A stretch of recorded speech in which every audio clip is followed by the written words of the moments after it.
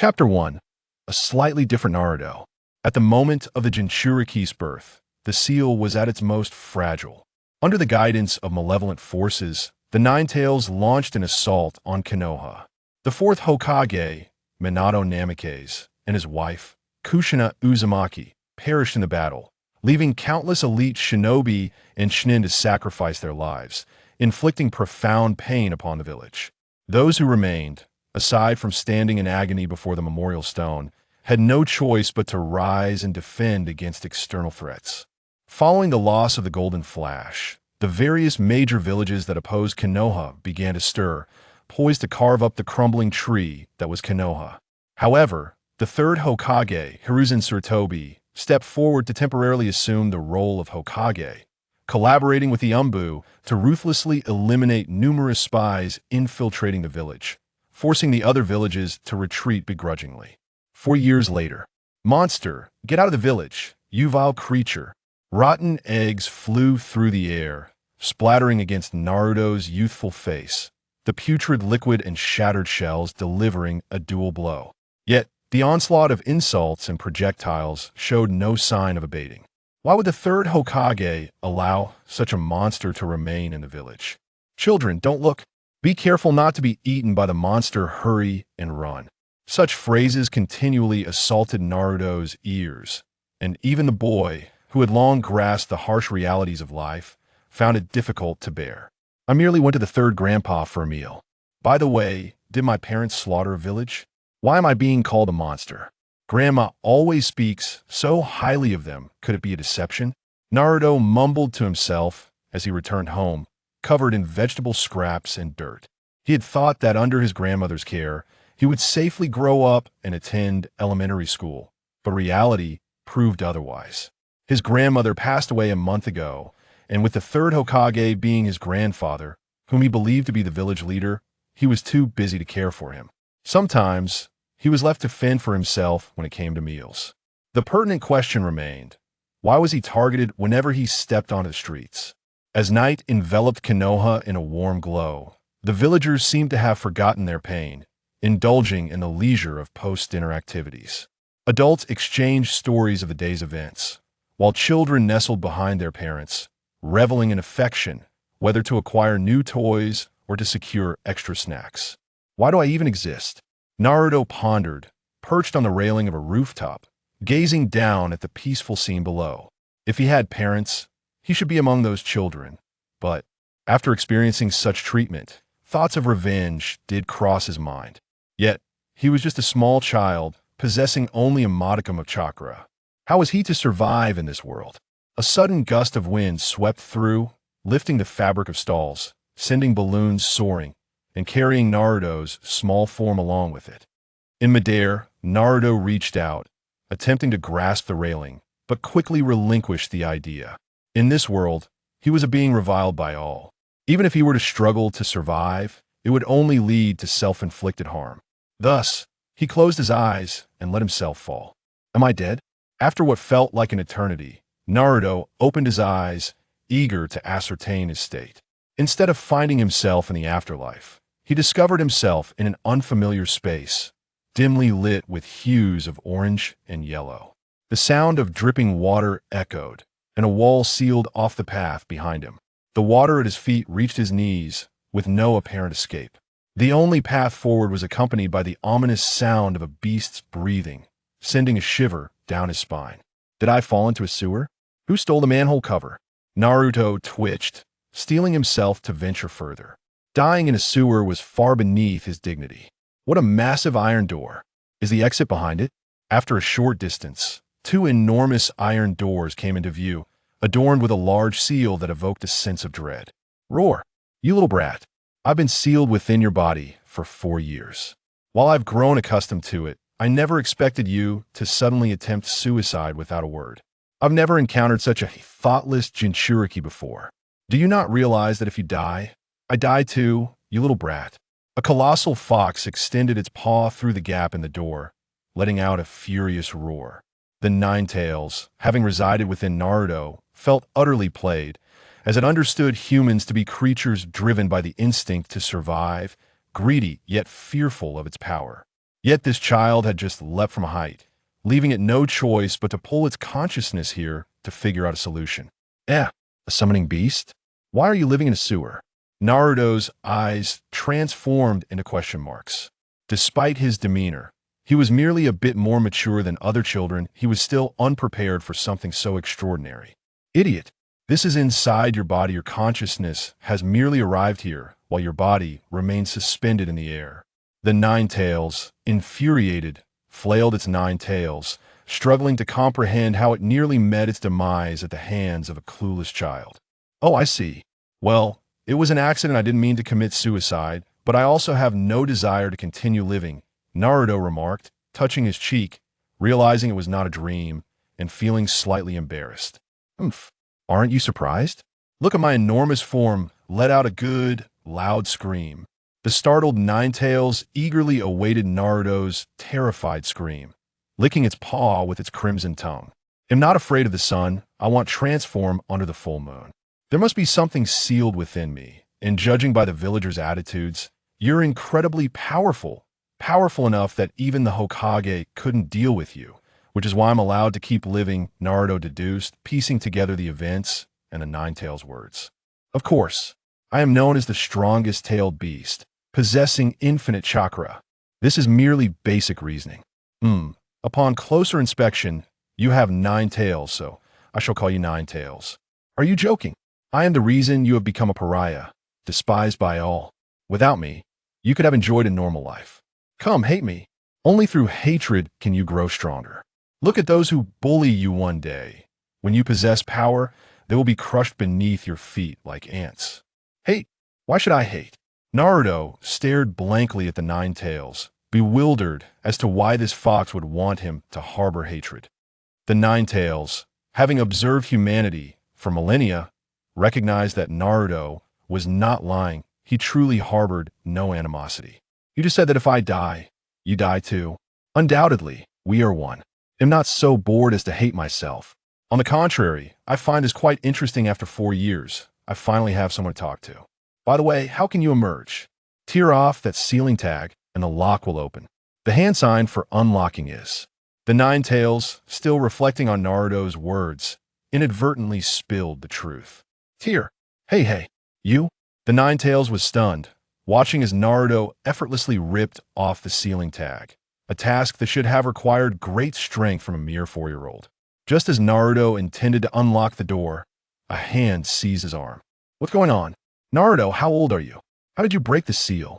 The foolish father, Minato, appeared, initially expecting to find his son grown into a handsome young man, only to discover a small child engaging in the most perilous act. Who are you? I'm going to unlock the seal and let him out. Minato's eyes widened in disbelief, his mouth agape as he failed to notice that Naruto had not paused. He concentrated chakra in his hand, swirling it around his abdomen, and the cage containing the Nine Tails swung open. Naruto found it strange the Nine Tails had merely instructed him on how to form the hand sign. Yet this method felt oddly familiar, as if it had been etched in his mind for ages. He executed the technique with surprising ease, his scant chakra proving just sufficient. All right, it's open. Hey, fourth Hokage, this can't be real, right? The seal appears to be broken. The Nine Tails extended its paw, confirming that the iron door binding it had indeed vanished, meaning it could leave at any moment. It's a dream. It has to be a dream. I can't believe it. Minato cradled his head in despair, nearly on the verge of tears. Nine Tails, you're powerful, right? Let's go out together and smash those guys' shops on the street. Naruto, blissfully unaware of the gravity of the situation, climbed onto the Nine Tails' head, tugging at its ears. Smash shops? Why? Revenge. Although Naruto declared this with conviction, there was not a shred of hatred in his eyes. Only a faint show is it that my original intention was to have him become the beloved hero of Konoha, who seals you, growing up to inherit the will of fire through your strength. The word betrayal struck heavily at Minato's heart. The sacrifices he and his wife made for the village had resulted in such a return. Naruto. It was certain that the third Hokage had not disclosed Naruto's identity to the villagers, seemingly adding fuel to the flames of their disdain for him. Nine Tails, come out with me. With your power, I know I can live a better life. Come on, let's go. On the other side, Naruto had climbed up onto the Nine-Tails' head, still urging it to emerge. Get lost, you little brat. Annoyed by Naruto's persistence in climbing onto its head again, the Nine-Tails swatted him down with its tail, and Minato quickly caught him. Naruto, I'm so sorry. Minato held his son tightly, heartbroken. To him, Naruto's attempt to jump under a misunderstanding stemmed from his despair in life, and he felt he had almost indirectly caused his son's demise. This thought pierced Minato's heart like a knife. Hey, don't be cowardly. You've been trapped for so long you must want to get out, right? Come on. Naruto expressed his dissatisfaction with the fox, who had closed its eyes and pretended to sleep. Brat, this is Konoha. If I go out, it'll surely be attacked. The third is still alive, and if he decides to seal me again, ITLLB with an even stronger seal. He'll wait until you leave the village to come out. The Nine-Tails opened its eyes briefly to glance at Naruto before closing them again. That makes sense, but everyone in this village despises me. I could die any day now. You should hurry and get out. Don't let me drag you down if I die. Naruto nodded, then lamented his unfortunate circumstances. Enough, Naruto. Don't speak anymore. Minato tightened his embrace around Naruto. It was heartbreaking to realize that his son, at just 4 years old, was contemplating suicide, a testament to the treatment he had endured. But I've always taken care of my grandma, and the villagers hate me so much. You still have me, and your mother is here as well. However, she has buried her chakra deeper, so she won't appear until later. You are my dad, but you both are dead. Naruto, confused, asked Minato, not fully grasping his meaning. Reanimation jutsu, a forbidden technique that can bring the dead back to life. Minato sighed as he explained a forbidden technique he had once seen. To be honest, he never intended for Naruto to learn such a forbidden technique. Even if he mastered it, the summoned dead would lack consciousness, merely existing as mindless husks. Moreover, he had used the dead demon consuming seal before his death, permanently binding his soul, making reincarnation impossible. Little did he know that in the future, a man named Orochimaru would take the reanimation jutsu to terrifying new heights. Really? As long as I learn it, I can see mom and dad again, right? I understand now. Naruto finally felt a glimmer of hope for his future, vowing earnestly that he would master it. Naruto, though this may seem harsh, I hope you won't harbor resentment towards the villagers. Many were left with shadows in their hearts after that disaster. Their actions are merely a release of their fears. I know this is unfair to you, and I take responsibility as your father. It's nothing serious. Since it's what Dad wishes, I will certainly do my best. I will make everyone in the village recognize me. Naruto, you cannot tell anyone about the Nine-Tails being unsealed, not even the third. After giving Naruto a serious warning, Minato sent him out. Fourth Hokage, you actually let your son learn forbidden techniques? That is hardly the behavior of a Hokage. Nine-Tails, as you can see, I am merely a gathering of chakra, and I am close to fading away. However, I am genuinely worried about Naruto. Would you lend me a bit of your chakra? What did you say? You sealed me within this brat, and now you ask to borrow chakra? You shameless human. The Nine-Tails stood erect, ready to pounce and tear Minato apart. Please. Minato knelt on the ground, his forehead hitting the ground heavily. In that moment, he was not the fourth Hokage or the Yellow Flash. He was simply a father worried for his child. TSK, smashing a shadow clone is meaningless. I would much prefer to shatter your true form. The Nine-Tails suddenly thought about how disappointed Naruto would be if he came in next time and didn't find Minato. Friend, this old brat had mentioned such a term before.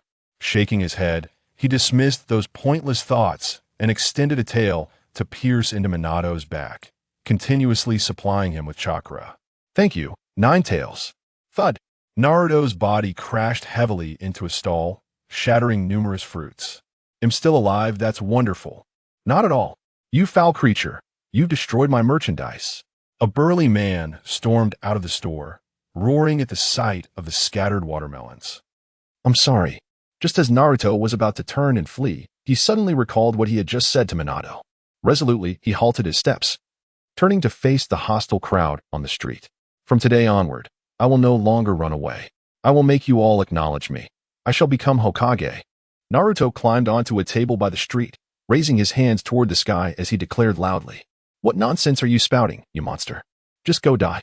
The villagers, moved by Naruto's youthful voice, picked up vegetables, slippers, and bitches to hurl at him. Indeed, mere words were insufficient. Having long honed his skills in dodging refuse, Naruto swiftly evaded the projectiles and escaped to the rooftops. The vacant house remained as it was, a small abode devoid of anything but the scent of instant noodles. Lying on the bed, Naruto pondered the events of the day. It was truly wonderful to have seen his father. With a sudden bang, a figure appeared in the room as Naruto drifted off to sleep. The third Hokage, pipe in mouth, gazed at Naruto on the bed, then glanced around. Although it was only for a fleeting moment, he had indeed sensed the chakra of the Nine Tails. "Dad," just as he was about to check the seal, he heard Naruto mumbling in his sleep. His outstretched hand froze in midair. The third Hokage sighed and vanished from the room. Chapter 2. The Prince's Part-Time Job. Don't run, you little monster. On the bustling streets of Konoha, a group of people pursued a small child, shouting incessantly, making full use of the street's obstacles and the boy's diminutive stature to maintain his elusive position. "Catch him. What did you lose?" "I lost a frying pan. My father's important pen. Grandma's foot-binding cloth. Adult magazines." Bah. The pursuers kicked away the one who had lost the magazine and continued their chase. "Hee hee. You'll never catch me." Hiding behind a trash bin, Naruto grinned.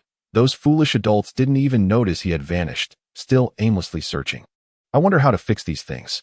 Retreating to his little room, Naruto placed all the items he had taken on the table and began to repair them with his small hands. In the dead of night, as the village fell into slumber, a tiny figure emerged in the shopping street, wiping away graffiti from shop fronts. This was, of course, Naruto's own handiwork. Merely a matter of painting during the day and cleaning up at night. "Why do you do this?" Saratobi suddenly appeared behind Naruto, asking in a grave tone. "I painted it, so I should clean it up," Naruto replied without turning, scrubbing at the door while also wiping away some stains. "I mean, why do you engage in such activities? If it's for revenge, isn't it all in vain? I want everyone to acknowledge me, but I don't know how."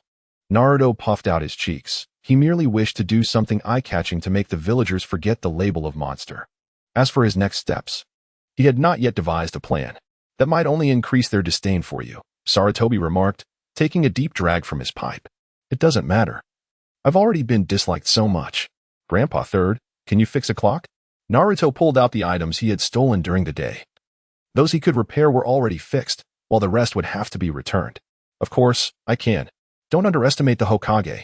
Saratobi took a puff of smoke, pouring the tobacco from his pipe into his pocket without minding the dirt beneath him, and sat down with Naruto to tinker together. "This magazine." Saratobi stared at the provocative publication, momentarily at a loss for words. "What's wrong?" "Nothing." Saratobi quietly tucked the magazine away. For Naruto, these things were still too premature. The next day, the villagers opening their shops exchanged glances, finding all the lost items neatly wrapped at their doorsteps. The places Naruto had defaced were restored to their former cleanliness. "My frying pan looks as good as new. My father's pen has been repaired. The clock works again. My magazine didn't come back." "Foolish adults, Uzumaki Naruto is back. Take good care of your precious belongings so I don't snatch them away." Just as the crowd pondered the mystery, Naruto emerged again, standing on a table and loudly proclaiming before resuming his thievery. Thus, the shopping street echoed the same routine each day, and the villagers' epithets for Naruto transformed from monster, trash, and disgusting to little brat. Drip, drop, drop, rain poured down in torrents. Yet even in such weather, Naruto continued to run, while the pursuers, umbrellas in hand, chased after him, as if the pursuit had morphed into a daily ritual, an indispensable part of their lives. Ouch! Naruto suddenly slipped and fell to the ground. The repetitive tasks were too strenuous for his small frame. The nightly repairs deprived him of rest, leaving him too exhausted to flee. "Have you seen that little brat?" A villager, tall and leading the group, approached Naruto, and just as he thought he would be beaten, the man suddenly asked, "No," with a tone of concern. "No," with a tone of shame. "No." All those pursuing Naruto ignored him lying on the ground. Once again, "That little brat got away. Let's head back." The man placed his umbrella beside Naruto and quietly turned to leave. Yeah, what bad luck. The remaining villagers followed suit. And soon, umbrellas surrounded Naruto, shielding him from the rain. "Hey, hee hee hee." Naruto rolled over, gazing at the colorful umbrellas overhead, feeling a wave of emotion wash over him. After resting for a while, he gathered up all the umbrellas and slowly made his way home. So tired. After washing off the mud on himself, he dried the umbrellas and placed them on the table before collapsing onto his bed, drifting into a deep slumber. Where is this? The Nine Tails? Naruto found himself back in that peculiar space, and upon seeing the Nine Tails, his face lit up with joy as he rushed towards it. Little brat, who permitted you to leap at me? The Nine Tails extended a claw, pinning Naruto to the ground, roaring with fury. Because I've always wanted to see you again. But I can't come here. You are the only one willing to talk to me. Even if you don't hate me, I absolutely despise you. Don't come near me. Why? I haven't done anything to upset you, have I? Because you are human, the very thing I loathe most in this world, the most revolting creature. No. You have no reason to hate me. It's not like I chose to be human. If I could, I would rather be a fish or a bird. That would surely make me happier. Let's be reasonable. Humph. The Nine Tails slowly withdrew its paw. Seeing this, Minato immediately scooped up Naruto, staring at him for 3 seconds before bursting into tears. Wah! Naruto, you've endured so much. Your father is truly useless, unable to protect you. Hey, don't cry. I'm fine. Naruto was at a loss for words. Though the struggle was somewhat arduous, he gently patted Minato's head in a comforting gesture. The Nine Tails smirked, noticing Naruto's gaze upon it, quickly suppressing its amusement. Little brat, don't you ever tire of this life? It rejected Naruto's request to climb onto its head, instead offering him a tail as a plaything, feeling rather exhausted itself. When had the mighty Nine Tails become a caretaker? I'm utterly worn out, having to run so many errands every day. Naruto leaned against the Nine Tails' fluffy tail and closed his eyes, speaking weakly, which made Minato weep anew. Such a non sequitur. The Nine Tails mused, aware that this child could never grasp the deeper meaning behind its words. The Nine Tails had witnessed everything Naruto did within its body and had sworn never to encounter such an innocent human before. The world of ninjas was rife with hatred and animosity. No one repaid kindness with kindness. If you stabbed me today, I would surely retaliate tomorrow. Naruto was like a pure lotus blooming amidst the mud. Pure? Little brat, I've just had a brilliant idea. Since you are so pure, let us tarnish that innocence. Watching Naruto remain oblivious, the Nine Tails fancied itself the first-tailed beast to mold its Jinchuriki into a tool. However, at that moment, Naruto had already drifted into slumber. I won't allow you to harm Naruto. Minato interjected thoughtfully, positioning himself protectively in front of Naruto, as the Nine Tails grin appeared rather sinister. He is my valuable asset. How could I possibly harm him? Today, I shall strive to garner everyone's attention. Wait a moment, little brat. Before that, let us settle some accounts. A burly man hoisted Naruto off the table, towering over him even while he stood. His muscular physique radiated an aura of oppressive strength, making one feel stifled. Settle accounts? Indeed. Do you recall smashing my merchandise a month ago? That did happen. Excellent. Here is the bill. Compensation required. The man produced a piece of paper. Though Naruto was illiterate, he could still decipher the numbers, and the multitude of zeros made his eyes widen in disbelief. You're joking, right, uncle? That much? Naruto was a poor child. The third Hokage's allowance barely covered a few skewers of dango. Given Naruto's young age and unique status, the third Hokage certainly did not wish for him to attract unwanted attention over financial matters. Of course, watermelons are a luxury for the nobility. A kid like you will never afford them.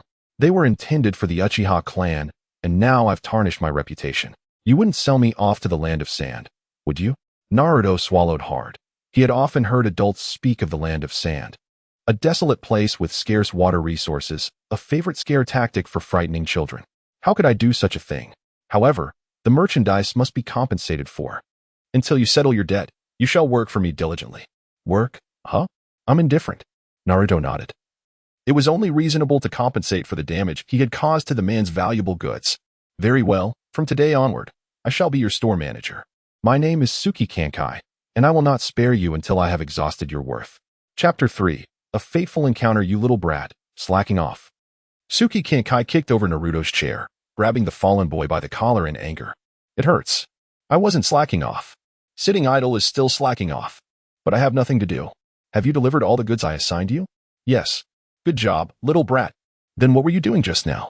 Suki Kankai, astonished by Naruto's efficiency, set him down and inquired. Refining chakra. Oh, you aspire to be a ninja? Of course. I aim to surpass all previous Hokages. Boring. First, go deliver those goods. Suki Kankai was quite moved and pointed to a mountain of goods behind him, tossing Naruto a map. All of this? And to such a far place? Naruto glanced at the map. The general goods street was located on the eastern side of Konoha, while the destination lay at the far west. If one trip isn't enough, then I'll make 10. Until you repay your debt, I will unhesitatingly exploit your labor. All right, boss. Naruto pouted, lifting 2 boxes and setting off. In terms of strength, he had already surpassed many children his age. Hey, little brat, off to deliver goods again. The people of the general goods street no longer hurled insults at Naruto, nor did anyone throw refuse. While their tone remained unfriendly, it was a marked improvement from before. Yeah, my oil extractor is broken. Could you take a look later? Sure. What a vast courtyard. Naruto marveled at his destination. The sheer length of the surrounding walls far exceeding that of the entire general goods street, and the opulence of the estate was unlike anything he had ever seen. Who goes there? 2 guards wielding pitchforks blocked Naruto's path, demanding loudly, I am here to deliver goods. Enter. After inspecting the cargo, the guards allowed Naruto passage. As they had not yet stooped to harassing a mere delivery child, especially considering the Uchiha clan's reputation as the most affluent family in Konoha. Which is the most luxurious room? How do I find it? Naruto pondered, staring at the uniquely styled houses, realizing that Tsuki Kankai had failed to provide clear instructions. Hey, little brat, could you tell me where the most luxurious house is? A child appeared in his line of sight, with black hair and eyes, dressed in a blue short-sleeve shirt and white shorts. Practicing throwing kunai at a target riddled with dents, yet the bullseye remained untouched. Humph. The rude boy's first impression of Sasuke Uchiha led him to dismiss Naruto entirely. Come on, don't be silent. You're not mute, are you? How pitiful. Here, take this orange. I am neither mute nor pitiful. You get lost. Sasuke's arm, clutching the kunai, tensed with frustration, and his irritation escalated as he hurled the kunai towards Naruto. Oh no. The moment the kunai was thrown, Sasuke regretted it. Realizing that even a rude brat could sustain serious injury, which he did not wish to witness. Hey whoosh. Just before the kunai struck his chest, Naruto effortlessly seized the handle and hurled it back at the target, hitting the bullseye with precision. How did you do that? Sasuke was utterly astonished. He had only witnessed such a technique in his brother, and he never expected that this seemingly younger child could replicate it as well. This leisurely manner of doing things was far removed from the stony approach. If one were to be struck by various oddities every day, they would inevitably learn. Come with me. Aren't you searching for a house? Oh, how wonderful that you are willing to guide me. Following Sasuke's lead, they arrived at a splendid villa. A luxurious structure of ancient design, complete with a pond teeming with koi that Naruto had never encountered before. This will do just fine.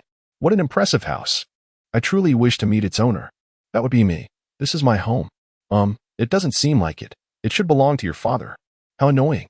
And who might you be, barging in here without even knowing the Uchiha clan? A delivery person.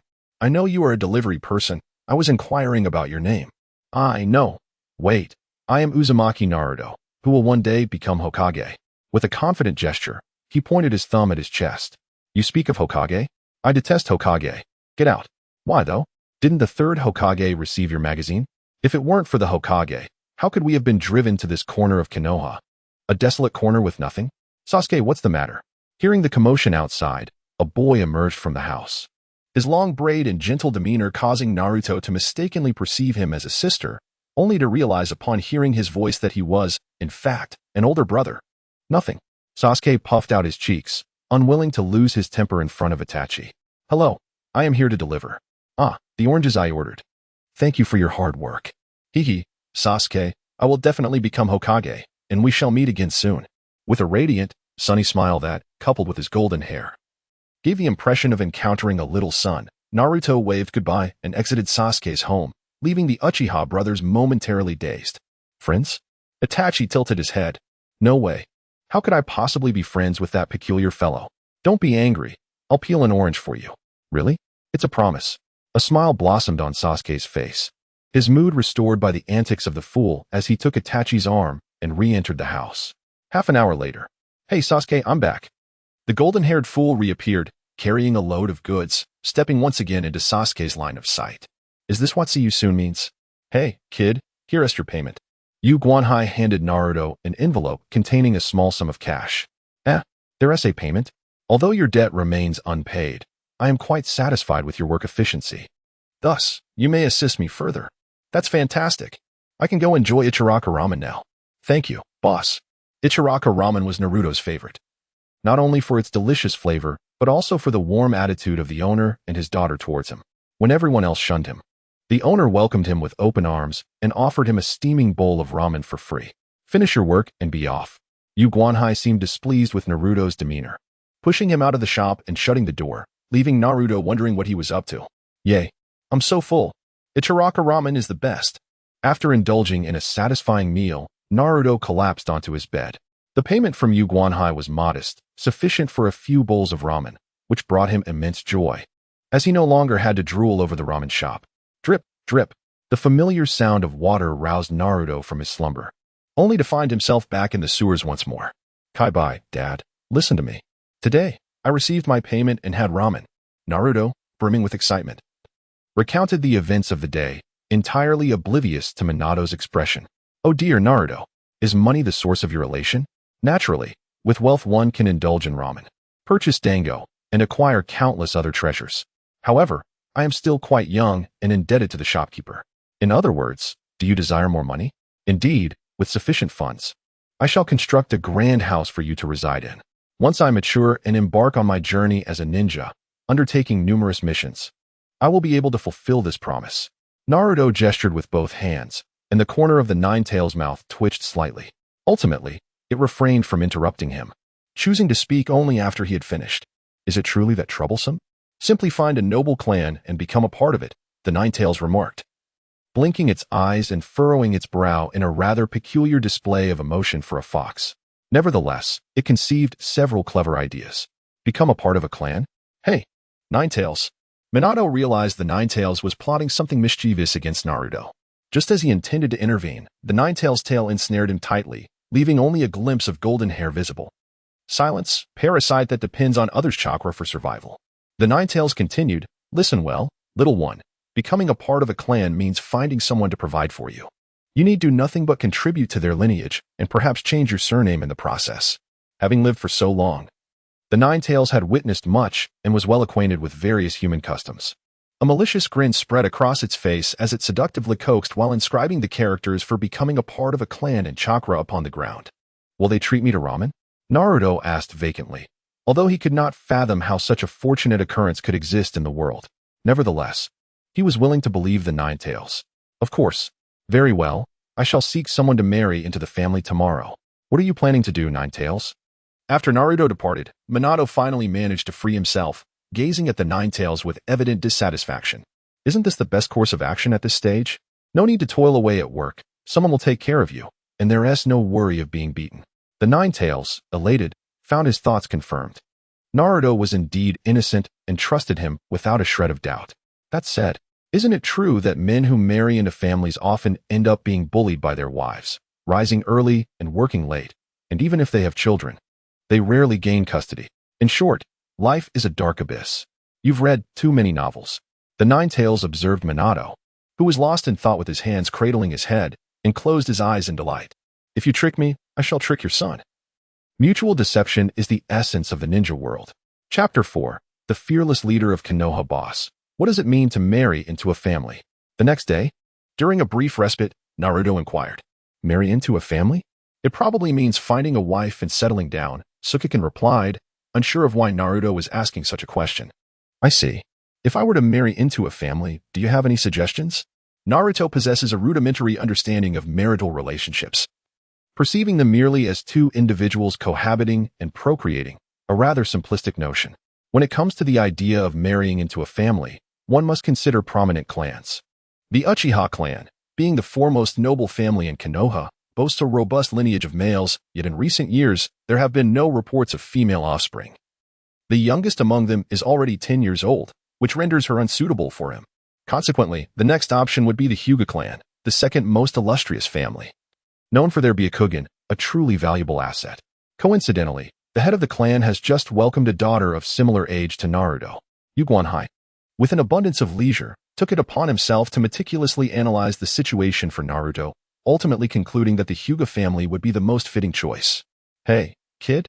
Not receiving a response, Yu Guanhai nudged Naruto, only to discover that he had transformed into a wooden log. A substitution technique? This cheeky brat dares to skip work. Here lies the Hyuga estate, splendid. As the second most prestigious clan after the Uchiha, The Hyuga family possesses an expansive residence conveniently situated near the village center, a distinct advantage over the Uchiha. With a 3-meter-long bamboo pole in hand, Naruto sprinted for over 10 meters before thrusting the pole into a corner of the wall. Utilizing the reaction force, he vaulted effortlessly over the Hyuga family's perimeter. However, he found himself unable to halt his momentum. Midair. A grave realization struck him. He had no means of landing gracefully. As he arced through the air, he caught sight of 2 figures in the courtyard, a boy and a girl, who appeared to be preparing for a training session. They gaped in astonishment at the sudden intruder. With a resounding crash, Naruto landed atop the roof. True to the Hyuga's reputation, aside from shattering a few tiles, the structure remained remarkably intact. Just as he breathed a sigh of relief, a multitude of burly men materialized around him, swiftly binding him and escorting him into the main house. A spy? A middle-aged man sat regally at the head of the table, his eyes distinct from ordinary black pupils, possessing an unusual grayish-white hue. He was Hyuga Hisashi, the clan leader. While the Byakugan may not be the most potent of bloodline limits in Konoha, it is undoubtedly the most versatile, ideal for support, reconnaissance, and combat. Numerous prying eyes covet such an ability, and safeguarding the clan's interests has long been the paramount responsibility of its leader. A spy? Is there truly such a foolish spy in this world? A second middle-aged man, bearing a striking resemblance to Hisashi, stood beside him, scrutinizing Naruto's youthful visage. I am not a spy. I am Uzumaki Naruto. Naruto twisted his body, resembling a caterpillar as he maneuvered before Hisashi. From a young age, he understood the importance of maintaining eye contact while speaking, projecting confidence in his voice, for it granted him a semblance of dignity even in the face of adversity. Uzumaki Naruto, the Jinchuriki of the Nine Tails. What brings you here? Hisashi murmured, recalling Naruto's identity, inquiring without any palpable animosity. The Hyuga clan had not suffered significantly in that calamity, and he held confidence in the 4th Hokage's sealing techniques. There was no need to burden an innocent child who knew nothing of the past. I have come to be adopted into your family, exclaimed Naruto. My friend advised me that to attain wealth, one must first be adopted. Are you suggesting you wish to join our clan? Hisashi responded, perplexed, regarding Naruto as a potential son-in-law who had come seeking favor. Indeed, do you harbor such thoughts? Clan leader? Hisashi directed a curious glance at his elder brother, treating Naruto as a suitor. No, I have never expressed a desire for adoption. However, Hisashi, do you not sense a certain familiarity about him, as if he possesses the bloodline of the Byakugan? Hisashi regarded Naruto with intrigue. Having felt this sensation upon their first encounter, as the clan leader, he recognized this feeling, akin to that of a child of the Hyuga family. Byakugan! Hisashi exclaimed. Promptly activating his Byakugan, the veins around his eyes pulsating with chakra as he scrutinized Naruto for an extended moment before deactivating it. No. He is not one of our kin. I did not perceive the familiarity you mentioned. Hey, uncle, would you consent to my adoption? Naruto implored. I shall consider it. But take him outside. Ensure he remains unharmed. Hisashi pinched the bridge of his nose, reflecting on the fact that his firstborn was a daughter, and her potential paled in comparison to that of Niji from the branch family. Adoption was not an unconsidered option. In the world of ninjas, strength was paramount. If a powerful J-nin could be integrated, it would not be out of the question, but certainly not a Jinchuriki. What do you mean? I am quite strong. Do not dismiss me so casually. Just allow me to join. Naruto was seized by a burly man with white eyes and led out of the main house. Just as he called out twice, he noticed 2 children standing by the main house, watching him intently, particularly the little girl whose cheeks were flushed. It seemed she had overheard Naruto's words, and in that fleeting moment, their gazes met. Hinata, do not stare. Your eyes will get dirty. Niji obstructed Naruto's view, casting a disdainful glance in his direction as he escorted Hinata back inside. What does it mean that my eyes will get dirty? How dare that little brat skip work? The moment Moon Guanhai saw Naruto return, he delivered a swift kick to his rear. Although Naruto desperately wanted to evade the blow, it seemed that the foot pursued him relentlessly, ultimately sending him flying. Ouch. Why can't I escape my boss's foot? If you could evade me, I would no longer be in this profession. Now, tell me, where have you been? I went to the Hyuga household. Naruto rubbed his backside as he stood up, recounting his experiences to Moon Observer. You really dare to act, you little rascal, Moon Observer remarked, speechless. This whimsical brat truly had the audacity to dream and act. It was nothing short of a miracle that the Hyuga clan had not pummeled him. All right, it's none of your business anymore, so off you go.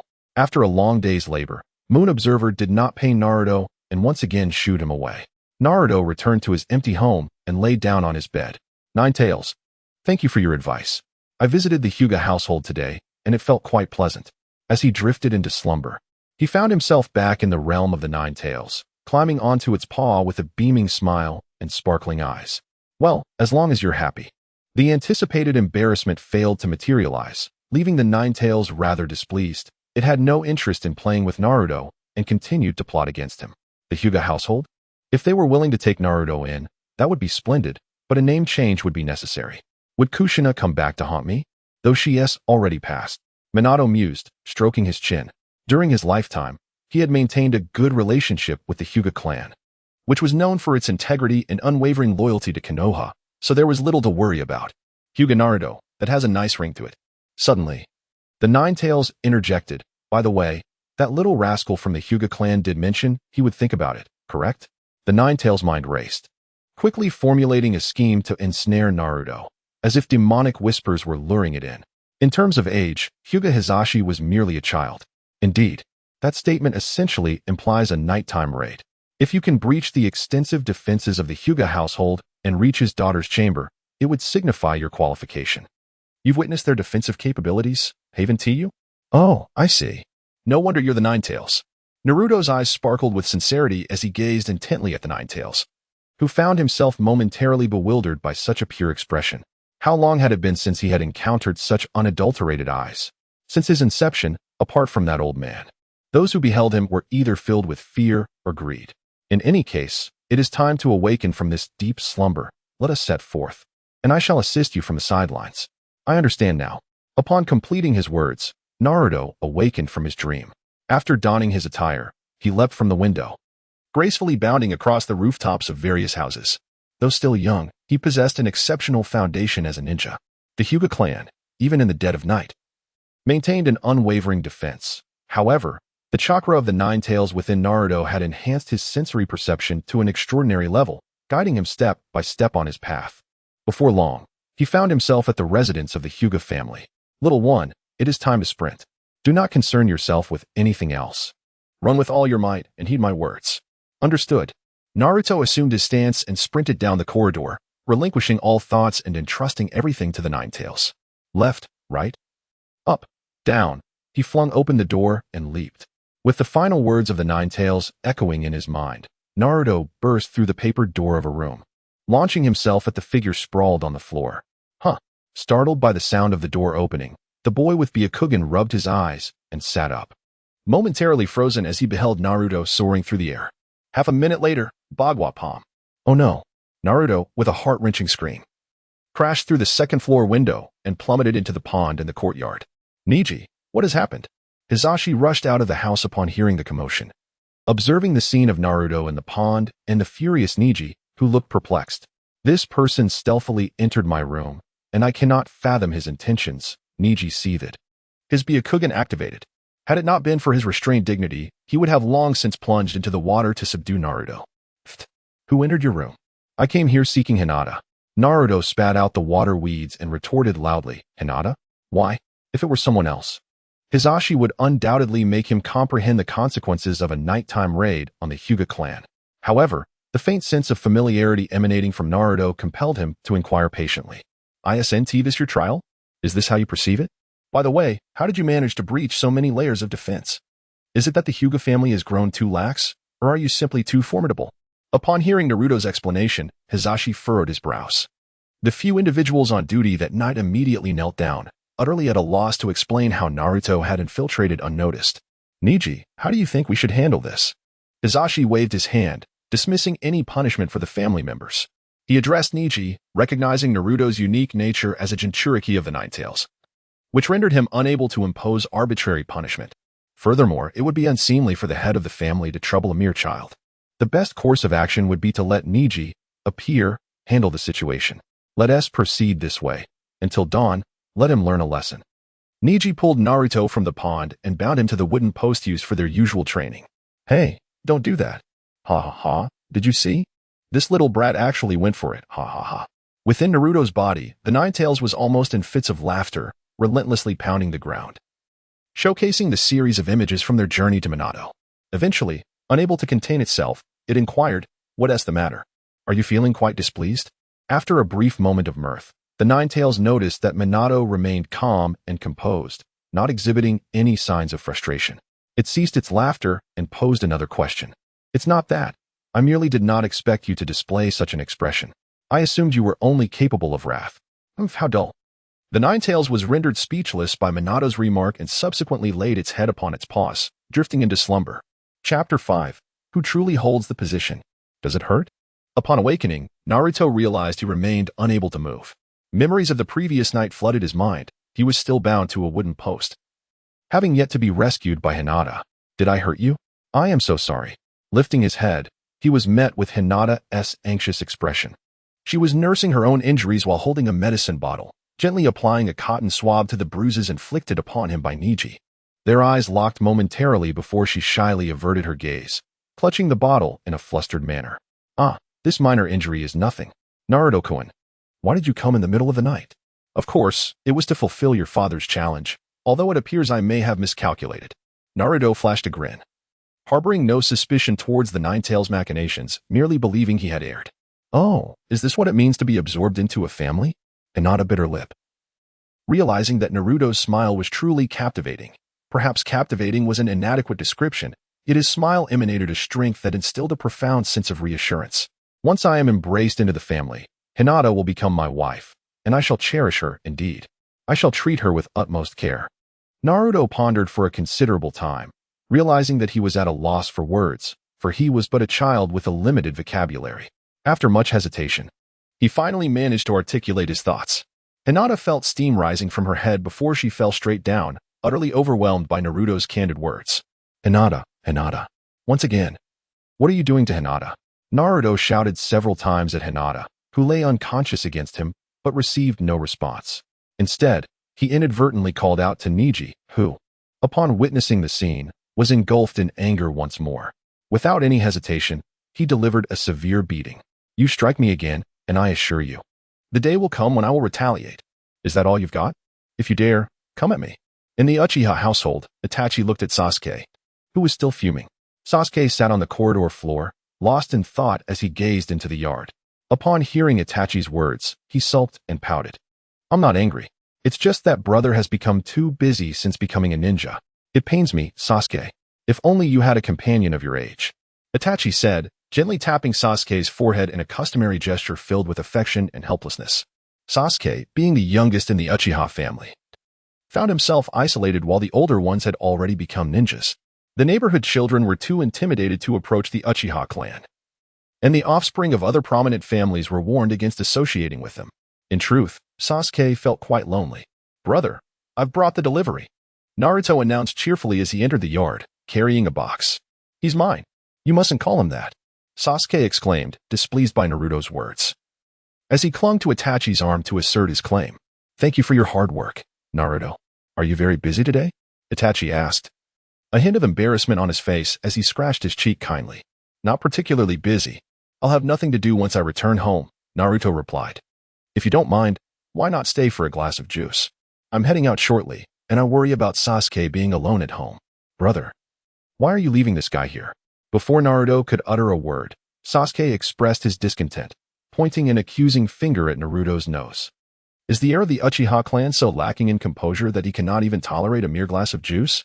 Itachi gently patted Sasuke on the shoulder, implying that Sasuke would soon become the next head of the Uchiha family. Flattered, Sasuke reluctantly acquiesced. I'll leave as soon as I finish." "Ah, how delightful this is." Naruto gulped down the beverage Itachi had poured for him, sprawled on the floor without a hint of decorum, gazing vacantly at the sky. Such a lack of etiquette. Sasuke looked down upon the uncultured Naruto, sipping his juice daintily, though deep within, he yearned to converse with Naruto, unable to lower his pride and thus forced to maintain his facade. "Sasuke, I truly envy you. You have a home, parents, and an elder brother. Speaking of which, you've been working at such a young age. Where are your parents?" "They aren't around. Ever since I can remember, I've been pursued and beaten, living each day in flight. However, things have slightly improved recently." "Is that so?" Sasuke fell silent, feeling a pang of sympathy for Naruto, who at such a tender age had to toil for his own sustenance. In comparison, his own circumstances seemed extraordinarily fortunate. "By the way, Do you have any girls in your family? Huh? Sasuke could hardly fathom Naruto's train of thought.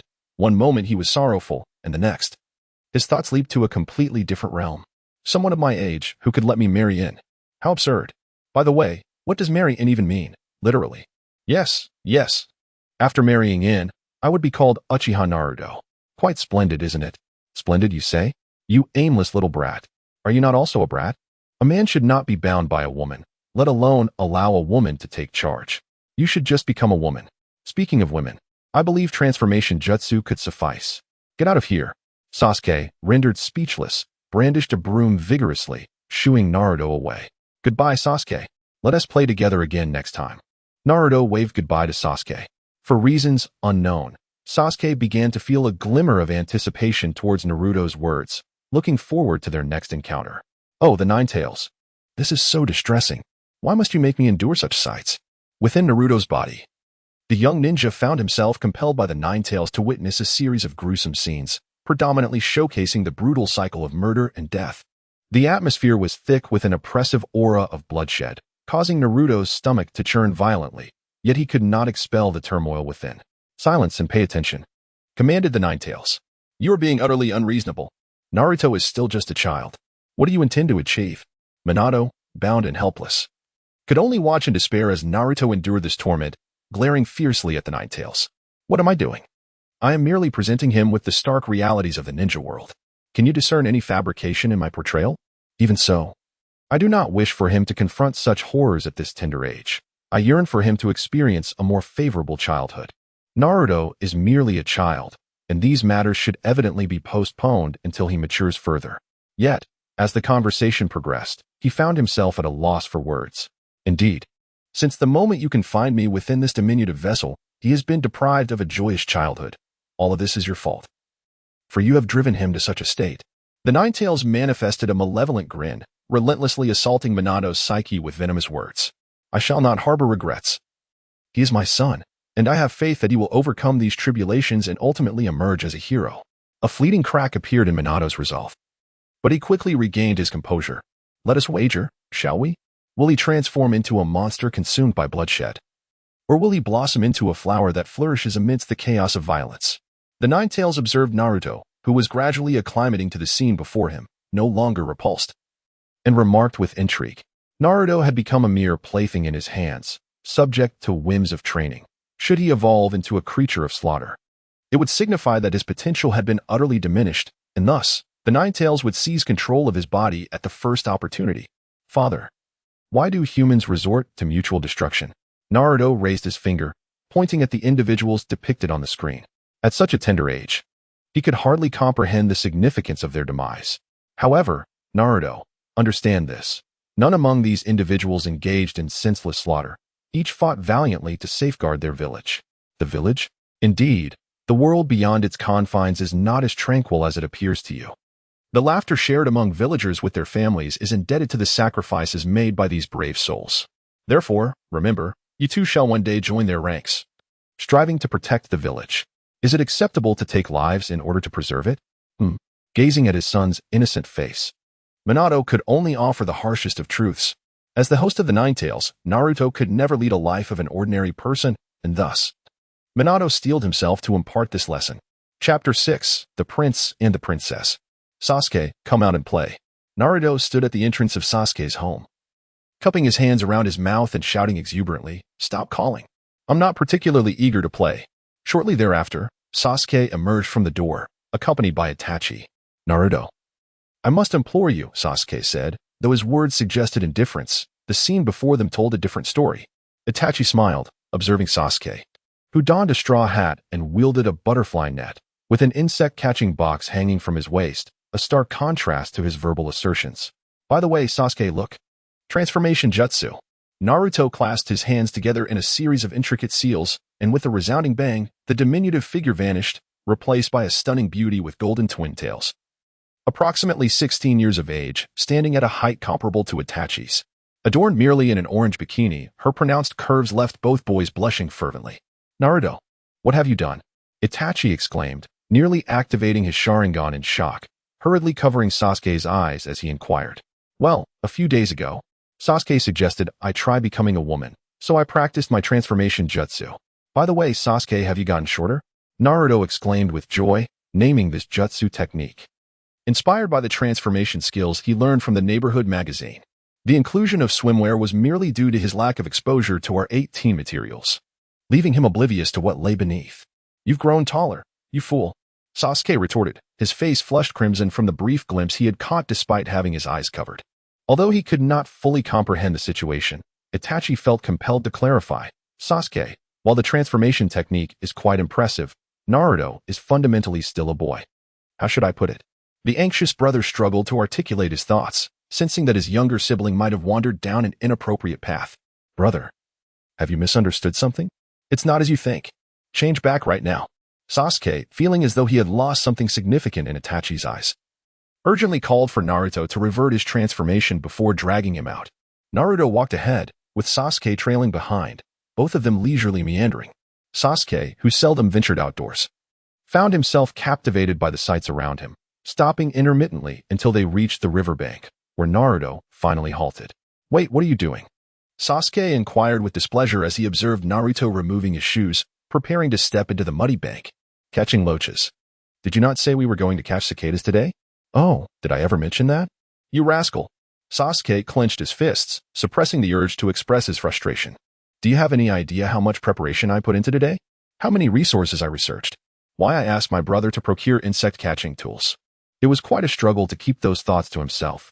Well, let's save that for next time. The river has just receded, making it an ideal moment to catch loaches. We can go for cicadas next time.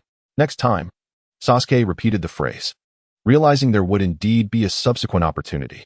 He had subconsciously considered this outing a singular, irreplaceable event. Only upon hearing Naruto's words did he recall that Naruto had never claimed it would be a one-time affair. What are you waiting for? Come down. No. That seems a bit. Sasuke hesitated, eyeing the muddy ground with trepidation. As the second son of the Uchiha clan, how could he ever stoop to touch such filthy matter? The sight of Naruto's hands turning black only intensified his reluctance. Come on, come on. Naruto cheerfully approached the shore, forcibly pulling Sasuke down with him. Ah, mud has seeped into my shoes. It's so filthy. Help! Sasuke exclaimed, feeling the sticky sensation beneath his feet, which sent a chill through him, prompting him to scream in despair.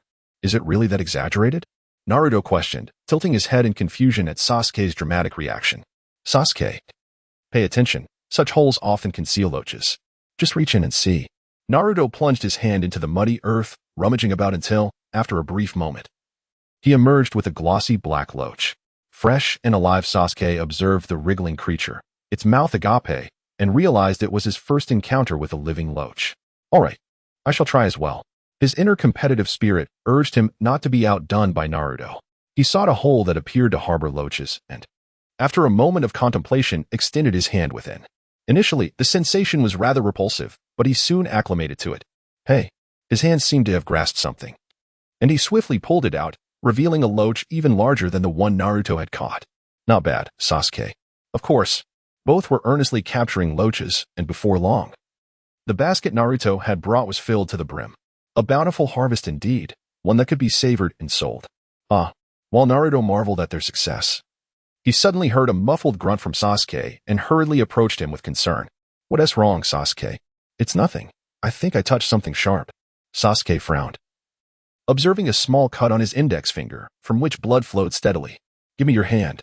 Wait, before Sasuke could react, Naruto took his finger into his mouth, sucking away the blood before spitting it out. If you don't remove it, it could easily become infected. Be careful. That's quite unsanitary, Sasuke replied, feeling his face flush with embarrassment, acutely aware that his hand, still coated in mud, had been so unceremoniously taken. What are you talking about? You're covered in mud as well. So are you. On their way home, Naruto grinned at Sasuke, whose visage was entirely darkened by mud, provoking a playful retort that sent them both into fits of laughter. All right, Naruto, this is where I bid you farewell. Upon returning home, Sasuke had intended to invite Naruto inside for a bath before he left, but upon spotting his father's shoes, he refrained and simply said, Oh, well, I suppose I shall see you next time. Sasuke, have you been out playing? Just as Naruto was about to leave, he noticed a middle-aged man with a stern expression, exuding an air of authority, stepping forward. The man looked at Sasuke and inquired, though his tone was devoid of any semblance of concern. Sasuke, from the depths of his heart, felt an innate fear of his excessively strict father and instinctively leaned closer to Naruto for comfort. Uchiha Fugaku's gaze then shifted to Naruto. "Oh, you must be Sasuke's father. I am Uzumaki Naruto. A pleasure to meet you, Uncle Fugaku." "Uncle?" A crack appeared in the man's imposing demeanor, as he seemed taken aback by the informal address. Yes, I often see your name at the boss's place. Here, I caught this loach with Sasuke today. I'll share half with you. It's quite delicious." Naruto retrieved half of the loach from the fish basket and offered it to Uchiha Fugaku. The garment, worth several months of his wages, became sullied with a plethora of sticky substances. "Half? Do you desire more?" "That is not possible. I require the remaining half for Hinata. As for Niji, he shall receive merely one." After Naruto finished speaking, he took the fish basket and left Sasuke, who stood there in a state of bewilderment. Ha. How long has it been since someone dared to underestimate me? Calling me old man? Am I really that aged? Uchiha Fugaku, clutching a handful of loaches, suddenly erupted into a hearty laugh.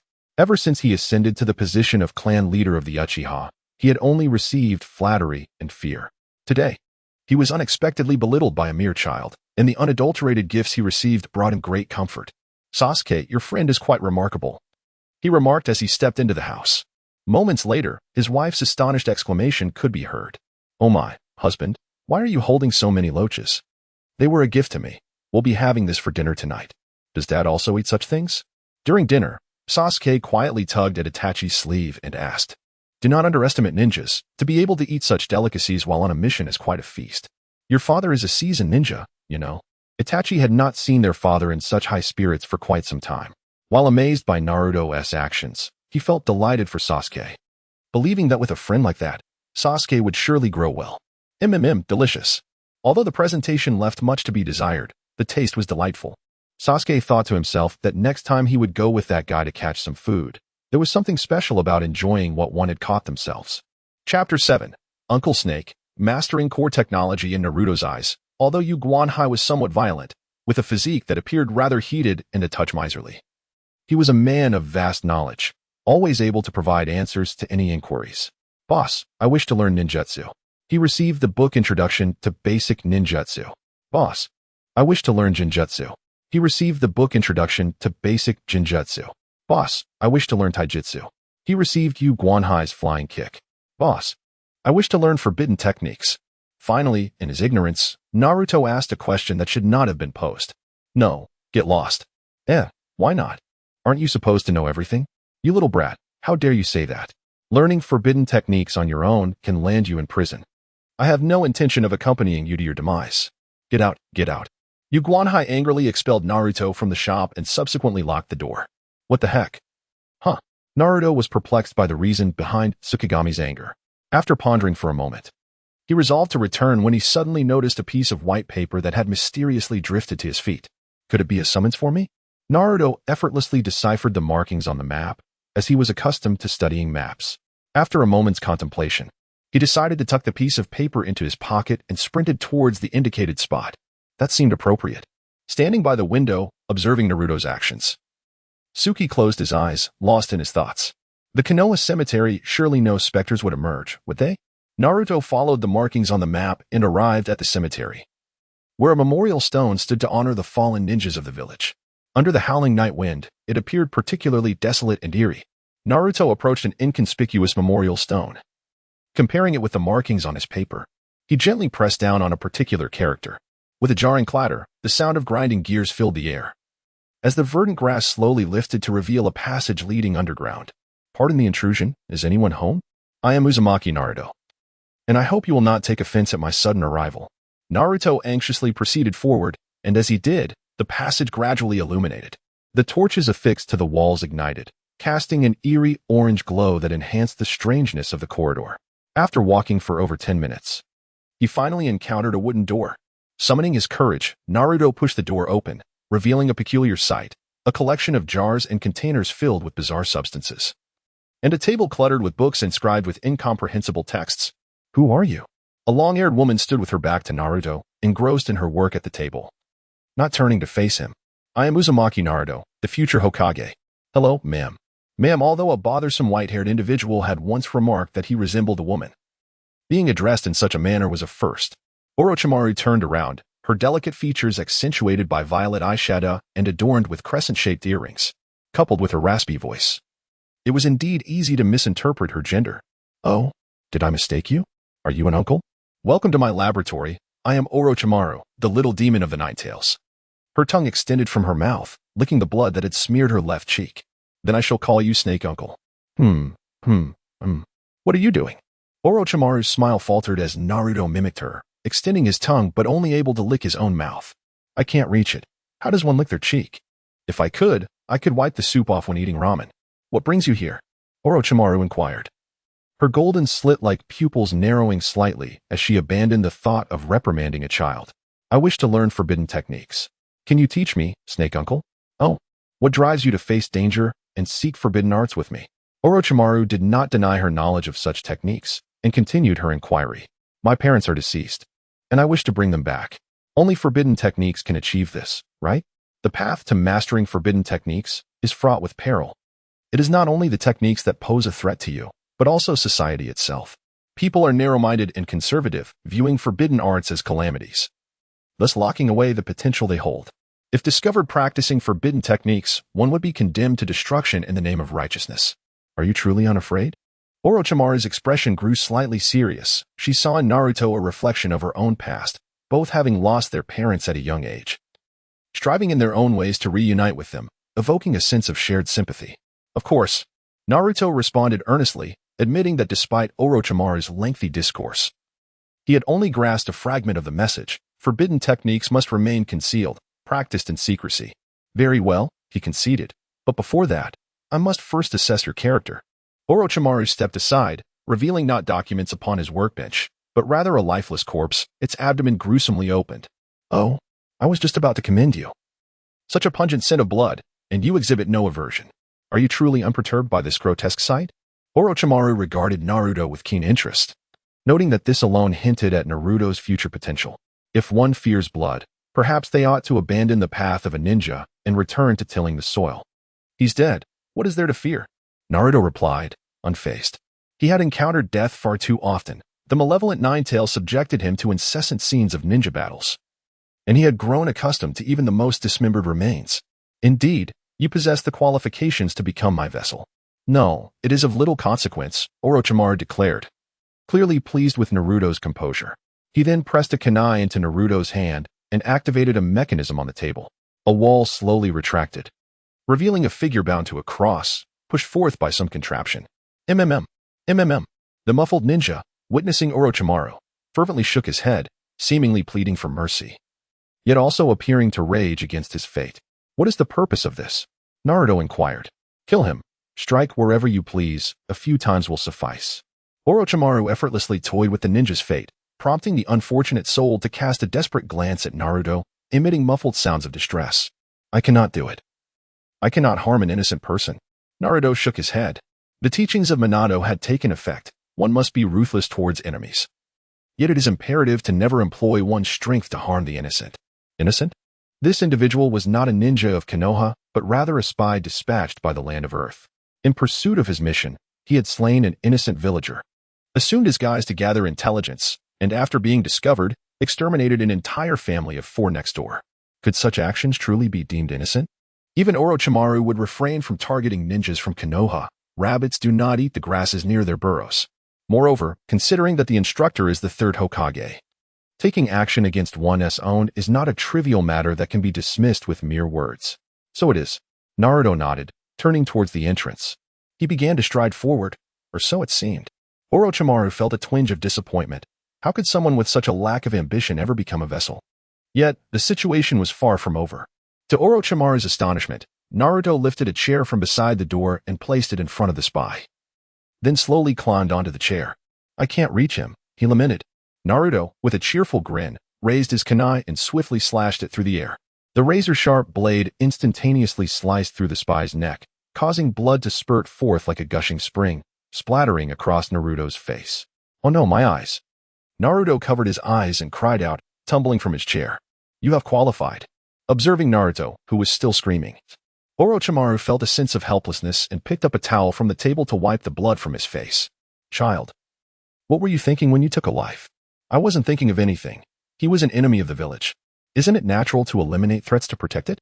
Orochimaru chuckled. Is this the conclusion you've drawn from your childhood of abuse? How amusing. Noticing the clarity in Naruto's eyes, Orochimaru remarked with delight. You've delivered a remarkably perfect specimen to me, Danzo. In Naruto's body, has he already taken the first step? The Nine-Tails perked up its ears, grinned, and then lay down again. General, you have lost, it declared. Minato was utterly oblivious to what transpired. Only the Nine-Tails could perceive Naruto's actions. Without revealing the scene, Minato remained unaware, engrossed in a game of chakra chess against the pieces created by the Nine-Tails. It is you who has lost, the Nine-Tails retorted, lazily manipulating the shape of the chakra, causing the pieces to shift positions until Minato was checkmated. Ah, you cheated, you despicable-tailed beast, Minato exclaimed. Humph. In the shop of Moon-Watching Sea, he poured a cup of tea and placed it on the table, awaiting something. You still have a knack for timing, he remarked, his tone nonchalant as he took a seat before the cup. Is that so? I am quite dissatisfied with the tasks you have been executing. Danzo did not indulge in tea, his voice cold, a palpable aura of menace enveloping Moon-Watching Sea. I have been diligently executing my duties, overseeing the little brat of the Nine-Tails. Do not feign innocence. You should know that no one has ever left Root alive. I provided you with this opportunity to utilize your remnants of energy, yet you cannot even accomplish this simple task. Danzo's ire was evident, not because Moon-Watching Sea was too kind to Naruto, but rather too negligent. He needed to care for Naruto meticulously, becoming the pillar upon which the boy could lean. One day, when this pillar betrayed Naruto, it would transform into the perfect weapon, solely for his use. What he observed daily was relentless abuse directed at Naruto, devoid of any tenderness. Such a person would harbor no emotional turmoil even upon betrayal. I understand. I do not wish to remind you a second time. I painstakingly suppressed the truth of his identity as the fourth son and spread rumors within the village that he was the Nine-Tails, all to mold him into Konoha's weapon, a weapon devoid of emotion. However, you did well in luring him to Orochimaru. He is quite satisfied and will provide us with numerous techniques. Perhaps I am being overly suspicious, but surely the one known as the Moonlit Slayer would not develop feelings for this little brat.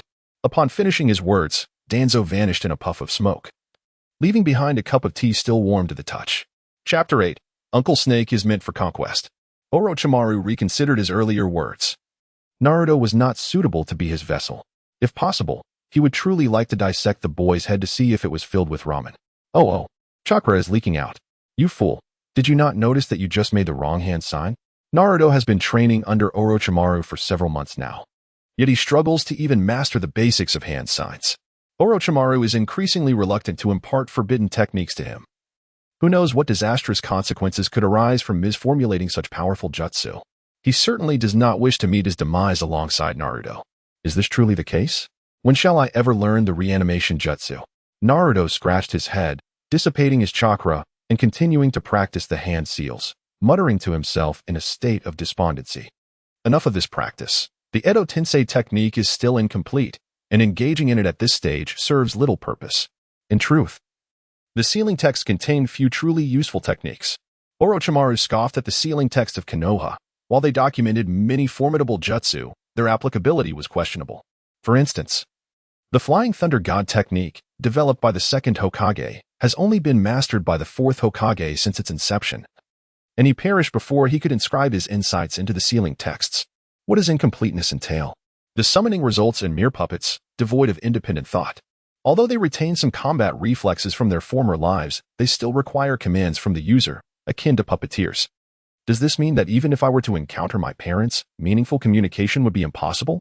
This is precisely why I must refine the technique. I aim to retrieve the souls of the deceased from the afterlife and achieve genuine resurrection. Is that truly possible? How remarkable! Undoubtedly. Orochimaru ascended to the pedestal of Naruto's most revered figure, and he felt a sense of satisfaction as he observed the sparkle in Naruto's eyes. Orochimaru-sama. I have brought the specimen. A man adorned with an animal mask suddenly appeared in the room. Aside from knowing that he was named Kabuto and possessed white hair, Naruto knew little else about him. Mr. Kabuto, there are snakes. Naruto's keen eyes spotted two serpents slithering along the wall behind Do. Without hesitation, he swiftly drew forth two cross-shaped shurikens and hurled them with precision, striking the heads of both snakes. You little brat, Do exclaimed in sheer terror, astonished that anyone would dare to slay serpents in the presence of Orochimaru. He could almost envision Naruto being preserved in formaldehyde. These snakes are edible. A quick roast would suffice. Uncle Snake, would you care for a taste? Naruto continued to push his luck, brandishing the corpses of 2 snakes before Orochimaru. Hee. I won't be needing those. Do, take him down, Orochimaru said with a peculiar laugh, showing no sign of anger, much to Do's surprise. Do. I merely enjoy studying the habits of snakes. It doesn't mean I wish to become one myself. My apologies. I must have overthought it, Lord Orochimaru. Orochimaru's nonchalant words left Do's back drenched in cold sweat, as he had indeed always regarded Orochimaru as a serpent. Is this the ceiling space? Orochimaru gazed upon the orange-yellow expanse, excitement causing him to lick his lips. After rendering Naruto unconscious with a drug, he spent a considerable amount of time devising a way to open the passage to the seal, taking various precautions for safety. I was expecting something more significant. Turns out a little snake has wandered in. Not long after, Orochimaru spotted the sealed Ninetales, lying disdainfully on the ground, his tone laced with contempt. You truly are more amicable than I imagined, Orochimaru remarked, having braced himself for a furious onslaught from the Ninetales. Now, witnessing its lackluster demeanor, he felt somewhat foolish. By the way, you've been engaging in some peculiar activities with my Jinchuriki recently, and I am quite displeased. Do you really dare to enter my domain? The Ninetales retorted with a hint of protectiveness towards the young boy. I merely find him more appealing than those hypocritical Jinchuriki. It was indeed surprising that the Ninetales would care so much for a child, but what could it do, sealed as it was? Orochimaru mused, his eyes scanning the surroundings, trying to comprehend why he had yet to see the seal. He calculated the 4th Hokage's sealing technique and presumed there would be some form of cage. Why had it not appeared in his sight? Has your seal been lifted? Orochimaru finally sensed something amiss. The reason he overlooked such a crucial detail was rooted in his subconscious belief that the Ninetales could never break free from its seal. At least not at this moment. If it did, it would lead to a second attack on Konoha. Correct. The Ninetales suddenly materialized before Orochimaru, raising its claw to shatter him into fragments. TCH, a mere clone. Ninetales, what just transpired? Watergate, deprived of his senses by the Ninetales, was released from its tail, bewildered. Nothing of consequence, just squashing a little insect. What a ticking time bomb this is. Orochimaru withdrew his hand from Naruto's abdomen, and even with his stoic nature, he could only manage a bitter smile, finally realizing that the seal on Naruto's belly was Fade, likely to keep others in the dark. Uncle Snake. What troubles you? You look quite pale. As Naruto gradually regained consciousness, he observed Orochimaru's already pale visage becoming even more ashen. Curiously, he remarked, it's nothing. You may return home. Orochimaru shook his head. Even though Naruto was a ticking time bomb, he would not consider relinquishing him at this moment. To him, the more perilous an object, the greater its worth. Fearless of being shattered into fragments, this epitomized the essence of a distinguished scientist. However, the aspiration to utilize Naruto as a vessel would have to be postponed. The Ninetales was not to be trifled with. At this juncture, his technology could not possibly extract a tailed beast, especially one that had been unsealed. Time flew by, and several months later, a roar erupted from the basement. You have miscalculated the hand seals again. Naruto had finally managed to grasp the fundamental hand seals for the impure world reincarnation, yet he had inadvertently made another mistake. Orochimaru was at a loss for words, pondering why such an inept individual existed in the world, and he had foolishly taken him on as a disciple. Wait, disciple? Something felt amiss. It seemed that initially placing him by his side was not the intended purpose, it was something more sinister. Yet, I feel as though there is nothing wrong. Naruto's voice interrupted Orochimaru's contemplation of life. The chakra emanating from him neither leaked nor surged uncontrollably. What nonsense are you spouting? Orochimaru queried, but upon observing the chakra surrounding Naruto, he replicated the hand seals Naruto had performed. To his astonishment, the flow of chakra not only remained unobstructed but became even more fluid. How did you achieve this, little brat? No, it's nothing. Inspiration is a crucial element, Naruto replied, his expression one of confusion. Orochimaru, sensing the futility of further inquiry, decided to let it go, considering it akin to a blind cat stumbling upon a dead rat. Orochimaru, when will I be able to resurrect my parents? Naruto asked earnestly. The time is not yet ripe. Your chakra is insufficient to wield such powerful ninjutsu. You will need to wait at least another 7 or 8 years, Orochimaru responded. 7 or 8 years? That long? Naruto exclaimed. The physical body is the vessel for the soul. Without a body, The technique of impure world reincarnation cannot be utilized. Do you know where your parents' remains are? I do not. Then focus on your training. When the time is right, solutions will present themselves. I will assist you, Orochimaru assured him. Fully aware of Naruto's parentage and the complexities surrounding his father's resurrection, his gaze shifted to a death mask resting atop the table. Thank you, Orochimaru. It is truly a blessing to know you. Until tomorrow then. Naruto once again displayed his signature foolish grin as he waved goodbye and departed from the basement. Tomorrow, perhaps. Orochimaru revealed a sinister smile, pondering the inexplicable reasons behind his assistance to Naruto.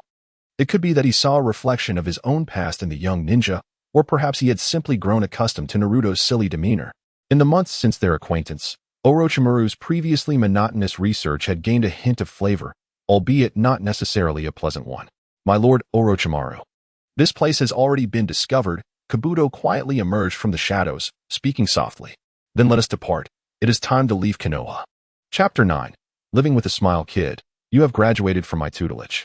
Yu Guanhai handed Naruto a piece of paper, which clearly detailed his income and debt situation.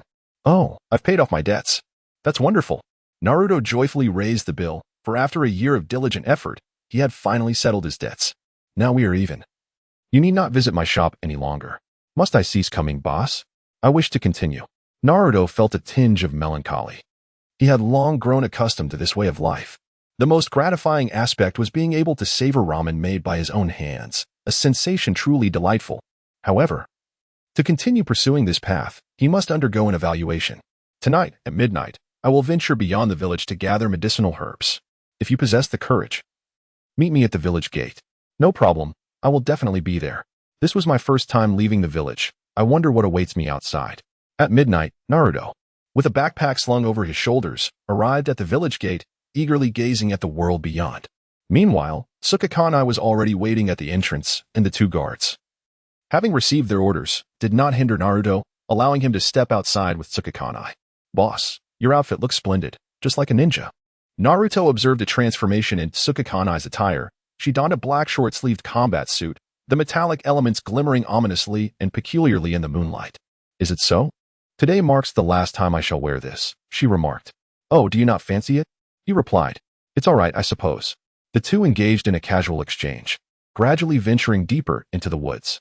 The outskirts of Konoha were enveloped by a dense forest that extended to the borders of the Land of Fire. At this juncture, Naruto had completely lost his bearings, merely following Tsukakana. Suddenly, four figures adorned in dark attire and animal masks emerged ahead, each wielding a short blade strapped to their backs, which they promptly unsheathed, assuming a menacing stance ready to strike. Oh dear, have we encountered bandits? Grandfather Sandaime has grown too complacent, Naruto exclaimed in astonishment. He had only vaguely heard of a band of thieves outside the village, but never imagined they were so close, causing him great concern for the village's safety. Little one, hide behind me, Yu Guanhai urged, pulling Naruto back slightly, using his robust frame as a shield. This is not what we agreed upon, the leader of the thieves said. His voice ominously low, his gaze fixed on Yu Guanhai as if he wished to rend him asunder. There is nothing different, I am merely a boss protecting his employees. You are betraying Root. The leader, seemingly unwilling to engage in further dialogue, drew a dagger and swung it towards Yu Guanhai's head. Ha ha ha, what a jest. I have long ceased to be a Root member. With a hearty laugh, Yu Guanhai gathered chakra in his arm, effortlessly deflecting the blow. Yu Guanhai has betrayed us. Execute Plan B. The leader, refusing to underestimate his opponent, called upon three subordinates to join him in combat, and soon the forest echoed with the clash of blades. Truly a killer. With such prowess, why do you defend a monster? You should comprehend Lord Danzo's intentions. Monster? I beg to differ. To me, he is merely a fool. Yu Guanhai parried strikes capable of cleaving houses, holding his ground against four umbu, even finding time to engage in conversation. When one has something to protect, they become weak. The leader's words struck a chord, and Yu Guanhai realized one of the umbu had used a shadow clone, with the real one advancing towards Naruto. The dagger was but 2 meters from Naruto's head, compelling Yu Guanhai to abandon his duel and leap toward Naruto. Leaving your back exposed to the enemy. How naive. The leader immediately infused his dagger with chakra to enhance its sharpness and lunged at Yu Guanhai's back, piercing his skin and driving deep into his heart. For combatants of their caliber, striking a vital point with eyes closed was child's play. Ugh! Yu Guanhai grunted softly as 3 more daggers pierced his body. the feigned assault on Naruto's clone turning into an attack against him. For short swords embedded in his flesh, blood splattering the ground. Naivety is yours. Fighting without the resolve to die will only lead to your demise. In a fit of rage, Yu Guanhai bellowed, chakra visibly enveloping him, and with sheer muscular strength. He crushed the 4 daggers within him.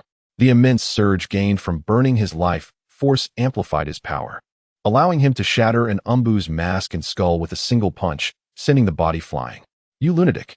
The leader realized he could not evade Yu Guanhai's incoming kick, which struck him squarely in the abdomen, shattering his internal organs, and he gradually collapsed to the ground. The remaining 2 Umbu were easily dispatched by Yu Guanhai. And as the battle concluded, the moonlight glimmered against the bloodied earth, complemented by the crimson glow emanating from Yu Guanhai's eyes, creating an illusion of a true killer. Boss, are you all right? Let me take you back to the village. Naruto anxiously helped up Yu Guanhai, only to be forcefully pushed away by him. Exhausted, he leaned against a tree.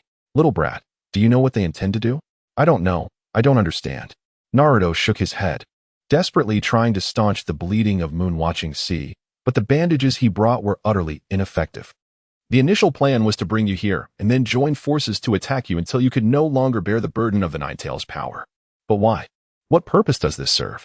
They wish for you to be betrayed by those closest to you, to lose all semblance of emotion and become a mere tool of Konoha. Yet, they did not anticipate that my bond with you is not as intimate as they imagined. Rather, I have been the one who has bullied you. But do I merit such devotion from you?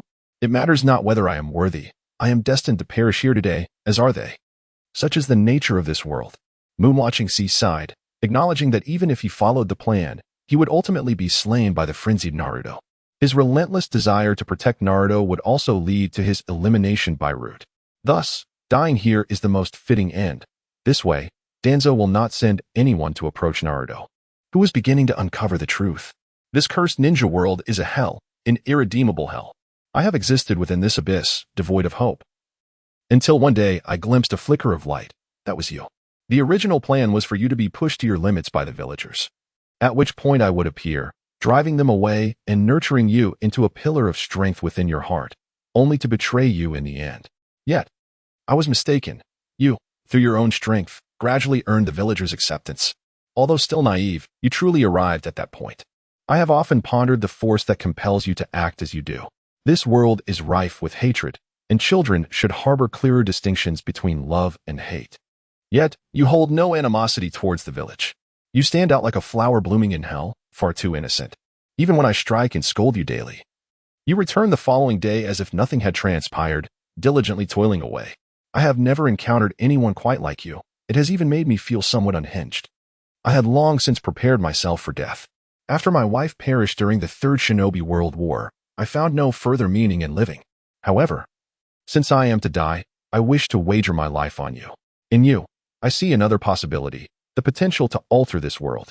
I want to safeguard that potential for you. Nevertheless, I believe that even if we adhered to the original plan, you would not become a weapon devoid of feelings. For you are, indeed, a fool. How can you be so certain that I cannot accomplish this? Naruto shook his head, still unable to comprehend what Moonview was saying, only aware that this man was nearing the end of his life, and that his somewhat brusque yet caring boss was about to leave him. Kid, I realize I have never called you by your name. What is it? Moonview lifted his gaze to the sky, his tone gradually growing feeble. My name is Uzumaki Naruto. Just call me Naruto. Naruto, what a splendid name. Remember, no matter what happens, you must live with a smile. Your smile has the power to inspire others. With those words, Moonview peacefully closed his eyes, departing without hatred or resentment, leaving behind a sense of tranquility. Naruto did not weep. He merely followed the trail of luminescent powder left by the moon as he returned to the village, seeking to find Orochimaru in hopes of salvaging something. However, upon arriving at Orochimaru's underground laboratory, he discovered it was deserted, the equipment shattered, and chaos reigned. Naruto, my research has been uncovered, and I had no choice but to leave Konoha. It is advisable to keep our relationship confidential. You have learned all you need. Now let me see how far you can grow on your own. I hope our next meeting does not require my resurrection through the impure world reincarnation, he chuckled ominously. The sorcerer depicted on the wall sensed Naruto's chakra, gradually manifesting as a small black snake, which imparted a fragment of information before dissipating into smoke. Uncle Snake had departed as well. 3 days had passed since the demise of Moonview Sea, and no one knew the whereabouts of the shopkeeper. Naruto remained confined within his home, staring vacantly out the window, subsisting on instant noodles when hunger struck, and sleeping when fatigue overcame him, enduring 3 utterly meaningless days. Naruto-kun. Naruto-kun. Suddenly, he felt someone shaking his shoulder. Coming back to his senses, he beheld a pair of white eyes and a worried little face. Hinata. What brings you here? I haven't seen you in so long. I was quite worried about you. I came because, well, you left the door unlocked. I'm sorry. The bashful girl, still embarrassed for intruding into the boys' room, bent over and repeatedly apologized. Hinata, will you stay with me forever? Naruto suddenly realized that he still had Hinata and Sasuke by his side, although it seemed as though everyone else had departed. His circumstances were entirely different from a year ago. Well, if my father agrees, I will always be with you, Naruto-kun. Hinata's cheeks flushed a rosy hue. This must be what they referred to as a proposal. Her index fingers unconsciously touched and then parted as she shyly responded. Oh, Hinata. Hinata. Naruto could no longer contain his emotions and wept bitterly while holding Hinata, releasing all the pent-up sorrow that had accumulated over the past few days. Though she was unaware of the events that had transpired, Hinata reassured him. Do not fear, Naruto, I shall remain by your side. After an initial moment of shyness, Hinata perceived Naruto's anguish and gently caressed his head in consolation. Chapter 10. You? Dare to harm my wife? How dull. Naruto languidly sprawled on the floor, observing the courtyard where Hinata and Neji engaged in their gentle fist sparring. Without the Byakugan, he found it difficult to discern any significant aspects of their practice and yawned once more. Neji, how about taking a short break? Hinata furtively glanced at Naruto, lowering her head to plead softly. Another break? Very well. Neji sighed, recognizing that unlike him, Hinata was drenched in sweat. As an elder brother, he felt he could not be overly harsh, and thus reluctantly acquiesced to the pause. Hinata, have you taken a rest? You seem to be sweating quite a bit. Wipe your face, and do you want some fruit? Naruto promptly leaped into the yard, towel in hand, to wipe the sweat from Hinata's face. Such a scene, of course, provoked the discontent of the single individuals present. Pray tell, how did you develop such an audacious personality, barging into our home and acting as if you belong here? Neji's brow furrowed in displeasure as he sat beside Naruto, unceremoniously taking a bite of the apple that Naruto had prepared for Hinata. Ah, that is not for you. Spit it out. Silence. That is a gesture of goodwill for allowing you entry into the house. As Neji savored the juicy apple, his mood improved slightly. But the thought of Naruto's increasingly familiar demeanor soon rekindled his irritation. This fellow never entered through the front door. He always managed to leap in like a bamboo pole. Hinata Hayashi, as the head of the Hyuga clan, had failed to intervene, leaving Neji bewildered as to what enchantment had ensnared them. And Naruto-kun, I can manage on my own. It's quite dirty. Hinata's petite face flushed once more as she attempted to push Naruto's hand away, yet her strength faltered. Is that so? I find Hinata's scent rather pleasant. To substantiate his claim, Naruto leaned closer to Hinata's neck and inhaled deeply, his innocent act devoid of any ill intent causing Hinata to faint. You scoundrel. Neji delivered a fierce kick, sending Naruto sprawling. What was that for? Do you wish to fight? Naruto stood up, rubbing his rear, and defiantly lunged at Neji. Are we still fighting after 1 minute? The victor brushed off the dust from his clothes, casting a disdainful glance at the fallen Naruto. One day, I shall bring you to your knees. Naruto was acutely aware that he was no match for Neji at present. As the saying goes, a gentleman's revenge is best served after a decade. Thus, he resolved to bide his time. Speaking of which, Hinata has never managed to land a blow on you. You must indeed be the fabled genius. As he gently fanned Hinata, who had fainted and lay resting on his slender thigh, Naruto addressed Neji. A genius, you say? Even if that were true. Being born into the branch family affords me little in the way of pride. Neji remarked, touching the bandage on his forehead that concealed the mark, his tone indifferent. What are you saying? Pull yourself together. You are a rival I respect, and if you do not continue to grow stronger, defeating you would hold no significance. Naruto patted Neji's shoulder with vigor, revealing his signature smile. If one were to liken that smile to sunlight, then perhaps Neji's heart warmed ever so slightly. Mr. Hisashi, are you heading out? Naruto observed numerous members of the Hyuga clan emerging from the main gate, clad in battle attire, with Hinata's father, Hayashi Hyuga, leading the group. He greeted them politely, but his initial address of father was promptly dismissed. Hinata, what on earth are you doing? Get up, Hayashi exclaimed, furrowing his brows at Hinata's current state. However, He was soon nudged aside by a striking woman. Don't mind him, Naruto-kun. During our time away from home, Hinata will be in your care. The beautiful woman, possessing long purple hair akin to Hinata's, always wore a warm smile. Refraining from commenting on Naruto's status or objecting to his closeness with Hinata. No problem, Aunt Hinata. I shall protect Hinata, he replied, clearing his throat. Naruto raised his fist and struck his chest, but inadvertently exerted too much force, nearly causing himself to gasp for breath. Truly, he is an amusing child. Hinata's gaze towards Naruto softened increasingly, akin to that of a mother observing her own offspring. The reason was simple, ever since Naruto's arrival. The formerly timid and introverted Hinata had gradually blossomed into a more cheerful individual, which filled her mother's heart with immense gratification. And Hinata, will there be a little baby born there? Naruto, in his naive manner, pointed at Hinata's round belly and innocently inquired, is it true? Indeed. Soon Hinata would welcome a brother or sister, prompting her to visit the ancestral home to pay respects, hoping for the arrival of a healthy baby. Wishing her a safe journey, Hinata took Niji's hand and departed, with most of the Hyuga clan members following suit to honor their ancestors, leaving only a few behind. What a sight it was, the esteemed daughter of the Hyuga family resting on a man's lap. Niji's murmurs echoed from a distance. Very well, let us rest, he said. As night fell, Naruto, clutching a blanket and pillow, approached Hinata's door. Upon opening it, he was met with a foot swiftly approaching, mercilessly kicking him in the face. What are you doing? Who permitted you to sleep here? Go to the guest room. Niji, knowing Naruto's tendency to overreach, anticipated that even with the opportunity to stay over, he would not settle for the guest room. Thus, he had cleverly hidden himself to ambush him. TCH. If I'm going to sleep, I'll sleep, he scoffed. Naruto rubbed his face and stood up, the thought of sleeping alongside Hinata slipping away from him. He made a face at Niji and, feeling dejected, returned to the guest room to rest. Hey, little brat, wake up. Are you sleeping like the dead? Free Ichiraku ramen. Really? Where? Naruto immediately sat up in bed, drooling as he glanced around, yet found no free ramen.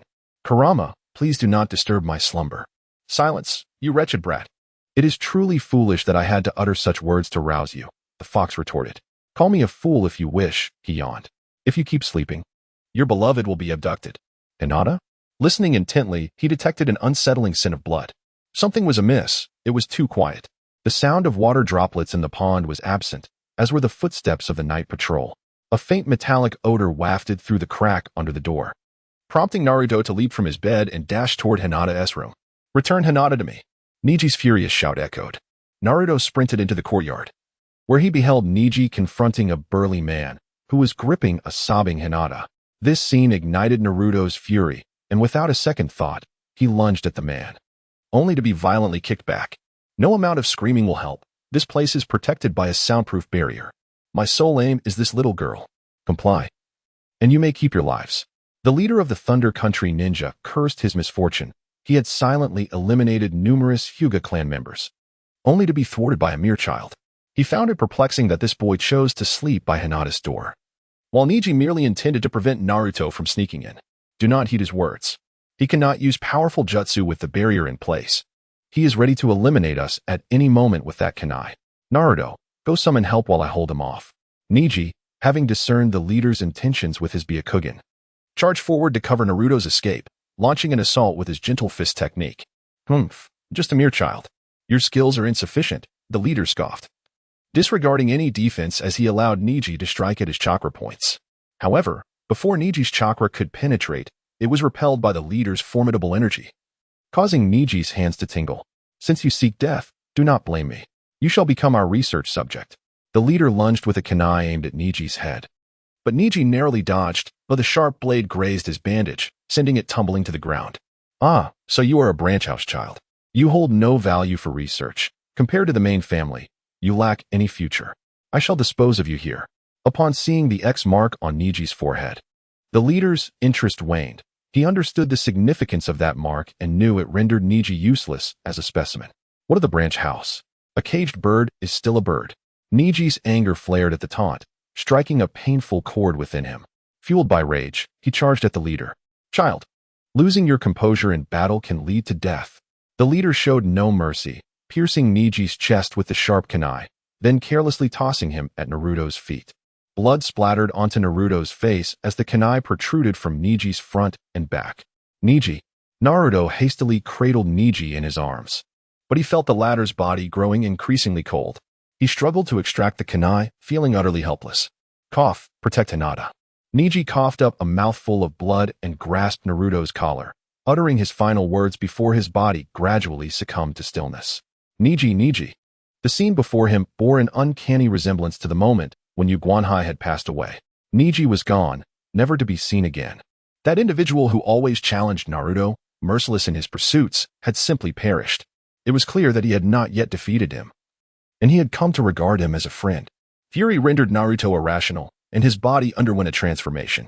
Crimson chakra surged forth from within, enveloping him in a fiery mantle. His azure eyes morphed into a deep crimson, resembling the linear pupils of a cold-blooded creature. His nails sharpened, revealing fangs, while the whiskers on his face became more pronounced, transforming him into a feral beast that roared with primal rage. What is happening to this boy? The leader of the ninja from the Land of Thunder sensed an overwhelming chakra, one capable of tearing him to shreds. Before he could react, Naruto was already before him, raising his hand to strike with tremendous force. Ah, my hand. The leader of the Land of Thunder could not contain his anguished scream as he raised his defensive right arm, only to have it reduced to mere flesh hanging by a thread, swaying like a candle flickering in the wind. Roar! Die! Naruto had succumbed to madness, the fox spirit's cloak extending 3 tails that bound the arms and legs of the leader of the Lightning Country's ninjas to the ground. He pressed down upon him, his hands clenched tightly as he struck at the man's head. In that moment of fury, Hinata's voice echoed in his mind. Boom! Dust and debris filled the air as the ground split open, Naruto's fist crashing beside the leader's head, sending violent shockwaves that rendered him unconscious. Hinata. With great difficulty, he managed to utter her name, as the fox spirit's cloak gradually receded into his being. He cast one last glance at Hinata, who lay motionless on the ground, having fainted. Chapter 11. Coach, I want to become stronger. Where is this? Upon awakening from his stupor, Naruto found himself staring at an unfamiliar ceiling, the scent of disinfectant wafting into his nostrils. Hinata, what has happened? As Naruto attempted to leap from his sickbed, an excruciating pain coursed through his entire body. Regaining his composure, he surveyed his condition. This was no human form, he was unmistakably a mummy, swathed in pristine bandages that enveloped him entirely save for his eyes, nose, and mouth. Naruto-kun, it's wonderful. You have finally awakened. You have been asleep for 3 days, exclaimed Hinata, who had remained steadfastly by his side. Grasping Naruto's hand fervently, she wept tears of joy, which cascaded down her cheeks and fell upon his hand. Even through the bandages, he could feel the warmth of her touch. You're all right. This is such a relief, but Niji, Naruto exhaled deeply, recalling that fateful night when Niji perished before him. Naruto-kun, please listen to me. I'm sorry for not saving Niji. His death was so tragic. Enough noise. I'm not dead. The irate patient in the adjacent bed, disturbed by the commotion, flung an apple at Naruto, striking him on the head. Huh? Have you resurrected? Is your mind so fixated on the sole notion of my demise? Who told you that being pierced by a kunai guarantees death? Niji glared at Naruto, visibly displeased. Fortunately, he had merely sustained severe lung injuries and was in shock from excessive blood loss. With the diligent efforts of the medical ninjas, he would soon recover. In terms of injuries, Naruto, with his extensive burns, was in a far more dire condition. But still, Naruto opened his mouth but found himself at a loss for words. At that time, Niji had been pierced and perished, which led him to mistakenly believe that Niji was indeed dead. During that moment, Naruto had held Niji's lifeless body and cried out fervently. How touching, isn't it? Hinata covered her small mouth and chuckled softly. Who has a good relationship with this guy? She retorted. Let me clarify. I was merely displeased by your demise, as it was I who intended to defeat you. Dying before that serves me no advantage. Humph. Niji disregarded Naruto's tsunder attitude, turning away and pulling up the blanket, offering him only his back. Naruto, could you share what transpired at that time? Neither father nor mother ever told me. You appeared so fearsome, like a beast. Did I do something? He pondered. I don't recall. When I saw Niji had died, I became infuriated. The thought of you being captured only fueled my anger further. And then, it escapes my memory. Ignoring Niji's declaration of I am not dead, Naruto tapped his head, troubled by the hazy recollections. So, did I lose my mind? Regardless, I must protect Hinata. I promised Aunt Hinata. As for Niji, he is merely an afterthought. Naruto grasped Hinata's hand earnestly, the emotions emanating from his cerulean eyes devoid of any jest. Under such an intense gaze, Hinata could merely blush and nod, rendered incapable of further action. "Ah, what an endearing son-in-law," remarked Hinata's younger cousin, Hinata Hanabi, as she entered the hospital room, linking arms with her father, Hayashi. "Welcome back, Hanabi," Hinata greeted cheerfully. "Yes, do speak up," Hanabi gently urged. With a light nudge to her husband, she pushed him forward to stand before Naruto. "Thank you for safeguarding Hinata. Without your intervention, the consequences could have been dire. I acknowledge your efforts," Hayashi, usually stern and composed, spoke with a hint of discomfort not due to Naruto, but rather the weight of relinquishing his daughter. "Acknowledge, does that imply, father?"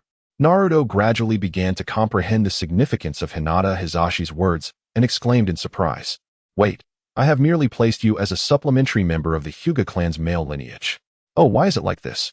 However, before that, you must fulfill 3 of my requirements." "What?" "I will do it. First, become a genin. Second, achieve the rank of chunin. Third, ascend to the status of jonin." Hinata Hizashi's demands were quite excessive. Excluding the Umbu, the number of jonin in Konoha was barely half 100, if not fewer. After the Nine-Tails incident, Konoha was in a state of weakness. Thus, attaining the rank of jonin required not only strength but also knowledge, judgment, and numerous other crucial attributes. Nevertheless, he believed in Naruto's potential. At the tender age of 5, Naruto had managed to defeat a jonin from the Land of Lightning who dared to infiltrate Konoha alone on a mission, a remarkable feat, albeit one that would remain undisclosed, as Naruto had merely borrowed the power of the Nine-Tails. Consequently, this achievement was attributed to the Hyuga clan by the 3rd Hokage.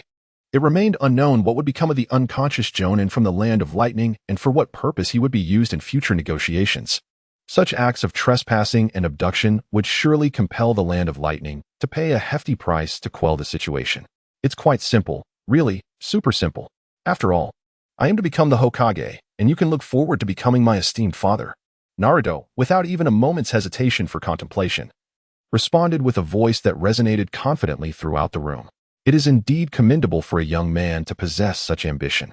Hinata Hizashi gazed at Naruto, whose head was the only part visible, and in the sunlight, that glimmer of golden hair bore a striking resemblance to the 4th Hokage. Alas, that noble figure had already sacrificed himself to protect Konoha. "Hinata, how wonderful!" Hinata's younger sister, Hanabi, embraced her, nuzzling against her cheek. Sensing that her sister was increasingly enamored with Naruto. "What are you saying, mother? I am not at all pleased." Hinata, playfully throwing herself into her mother's embrace, sought to conceal her bashfulness, her cheeks flushed with a rosy hue. "Ah, are you all leaving?" Naruto, with tears welling in his eyes, clutched Hinata tightly. Today, Niji was to be discharged from the hospital, and Hinata would no longer be able to accompany him every day, which deeply affected his tender heart. "I could have been discharged long ago. I merely stayed for a few days of observation. Farewell, mummy-wrapped patient," he quipped. "You better watch out. Once I'm well, I'll surely give you a good thrashing." "Hinata," he continued, "I will come to see you tomorrow. Take care of yourself and recover well." Though Hinata felt a twinge of reluctance, it wasn't as if they were inseparable. They were merely 2 young souls yet to experience the depths of romance. "Well then, goodbye," she replied, her voice a whisper of sorrow. Naruto reluctantly released Hinata, not wishing to remain alone in the hospital, as the scent of antiseptic was rather daunting. How dreadfully tedious. After languishing in monotony for an entire afternoon, Naruto was on the verge of madness, bored to the extent of counting the patterns on the ceiling repeatedly.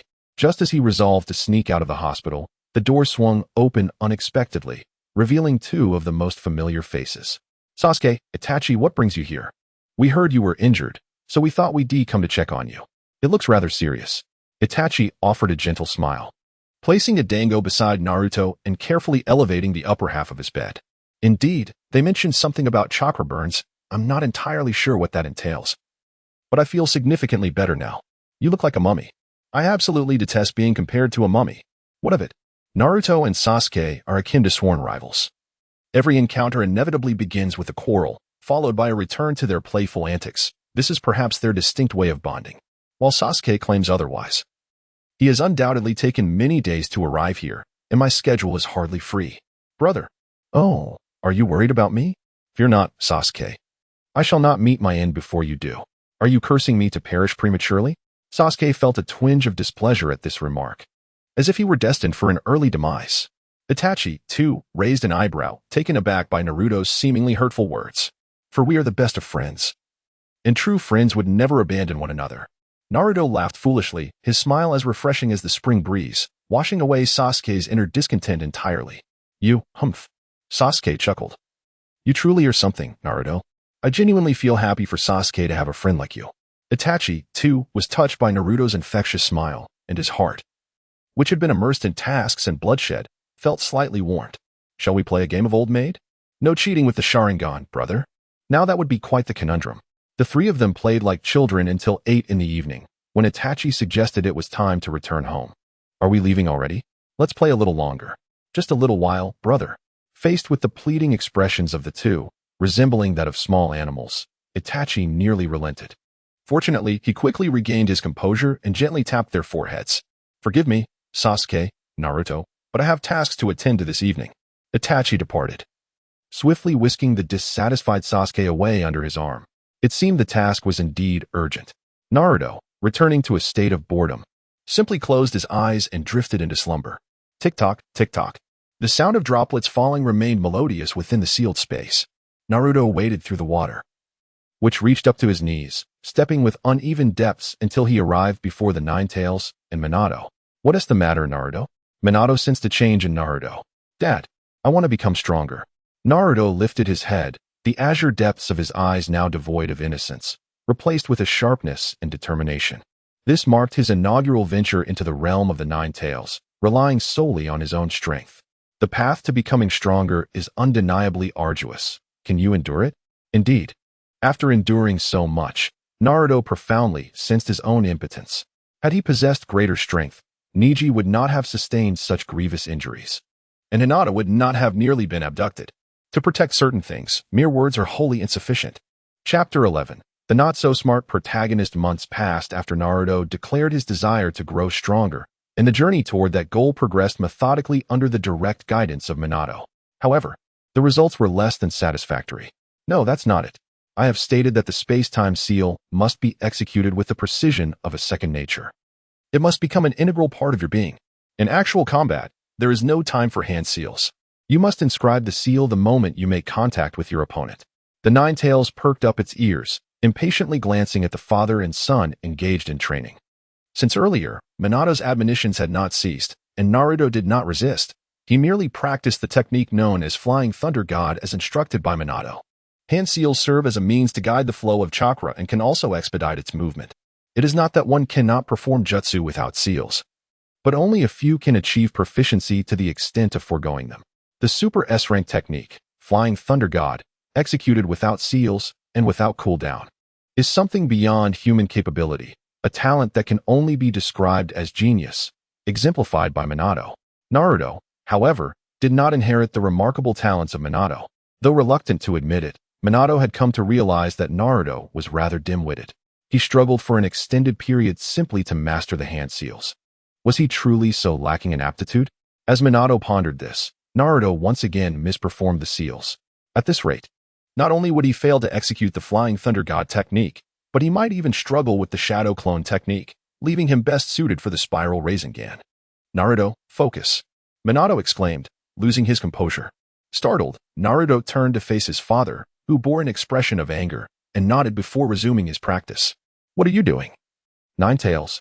Minato had yet to fully comprehend the situation when the tail connected to his body flung him against the wall, subsequently reshaping itself to ensnare him like a spider's web. Nine Tails, what is the matter? Nothing much. Your father is a bit fatigued, so I told you to stop practicing. Let us have a chat instead. The Nine Tails, uncertain of its own motivations, devised a plausible excuse. The noise was disrupting its slumber. Chat? About what? Oh, just some casual conversation. Let me tell you, Aunt Hinata has given birth to a healthy baby girl named Hanabi. She is quite small and exceptionally adorable. Naruto pondered for a moment and began to recount some recent trivial experiences. The Nine Tails closed its eyes, listening to Naruto's clumsy attempts at self-expression. By the way, Nine Tails, there is something I have always wanted to ask you. This room is sealed, and there is no restroom, right? Does this water mean? I won't mock you. Beasts do not require restrooms. The Nine Tails struggled to comprehend Naruto's meaning, and with an angry roar, hurled him from this space. It was the first time, in a long while, that Naruto had gained the upper hand over the Nine Tails in a verbal exchange. Well, the little brat is gone. After Naruto departed, the Nine Tails yawned, lazily lying on the ground as it released Minato, curling its tail around him, drawing him closer. Nine Tails, why did you interrupt me? Don't you think you were too harsh on that little brat? Impossible. I am merely training him in accordance with the system. Have you not realized? Look down. Minato lowered his head, gazing at the reflection in the water beneath him. One of his azure eyes, once akin to Naruto's, had transformed into the linear pupil of the Nine Tails, radiating an ominous red glow. Your excessive desire for the little brat to grow strong has altered your mindset. No, that is not true. I am doing this for Naruto's sake. This is your chakra. Minato covered his crimson eye with his palm, shaking his head in agony, unwilling to acknowledge the truth. Humans consistently evade responsibility. It seems you are no exception. Do you wish for that little brat to master every jutsu after merely seeing it once, to fly around using your flying thunder god technique at the age of 5? Defeating all adversaries? To become the second golden flash of Konoha? I never said that. No matter your thoughts, that child is merely 5 years old. Do you truly believe he can grasp such advanced techniques? How laughable. We have too many enemies. Minato sank weakly to the ground, realizing his profound mistakes. Despite being the fourth Hokage, he was just an ordinary father, burdened by excessive expectations for his child and the fear that the masked man could strike at any moment, prompting his harsh training of Naruto, which inadvertently caused harm. Thank you, Nine Tails. Without you, I fear that child would come to despise me. True to his title as the inheritor of the Hokage name, Minato closed his eyes, and upon reopening them, the foreboding red gaze had vanished, replaced by gentle blue. With me around, that little brat won't easily perish. Are you willing to assist him? Do not misunderstand. That enemy you mentioned, I shall absolutely eliminate. The Nine Tails bared its sharp fangs, never forgetting that fateful night when an ominous Sharingan had controlled its body, that humiliation would be repaid tenfold. Hinata, where are you going? After Naruto was expelled from the Nine Tails, he awakened and, upon exiting his room, fortuitously encountered Hinata, who was on her way. He decided to accompany her. Since the abduction incident, he had gained the right to reside in the Hyuga household, allowing Naruto the opportunity to live there at any time. In terms of his dream of becoming independent, he had already accomplished a significant portion of it. Let us go visit my mother in Hanabi. Oh, let us go together. Naruto-kun, is that a toy you have in your hand? Hinata inquired, her curiosity piqued as she gazed at the small balloon in Naruto's grasp, which had seemingly appeared out of nowhere and had become inseparable from him, held in his hand every day. Perhaps this is also a form of practice. Naruto diligently summoned his chakra, causing the balloon to tremble violently. However, it was still far from bursting. After teaching Naruto the practice method for the Rasengan, Minato ceased his guidance, wholly devoted to instructing the Flying Thunder God technique. It was quite entertaining. Hinata's eyes crinkled as she chuckled softly. Naruto's earnest efforts appeared exceedingly charming in her eyes. Indeed, I concurred with her sentiment. The two of them laughed as they strolled through the Hyuga family's most magnificent and spacious corridor, arriving at the entrance of an exquisitely decorated room. Upon seeing Hinata, the maid bowed respectfully and ushered both her and Naruto inside. Hinata, Naruto, you have arrived, greeted Hyuga Hanabi, lying pale in bed, her body exceedingly frail after childbirth. She managed to force a smile upon seeing Hinata. I came to see Hanabi. No matter how many times I look, she is ever so adorable. Hinata and Naruto leaned over the crib, gazing at the tiny infant swaddled within. The baby's delicate, snow-white skin was almost translucent, with lips so pale that the veins beneath were clearly visible. The little one seemed blissfully unaware of the audience, soundly asleep. What if she grows up even cuter than Hinata? Naruto pondered aloud. Wouldn't you want to consider a different partner? Hyuga Hanabi teased, her eyes sparkling as she playfully engaged with Naruto regarding her daughter. Mom, Hinata exclaimed shyly, yet she too was concerned about Naruto's thoughts. What if Hanabi truly became cuter than her? Would Naruto choose her instead? Not at all. I am perfectly content with Hinata. It was evident that Hinata was overthinking, as Naruto had never contemplated such matters, responding casually. Where has Mr. Hisashi gone? Shouldn't he be here with Aunt Hanabi at this time? Naruto glanced around the spacious room. Yet the figure of the children's father was conspicuously absent. Shouldn't he be here with them at this moment? Perhaps he is preoccupied. Hinata's smile faded abruptly, and a sense of disappointment washed over her as she gazed at the infant swaddled in blankets. letting out a gentle sigh. It seems that father places undue emphasis on having a son, isolating himself in his room to drown his sorrows and drink. Hinata tugged at Naruto's sleeve and whispered softly in his ear. Does he favor boys over girls? What does that imply? Aren't they all his children? Naruto, you are still too young to comprehend. As the head of the Hyuga clan, lacking a male heir subjects one to the scrutiny of others. The tradition of having a son inherit the family legacy has always been the unspoken norm. Hinata shook her head, aware of Hayashi's frustration, yet uncertain of who to direct her ire towards, ultimately resorting to alcohol as an outlet. Is this the reason he neglects to visit Aunt Hinata? I cannot accept this. Naruto, where are you going? Ignoring Hinata's calls, Naruto dashed out of the room, navigating through numerous obstacles until he reached the study of the Hyuga residence. Typically, Hayashi conducted his affairs here, but today the atmosphere was markedly different. The scent of books was overshadowed by the pungent aroma of liquor. As Hayashi consumed glass after glass of strong spirits, who permitted you to enter? Hayashi glared at Naruto, his words laced with the heavy odor of alcohol. Why aren't you visiting Aunt Hinata and Hanabi?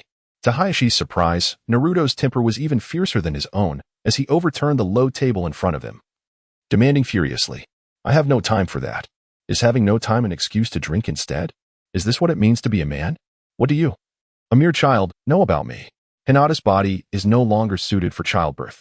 As the esteemed head of the Hyuga clan, how can I hold my head high without a son in this large family? The more Hayashi drank, the more despondent he became, pouring another gulp of liquor down his throat. Coughing, he exclaimed, how could I possibly know what you intend? All I know is that Aunt Hinata feels loneliness. You are here drinking when she needs you most, along with Hanabi. Does it not strike you as pitiable that such trivial reasons prevent you from seeing your own father? Naruto snatched the flask from Hinata's father, enduring the sharp sensation as he gulped it down entirely. He then raised his voice, challenging him with a greater intensity. If you adore boys so much, I shall bear children with Hinata and present them to you, he declared, hurling insults. You despicable creature, a detestable failure, a regressing amoeba. The boy's drunken bravado elicited a bemused reaction from Hinata's father, who, despite his intoxication, found himself slightly more sober.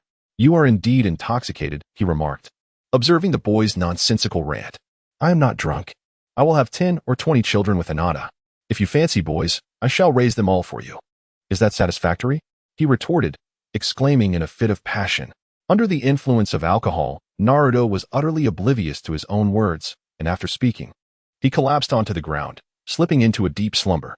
To be scolded so thoroughly by a mere child was truly a humiliation for the head of the household. Observing the unconscious Naruto, Hinata Hisashi showed no signs of inebriation, casually using his chakra to dispel the effects of the alcohol. As the head of the family, no one dared to criticize him.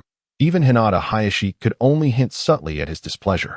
It was indeed a first for him to be scolded so directly. What a remarkable child he was, getting so worked up over the matters of others. A fool, indeed, but an endearing one. Afterward, it took Hinata quite a while to inquire about her husband's sudden change in demeanor. Upon hearing Hisashi's dissatisfaction articulated, her fondness for Naruto, her prospective son-in-law, only intensified. Chapter 13. The sorrow of Uchiha heat engulfed him, as if he were placed upon a grill, the searing flames consuming Naruto's body, rousing him from his slumber in a profuse sweat. Naruto glanced at his body, realizing that the source of heat emanated from the sealing technique above his abdomen. Taking a deep breath, he closed his eyes and entered his consciousness space. Kurama, what troubles you? As he stepped into the inner realm, he was met with a wave of intense heat. The water beneath him began to bubble from the rising steam. Kurama's fur bristled, and his tail lashed about like a whip, while Minato desperately attempted to calm him to no avail. I sense it, the ominous chakra, the power of that cursed clan. Kurama gritted his teeth, battling against the primal instincts within him. The familiar yet formidable power of the Sharingan, capable of controlling even tailed beasts, surged forth. Uncertain of the cause, an overwhelming number of Sharingan activated, and the chaotic chakra in the air stirred Kurama's inexplicable rage. What are you talking about? Kid, you need to get up and head to the Uchiha clan. Is Sasuke in danger? Naruto obediently leaped out of the window and swiftly traversed several streets, arriving at the residence of the Uchiha clan. Oddly enough, it was remarkably quiet. Naruto gazed upon the majestic gates of the Uchiha clan. As the foremost noble family of Konoha, it was only natural that there were vigilant guardians tirelessly fulfilling their duty at night. Yet, to his dismay, the entrance stood utterly deserted. With a sense of unease, Naruto pushed open the grand door adorned with a fan motif. What could this mean? Naruto was astounded by the sight before him. The usually pristine and orderly Uchiha clan was now strewn with broken bricks and shattered weapons, a testament to the fierce battles that had taken place. Everywhere he looked, lifeless bodies lay with their eyes wide open, their crimson gazes seemingly bearing witness to the heinous acts of their murderer. Damn it, Sasuke. Naruto experienced a hell he had never witnessed before. Once he regained his composure, he hastily made his way towards Sasuke's home. To his relief, Sasuke's residence stood intact, devoid of any signs of battle. After calling out Sasuke's name several times without receiving a response, he climbed through a window from the yard. With his heart racing uncontrollably, he pushed open the sliding paper door of the living room. Sasuke, are you all right? Thank goodness. At first glance, Naruto beheld Sasuke slumped in the corner, his crimson Sharingan eyes wide open, unmistakably having awakened his bloodline limit. However, before Naruto could celebrate this momentous occasion, his gaze fell upon the two lifeless bodies on the ground, causing his spirits to plummet to the depths of despair. How infuriating. What on earth has transpired? Naruto glanced over and noticed that Sasuke's parents had ceased to breathe. Despite Sasuke's desperate calls, there was no response. Realizing that lingering any longer could prove perilous, Naruto swiftly grasped Sasuke's arm and draped it over his shoulder, helping him to leave the scene. Is anyone there? Please, someone help. Naruto bore the weight of Sasuke's helpless form as he emerged from the Uchiha clan's residence. In the desolate expanse of the street, he cried out for help. Yet no matter how fervently he shouted, the emptiness around him remained unresponsive. Stop calling out. No one will hear you, a chilling voice echoed. Startled, Naruto lifted his gaze to behold Itachi perched atop a utility pole, his emotionless Sharingan seemingly piercing through Naruto's very soul, rendering his legs immobile. Brother Itachi, where have you gone? The Uchiha clan, Uncle Fugaku, and Aunt Makoto, they are all gone. I know, Itachi replied coldly, for it was I who brought about their demise. Before Naruto could finish his words, he was abruptly interrupted. Itachi cast a glance at Sasuke, who was resting on Naruto's shoulder, and the last vestige of warmth in his gaze vanished, replaced by an icy chill. This must be a jest. Yet it is far from amusing.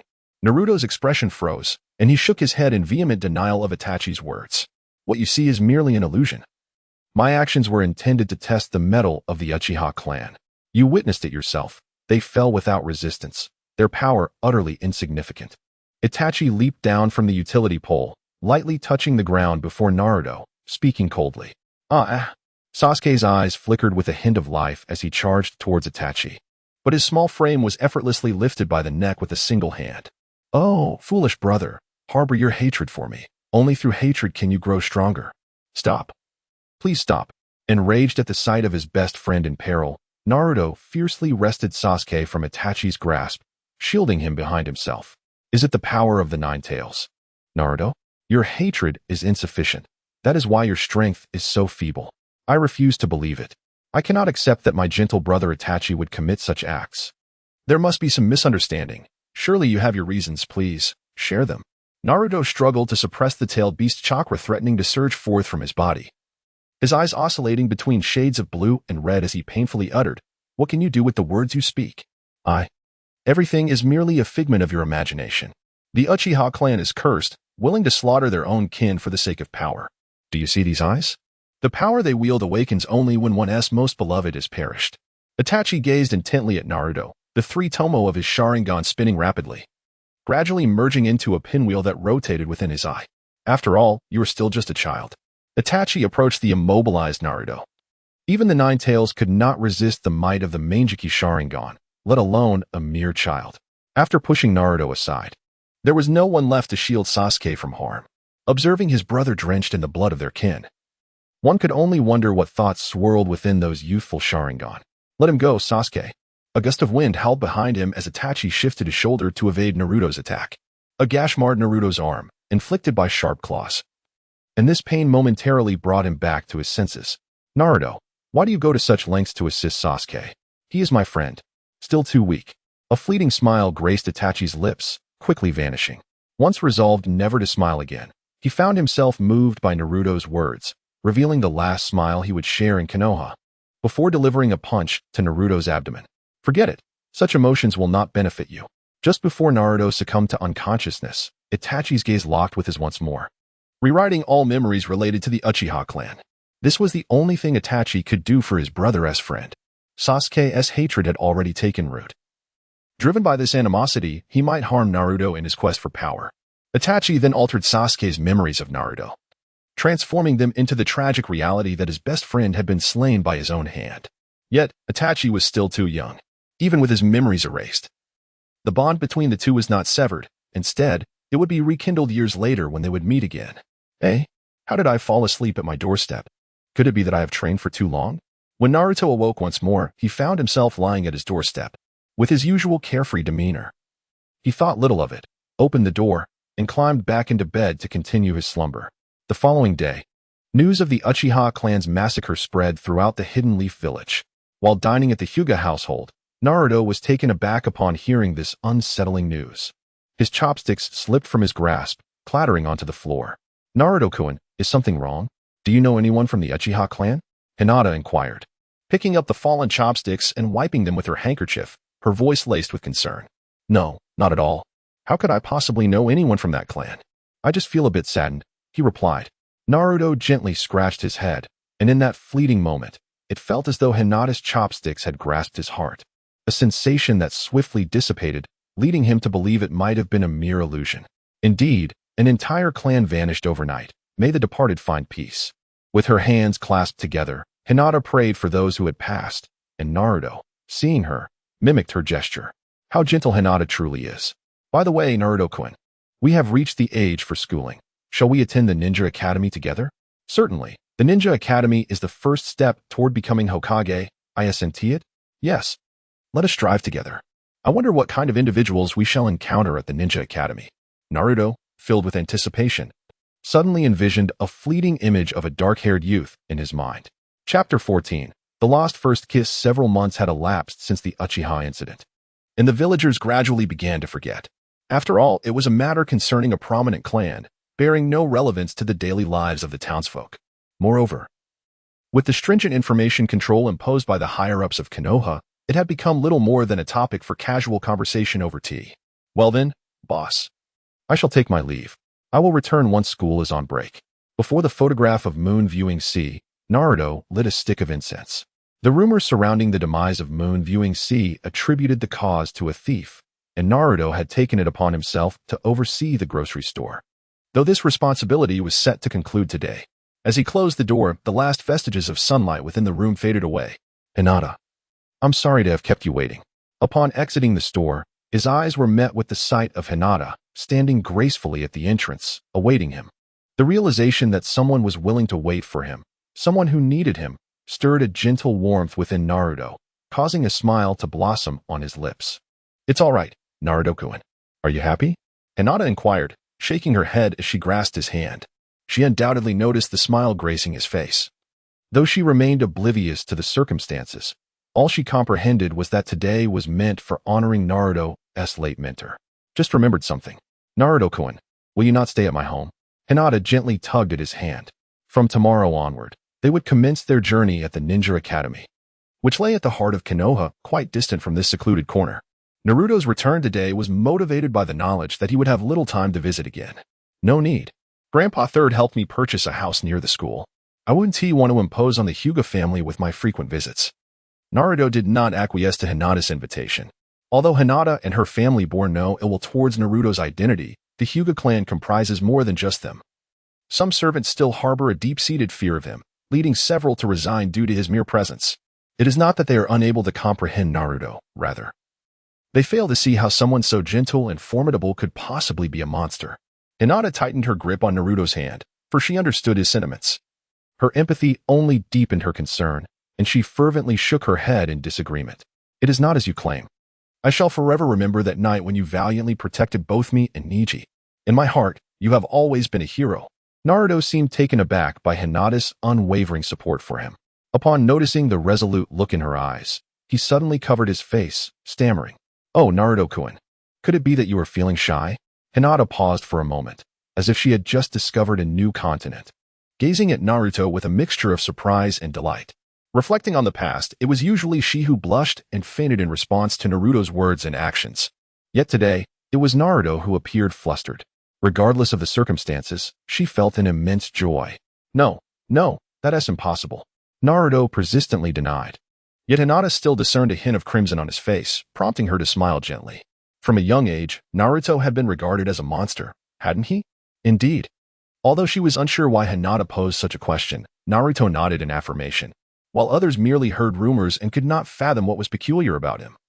For he bore no outward distinction from ordinary individuals, Hinata's experience was markedly different. Her unique eyes were visibly apparent, unlike those of the Uchiha clan, which could be concealed at will. Consequently, she often found herself regarded as an outlier, leading her to increasingly loathe stepping outside. Hinata caressed her eyes. The Byakugan, inherent to the Hyuga clan, had also brought her considerable troubles.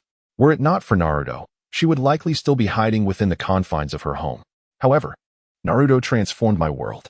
Despite the scorn directed at him, he persevered through sheer determination, earning the recognition of those around him. The gazes of the people on this street when they looked at him were far from those reserved for a monster.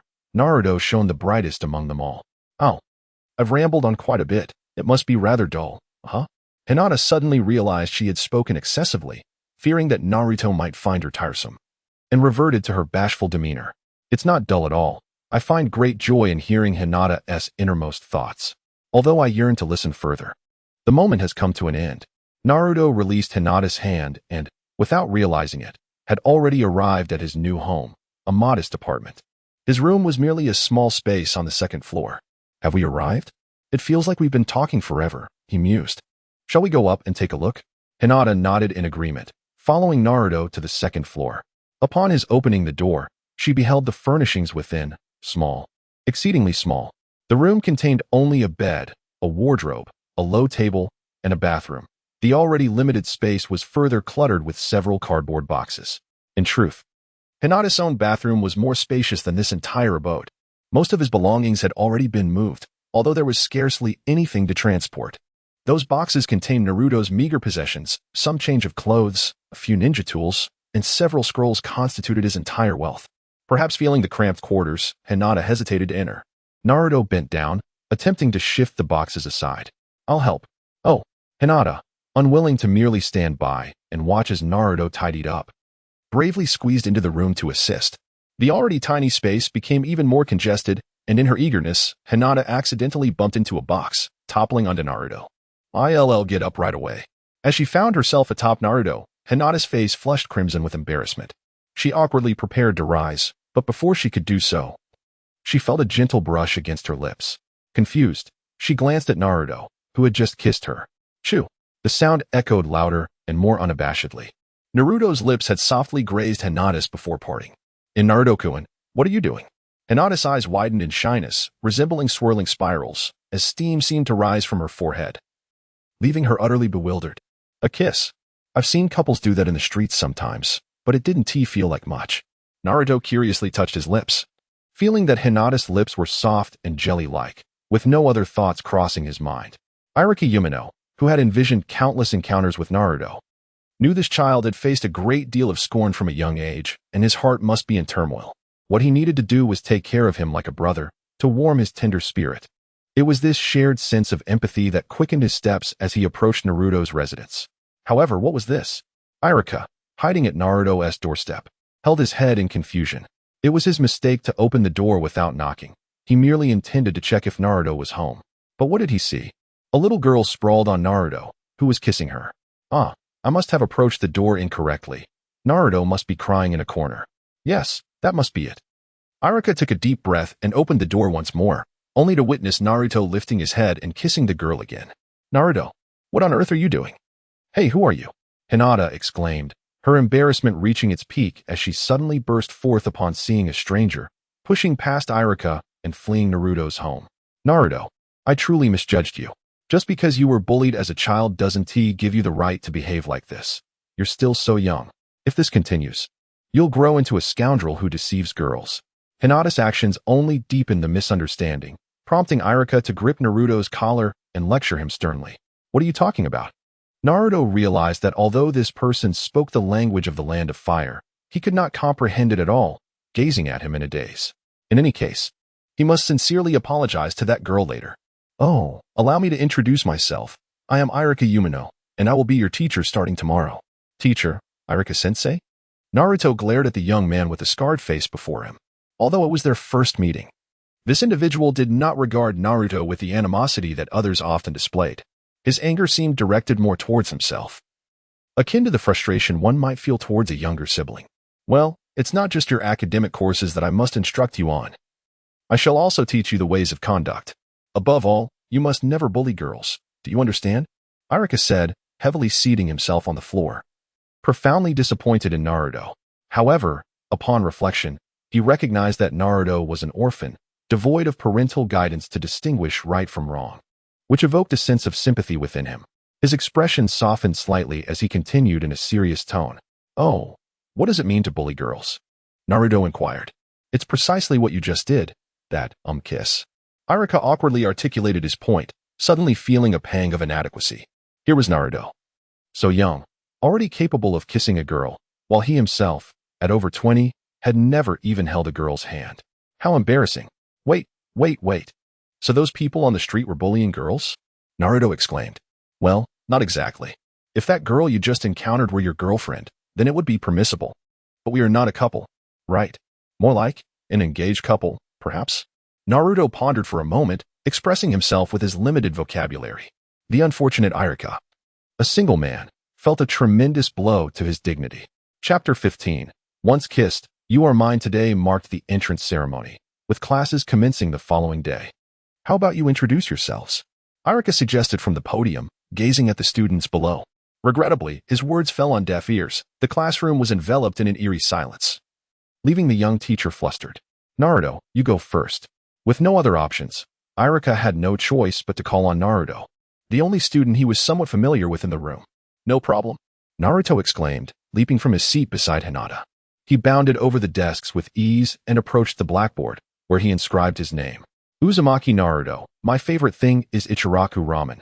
My dream is to become Hokage, and my life goal is to marry into the Hyuga family.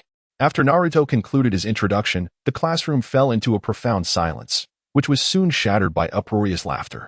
Marrying into a family, huh? That's hilarious. They jeered. Becoming Hokage and marrying into a family are utterly unrelated. Is he a fool? The classmates did not hold back their mockery, yet Naruto remained unfazed, maintaining a natural smile. Naruto-kun, come down, please. Hinata called out, her cheeks flushed, as several girls began to glance her way. Next, Irika scowled, ushering Naruto back to his seat. However, thanks to him, the atmosphere in the classroom had lightened considerably, prompting the other students to begin their introductions. Nara Shikamaru, don't bother me with trivial matters, and especially don't with important ones. My dream is to live peacefully every day. Akimichi Choji, my favorite is barbecue from Konoha, and my dream is to be submerged in a sea of barbecue. And I'm not fat, I'm just pleasantly plump.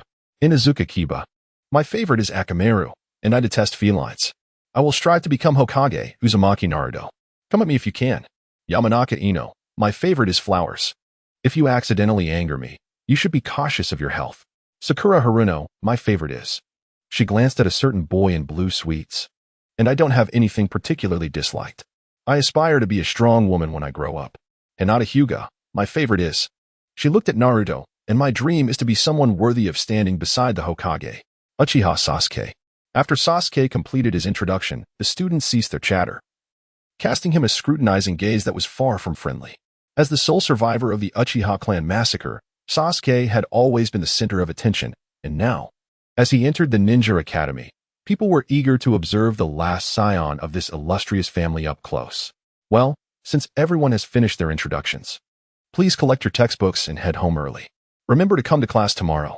Irika, aware of Sasuke's situation, intended to help him but was interrupted by an urgent message, after which he hurriedly exited the classroom.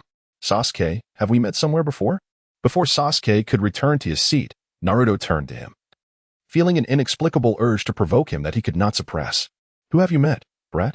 Sasuke had been observing Naruto all along, but he was better at controlling his emotions. Now, provoked by Naruto's taunts, he could no longer hold back. Aren't you a brat too? Want to fight? Am I afraid of you? Naruto and Sasuke both bore expressions of intense anger, their gazes clashing fiercely in the air, igniting a tempest of sparks. Yet, they overlooked one crucial detail. Sasuke was currently standing in the aisle, as the class had ended. What would he have for dinner that evening? CHG, with his round physique, rose from his seat, his eyes fixated on the potato chips in his hands, oblivious to his surroundings, and consequently collided into Sasuke's back. Oh, my apologies. CHG realized he had bumped into someone with considerable force, causing Sasuke, the boy in question, to stumble towards Naruto's seat. Silence enveloped the room. Hinata, who had been trying to calm Naruto's fury, fell quiet. Sakura, engrossed in her research of handsome boys alongside Ino, ceased her chatter. Shikamaru, mid-yawn, stifled his expression. All eyes converged on the unexpected meeting of lips between Naruto and Sasuke. Ah, Sakura shrieked, her mind racing with thoughts of how Sasuke's first kiss ought to belong to her. How could it have ended up like this? Why was his first kiss stolen by another boy? Both Sasuke and Naruto, jolted back to reality, immediately bent over, retching dramatically. I'll kill you. I absolutely will. That's my line. To think I was kissed by a boy, how revolting. Thank goodness Naruto-kun kissed me yesterday, otherwise. At that moment, the only one feeling fortunate was Hinata, her face turning crimson at the memory of the previous day, relieved that Naruto's first kiss remained intact. Several months later, Naruto had comfortably settled into life at school. While some regarded him as a monster, many others did not, and he had made a number of friends. Even CHG was willing to share his chips with him, though Sasuke remained an exception. During today's physical education class, they were practicing martial arts. Is there anyone willing to step up for a sparring match? Irika, prepared for the usual disregard, was unexpectedly met with two students emerging from the crowd. Stepping into the designated area. Naruto, are you going to spar with Sasuke? Yes, prepare to face your doom, Sasuke. I shall repay you for that humiliation. How dare you say that? Dead last, Sasuke replied disdainfully, looking down on Naruto. Compared to his own perfect grades, Naruto could indeed only be considered the bottom of the class, his academic performance abysmal. Experienced the taste of defeat from the dead last. Ah, that hurts. What was that for, Irika-sensei? As Naruto dashed forward, he was abruptly struck on the head by Irika's fist. Rubbing the impacted spot, he expressed his dissatisfaction by asking, have you forgotten what we need to do before the practice? Hello, I look forward to your guidance. Naruto, albeit reluctantly, approached Sasuke and extended two fingers, intertwining them in a gesture of camaraderie. Begin. With Irika's command, Naruto dashed towards Sasuke. Just as he raised his fist, he noticed Sasuke had already closed the distance. Sasuke seized Naruto's collar and tripped him with a swift kick to his heel, causing Naruto to lose his balance and fall to the ground. His gaze fixated on Sasuke's increasingly formidable fist. To defeat you, there is no need for intricate techniques. Just as Sasuke intended to deliver a punch that would surely misalign Naruto's nose, he abruptly halted, his fist hovering before Naruto's nose. For reasons unknown, a flicker of compassion crossed his mind, a reluctance to inflict harm upon him. The outcome was clear. Irika, finally grasping the situation, realized that while the untrained eye might not discern it, he had just calculated Sasuke's rapid approach, concluding that it rivaled that of a typical genin.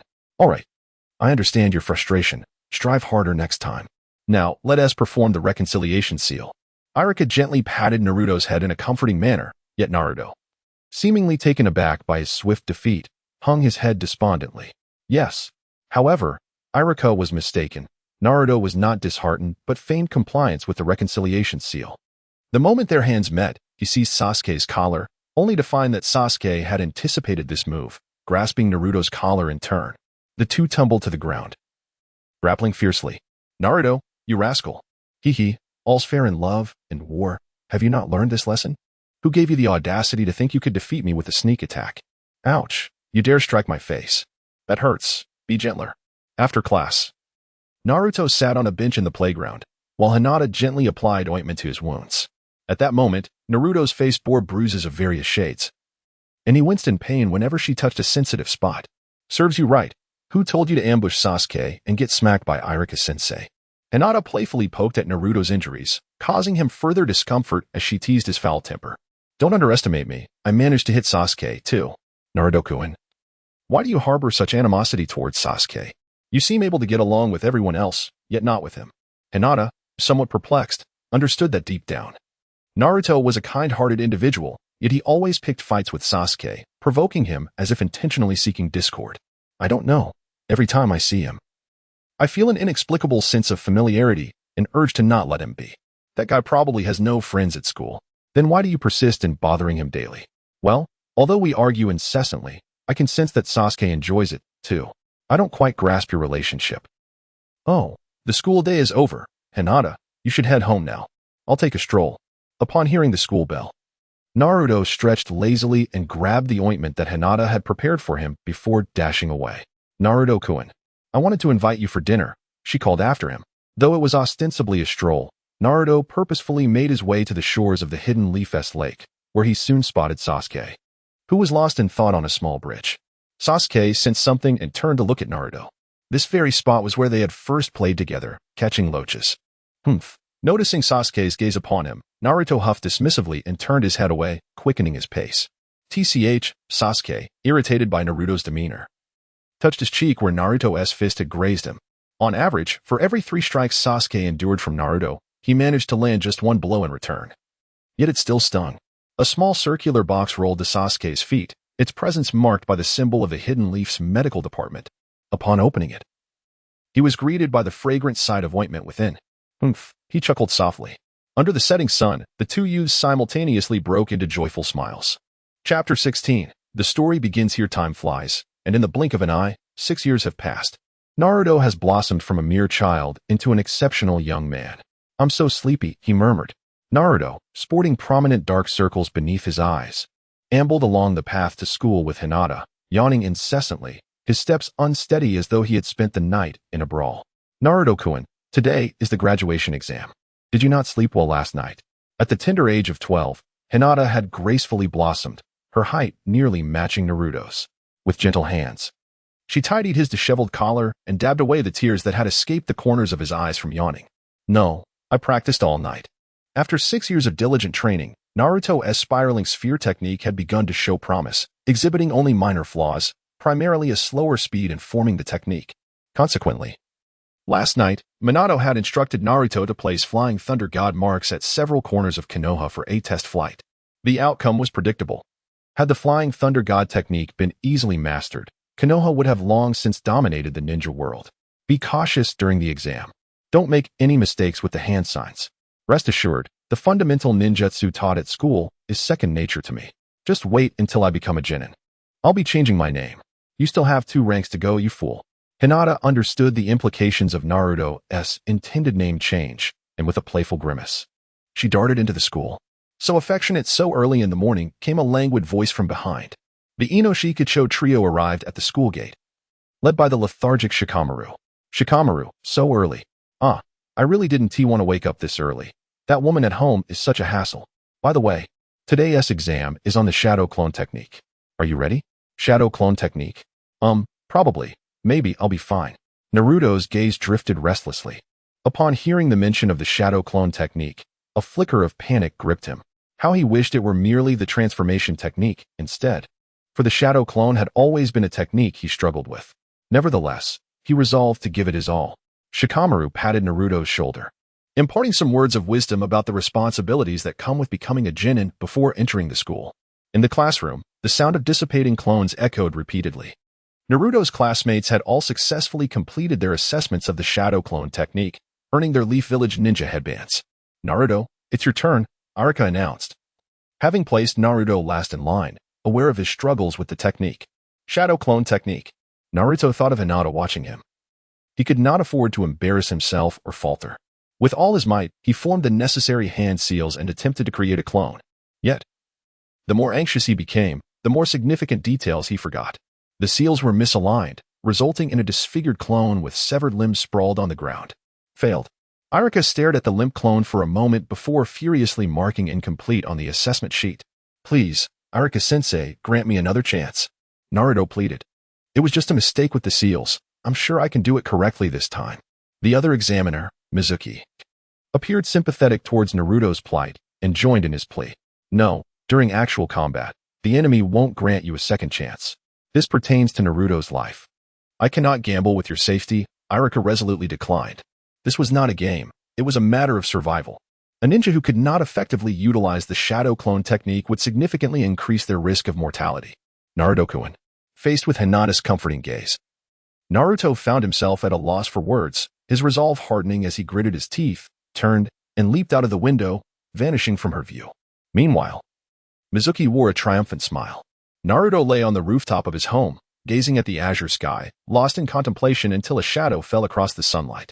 In that moment, the gentle and smiling figure of Mizuki came into view. "Naruto," he said, "you must be feeling quite disheartened about not passing the exam. But fret not. Keep striving forward." "No, no," Naruto replied. "It's not just sadness. It's the embarrassment that weighs heavily on me. I boasted in front of Hinata, and now I feel utterly humiliated." As Naruto recalled the words he had spoken to Hinata that morning, a burning sensation enveloped his face, filled with embarrassment. How humiliating it was, having set so many expectations only to see them crumble. Is it truly so? Mizuki's smile froze, revealing a stark contrast to his earlier thoughts. Moreover, I had promised Hinata's parents that I would become a jonin, thus enabling me to join their family. Yet, I have already faltered at the very first step. What if someone else claims Hinata? My life appears to be shrouded in darkness. What a predicament. Have you ever heard of the Book of Seals? Oh, the Book of Seals, a name that resonates with familiarity. Naruto had heard it mentioned numerous times by Orochimaru, often dismissed as a trivial artifact, leading him to believe that it was indeed inconsequential, enough for him to fall prey to Mizuki's deceit and attempt to steal the Book of Seals. As night descended, the inhabitants of Konoha were enveloped in slumber, while a small shadow stealthily infiltrated the home of the third Hokage. The Book of Seals, the Book of Seals. Naruto stealthily traversed the residence of the third Hokage, having heard from Mizuki that the object in question should be concealed within the hidden compartment of the Hokage study. While Naruto was still examining the layout of the third's home, he unexpectedly collided with a small figure. The child, clad in pajamas and appearing somewhat dazed, stared at Naruto for 3 seconds before opening his mouth. Sure. I am not a villain." Naruto swiftly covered Konohamaru's mouth and pulled him into a shadowy corner. "Let go of me. I am the grandson of the third Hokage. Are you trying to get yourself killed by sneaking into my home?" As a second-generation villager, Konohamaru bore the typical demeanor of one who proudly proclaimed his grandfather's name to anyone he met. However, at that moment, Naruto's mind was solely focused on his mission, leaving no room for concern about who Konohamaru was. Who cares about that? Don't hinder me in carrying out my task. So, big brother, you are a ninja? Not quite yet, but once I complete this mission, I will be. Ah, I understand now. It must be an assessment from Grandpa. You're quite clever, kid. That's right. As long as I obtain the third sealing scroll, I will succeed. No way. Grandpa is incredibly powerful. It's impossible to take anything from him. How would you know without trying? Just watch me. TCH, if you manage to get the sealing scroll from Grandpa, I'll acknowledge you as my big brother. No. I don't want that. The two of them stealthily approached the study door, and with Konohamaru's assistance, they bypassed the lock, which pleased Naruto regarding this chance encounter with the young boy. Oh, I found it. Following the instructions given by Mizuki, Naruto pulled a book from the shelf, and the ground suddenly cracked open, revealing a compartment within which lay a scroll nearly the same height as Naruto. "Naruto, what are you doing in my house?"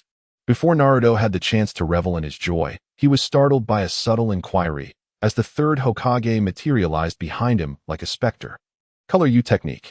Naruto suddenly turned around and executed the perfected version of his jutsu. A golden-haired beauty, clad in nothing but her own allure, materialized in the air with her voluptuous form. The third Hokage was instantly overwhelmed, blood rushing to his face, and fainted from the spectacle. Ha, that was too easy.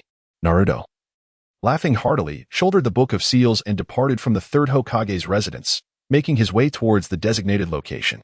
"Brother." Konohamaru gazed at his fallen grandfather, feeling a profound respect for someone for the first time.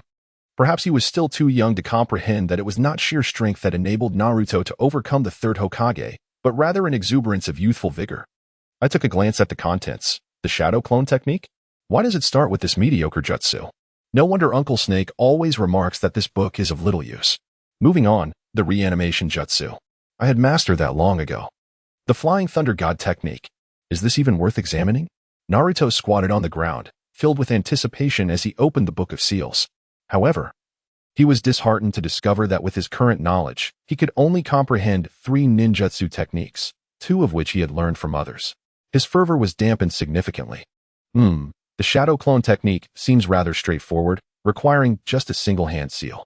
Reluctant to give up, Naruto picked up the Book of Seals once more and was astonished to find that the shadow clone technique was remarkably easy to learn. Ignoring the subsequent warnings, he eagerly began his studies. An hour later, Iruka approached, his forehead vein-throbbing. He had finally located Naruto, only to find the troublesome boy sprawled on the ground, seemingly lost in his own world. What on earth are you doing, Naruto? I'm taking an exam, Iruka-sensei. Could you please hand me my forehead protector? Exam? What are you talking about? The makeup test that Mizuki-sensei gave me. As long as I present the Book of Seals, it counts as a success. Mizuki? This is dangerous. A sense of foreboding washed over Iruka as he felt a menacing aura behind him. He quickly pushed Naruto aside, but was struck by several shuriken that pierced his body. I never expected you to find your way here, Iruka, Mizuki said, emerging from the shadows. Cough. Mizuki, what are you planning?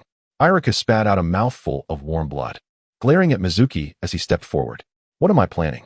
Of course, to eliminate this brat and utilize the ninjutsu from the Book of Seals to become the strongest ninja in the world. Iruka-sensei, even Naruto, despite his simplicity, realizes he is being manipulated and wishes to assist Iruka, only to be sternly admonished, do not approach. Quickly, go find the third Hokage. How absurd. Do you truly believe a mere child can escape from my grasp? Mizuki observed Iruka with an air of nonchalance. Although merely a chunin, he found it exceedingly easy to deal with a child who had yet to even attain the rank of genin. Speaking of Naruto, you are unaware, are you not? Unaware of what? Silence. Do not utter a word. 12 years prior, the Nine Tails attacked Konoha, coinciding with your birth. Have you never pondered why the villagers harbor such animosity towards you? Mizuki unsheathed the wind shuriken from his back, intending to eliminate Naruto while he was momentarily distracted. A strategic move stemming from his verbal assault. Mizuki. Iruka, furious, drew the kunai from his person and charged at Mizuki, only to be sent sprawling back with a swift kick. Indeed, you are the Nine Tails, that loathsome creature incarnated within you. That accursed beast almost obliterated Konoha. Mizuki's words grew increasingly fervent. As a child, he had narrowly escaped the devastation wrought by the Nine Tails, fueling his profound hatred for the beast. Lost in the intensity of his emotions, he failed to notice that Naruto, who should have been by Iruka's side, had suddenly vanished. Then, with an expanding vision, Mizuki felt an excruciating blow to his cheek, sending him hurtling through the air. You call others monsters and speak of them as if they were your friends. Naruto retracted his fist, his eyes blazing with fury as he glared at Mizuki. Hey, Naruto, are you aware that the Nine Tails resides within you? Iruka felt a wave of despair wash over him. He was not a Jinchuriki and was unaware that Naruto could communicate with the Nine Tails. The implication that their relationship was amicable was utterly bewildering, and Iruka's mind raced in turmoil. Of course I know. He is my dearest friend, and he must never be insulted. Naruto's character is such that when you insult him, calling him a monster or rubbish, he can respond with a smile. However, he absolutely cannot tolerate any affront to his friends. I must have overthought it. Having Hinata by your side since childhood, how could you possibly be a demon fox? You are none other than Naruto Uzumaki of Konoha. How infuriating, that accursed monster. Mizuki returned with an overwhelming aura of menace after being struck away, and Naruto, in a fit of rage, knocked out one of his teeth with a single blow. Not only did you take advantage of me, but you also insulted my friends. Are you prepared to be pummeled? What can a mere child possibly do? Shadow clone technique. Naruto clasped his hands together, and the chakra within him surged forth, instantly filling the small grove with his shadow clones. The multiple shadow clones technique yielded an astonishing 1,000 replicas. Was this truly the same underdog Naruto? Iruka stood in stunned silence, gazing at the myriad of Naruto's clones in the forest. As he counted, he realized there were indeed over 1,000. Such an immense number of shadow clones could only be achieved with an extraordinary amount of chakra. This is impossible. Everyone, do not hold back. Regardless of the extent of the shadow looming over his heart, Naruto summoned his shadow clones, which surged forth like a pack of wolves, overwhelming Mizuki. Naruto, congratulations. You have passed. From this day forth, you are a ninja, Iruka said, his eyes glistening with emotion. The mischievous child had finally reached a point of independence. The years of effort spent as both teacher and elder brother had not been in vain. As he spoke, he untied the forehead protector and presented it to Naruto. This is wonderful. The path toward my future is drawing nearer. I've often thought that the idea of marriage isn't so appealing, but if possible, let us celebrate after you take me to the hospital. Iruka-sensei, is what Mizuki-sensei said true, Nine Tails? Naruto's serious voice echoed in the ceiling space. What do you mean? Did you really attack the village, intending to destroy Konoha? If my true nature were indeed so cruel and bloodthirsty, what would you do? The Nine Tails gazed intently at Naruto, seeking any trace of discontent or disdain in his eyes, yet found none. Naruto's gaze remained pure and unclouded. In that case, I shall bear your hatred for you, as the villagers perceive me to be you, which is of no consequence. TCH, I was controlled back then. It was never my desire to assault Konoha. I see. I thought so. You truly do not resemble a villain, Nine Tails. You little brat. I'm exhausted and wish to avoid seeing you. The Nine Tails expelled Naruto from the ceiling space, fearing that if this continued, he would inevitably be influenced by the boy. Heh. Nine Tails, are you feeling shy? What Naruto said was genuinely touching. Suddenly, Minato appeared, having witnessed the scene where Naruto was infuriated with the Nine Tails. Connected to the Nine Tails chakra, he could sense its emotions, and his expression morphed into one that begged for a beating. Go to hell. The Nine Tails, in a fit of rage, ensnared Minato with its tail and slammed him to the ground repeatedly. 1 hit, 2 hits, 3 hits. Countless times passed until the Nine Tails relented after Minato surrendered. That child has finally become an exceptional ninja. Woo, Kushina, our child has become a remarkable ninja. Enough of the tears. Perhaps due to the absence of a physical form, Minato's emotions fluctuated wildly. Witnessing Naruto's outstanding performance brought forth tears once more, driving the Nine Tails to the brink of madness. Kushina, I miss you. The Nine Tails began to reminisce about the days spent within Kushina's body, at least free from the incessant annoyances of these two foolish father and son. Chapter 17. Young lady, your thoughts are quite dangerous. Let go of me. Let go of me, you fool Iruka. Naruto clung to the door like a gecko. His lower half cradled in Iruka's arms as the teacher struggled to pry him away. Naruto, stop fooling around. I didn't assign the groups. Your antics here are futile. Iruka tugged at him, but the boy's strength was formidable, threatening to uproot the door before he could be dislodged. Enough with the chatter. Pair me up with Hinata. Today, Naruto learned that the graduating Genin would be divided into teams of 3 to undergo a second examination by the Genin. To his surprise, he found himself grouped with Sasuke and Sakura. It wasn't that he disliked them. He simply yearned to be paired with Hinata instead. This isn't my doing, he protested. Besides, don't you adore Sakura? You've even claimed she's your favorite. Ah, don't speak nonsense, came the retort. I meant I favor Sakura Machi, you fool. Naruto reminisced about several years ago when Sakura brought homemade Sakura Machi to school and shared it with everyone. After they finished eating, her compliments were mistakenly interpreted as a confession of love, resulting in her being labeled as a scoundrel, caught between her affections for both Hinata and Naruto. Don't call the teacher an idiot. Which fool was responsible for the group assignment? It was that fool, the third Hokage. You just called him a fool too. I was dragged into this by you. Regardless, I cannot take responsibility for this matter. If you wish, take the door home with you. Iruka surrendered, despite his formidable ninjutsu. He was still just a hot-tempered brat, and he left the classroom, releasing Naruto from his grasp. Damn it.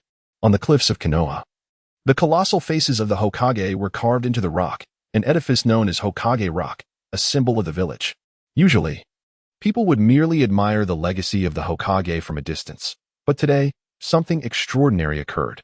The visage of the third Hokage, Hiruzen Sarutobi, was defaced with paint, and 2 enormous characters spelling idiot were emblazoned across his forehead. Naruto, no. Iruka was driven to madness, standing behind Naruto, having underestimated his stubbornness, as he had indeed set fire to Hokage Rock. Hiki, what others dare not do, I, Naruto, shall accomplish. Naruto dashed swiftly through the streets, and many villagers who witnessed his misdeeds began to curse him. The Hokage represents the very faith of Konoha, and the tarnishing of that faith struck the people as if they had been pricked at their most sensitive point. You will surely face retribution for this, you foolish brat. As Naruto turned a corner, his speed was such that he could not decelerate in time. In an instant, he collided into the arms of a person ahead, enveloped by a soft sensation against his cheeks. A fragrance reminiscent of blooming flowers wafted into his nostrils, momentarily rendering him dazed. Ah, how delightful. Little brat. Are you already so enamored at such a tender age? The girl he had bumped into appeared to be around 15 or 16 years old, adorned in a beautiful kimono. Her black hair elegantly tied into a ponytail cascading behind her. Surprisingly unfazed by the encounter, she merely extended her hand to push him away. I sincerely apologize for the collision. Miss, your scent is truly enchanting. Naruto gently murmured an apology and, upon seeing Iruka hastening towards him, promptly took flight. Miss, are you unharmed? I shall swiftly apprehend that insolent wretch. A middle-aged man, adorned with spectacles, rushed to the young girl's side. vowing to dismember Naruto. However, the girl merely shook her head, dismissing the incident as trivial. After all, it was just a fleeting embrace from a mere child. With that, she and her attendant vanished into the streets of Konoha, as if they had never existed at all. Now, quickly apologize to Lord Third. Iruka hurled the bound Naruto before the third Hokage. Experience prevailed, as Naruto could not outpace Iruka. No, he protested. Naruto, do you harbor any grievances against me? The third, pipe and mouth, regarded Naruto with piercing eyes. Ah, Grandpa Third, you are well aware of my affection for Hinata. Yet you assigned me to another team and paired her with 2 other boys. I am quite dissatisfied. Goodness, have the young ones become so precocious of late? The third inhaled deeply, a hint of exasperation flickering in his authoritative gaze as he turned to Iruka. He indeed, sir, Iruka scratched his head, fully aware that the third was subtly inquiring about his teachings and why he permitted early romances. Yet, the Ninja Academy had not prohibited such matters. In their class, all the girls, save for Hinata, were enamored with Sasuke, and Iruka found it impossible to manage the situation. Inuzuka Kiba and Aburame Shino possessed remarkable abilities to detect enemy movements, while Hyuga Hinata's Byakugan is well known. Their synergy would likely focus on reconnaissance and tracking. Hinata would serve as the eyes, Kiba as the nose, and Shino as the ears. If you could surpass them in this regard, it would be acceptable to include you. But the third tapped his pipe, leaving his thoughts unspoken. Ugh. Naruto found himself at a loss for words, emitting a sound of anguish. Big brother, so you were here all along. I've been searching for you for ages. Just as Naruto contemplated yielding, Konohamaru suddenly burst in, his eyes alight with admiration, and rushed to Naruto's side to untie him. You're that little squirt from a few days ago, right? I'm Konohamaru. Big brother Naruto. Please teach me that jutsu that defeated Grandpa. Konohamaru, must you run around recklessly? You little brat of the Nine Tails. Ebisu chased after Konohamaru, entering the room and halting in surprise upon seeing Naruto. Young master, do not associate with this fellow. No, I want him to teach me jutsu. What? You wish to learn, and yet you do not seek me, your esteemed teacher Ebisu, but instead this little imp? That defies logic. But you don't know that jutsu. Impossible. I have dabbled in every jutsu except for forbidden techniques, which qualifies me to be the young master's instructor. Then can you perform the transformation jutsu? Transformation? That sounds rather inappropriate. Big brother Naruto, show this guy your prowess, the jutsu that defeated Grandpa. Very well, you shall witness it. Transformation jutsu. With an exuberant call of Big Brother, Konohamaru prompted Naruto to use the transformation technique without hesitation. Bang! A puff of smoke enveloped the room, revealing a voluptuous golden-haired maiden. The third Hokage, Iruka, and Ebisu stood dumbfounded before her. This new jutsu is hardly worth mentioning, Ebisu scoffed, casting a disdainful glance at Iruka, who had fainted. Blood streaming from his nose, a commoner teacher was indeed just that, showing no reaction beyond a blush. Hey, even Grandpa Third didn't he faint? Humph. Do not underestimate the Hokage, little brat. A technique used once cannot be effective again. The third Hokage adjusted his hat's brim to shield most of his view, speaking confidently. Is that so? Then, Shadow Clone Jutsu. The golden-haired beauty rested her chin thoughtfully, forming hand seals, and instantaneously, dozens of replicas of the voluptuous maiden filled the room, encircling the third Hokage and Ebisu. I shall name it, the harem technique. Uft. No one knew what transpired on that day, only that the third Hokage and 2 teachers had fallen in a pool of their own blood due to an unknown assailant, marking this event as one of the extraordinary incidents in Konoha. Let this old man bleed excessively. This is murder. That brat. I shall certainly give him a sound thrashing. Big brother, how impressive. You've defeated Grandpa once more. Konohamaru, why do you so desperately wish to best the third Hokage? Because I want everyone's recognition. They only see me as the grandson of the third Hokage, not as Konohamaru. No one acknowledges me. No, Konohamaru, you are mistaken. It is not by becoming Hokage that one earns recognition, but rather, it is those who are acknowledged by the people that can become Hokage. Is that so? Indeed. The path to Hokage has no shortcuts. Only the strongest ninja, recognized by all, can be called Hokage, and I, too, am striving towards that goal. Naruto reminisced about his childhood, realizing that earning the recognition of others was far more challenging than gaining that of Konohamaru. Nevertheless, he succeeded in winning the approval of everyone in the marketplace, a testament to his unwavering effort. Then we are adversaries, brother, he declared. Since we are foes, I shall refrain from teaching you the seductive arts. No, please. For now, I shall simply be your subordinate, came the reply. Very well. Then let us first emulate the characters from this magazine. I must make my way to Hinata's house now. Farewell. With a resounding bang, Naruto vanished, leaving behind only a swirl of scattered smoke. Shadow clone. How impressive. I shall not disappoint my brother's expectations. Konohamaru tightened his grip on the adult magazine in his hand. An adversary? While conversing with Hinata in the courtyard, Naruto sensed the memories transmitted from his shadow clone, a subtle smile gracing his lips. Naruto-kun, I heard you made a mess of the Hokage rock. Are you truly unbothered by it? Hinata's eyes were filled with concern, for since the establishment of Konohagakure, no one had dared to deface the Hokage rock. One must admit, Naruto's audacity is remarkable. It's nothing to worry about. I'll clean it up later. Ah. Here comes the tail end again. Naruto yearned to share a tender moment with Hinata, indulging in their affection, when he was abruptly interrupted by the sudden appearance of a young girl. Though she was referred to as a girl, it might be more accurate to describe the 6-year-old Hinata Hanabi as an innocent child.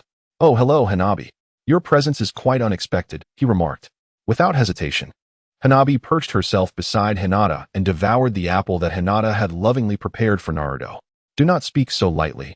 I am already a genin. Sooner or later, we shall all be one family. Naruto pointed to the forehead protector atop his head, joyfully exclaiming, Wow, you're still considering marrying in. You truly lack ambition. No wonder you and your sister make such a fitting pair. Hinata Hanabi regarded Naruto with evident disdain, harboring little fondness for this boy who had been a constant presence in her home since her earliest memories. Hanabi, do not be too excessive, Hinata admonished. Feeling a twinge of anger at the dismissive attitude Hanabi displayed towards Naruto, despite her own self-assuredness. It's the truth, Naruto is at the bottom of the class rankings. And while my sister excels academically, she cannot even defeat me in a real fight. Hanabi, undeterred by Hinata's admonition, only intensified her remarks. Yet she possessed the merit of confidence. At the tender age of 6, she exhibited extraordinary talent. During yet another practice session, she triumphed over Hinata, earning the recognition of Hayashi Hyuga, who then began to personally train her, leading to her remarkable advancement in strength. Do not be upset. Hanabi is merely a child. Naruto, accustomed to the disdainful glares of others, remained unperturbed and instead offered words of encouragement to Hinata. Are you looking for a fight? He queried. What kind of person does Hanabi wish to marry? Is your mind solely preoccupied with this notion of marriage? Unlike my sister, I aspire to wed a hero. A hero? Perhaps someone who, when the village of Konoha faced dire threats, bravely rose to vanquish formidable foes and rescue the village. That, I suppose, is the essence of a true hero, though such a fate seems beyond your reach. Hinata Hanabi contemplated this and began to envision her ideal hero. Indeed, when one speaks of heroes, the Hokage undoubtedly springs to mind. Setting aside the third Hokage for now, each successive Hokage has amassed considerable experience. Apart from the prodigious fourth Hokage, it appears that all have assumed the mantle after the age of 30. Hanabi, your taste in men is truly unique. Naruto pondered, stroking his chin, and suddenly considered whether Hinata Hanabi might harbor a fondness for older men, which could explain her disdain for him. Alas, how tedious. What a nuisance. Hinata Hanabi found herself momentarily speechless. Upon reflection, she realized that heroes are often associated with strength. Where indeed could one find a young and capable hero? With her illusions shattered, Hinata shot Naruto a fierce glare before hastily departing. Did I do something wrong? Naruto mused, revealing his latent cunning nature. Chapter 18. The 1,000-Year Killing Technique. How slow. This teacher is exasperatingly sluggish. Naruto incessantly called out in the classroom, his boredom reaching such heights that he felt as though he might scale the walls. It remained uncertain whether it was intentional, but their teacher from Class 7 had yet to arrive, not even showing up after everyone had departed. Naruto's noise was unbearable. Why must we wait here like fools? He exclaimed. However, Sakura was equally exasperated, her frustration boiling within her, yet she could not allow it to show in front of Sasuke, which made it all the more taxing. In hindsight, she wished she had accompanied Hinata home and left a shadow clone behind. In a state of dejection, Naruto remarked, Speaking of which, you have been quite close to Hinata since you entered the Ninja Academy. At what age did you first meet? Perhaps around 4? Surprised, he continued. Was it really that early? By the way, Naruto, don't you think being overly clingy might lead to disdain from the other party, regardless of gender? Sakura cast a furtive glance at Sasuke, only to find him intently observing Naruto, which stirred a sense of dissatisfaction within her. Reluctantly, she inquired, "Why would anyone harbor resentment? Both Hinata and I genuinely enjoy each other's company." Naruto reflected, "Ever since that day I climbed over the wall and laid eyes on her. I don't believe she has ever disliked me. Rather, I have always felt a sense of joy. Just today, she even prepared a bento for me." Naruto proudly presented his bento box. Though he had already finished eating, he cherished it enough to wrap it in cloth and carry it with him. Would Lady Hinata also engage in such activities? Sakura found it difficult to comprehend. After the Uchiha clan's demise, the Hyuga family had firmly established itself as the foremost clan in Konoha, and Hinata's status had been steadily ascending. It was astonishing that this heiress, born with a silver spoon, was willing to cook for Naruto. Hinata had never shown much interest in inheriting the main family, and it was likely that Hanabi would take on that role in the future. She felt content, as it allowed her more time to play together. Humph. Behind Hinata, there was an unknown number of suitors lining up for her hand. Certainly, it wouldn't be your turn as the tail-end Charlie. Sakura was deeply wounded. Why did a fool and a tail-end Charlie advance so swiftly on the path of love? Unfair. Thus, I must become Hokage, so that everyone knows Hinata's choice was indeed the right one. To have everyone acknowledge it. Sensei, you have raised a fine son. Standing outside the door, Kakashi listened in with a faint smile before pushing the door open and entering. "Allow me to introduce myself. I am Hatake Kakashi, and from today onward, I shall serve as your teacher. Although I wish to say this, if you cannot pass my secondary examination, our paths shall diverge here."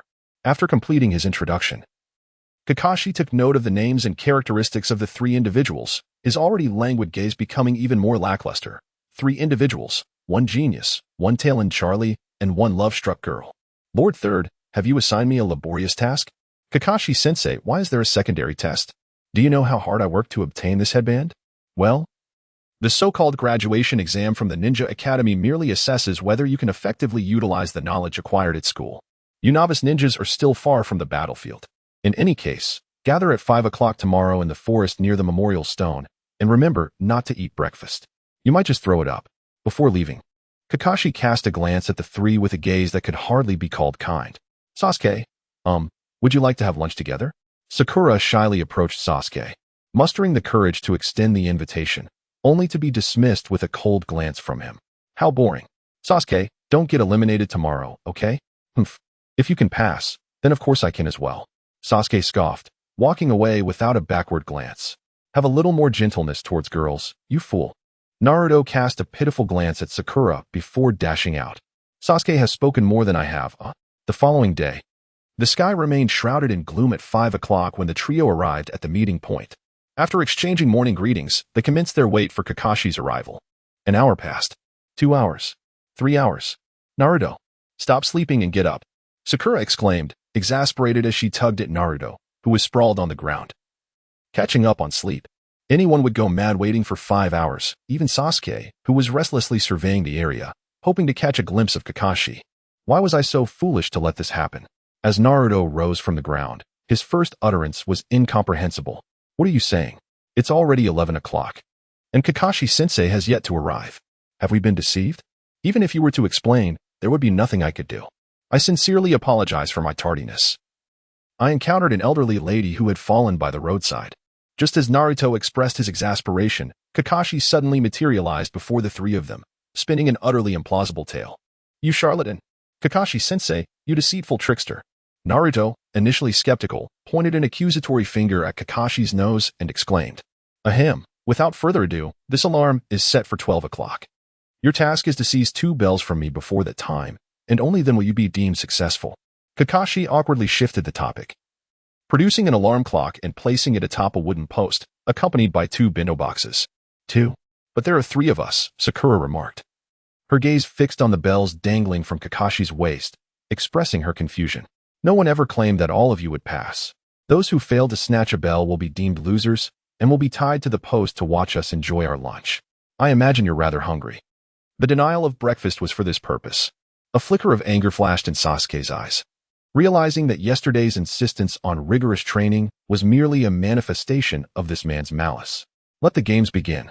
Ninjutsu, taijutsu, jinjutsu. Attack from any angle you desire." With Kakashi's command, Sasuke and Sakura dispersed to find suitable hiding spots, while Naruto remained, bewildered, standing directly in front of him. You? A true man must confront challenges head-on. I shall seize your bells from the front. Prepare yourself. Naruto displayed a confident smile as he brandished a shuriken and charged toward Kakashi, aiming for his waist. If the shuriken struck the bell, its fall would be inevitable. Foolish, utterly foolish. Kakashi maintained a nonchalant expression, devoid of any emotion, effortlessly evading Naruto's shuriken. He seized Naruto's right arm, the one wielding the weapon, and hurled him into the air. Then, forming the tiger sign with his hands, he shouted, "Leaf Village Taijutsu secret technique, 1,000 years of pain." Athe! Naruto screamed as he was unceremoniously struck in a most vulnerable area. And with a resounding bang, he vanished in a puff of smoke. Shadow clone? Impossible. He had been within my line of sight the entire time. How could he have accomplished that? Kakashi's eyes widened in disbelief. If Naruto had hidden away and then launched his assault, it would have been easily comprehensible. Yet, the ability to execute a substitution technique involving a shadow clone without any hand signs right before his eyes was beyond even Kakashi's own capabilities. Naruto, how did you manage this? Not only Kakashi, but Sasuke, who had been stealthily observing from the treetops, was equally astonished. He understood well that achieving such a feat in front of a Jonin was nearly impossible, especially considering Naruto's previous status as the underdog. Sasuke, a gentle call resonated from behind him, startling Sasuke into an immediate turn. However, Naruto swiftly covered his mouth with his hand. Stay silent. We will be discovered. Naruto gestured for silence, and Sasuke nodded calmly in response. Well, you have witnessed Kakashi-sensei's prowess, Sasuke. It is impossible for one person to accomplish this alone. We stand a better chance together. The sensations transmitted from the shadow clone left Naruto with a lingering discomfort, prompting him to protect himself and enhance their chances of success through collaboration with Sasuke. All right, but you must explain to me how you achieved that afterward. Sasuke agreed. And after Naruto executed that technique, he ceased viewing him as merely a liability, recognizing him instead as a valuable asset. When necessary, he would step on his head to seize the bell. No problem. Chapter 19. All past 5 hours earlier, wake up. You're going to be late. Hey, how did you appear out of nowhere? Naruto groggily awoke, gazing at his identical shadow clone with a puzzled expression. Didn't you create a shadow clone to wake me up because you were afraid of being late? Hurry up. Just let me sleep for 5 more minutes. Only 5 more minutes. Naruto's body seemed as though it were ensnared by a magnet, unable to part from the bed. Last night, he had been subjected to a grueling training regimen by Minato, resulting in a severe lack of sleep. Thus, he would inevitably arrive late. You go ahead. I will join you shortly. On what grounds? Because you are a shadow clone. Does being a shadow clone strip one of their rights? I still possess half of your chakra. We are equals. Then let us decide with a game of rock, paper, scissors. The loser must bear the consequences. Very well. Scissors. Paper. I have lost. Horse. The shadow clone, dejected, gazed at its own hands, succumbing to despair as it knelt upon the ground. Until we meet again. ZZZ. Ah, how blissful it is to sleep. Naruto gradually rose from his bed, an inexplicable sense of joy enveloping him. As if someone had accomplished something on his behalf. Cup noodles, cup noodles. Naruto poured hot water into his instant noodles and, during the 3 minutes of waiting, he went to the bathroom to freshen up. Upon returning, he picked up a magazine from the table and began to peruse its pages. Once the noodles had adequately steeped, he took up his chopsticks and indulged in a delightful meal. By the way, what does that mark on the calendar signify? Naruto gazed at the calendar, deep in thought, his eyes widening in realization. He finally remembered the gathering scheduled for 5 o'clock. Oh no, he was late. No, it was more than that. He had completely skipped class. He felt a surge of panic, exclaiming, I'm doomed. Utterly doomed. Naruto seized a cup of instant noodles and leaped through the window, devouring it while exuberantly shouting as he made his way to the rendezvous point. Upon arriving, he discovered that Kakashi was already present, prompting him to conceal himself among the trees and await the right moment to switch places with his shadow clone. Meanwhile, Sakura and Sasuke dispersed, with Sasuke fortuitously hiding in the very tree ahead of him. Thus unfolded the earlier scene. Sasuke, let's go? Exclaimed Naruto. TSK, that fool. Sasuke fumed, casting an irritated glance at the already dashing Naruto. What happened to our battle plan? Did they truly believe that 2 mere genin could triumph over a genin?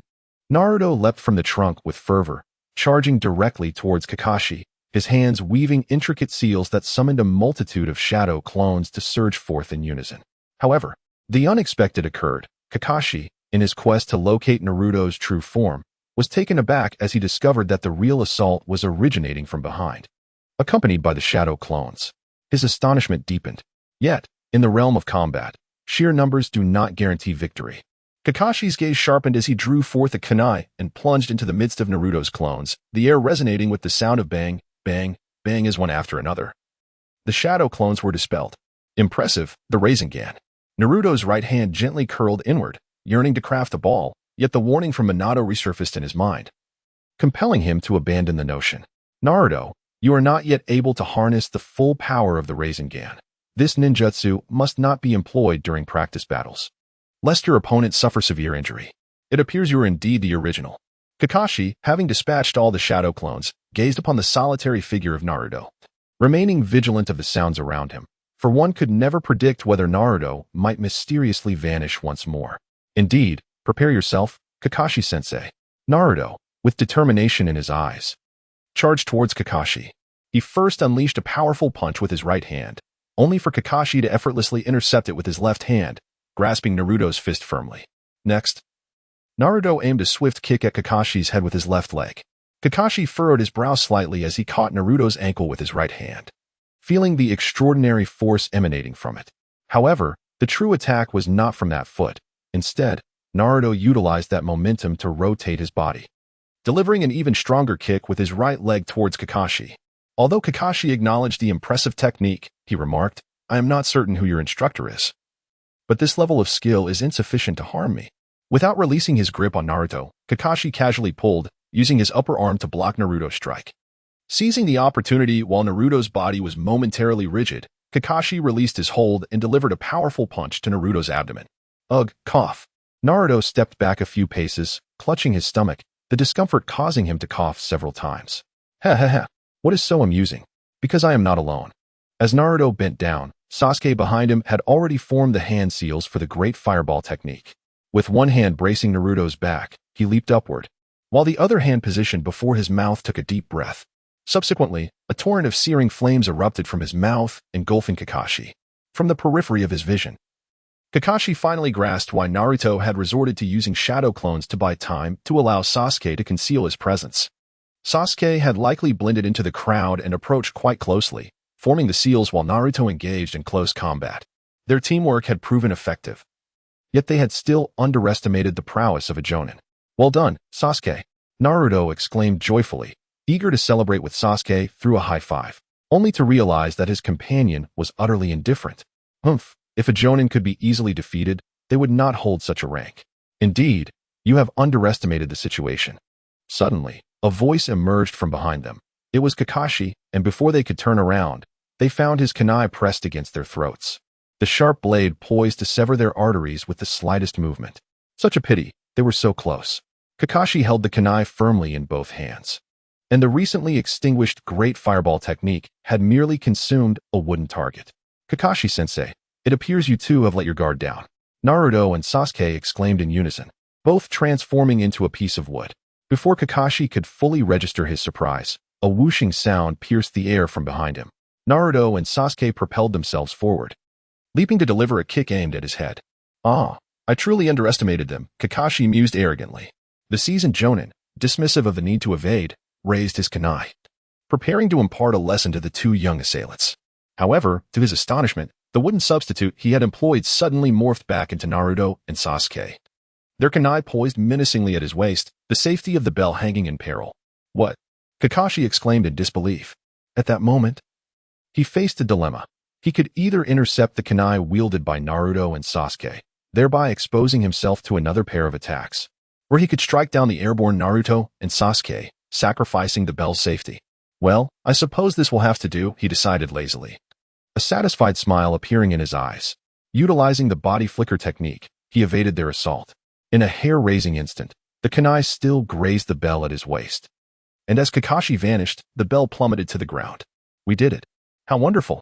Naruto swiftly picked up the bell from the ground and, upon confirming its authenticity, leapt up in joy. Of course, it was all thanks to me. However, Sasuke's words trailed off abruptly. How could he be so familiar with Naruto? The fact that they could coordinate so seamlessly without any prior communication was already quite peculiar, and now he was uttering such requests for praise, which was even more bewildering. Well done, Sakura, he acknowledged, shadow clone jutsu. As Naruto declared the dissolution of his shadow clone technique, another pair of Naruto and Sasuke transformed into Sakura. Sasuke had discreetly dispatched a shadow clone to locate Sakura's hiding place, relaying their plan, to which Sakura readily consented. Clap, clap, clap, echoed the sound of applause from behind them. Kakashi, with a smile, returned to their midst, commending their efforts. However, he swiftly shifted the tone of the conversation nonetheless. There are only 2 bells, and only 2 lunches. In this collaboration, you and Sasuke exerted the most effort, so it is undoubtedly yours. As for Sakura, I don't mind, Sakura said, her small fists clenched, stifling her tears and forcing a smile upon hearing Kakashi's words. No, I will give the bell to Sakura. Oh, are you willing to forfeit your qualification? Why? I seized the bell. I have already qualified. But you gave it to Sakura. Yet the bell is mine. The bell is in Sakura's hands. The bell is mine. You little brat, how can you be so unreasonable? Truly reminiscent. Kakashi felt the urge to curse. He was all too familiar with this scene, reminiscent of his own mother, Kushina, when she quarreled with Minato. I don't care. You said that whoever grabs the bell qualifies. This bell belongs to both Sakura and me. Anyone can take it. Otherwise, let us have our meal first. And we can try again in the afternoon. That way, there would be 4 bells. All right, you all qualify. I was merely teasing you. Kakashi waved his hand. Recalling the countless times he had been exasperated by Kushina, now finding Naruto's antics uninteresting. This trial was about teamwork. The initial scarcity of bells was intended to incite you to scheme against one another, to fight solo. It would have been impossible to seize a bell from me in that manner, although you 3 did not cooperate at the onset. It appears you ultimately united under this fellow's guidance. Addressing the puzzled trio, Kakashi unveiled the entire plan, pointing at Naruto. Kiki, that being said, I'm still curious to see how you will allocate the lunches. It would be quite entertaining if a dispute arises over food at the final moment. Kakashi handed the bento boxes to the 3 of them, unabashedly revealing his mischievous inclination. Sakura, Sasuke, you must be quite hungry. Please, go ahead and eat. Naruto accepted the lunchbox, and faced with the sincere gazes of Sakura and Sasuke, he found himself hesitant to admit that he had already indulged in instant noodles. Such a revelation might very well lead to his demise. No, he thought, I hardly exerted myself, and I am not particularly hungry. Gurgle. Sakura waved her hands insistently. She was already deeply moved by Naruto's willingness to assist her and could not bear the thought of taking his food. However, her stomach had no intention of being discreet, audibly protesting its emptiness. The lunchbox was presented. Sasuke, with a cool demeanor, took 2 boxes of rice, dividing each in half and placing the portions atop the lid before offering them to Naruto. Your contribution is the most significant, I concede. You too, she whimpered. Then let us share this meal together. Naruto, moved to the brink of tears, accepted the lunchbox and began to eat voraciously. Indeed, Team 7 has achieved full marks. A perfect score of 100. Kakashi marked the highest score on the scoreboard, surprised that his very first student to pass under his guidance could achieve such excellence. His previously languid gaze sharpened as he looked at the ravenous Naruto and inquired, By the way, Naruto, have you heard of the Flying Thunder God technique? If there exists a ninjutsu capable of vanishing in an instant, it would undoubtedly be my Flying Thunder God, the only method of disappearance that comes to my mind. No. Naruto's chopsticks remained in motion as he replied without lifting his gaze, pondering how he could divulge the secret that even Hinata was forbidden to disclose by Minato to Kakashi. Is that so? There were several instances during our sparring when your hands were not clenched in a fist, but rather inwardly drawn. I thought you were about to unleash a jutsu. Does this guy possess even more formidable techniques hidden away? Kakashi bore no ill intent, but Sasuke, who had inadvertently overheard, could not remain still. From Kakashi's words, it seemed Naruto was concealing something, and in such a situation against AJ Nin, to have a concealed trump card? A wave of profound dissatisfaction surged within him. Thus, Team 7 would commence their mission tomorrow, and then disband. With a casual wave of his hand, Kakashi vanished before the 2 remaining figures. Sakura, fatigued and weary, returned home to catch up on her sleep, leaving only Naruto and Sasuke in the forest. Naruto, could you enlighten me on how you managed to disappear? Sasuke gazed at Naruto with eager anticipation, hoping for a satisfactory explanation, perhaps regarding a technique of extraordinary speed. Well, you see, I was actually late. Naruto, feeling a bit sheepish, scratched his head and confessed to being late. Naruto. Sasuke's expression shifted through a spectrum of colors. first blue, then red, white, and finally black, like a palette of paints spilled in disarray. Gritting his teeth, he lunged at Naruto. "Why are you hitting me? I'll hit back. You ought to die once, just once, to atone for the feelings of betrayal I endured." This was utterly nonsensical. This fellow, truly full of surprises. As Sasuke made his way home, he recalled Naruto's round face, the result of his own punches, and couldn't he help but chuckle. Surprises? I once had a friend like that, one who played by no rules, who intruded upon my life, shattering the monotony I had grown accustomed to. A fleeting memory flickered in Sasuke's mind, his best friend from childhood. Though the details of his face had become hazy, every moment spent together remained vivid. Yet, he was murdered that fateful night by Itachi. The recollection of that evening brought pain, causing Sasuke to cover his eyes, overwhelmed by the anguish and murderous intent swelling within him. "Itachi, I will kill you." Upon reopening his eyes, he found his Sharingan had manifested to Tomo. A stark contrast to the heart Naruto had painstakingly pried open, which now closed once more. Chapter 20. The Ultimate Technique, Couples Rasen Shuriken. Little Tiger, oh little tiger, you have finally returned. At the Konoha mission board, a robust woman was fervently nuzzling her pet cat, who appeared nearly suffocated by the flesh pressing against its face. It was easy to understand why the poor creature might want to escape. Naruto gently touched the scratch on his face left by a cat's paw, chuckling with a sense of mischief, while Sasuke and Sakura nodded in understanding. "Here, this is your reward." The elegantly dressed woman graciously handed over the payment before leading her adorable pet away. Naruto couldn't shake the feeling that the cat would undoubtedly make another escape at the first opportunity. The reward was quite substantial. Kakashi, upon receiving the task payment from the distributor, was momentarily taken aback by the sum in his hands, 8,000 Ryo for a D-rank mission. This indicated that the lady had offered a total of 20,000 Ryo in compensation. "You are fortunate," that was Lady Kazumi, the wife of the feudal lord of the Land of Fire. Such a reward is seldom seen, even for a standard B-rank mission. Kakashi, of course, would not keep the reward to himself and distributed 2,000 Ryo each to the 3 members of Team 7. Typically, a D-rank mission might yield a reward of a few hundred Ryo at most, but they had fortuitously encountered a wealthy benefactor. "What is this?" Naruto's eyes sparkled with excitement. His wallet had never contained even 100 Ryo before. Now, with 2,000 Ryo bills in hand, he was at a loss for what to do. This newfound wealth could purchase an abundance of clothing, hooray. Sakura, too, was taken aback by the generous reward from their first mission and couldn't help but exclaim in delight. While only Sasuke, who had never known financial hardship, remained aloof and indifferent. One bowl of ramen costs 10 Ryo, that's 20 bowls, equating to 200 bowls. "Is ramen the only thing on your mind?" Sasuke scoffed coldly in response. Oh. Is being a ninja truly such a lucrative profession? Your efforts in executing missions surely warrant compensation, so let us conclude for today. Dismissed. Kakashi remarked with a smile before vanishing. Having secured an unexpected reward to purchase a few more volumes of Ika Paradise. "Hinata, let me treat you to ramen." Upon returning home, Naruto's first act was to take Hinata out of her house, heading towards Ichiraka Ramen. "Is that so? Are you quite happy, Naruto-kun?" she inquired. "Indeed. I've just received a reward of 2,000 Ryo for today's mission. I'm overwhelmed with joy," he replied. "Congratulations," she said, tilting her head in confusion. "Is that a considerable amount? My mother usually gives me an allowance of 10,000 Ryo. However, accustomed to simplicity while being with Naruto." Hinata wore a plain white hoodie and black leggings, revealing none of the wealth associated with her noble background. "Naruto-kun, if you're short on money, why not ask me? I have plenty," she suggested. "Ah, but that belongs to you, Hinata. Do you not understand the concept of marrying into a family?" she teased, amused by Naruto's innocent response. "Well, I've forgotten the original reason, but now it's simply because I like you, Hinata. There is no other reason." "Oh." Saying such things suddenly is quite unfair. Naruto's heartfelt words were akin to an unexpected morsel of sweet candy, causing Hinata's cheeks to flush ever so slightly. As they traversed the bustling streets of Konoha, they arrived at the renowned Ichiraka Ramen.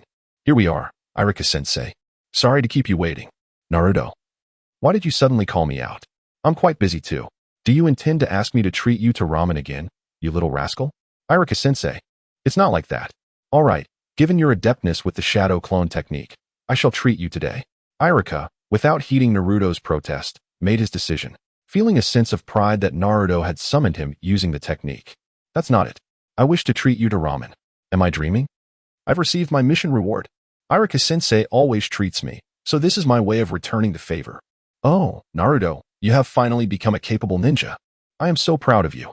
Araka felt a wave of emotion, reminiscing about the days when Naruto was merely a mischievous boy who played truant and caused mischief. Yet now he was excelling in his missions. Sensei, why are you crying? The pepper is too spicy. Welcome, Naruto, the proprietor of Ichiraka Ramen.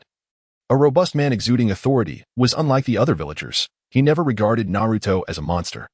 He was the first to invite Naruto into his establishment and treat him to ramen without reservation. Uncle Tucci, 3 large bowls of ramen with all the toppings. Becoming a ninja certainly changes one's demeanor, doesn't it? Please wait a moment. Oh, I see you've brought Hinata along today.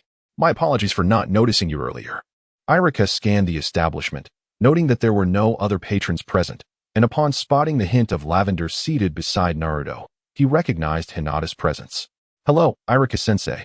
Hinata timidly greeted from behind Naruto, feeling slightly disheartened that Naruto had invited Irika, disrupting what she thought would be a date. Naruto, you've brought your little girlfriend today. Shall I treat you both? Before long, the enticing aroma of ramen wafted from the kitchen, and a brown-haired girl emerged with a bowl in hand. Upon seeing Naruto and Hinata, she teased, Thank you, I am Nichin, but I've received plenty of mission rewards today, so I don't need you to treat us. Naruto replied with a smile. Like her father, SHBU bore no animosity towards him and would often secretly treat him to ramen, a kindness that Naruto cherished deeply. Oh, that little snot-nosed brat has now blossomed into an exceptional ninja, SHBU remarked, the last part directed at Hinata, causing the girl to lower her head in bashful embarrassment once more. By the way, Naruto, does anyone else know about your ability to communicate with the Nine Tails? Arika inquired, leaning in closer after finishing the last sip of his soup. Ever since the incident with the sealing scroll, he had been pondering the nature of Naruto's relationship with the Nine Tails, a matter he had not even reported to the third Hokage. No, I believe only you, Irika-sensei, are aware of it. Naruto contemplated for a moment. Minato had merely warned him against disclosing the matter of the Nine Tails and sealing, thus this issue lay beyond scrutiny. The reason no one was aware of it until now was simply that no one had asked Naruto the foolish question, do you know the Nine Tails? Remember to keep it a secret. You must not let it slip, as it could lead to unnecessary trouble. Oh, understood. The teacher departed. For lingering too long as a third will could breed discontent, he too yearned for a girlfriend. Irika, having satisfied his hunger, left Ichiraka Ramen with a hint of reluctance. Having unexpectedly been fed a mouthful of romance by his own student, despite coming merely for the noodles. Hinata, would you like more? I can eat 2 bowls of Ichiraku's ramen, you know. Naruto turned his head, intending to ask Hinata if she desired another bowl, only to be taken aback by the sight of 5 empty bowls stacked beside her. Hinata, oblivious to Naruto's inquiry, was wholly engrossed in devouring the ramen before her. With chopsticks in one hand and a spoon in the other, she consumed the contents of her bowl at an astonishingly visible pace, demonstrating that, if in fine form, 3 bowls would pose no challenge for her.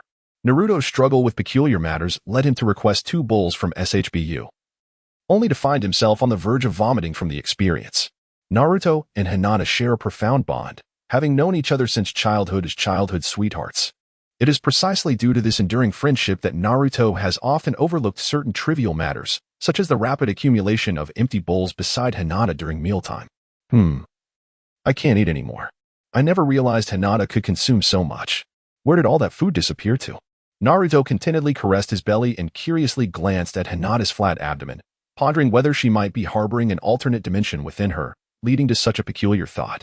Perhaps it is indeed unwise for a girl to indulge excessively in food? Hinata's fingertips unconsciously brushed against each other, a habitual gesture she often displayed when feeling shy. Though Naruto found it quite endearing. Is it not true that eating well signifies good health? How gentle you are, Naruto-kun. Shall I leave you here? As Naruto arrived at the entrance of the Hyuga residence, he intended to turn away, but Hinata grasped his hand. Please come in and stay with me for a while longer, she implored, her gaze lifting to reveal her pleading and reluctant white eyes. Today, she simply desired Naruto's company. Hinata truly embodies the essence of endearing charm. Naruto couldn't help but chuckle as he held Hinata's delicate hand, stepping into the Hyuga residence. The moon was truly round and resplendent. Naruto reclined on the corridor floor, gazing at the moon. In his childhood, during moments of solitude, he would ascend to the rooftop to behold the celestial orb, finding solace in its unwavering presence each night. As long as the moon did not disdain him, It remained a steadfast companion. His mother once spoke of fairies residing upon the moon. He pondered the truth of such tales. Surely, if that were the case, the fairy would be fond of him, for he watched her daily. How shameless. Hinata, while verbally chiding Naruto, leaned faithfully against him, savoring the tranquility of the moment. If only time could pause at this instant, she mused. Just as Hinata uttered her wish, it seemed as though the heavens played a trick, sending a cloud to obscure the moon, plunging the once illuminated space into darkness. Pfft. No laughing. I'll go light a lamp. Laughter echoed in the darkness from Naruto, prompting Hinata to lightly sweat him in mild annoyance. It's very dark. Be careful not to fall. Just watch me. Naruto rose from the floor and extended his right hand, as chakra gradually coalesced upon it. After approximately 10 seconds, a small blue orb materialized in his palm, radiating a gentle glow. No matter how many times one gazed upon this ninjutsu, its beauty transcended the realm of ordinary techniques. Hinata stared dreamily at the Rasengan in Naruto's hand. It embodied the most primordial essence of chakra. While other ninjas manipulated chakra, its nature had already transformed, sometimes into fire, other times into water, rendering them incapable of emanating chakra's pure luminescence in such a captivating manner.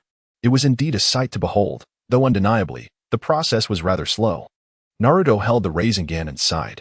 Minato had repeatedly emphasized the importance of speed. In a confrontation, even a fraction of a second could determine life or death. The Rasengan needed at least 3 seconds to form to be deemed acceptable. Can it be a bit larger? If it were any bigger, it would lose its spherical shape. The chakra would disperse.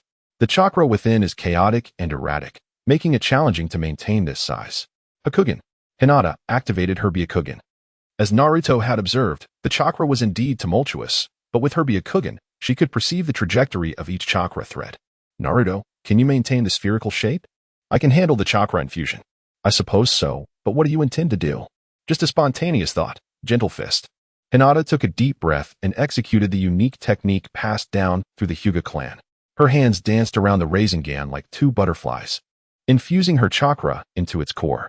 Thanks to the precision afforded by her Byakugan, her chakra harmonized perfectly with Naruto's, allowing the Rasengan to grow larger. Wow, that's incredible. Hinata, look at this. By the time Naruto realized what was happening, the Rasengan, originally the size of his palm, had transformed into a massive sphere with a diameter of about 1 meter, weighing heavily in his hands. It's so beautiful. Hinata was equally taken aback by the completed Rasengan, which radiated an increasingly intense glow, illuminating the entire courtyard. Now the question arises, Hinata, what do we do with this?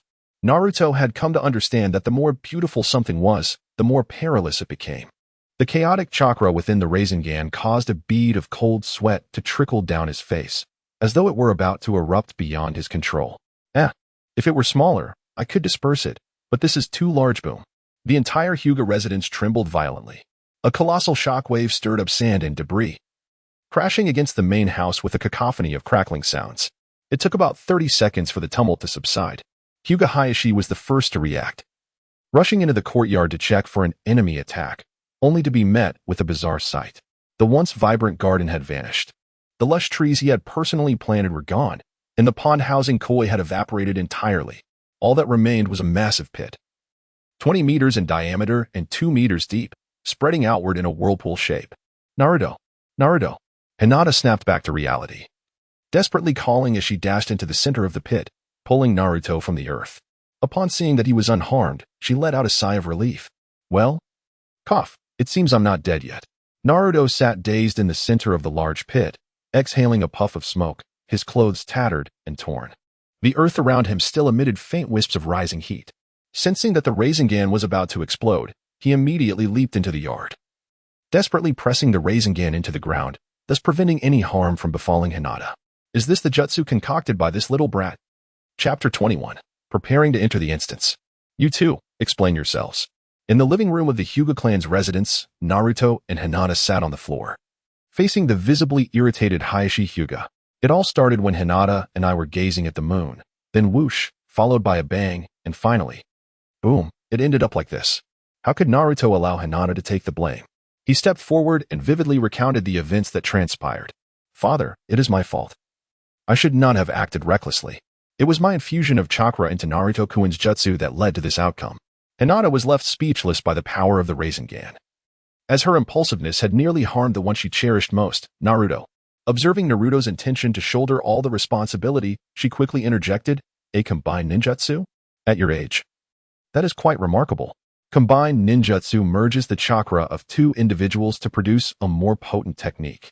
Yet it is inconceivable that the chakra of two 12-year-olds could create destruction nearing that of an S-rank jutsu.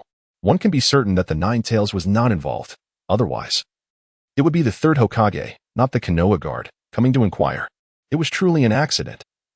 I never anticipated that adding Hinata as chakra would result in such a transformation." Naruto discerned that Hinata Hizashi not only bore no anger, but also harbored a hint of commendation, feeling somewhat bashful as he scratched his head. "Next time, refrain from playing in the courtyard, since no one was harmed this time. I suppose we can overlook it." "Oh, you're not angry? Uncle Hizashi is truly a wonderful person." "Who said I'm not angry? I demand you fill in the holes in the courtyard." Reluctantly, Naruto, who had just been exuberantly celebrating, was suddenly disheartened. Lowering his head and shuffling out of the living room. At such a young age, to create a combined ninjutsu approaching S-rank, could this boy be a prodigy? Hinata Hizashi pondered, watching Naruto and Hinata depart. "You freeloading scoundrel, you've ruined my backyard." Hinata Hanabi was fuming, on the verge of exploding. Not only had Naruto frequently come to her home to partake in her hospitality, but he had now also destroyed her cherished garden. Upon seeing Naruto emerge, she lunged at him, climbing onto him and grasping his cheeks as she exclaimed in anger, "Please forgive me." Naruto, aware of his shortcomings, offered a soft apology without resistance. "Hanabi, please let go of Naruto-kun. This matter is primarily my fault." Hinata anxiously attempted to pull her sister away, only to be drawn into the fray herself, resulting in a tangled heap of three individuals, each unable to discern who was who. It must be an illusion. Hyuga Hizashi watched in dismay as Hanabi struck Naruto, shaking his head to dispel unrealistic thoughts. "Dear, are you in a good mood?" Hinata approached her husband, gracefully sidestepping the trio of entangled children to sit beside him, sensing that he had laid down a burden. "Yes, I've always worried about Hinata's future. Such a disposition is ill-suited for inheriting the clan. As a member of the Hyuga clan, her talents do not match Hanabi's. Despite possessing a character that would hardly attract suitors, she has garnered the unwavering affection of an exceptional ninja over the years, which is quite reassuring." Hinata, understanding her husband's hesitation to voice such sentiments, gently completed his thoughts. Cough, for two children of such tender age to develop such ninjutsu. Becoming elite Jonin should not pose a problem. If Hinata can achieve this, I will find contentment. Hyuga Hizashi cleared his throat awkwardly, wishing for Hinata to possess at least the ability to protect herself, emphasizing the importance of surviving amidst constant peril rather than aspiring to dominate the ninja world. How wonderful it would be if Hanabi could also find a suitable match. How utterly dull. Kakashi-sensei, are there no other missions? We seem to be relegated to menial tasks. After completing a laundry task, Naruto could no longer endure the monotony of the recent assignments, which primarily involved weeding, garbage collection, and cleaning the Hokage rock. Aside from the latter, which he handled with remarkable ease, the rest were utterly tedious. "I believe you two are on the verge of losing patience, as are Sasuke and Sakura." Kakashi closed his notebook, acknowledging that D-rank missions were intended to foster camaraderie and enhance the abilities of the trio. With their rapport established and the skills demonstrated by Naruto and Sasuke being sufficient, Sakura, albeit fixated on Sasuke, exhibited commendable control over her chakra. "I desire missions that can elevate my own prowess." Sasuke coldly uttered a remark and fell silent, clearly uninterested in further engaging in these fruitless tasks. "I am content simply being with Sasuke. Given your commendable efforts, I shall inquire with Lord Third Hokage on your behalf." "Oh, long live Kakashi-sensei." At the mission assignment point, the third Hokage, pipe in mouth, promptly declined, stating that genin were only permitted to undertake D-rank missions. He elaborated on the strict distribution of tasks to the trio. "How stingy. Grandfather Third, you are too miserly. This is the rule, not a reflection of my stinginess." Naruto clasped his hands together, intending to harness his feminine prowess. It truly left one at a loss with this little rascal, indeed. There existed a C-rank escort mission that even a low-ranking ninja could undertake. The likelihood of encountering fellow ninjas was slim, as it would likely involve dealing with some unsavory elements or bandits. The third Hokage vanished from his seat, grasping Naruto's hand and lamenting with a headache. He had no desire to embarrass himself in public, especially with task issuers from various regions in attendance. If they were to witness Naruto's lewd techniques, it would undoubtedly tarnish the reputation of the Hidden Leaf Village. "Oh, escort missions sound rather thrilling. Naruto, upon hearing the news, accepted it with great joy. The third Hokage handed the mission documents to Kakashi. Escorting someone to the land of waves posed little danger. How about you two? Do you agree? Kakashi glanced at the document. It was merely a small nation devoid of even a single ninja, thus posing minimal threat. He turned to Sasuke and Sakura to inquire. Sure. I have no objections. Mr. Dazuna, could you please step forward? The third Hokage called out to the waiting room. Shortly thereafter, a swaying figure emerged, adorned with small spectacles. A bamboo basket on his back, and a bottle of sake in hand, exuding a strong scent of alcohol. The three members of Team 7 instinctively took a step back. Lord Hokage, have you found a suitable candidate? Regarding this escort mission, it would be just the four of them. What's this? They're just kids. This fellow wears a mask. He doesn't seem like a good person. Not a good person? Kakashi touched his face, though his expression remained hidden beneath the mask. He likely felt quite hurt at that moment. Ha ha ha, Teacher Kakashi, he said you don't seem like a good person. And there's also a stunted little one. A stunted one? Who is he referring to? Sasuke and Sakura exchanged concerned glances towards Naruto. I'll take you down. Stop. Which ninja in their right mind would eliminate the very person they are tasked to protect? The third Hokage, observing Tazuna's critical demeanor, assured him solemnly, rest assured. These children are the foundation of Konoha. Once they leave the village, they are no longer mere children but capable ninjas. And they will undoubtedly fulfill their mission to protect you. Yes, I look forward to tomorrow's journey then. Since he was looked down upon, he resolved to prove himself through his own strength. Gather at the Konoha gate by 8 tomorrow. Kakashi gently patted the heads of his three students, soothing their emotions before vanishing from the hall. Leaving the village? How impressive, Naruto-kun. We are still stuck doing menial tasks. Hinata, upon hearing Naruto's announcement of his mission outside the village, excitedly grasped his hand, signifying that he had gained recognition and the strength to venture beyond the village, which delighted her even more than her own acknowledgement. Of course, I will bring back a gift for you, but it's dangerous outside the village. You must be careful. Worry shone in her Byakugan as Hinata tightened her grip on Naruto's hand. Don't worry. No matter what happens, I will return to your side. Let us make a promise. Naruto smiled gently at Hinata, his warm smile dispelling the unease that lingered in her heart. Hinata, her cheeks flushed, closed her eyes and murmured that a promise surely meant a kiss. Ever since that unexpected moment when Naruto had kissed her, she had not experienced such a moment again. What are you doing? Hinata opened her eyes to see Naruto merely extending his pinky finger towards her, preparing for a pinky swear. Foolish Naruto, go get kicked by a horse. A horse? Chapter 22. Experience points within the confines of the ceiling space. The Ninetales lay languidly on the ground, observing the two small figures engaged in their practice. In comparison to the massive Ninetales, even a single tooth was significantly larger than Naruto. Minato and Naruto were indeed tiny creatures. Smack! Crash! The shadows of the two swiftly collided and separated, leaping against the surrounding walls before clashing once more, their fists producing a cacophony of intense impact. Naruto, has something good happened? Minato inquired with a smile as he caught Naruto's punch, sensing the excitement and joy emanating from his son. Father, listen to me. Tomorrow I will leave the village to undertake a mission. With a smile on his face, Naruto continued his assault, swiftly transitioning from a blocked hand strike to a kick aimed at Minato. Is that so? Most likely a C-rank escort mission, isn't it? Let's give it our all. Minato expertly evaded Naruto's attack, nodding in satisfaction. Despite Naruto's slight clumsiness, his dedication to training surpassed that of anyone else. Minato patiently imparted some taijutsu techniques, and there have been no further instances of reprimanding Naruto. Let's take a break. By the way, Ninetales, you once mentioned that once I leave the village, you could finally be freed from my body. Are you planning to leave? Naruto settled beside the Ninetales, resting against its form. The soft fur of the fox was more comfortable than any sofa.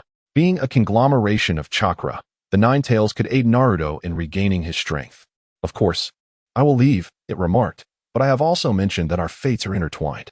If I depart from you, I shall not perish. As for you, the colossal eyes, larger than Naruto's entire body, shifted slightly as the Ninetales gazed at him for a moment before chuckling softly. Oh, will I die? Must I die? No. I refuse to accept that. I cannot bear the thought of leaving Hinata behind. Naruto was overwhelmed with terror, clutching his head and lamenting softly.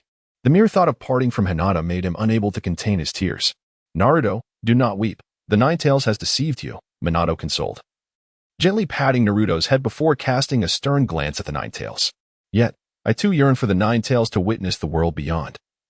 It must be quite dull to remain in this corner day after day. Yet, I fear for my life.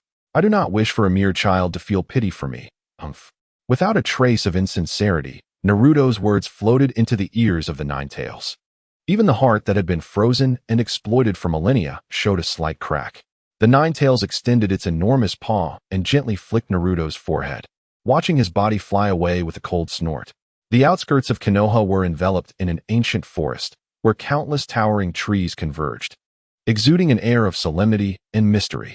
This very forest had nourished the land of Konoha, and in comparison to the other four great nations, the Land of Fire occupied the most advantageous position on the continent. Teacher Kakashi, are we going to encounter anything terrifying? Sakura, feeling a bit frightened, drew closer to Sasuke as they faced the seemingly endless forest. Having been warned by adults to never leave the village, this was her first venture outside. What do you mean by terrifying things? Venomous snakes, poisonous insects, or perhaps the treachery of the human heart? Kakashi inquired, glancing meaningfully at the puddle in the middle of the path. Teacher Kakashi, rest assured, the Land of Waves has no ninjas. This journey will be quite peaceful, and you can easily handle ordinary thieves. Are there any countries in this world without ninjas? Well, ninjas represent a form of military force utilized to restrain various nations. Small island nations like the Land of Waves do not require ninjas and cannot afford to cultivate them. When it comes to ninjas, the most formidable powers belong to the five great nations, and only these nations possess beings referred to as Kage, who are the strongest ninjas, surpassing all others in this world. Is Grandpa the third Hokage really that powerful? Naruto harbored doubts regarding Kakashi's words. After all, that old man had once been defeated by him. Naruto, do you not believe that the third Hokage is formidable? I have bested him twice on my own. Does that mean I have surpassed the Hokage? Kakashi replied, perhaps the third was merely jesting with you. Kakashi's eyes reflected a greater sense of exasperation. Never before had anyone utilized the transformation technique in such a provocative manner. It might indeed have an unexpected effect on certain straightforward individuals. As Naruto passed by a puddle, he paused momentarily, casting a curious glance around. Finding nothing amiss, he continued on, while Kakashi slowed his pace, bringing up the rear of the group. Suddenly, from the depths of the water, a ninja clad in a gas mask emerged, quickly followed by another similarly attired figure. With a swift motion, the latter swung a chain, ensnaring Kakashi and tearing him apart. Ah! Sakura cried out in horror at the sight of Kakashi's dismemberment. In that instant, two assassins lunged towards Naruto and Sasuke. They've got him. The assassins rejoiced as they saw Naruto paralyzed by fear, bound by their chains, only to hear a loud bang as the figure before them transformed into a wooden stump. Uncle, your murderous intent is overwhelming, echoed Naruto's voice like a devil's whisper. In the blink of an eye, he appeared behind one of the assassins, delivering a swift kick to the back of his head, sending him and his equipment flying. The second assassin, targeting Sasuke, failed as well. The chain, resembling a serpent, slithered toward Sasuke, who deftly drew a kunai and struck the hollow link, sending it careening away before pinning it to a tree. Realizing he could not retrieve the chain, the assassin abandoned it and launched an attack with the claws of his mechanical gauntlet. You're asking for death. Sasuke's gaze turned icy as he calmly evaded the assassin's claws. With a surge of power from his hind legs, he leaped like a fierce tiger, landing a punch squarely on the assassin's chin. Curse you. The assassin forsook his assault on Sasuke, pivoting towards the now vulnerable Dazna. The other assassin, having been kicked by Naruto, mirrored his comrade's actions, both rushing towards Dazna. Mr. Dazna, stay behind me, Sakura urged, quickly drawing a kunai to shield Dazna, her legs trembling yet unwavering in her determination to protect him. The game is over. In an instant, the scene clarified as Kakashi, having subdued both assassins by constricting their necks with his arms, caused them to collide and lose consciousness. Is this the prowess of a jonin? Sasuke realized that those assassins were no match for him, yet he understood that defeating them would not be so effortless, especially as he had barely caught a glimpse of Kakashi's movements. His gaze turned fervent, acknowledging that this jonin was extraordinary. Kakashi-sensei, you're alive, Sakura exclaimed with relief, instinctively glancing at the remnants of Kakashi's torn body, only to find a pile of splintered wood. My apologies for startling you, Kakashi said, casting a shrewd look at Dazna. I could have dealt with those two at any moment. I merely wished to ascertain their target. Upon realizing they were outmatched, They promptly shifted their focus to the true quarry. Isn't that right, Mr. Dasna? Kakashi approached the stunned Dasna, his gaze piercing. Hey, Sasuke, you're quite formidable. I thought you had truly been too frightened to move. I'm particularly sensitive to murderous intent and had prepared myself well in advance. Naruto confidently wiped the tip of his nose. Under the training of the Nine Tails, he had developed the ability to sense even the slightest hint of murderous intent from seasoned ninjas, allowing him to respond and counterattack swiftly. Mr. Dasna, C-rank missions do not involve ninjas. I have stated this numerous times. My students are now casting me doubtful glances. Could you provide an explanation? Dasna sighed, acknowledging the futility of further deception. Yes, I did indeed misrepresent the mission's rank. The Land of Waves is a small nation, impoverished even in terms of its feudal lord. And I could hardly afford to pay a substantial mission fee. At this moment, he admitted his falsehood. The task is to protect you until the bridge is completed. Does this imply that we will still face ninja attacks afterwards? Indeed, you have heard of Kado, have you not? The wealthiest man in the world? A wealthy individual?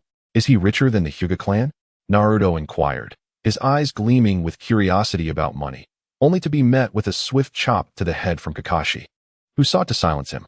On the surface, he operates a shipping business, but in reality, he exploits ninjas and the underworld to sell drugs and contraband for immense profit. He has even engaged in acts of state usurpation. A year ago, he set his sights on the Land of Waves, and through financial power and violence, he swiftly seized control of its maritime trade. For an island nation, maritime trade is life itself. The only thing he fears is the construction of the cross-sea bridge. Once it is completed, a glimmer of hope will emerge for the Land of Waves. I see. While I sympathize with your plight, a B-rank mission is beyond our capacity. We must prepare to return to the village. Aha. I knew all you ninjas were cold-hearted creatures driven by money. I shall proceed alone, after all. Only my 8-year-old grandson will weep inconsolably at my demise. My poor daughter, having lost her husband, will despise Konoha for eternity. You all may leave. Dasna chuckled bitterly, turning away to continue his lonely journey. What do you think? Kakashi's footsteps abruptly halted. He understood that the old man was leveraging his age, yet he had a point. If they simply walked away now, it would indeed be tantamount to abandoning someone in peril, unaware of the formidable adversary ahead.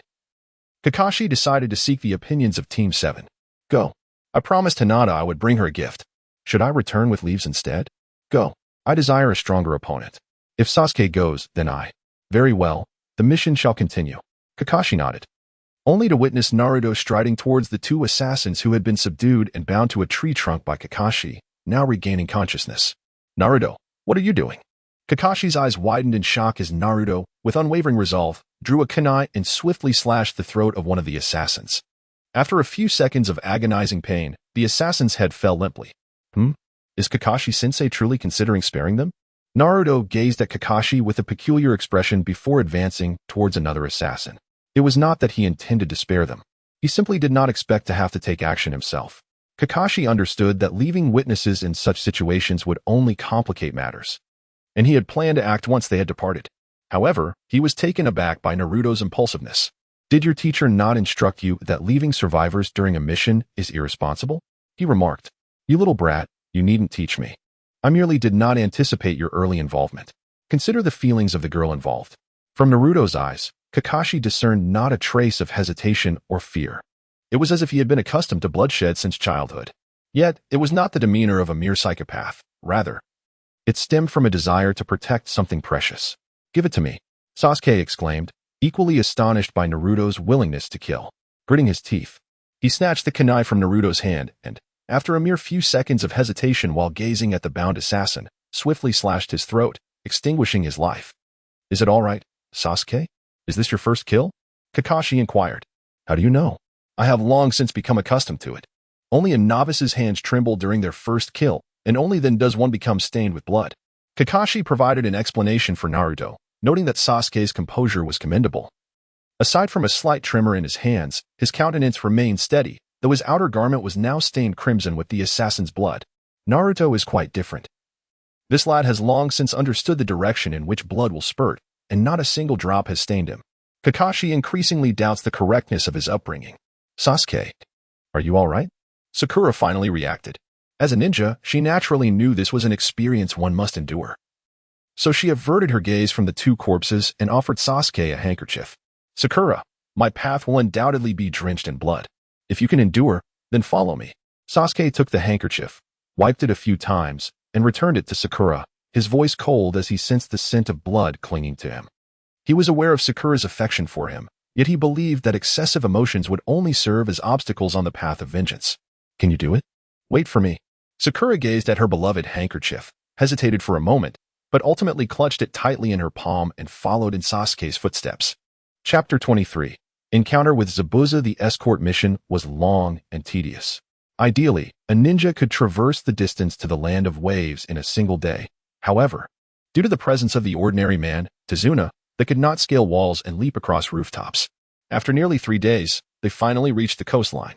Yet, further difficulties arose. The boatmen, fearing the wrath of Gato, were unwilling to ferry Tazuna to the land of waves. Fortunately, Tazuna had prepared in advance, enlisting an old friend to row them across the sea before dawn, allowing them to barely arrive in the land of waves. What is that? How magnificent!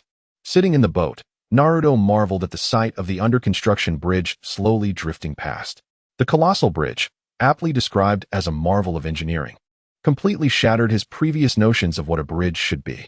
Although Sasuke and Sakura were not as overt as Naruto, they too were captivated by the bridge. I built that, isn't it impressive? Tazuna beamed with satisfaction at Naruto's astonished expression. Hey, I thought you were just a drunken old fool. Enough. Alcohol inspires my creativity. Tazuna's smile faltered momentarily before he sighed and took a swig from his bottle. What a pity, during my absence from the land of waves. There was likely not a single log moved. Ah, so this is what they call a leader. Kakashi nodded knowingly. Everyone feared Gato. Thus they required a hero to lead them. Should the hero Tazuna perish, hope would wither, and they would dutifully submit to Gato's whims. Therefore, I shall never die. Following the construction of the bridge, the group soon reached the shore. Upon disembarking, the boatmen simply uttered good luck before hastily departing. Under Tazuna's guidance, they ventured into a forest. Although there were no clear signs, Tazuna could navigate with precision. Unbeknownst to them, a light mist began to envelop the air. It's foggy. It feels so refreshing. Sakura extended her hand to touch the pure white mist, exclaiming excitedly. The hidden leaf rarely experiences fog. Witnessing such scenery makes this trip worthwhile. The land of waves, being an island nation, often sees fog in the early hours near the sea. However, today seemed particularly dense. Tazuna offered a brief explanation as the mist thickened further. Naruto suddenly cast his gaze towards the grass by the roadside and swiftly drew a kunai, hurling it into the underbrush, startling Sakura. You idiot, Naruto. You almost hit me. She landed a firm punch on his head, relieved that she had been walking at a leisurely pace. Had she been quicker, the kunai might have struck her. I'm terribly sorry. I just sensed a hint of killing intent. Naruto gently touched the bruised area and stepped into the thicket, where a shuriken was embedded near the roots of a tree. A pure white rabbit lay on the ground, convulsing, evidently stunned by the shuriken's sudden appearance. How adorable! Naruto and Sakura spoke in unison. And Sakura cast a surprised glance at Naruto. Do you find it adorable? Indeed, rabbit is quite delectable, particularly the hind legs. Roasted to a golden hue and sprinkled with cumin, tantalizingly delicious. As Naruto spoke, saliva dripped from his mouth. These past few days, he had subsisted solely on dry rations, nearly forgetting the taste of meat. No. How could one possibly eat such an adorable creature as a rabbit? Sakura quickly embraced the rabbit, cradling it protectively in her arms. It turned out that love for the adorable was indeed a love for the ingredients. What nonsense! Isn't a rabbit merely a source of nourishment? Sasuke, what is your opinion on this? Hand me a rabbit leg. Naruto spoke, and immediately Sasuke conjured the image of golden rabbit legs, nodding in eager anticipation. Let us not delay any further. Let us prepare this rabbit for breakfast. How could this happen? You're bullying me. Sakura found herself in a dilemma. If it were Naruto, she would undoubtedly give him a few punches, but Sasuke wanted to eat as well. Which should she prioritize, the rabbit or her affection for Sasuke? Enough of this. Isn't that a snow rabbit? Get down. Kakashi helplessly intervened, pulling apart the two students vying for the rabbit. Upon seeing it, he sensed something amiss. How could a snow rabbit appear in the land of waves? Just then, he heard the sound of something slicing through the air and quickly pushed Naruto and Sakura to the ground, narrowly avoiding a decapitating blade that embedded itself deep into a sturdy tree. On the hilt of the blade stood a man. his face obscured by bandages and a forehead protector from the Mist Village, his upper body exposed. You little brat. How impressive you are to detect even the slightest hint of my killing intent. Zabuza Momochi turned, his murderous gaze fixated on Naruto. He hadn't anticipated that the fleeting hint of malice he had emitted upon seeing Tazuna would be perceived, despite his subsequent actions appearing foolish. Ah, I see. You intended to use that snow rabbit as a diversion for your body substitution technique, the rogue ninja of the mist, Zabuza Momochi. Kakashi's words, though casual, belied a newfound seriousness in his demeanor, replaced by vigilance and malice. Who would have thought I would encounter the copy ninja Kakashi here? This mission's reward is utterly insufficient. Zabuza eyed Kakashi with unwavering intensity, expecting him to relinquish the old man. The Sharingan? Sasuke exclaimed, turning his gaze toward Kakashi. The Uchiha clan did not have this man. How had he acquired the Sharingan? All three of you step back, form the protective formation around Mr. Tazuna. He is not an opponent you can handle. He is far stronger than the last two. Kakashi inhaled deeply, lifting the forehead protector that had concealed his left eye, revealing a blood red eye with 3 tomo embedded within it, an eerie sight. The Sharingan, and it's a 3 tomo. Sasuke could no longer contain himself. It was known that not every member of the Uchiha clan could awaken the Sharingan, let alone the 3 tomo. Only those of prodigious talent could achieve such a feat. Enough chit-chat. I'm here to swiftly eliminate this old man, Zabuza declared, vanishing from the tree and appearing above a lake at the forest's edge. He infused chakra into the water and executed the hidden mist technique. The already foggy forest thickened with mist, reducing visibility to less than 2 meters, and Zabuza disappeared within the haze. 8 vital points: throat, spine, lungs, liver, carotid artery, subclavian artery, kidneys, and heart. Which one do you want me to attack? Zabuza's voice resonated ominously around them, instilling an invisible pressure that even Naruto, accustomed to killing intent, found his legs trembling under the intensity. Kakashi quickly regained his composure, countering Zabuza's killing intent with his own. The clash of the 2 jonins' malice reverberated in the air, affecting the 4 nearby. Sakura and Tazuna were already terrified into silence, while Sasuke, though still capable of movement, found his hands trembling uncontrollably around his kunai. Sasuke, don't worry. Even if I perish, I will protect you. I will not allow him to take my comrades. Just as Sasuke felt he could no longer endure, Kakashi suddenly turned, offering a radiant smile that momentarily eased the tension, relaxing his top body. Is that so? Kakashi had just spoken when Zabuza's voice echoed, and in an instant, he appeared in the center of their formation. Into the line. With a single swing of his decapitating blade, if it connected, Tazuna would be cleaved in 2. No, not just Tazuna. The wide arc of the blade threatened to bisect even the members of Team 7. However, before Zabuza could strike, a kunai pierced his heart. Kakashi, moving with remarkable speed, had positioned himself before Zabuza. Yet, to his dismay, the liquid flowing from Zabuza's wound was not blood, but water. Die. Zabuza transformed into a puddle and reappeared behind Kakashi, delivering a lethal blow. Yet, Kakashi too dissipated into water, only to materialize behind Zabuza, kunai poised at his throat. I see. You replicated my water clone technique. Truly worthy of the title copy ninja Kakashi, but do you think I would be unprepared? Zabuza chuckled gleefully, once more transforming into liquid, his true form reappearing behind Kakashi, raising his decapitating blade for another strike. What? Kakashi instantly deduced the trajectory of the descending blade and evaded without looking back. Zabuza's blade embedded itself in the ground, using the momentum to spin and kick Kakashi away, drawing his weapon to pursue. After Kakashi fell into the lake, Zabuza employed the water prison technique, trapping him within. Chapter 24. Overpowering Zabuza stopped struggling. This is a specially crafted water prison. You will never escape, but I don't have time to deal with you. As a ninja's mission always takes precedence, Zabuza revealed a victorious grin, forming hand seals with one hand. The liquid in the lake coalesced into another Zabuza, who slowly approached Naruto and the others. Run. As long as his true form remains, his water clone cannot stray too far. Hurry and take Mr. Tazuna with you.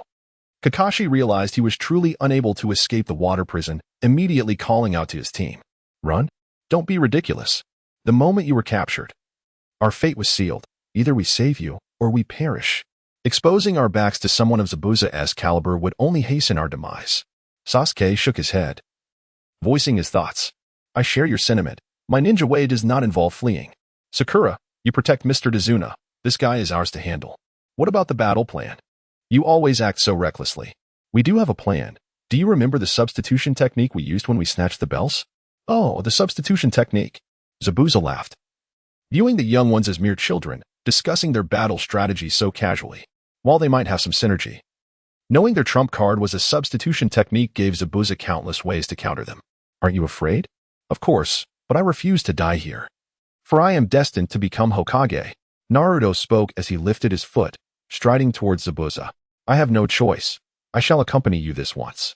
Sasuke followed suit. Resigned. Strangely, being with Naruto calmed his previously racing heart, restoring its rhythm to normalcy. In unison, they raised their fists and gently tapped them in the air.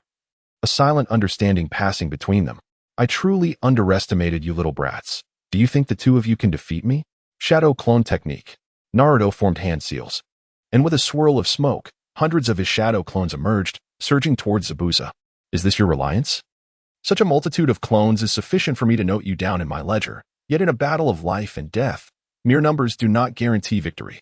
Zabuza was slightly taken aback, astonished that this unassuming boy could produce so many clones, but his surprise was fleeting. To him, it was merely a case of quantity over quality. With a swift strike, Zabuza effortlessly shattered over a dozen clones, but then he sensed a wave of heat, a gigantic fireball, 2 meters in diameter, surged forth from behind the clones, incinerating them with its searing flames as it advanced towards him. Sacrificing clones? A commendable strategy. Yet the force was too feeble. Water style, water dragon bullet technique. Zabuza's true form quickly formed seals, summoning a dragon of water that leaped from the lake. Charging towards Sasuke's great fireball technique, extinguishing the flames that loomed perilously close to the water clones. But the assault was far from over. Sasuke bellowed, launching a cross-shaped wind shuriken from his hand. The shuriken soared past the water clones, heading straight for Zabuza's true form. Zabuza narrowed his eyes and casually reached out, grasping the spinning wind shuriken in his palm. However, he did not anticipate that another shuriken lay concealed in the shadow of the first, hurtling towards him. With no time to spare, he had to leap aside to evade the lethal projectile. A successful strike. The shuriken that had flown behind Zabuza suddenly transformed into Naruto's likeness, hurling a kunai towards Zabuza's back. Navi. Zabuza slightly shifted his posture, allowing the massive blade he carried on his back to deflect the kunai effortlessly. Cunning. You are exceedingly cunning, using such a hefty sword as a shield. Naruto furiously scolded the rogue, lamenting that the executioner's blade was simply too broad. A regular knife would never have been able to deflect that shuriken. You are exceedingly naive. Perish, brat. Without hesitation, Zabuza hurled the wind shuriken he had just caught. And Naruto was predictably cleaved in two, dissipating into a cloud of smoke. Zabuza had realized that this young boy was no ordinary adversary when Naruto unleashed hundreds of shadow clones. He had meticulously prepared for any possible defense, and indeed, his diligence allowed him to thwart the lethal attack. Naruto, what now? A solution. Sasuke, buy me 30 seconds by holding him off. Are you jesting? Are you suggesting I face him alone? If there were any moment of respite, Sasuke would undoubtedly seize Naruto by the collar and pummel him senseless. Zabuza was far beyond the capabilities of a typical jonin, and even the request for assistance from shadow clones was excessively demanding. Ugh, my jutsu takes too long to form. I beg of you. Naruto smiled faintly, his gaze devoid of any hint of jest. Well, go ahead then. I must be out of my mind.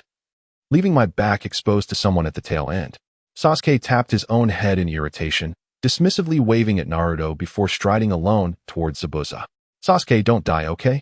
As Naruto proclaimed the cessation of the shadow clone technique, he retreated a few steps, shrouding his form within the thick fog, moving to a place beyond the line of sight.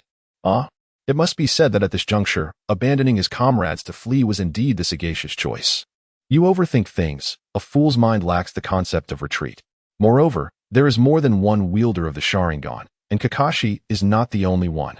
Sasuke closed his eyes, and upon reopening them, the Sharingan was activated, its two tomos spinning rapidly as he fixed his vigilant gaze upon Zabuza. The Sharingan. A descendant of the Uchiha clan, is it? Let me witness your true strength. I can discern your movements, perhaps due to the activation of the Sharingan. Sasuke was able to engage Zabuza with a kunai, fighting fiercely against his formidable sword. Even if I can see clearly, can you react in time? Zabuza furrowed his brow slightly. After feigning a movement, he kicked Sasuke away, only to discover that the boy had transformed into a wooden replica.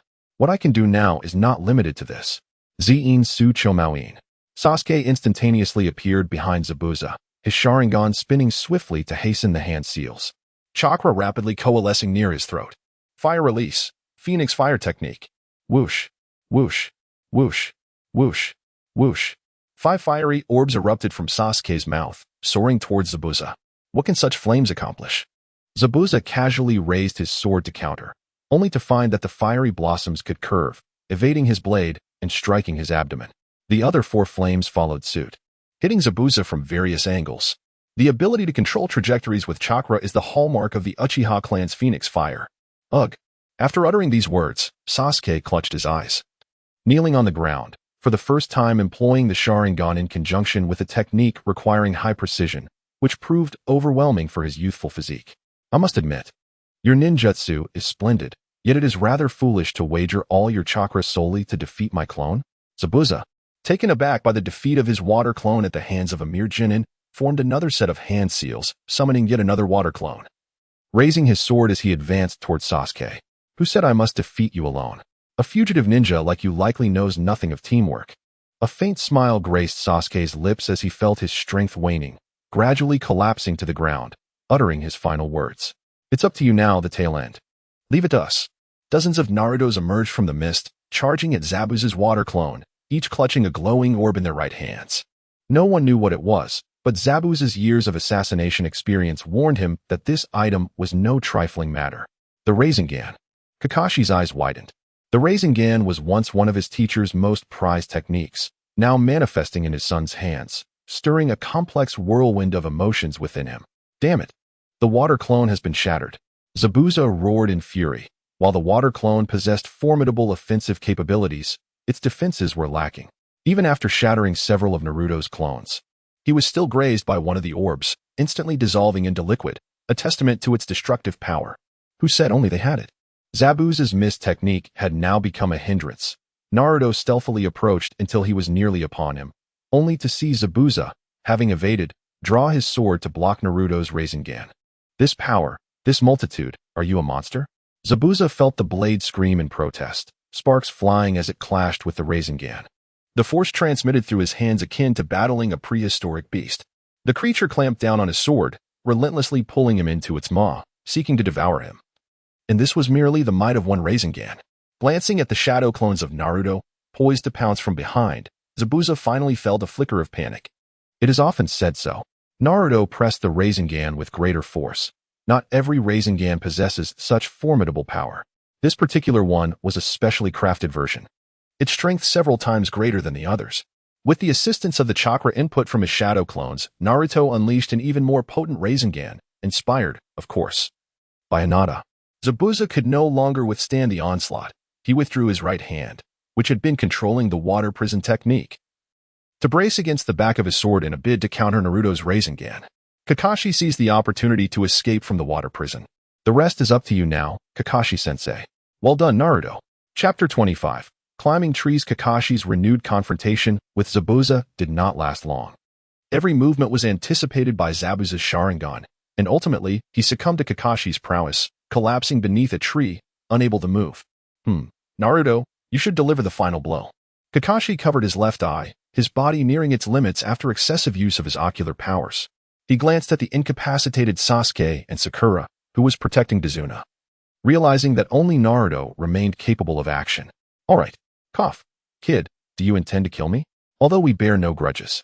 The mission's principle dictates that one must eliminate the enemy. Farewell. Naruto grasped the kunai and approached Zabuza, speaking without a hint of hesitation. What remarkable eyes you possess. I cannot fathom the childhood experiences that have bestowed such beauty upon them. Splendid. Come, do not hesitate. Slice open my throat. Zabuza's gaze upon Naruto ignited with fervor. What a peculiar look it was, devoid of confusion or fear, utterly resolute in his convictions. Typically, one's eyes betray trepidation, excitement, or tension when faced with the act of killing. Yet, witnessing Naruto's unwavering gaze was a first. It radiated the essence of having endured a living hell. Whoosh! Just as Zabuza concluded his words, 2 shurikens suddenly soared through the air, piercing his neck and instantaneously claiming his life. Oh dear, my head! Naruto exclaimed in astonishment, turning his gaze toward a nearby tree, where a masked boy stood upon the branches, seemingly appearing from nowhere. I have long sought the opportunity to utterly vanquish Zabuza. Thank you for providing it. The voice emanating from beneath the mask was slightly hoarse, rendering it impossible to discern whether it belonged to a male or female. Kakashi-sensei, he appears to be utterly lifeless.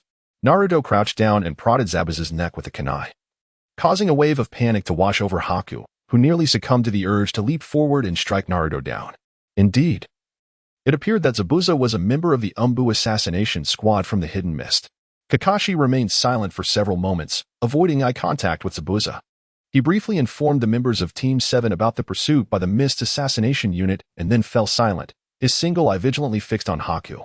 Now that you are aware of my affiliation with the assassination squad, it simplifies matters, he thought. His corpse conceals far too many secrets. I shall take it. Haku approached Zabuza's lifeless body and, with great effort, hoisted the considerably heavier form over her petite frame before vanishing from the sight of the onlookers. Sasuke, are you all right? You look utterly exhausted. Naruto plopped down beside Sasuke, exhaling deeply as fatigue washed over him. Indeed, the shadow clone technique coupled with the Rasengan was no trifling matter. How much chakra do you have left? Sasuke inquired, shifting his position to lie back on the ground, gazing at Naruto. I'm empty. If only I had devoured that rabbit, I wouldn't be in this state, Naruto lamented. You fool, still thinking about the rabbit. Sakura interjected, recalling how, after Zabuza's appearance, she had long since discarded the rabbit into some forgotten corner. At this moment, she approached Naruto and Sasuke, offering them a sip of water to help them regain their strength. You two are truly remarkable. Your efforts are commendable. The image of the two fearless warriors stepping towards their formidable foe was deeply etched in Sakura's heart, filling her with pride for such companions. Naruto and Sasuke exchanged a knowing smile, the sense of accomplishment from vanquishing a powerful adversary blossoming between them. Though it seems you two are in good spirits, I am nearly at my limit. Please call for an ambulance. The following day, Kakashi awakened slowly, his energy depleted and consciousness returning amidst unfamiliar surroundings. The scent of the sea wafted through the air as he surveyed his surroundings and realized he was in a seaside cottage. Ninja-san, you're awake. I'll go fetch your students, a black-haired woman announced, stepping into Kakashi's line of sight. It was Tsunami, the daughter of Tizuna, who had been tending to the unconscious Kakashi. Kakashi-sensei, you really can sleep. Naruto puffed up his cheeks in discontent and remarked, it seems I have overused the Sharingan. I might need to rest for about a week. Sigh. Kakashi, observing the lively Sasuke, sighed in response. Using something that does not belong to you can be troublesome. Despite Sasuke also overexerting his eyes, the disparity between you two remains significant. Kakashi. I know what you wish to ask. This is a keepsake from a dear friend of mine, Kakashi confessed, noticing Sasuke's hesitation to speak. I see, he continued. Naruto, Sasuke, please come here for a moment. What is the matter? They inquired eagerly. You both have made remarkable progress. Sasuke has awakened the Sharingan, and Naruto has even mastered advanced techniques like the Rasengan, far exceeding my expectations. Is that so? Is this just to flatter me? I gladly accept it. Naruto, basking in the glow of praise, stood with his hands on his hips and erupted into laughter. However, one cannot simply tread water, nor climb trees. It is utterly absurd. Akin to a newborn attempting to soar before mastering the art of walking. Treading water means standing upon the surface, much like you and Zabuza, right? Sasuke, intrigued by this technique, inquired. Indeed, it is a skill involving the manipulation of chakra. Kakashi's words were abruptly interrupted as a child donned in a white cap dashed into Dazna's embrace, exclaiming with delight. Ayane, quickly greet the ninjas who brought you back to your grandfather. Dazna's daughter, noticing her son had interrupted their conversation, gently rapped his head in mild reproach. No, they will all perish anyway. Ayane raised his gaze, coldly regarding Kakashi and the others, devoid of expression, and uttered, What did you say, you little brat? Naruto, unable to restrain himself, was tempted to confront him, but fortunately, Sakura grasped his sleeve. Naruto, do not act impulsively, she cautioned. Those who resist Kado are doomed. I, with a tone of resignation, observed the glimmer of despair in Naruto's eyes, a reflection of a soul wrestling with the weight of hopelessness. I will not perish. I shall live well until I become Hokage, until I achieve heroism. Heroism? Such nonsense. Those fools do not exist. What does it matter how eloquently one speaks in the presence of the strong? Shall we wager then? Let us see whether I succumb to Kado or rise to the status of a hero. Who cares about you? If you wish to survive, return. My disdain for Naruto's hopeful gaze surged, prompting me to deliver a harsh kick before I fled upstairs in tears. I truly apologize. That child has lost his father. Leaving him emotionally unstable, Dasna sighed, recounting the tale of a man hailed as a hero in the land of waves. Let us refrain from such discussions. Having defeated such formidable ninjas, we ought to celebrate. No, Zabuza is not yet dead. This is precisely what I intended to mention. What? A chorus of astonishment filled the room. The Umbu's pursuit unit would never return with a corpse. They only sought heads. At that moment, everyone was utterly drained of chakra, and I refrained from voicing my concerns, fearing a fierce battle once Zabuza regained his strength. Thus, before that occurs, you must grow stronger. First, we shall practice tree climbing. Kakashi stated as he propped up his cane and led the 3 members of Team 7 into the adjacent forest. You are all well versed in the theory of chakra. I shall not elaborate further. Observe closely and concentrate your chakra at the soles of your feet. Kakashi selected a small tree about 10 meters tall and began to ascend its trunk with the ease of walking on flat ground, subsequently hanging upside down from a branch. Gazing down at the 3 below. If one can adeptly utilize chakra, this feat becomes attainable. Sasuke, are you pondering that the Sharingan would render this effortless? Indeed. This is the foundation of ninjutsu. The principles remain the same.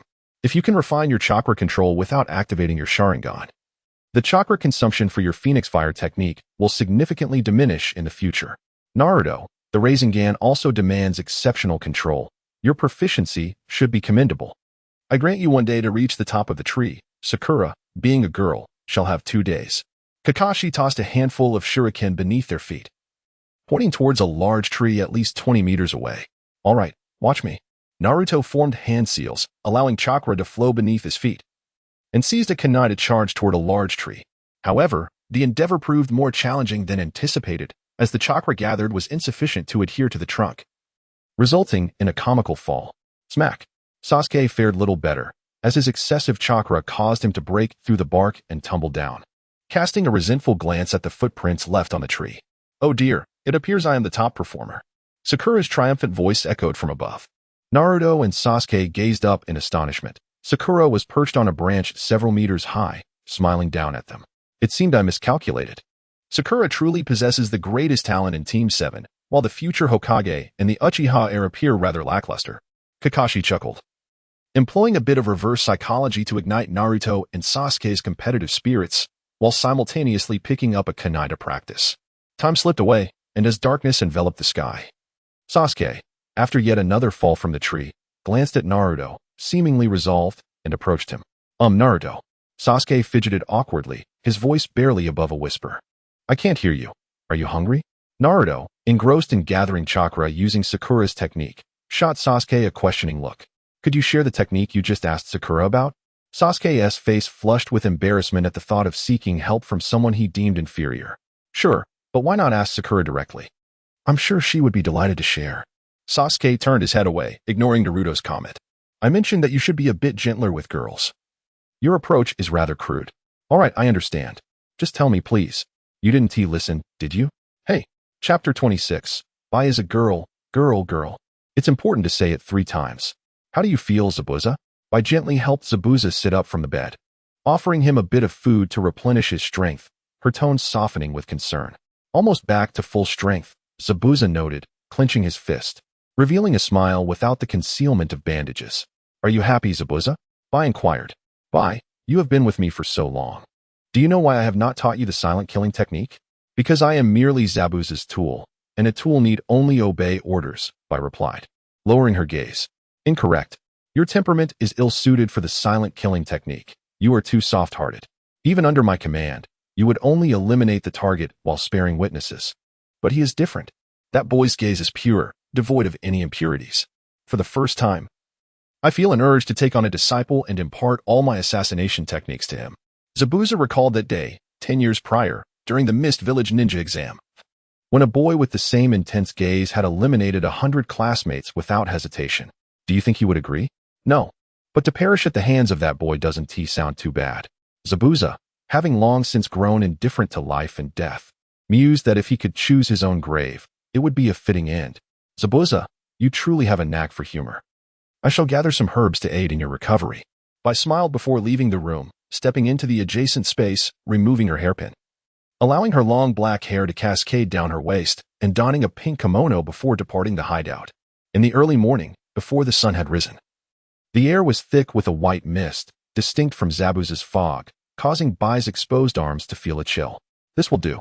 Bai crouched down, her fair fingers delicately plucking herbs and placing them into a basket. She appeared to blend seamlessly with the beauty of her surroundings.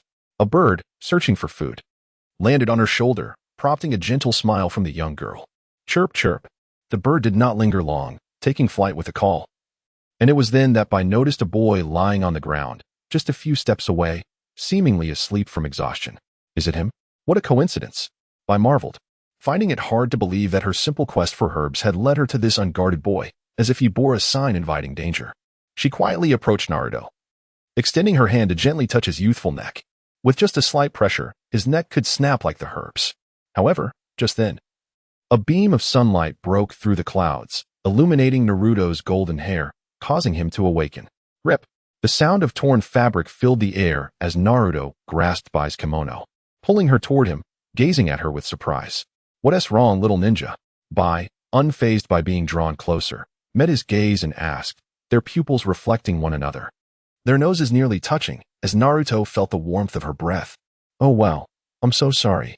I must have dozed off. Naruto quickly released his grip and rolled backward, as he had seemingly sensed a faint trace of murderous intent, prompting an instinctive reaction. He had intended to express concern about catching a chill from sleeping here, but instead, his well-meaning attempt to awaken you met with such treatment. Observing Naruto's flustered demeanor, Bai couldn't help but smile charmingly and teased him a little, feigning a pitiful expression as she said, I truly apologize for your clothing. I will make amends.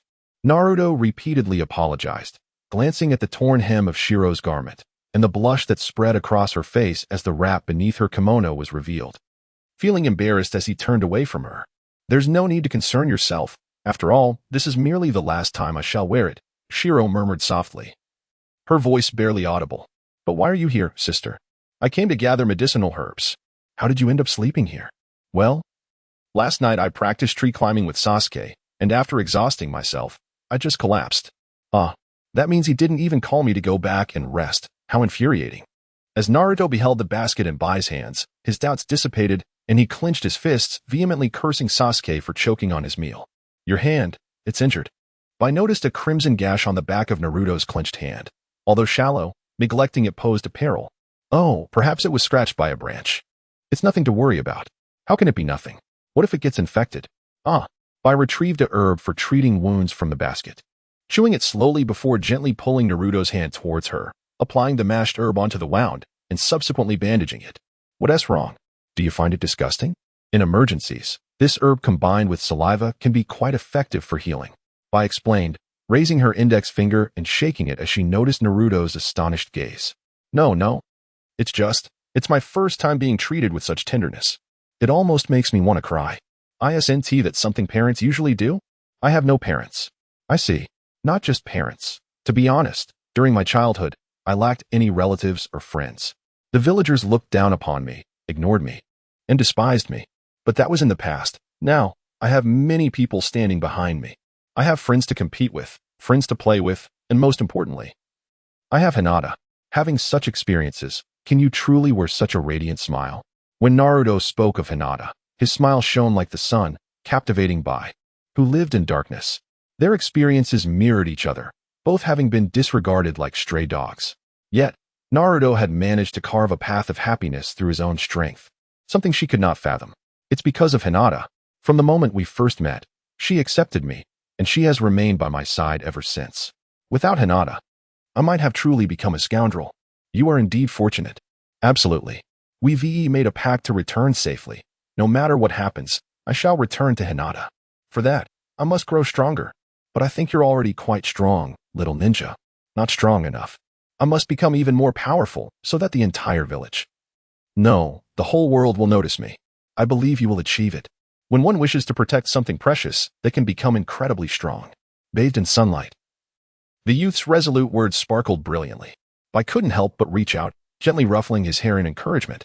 Sister, you have a delightful fragrance. Naruto shyly averted his gaze from Bai's hand, perhaps enchanted by the subtle fragrance that emanated from her after she had gathered herbs. It was a scent that captivated him. leaving him somewhat entranced. How could someone as tarnished as I be worthy of such beauty? Farewell, little ninja.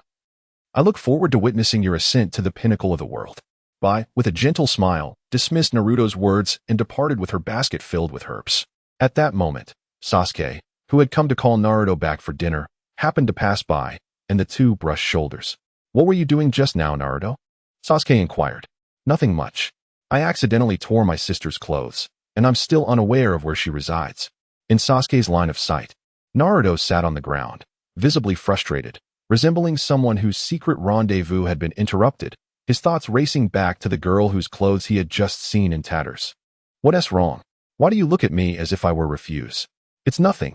I was merely lamenting the sanitation in the land of waves. Such large refuse has been left unattended for so long. How infuriating. Are you talking about me? Why didn't you call me back to sleep last night? The house is meant for people to inhabit. What have I done to you? The two began their usual banter, with Sasuke appearing as if he had consumed gunpowder today. Naruto, perplexed by his own missteps, trudged back to the house of Tazuna, feeling a sense of accomplishment. Having indeed achieved much in a single day, Naruto and Sasuke's kunai had already been embedded in the treetops. Kakashi, with a hint of satisfaction, clapped his hands, though his languid gaze offered no words of praise.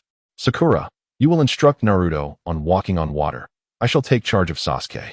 Sakura, exhibiting her intelligence, quickly mastered the technique of traversing the water's surface, proving sufficient as Naruto's temporary coach. Hey, aren't I included? I would much prefer to be alone with Sasuke. Naruto, you are already quite capable. Focus on perfecting your water walking first. What I intend to teach Sasuke is the unique Jinjutsu of the Sharingan, which you cannot emulate. All right. Sasuke, don't be disheartened if you struggle. Do you think I'm like you, the underachiever? Chapter 27, Zabuza and Haku, Part 1. After several days of Sasuke undergoing Kakashi's training, the trio stood upon the under-construction bridge, surveying the surroundings. The villagers of the Land of Waves, led by Tazuna, worked diligently. The bridge was 80% complete, and it would be finished in a few days. However, Zabuza would likely strike during this period.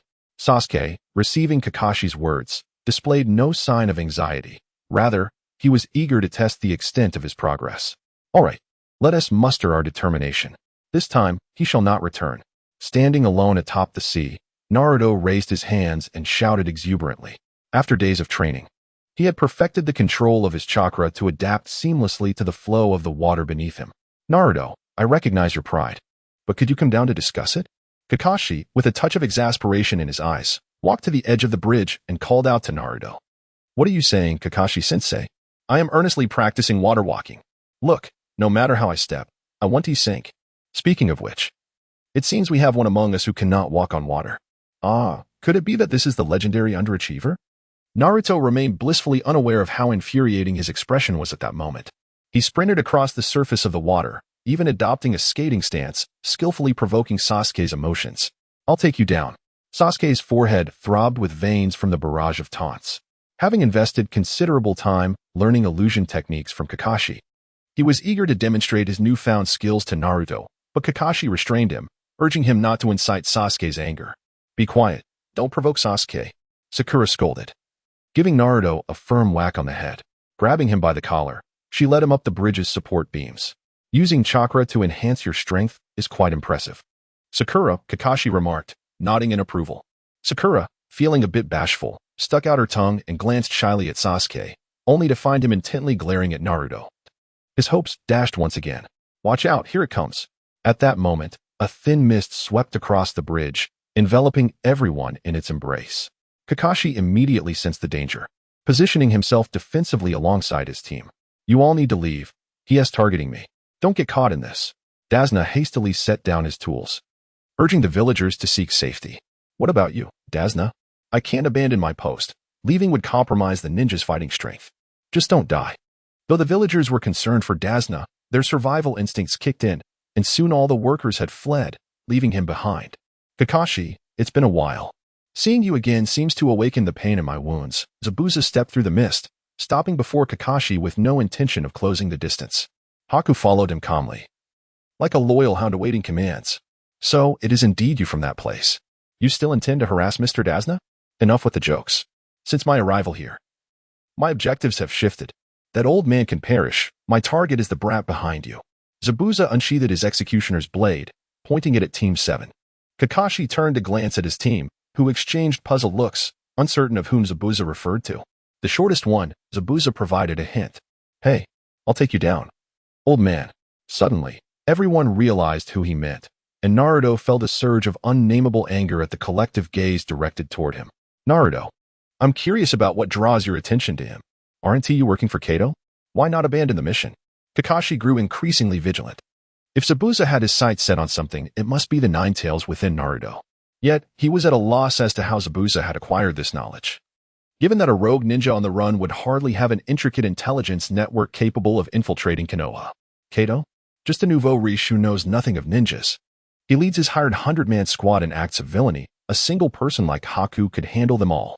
My allegiance to him is purely for his wealth and secret base to evade the Mist Umbu. I could claim his head whenever I choose. Given this, we have no reason to be adversaries. Were you not listening? I want that brat. Zabuza, growing impatient, struck the ground with his sword, carving deep gashes into the bridge, causing Dasna great distress. May I inquire about your reasoning? I wish to take him as my apprentice to teach him the art of assassination, and mold him into the greatest assassin in the ninja world. Hey, that's not a joke. Does it seem like I jest? In that boy's eyes, I see a future. My assassination techniques can barely eliminate Jounin, but he is different. He can learn all my skills and even eliminate the shadow. No, he's just a laggard. He can't do that. Kakashi felt a sinking sensation. Was this a case of hitting the nail on the head? Indeed. Within Naruto lay an immense power that even the shadow could not rival, but it was not an assassin-esque skill. Exactly. Who would want to learn assassination techniques from you? I want everyone to recognize me, not to hide in the shadows like you. I have Hinata. I want to live in the sunlight with her. Letting everyone see her happy smile, not meeting secretly in the dark. Naruto, I actually hoped you would say you wouldn't betray Kakashi-sensei or something. While Kakashi felt relieved by Naruto's righteous outlook, it seemed to have little bearing on their relationship as teacher and student. Right, I still have Kakashi-sensei. Naruto paused for a few seconds, then, with a sudden realization, spoke. Your actions are even more hurtful. He huffed, since I'm here. I am not here to negotiate with you. I will kill you and forcibly take this little brat away. Zabuza, without further ado, formed hand seals, summoning 5 water clones that leapt from the sea onto the bridge, charging towards Kakashi. Kakashi, leave this to me. I am extraordinarily furious right now. Sasuke interposed himself before Kakashi, an uncontrollable surge of anger swelling within him ever since Zabuza declared his intent to take Naruto. The intensity of his fury was so overwhelming that even his Sharingan seemed on the verge of activating itself. I understand, Kakashi nodded. In an instant, Sasuke transformed into a shadow, darting between the 5 Zabuza clones.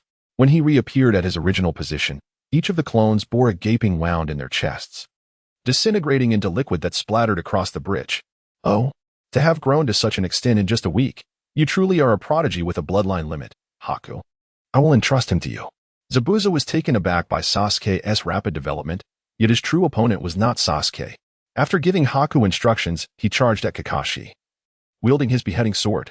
Haku nodded lightly, her body spinning rapidly like a top as she swiftly approached Sasuke. Zabuza, must you interfere with our mission? Naruto himself has expressed reluctance. Kakashi lamented as he blocked Zabuza's strike. That little brat is merely a part of the equation. I have not forgotten how you tricked me like a fool that day. It's simple. Either I kill you, or you kill me. Have I been seen through? How about I treat you to a drink as an apology? The clash of metal rang out as Haku's Senbon collided with Sasuke's kunai, producing a shower of sparks. Uchiha boy, don't you need your Sharingan? I don't need it to deal with you. I truly underestimated you, although I do not wish to kill you. Haku replied non-committally, parrying with her Senbon while rapidly forming hand seals with her other hand. One-handed hand seals. Sasuke's pupils constricted slightly. It was not unusual for a Jonin to perform one-handed seals, but for this girl, who was not much older than himself, to do so indicated that her talent rivaled his own. Naruto, why aren't you helping Sasuke? Sakura fretted as she watched the fierce exchange between Sasuke and Haku. Desperate to assist, but bound to protect Tazuna. Frustratingly, Naruto remained motionless. If I were to help, it would be bothersome. Sakura, have a bit more faith in Sasuke. He is a rival I acknowledge. Naruto shook his head. On the battlefield, Sasuke held an undeniable advantage. If nothing unexpected occurred, he could single-handedly conclude this confrontation. You too. Ninja art. 1000 killing water shuriken. At that moment, Haku had completed the hand seals, and the liquid, transformed from Zabuza's water clone, began to levitate from the ground, morphing into countless water shurikens that propelled towards Sasuke's body. Interesting, Sasuke smirked, recalling the sensations from his training. He concentrated his chakra beneath his feet and instantly vanished from Haku's sight, leaving the water shurikens to strike nothing but air. Gone. Above, Haku was slightly taken aback. Not anticipating Sasuke's remarkable speed, she quickly looked up, only to see Sasuke descending rapidly with a kunai in hand. Haku leapt backward to evade Sasuke's attack, but soon realized that he landed without hesitation. With a swift stamp of his foot, he appeared right before her and delivered a kick to her face, sending her flying several meters away. "You don't wish to kill me?" "Oh, but I certainly wish to kill you," Sasuke remarked, brushing off the water splatters on his clothing. In their first exchange, Sasuke emerged as the clear victor. "Sasuke is so handsome," Sakura exclaimed, her eyes sparkling with admiration as she gazed at Sasuke's proud demeanor. "TSK, true love shines brightly. I could manage that too." Chapter 28, The Spiraling Ball of Marriage, Laughter. "Haku, if you don't start taking this seriously, it will be your end." Zabuza evaded Kakashi's attack, catching a glimpse of Haku being kicked away, and offered her a warning. "I understand, Mr. Zabuza." Haku rose from the ground, though she had been knocked back. Her timely defense left her unscathed. Sasuke recognized this too, refraining from pursuing her for a finishing blow. Secret technique, Crystal Ice Mirror. As Haku formed a dazzling series of seals with her hands, the water stains on the ground began to levitate, and a chilling aura filled the air, freezing the floating water into shards of ice suspended in the atmosphere. What kind of ninjutsu is this? 20 rectangular ice blocks surrounded Sasuke in a yurt-like formation. 11 encircling his body, 8 at a 45-degree angle above, and 1 above, leaving no escape routes.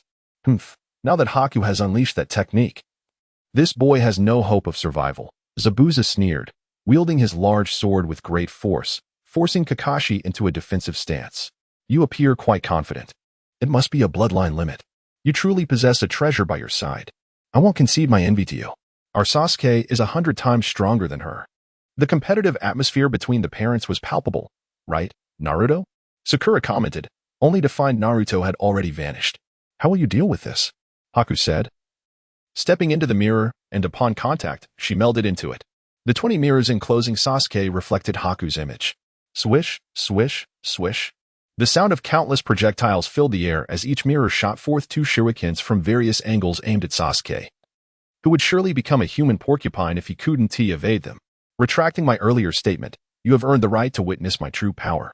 Sasuke stood firm, his hands moving rapidly in the air, resembling the thousand-handed cannon, before halting with his fingers now filled with shurikens, his eyes glimmering with the rotating tomo of his Sharingan. "It seems this will become a protracted battle." Haku sighed. She had no better strategy against Sasuke, and could only wait to see whose chakra would deplete first, hers or Sasuke's Sharingan. With that, she unleashed another volley of shurikens.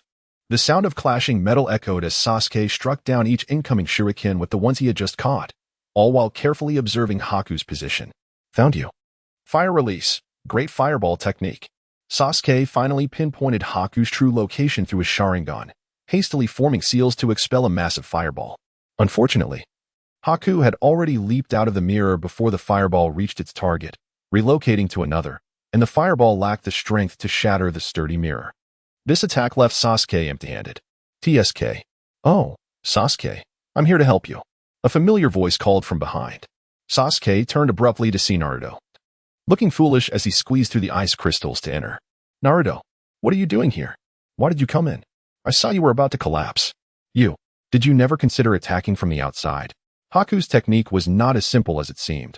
Without locating Haku's true body, Sasuke could not cast Genjutsu. If the great fireball couldn't break through, neither could the Phoenix Fire technique. He was already embroiled in a tough battle, and adding Naruto, the weakest link, only heightened his sense of impending doom. "Oh, it can be like this. You idiot. Little ninja, since you've entered on your own, I want to need to exert myself further." The two, even in peril, continued to bicker, leaving Haku envious. Yet, despite her envy, her hands did not cease, unleashing yet another barrage of shurikens towards the two. "Ah, my backside. Sasuke, you did that on purpose, didn't you?" Naruto, placing his trust in Sasuke, entrusted his back to him, only to face a merciless betrayal.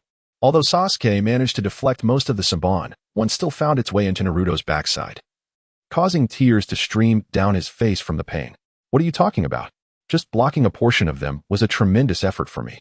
A faint smile played at the corner of Sasuke's lips, his demeanor so nonchalant that it belied any hint of struggle. That particular Saban was intentionally allowed to slip past.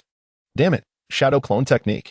Naruto withdrew the kunai from his backside, and after forming a series of hand seals, dozens of Narutos surged forth towards the mirror, only to be repelled one by Haku, dissipating into smoke. Naruto, can your Rasengan shatter it? No, the Rasengan is a single target attack. Even if I were fortunate enough to hit the mirror, it would only shatter a fragment, and the ensuing rigidity of my body would render me a target. Is that so? My fire-style technique lacks the potency to destroy these mirrors as well. Since neither of us can break this secret technique, let us collaborate. After all, we are a team. Naruto stealthily leaned towards Sasuke's ear and whispered a few words.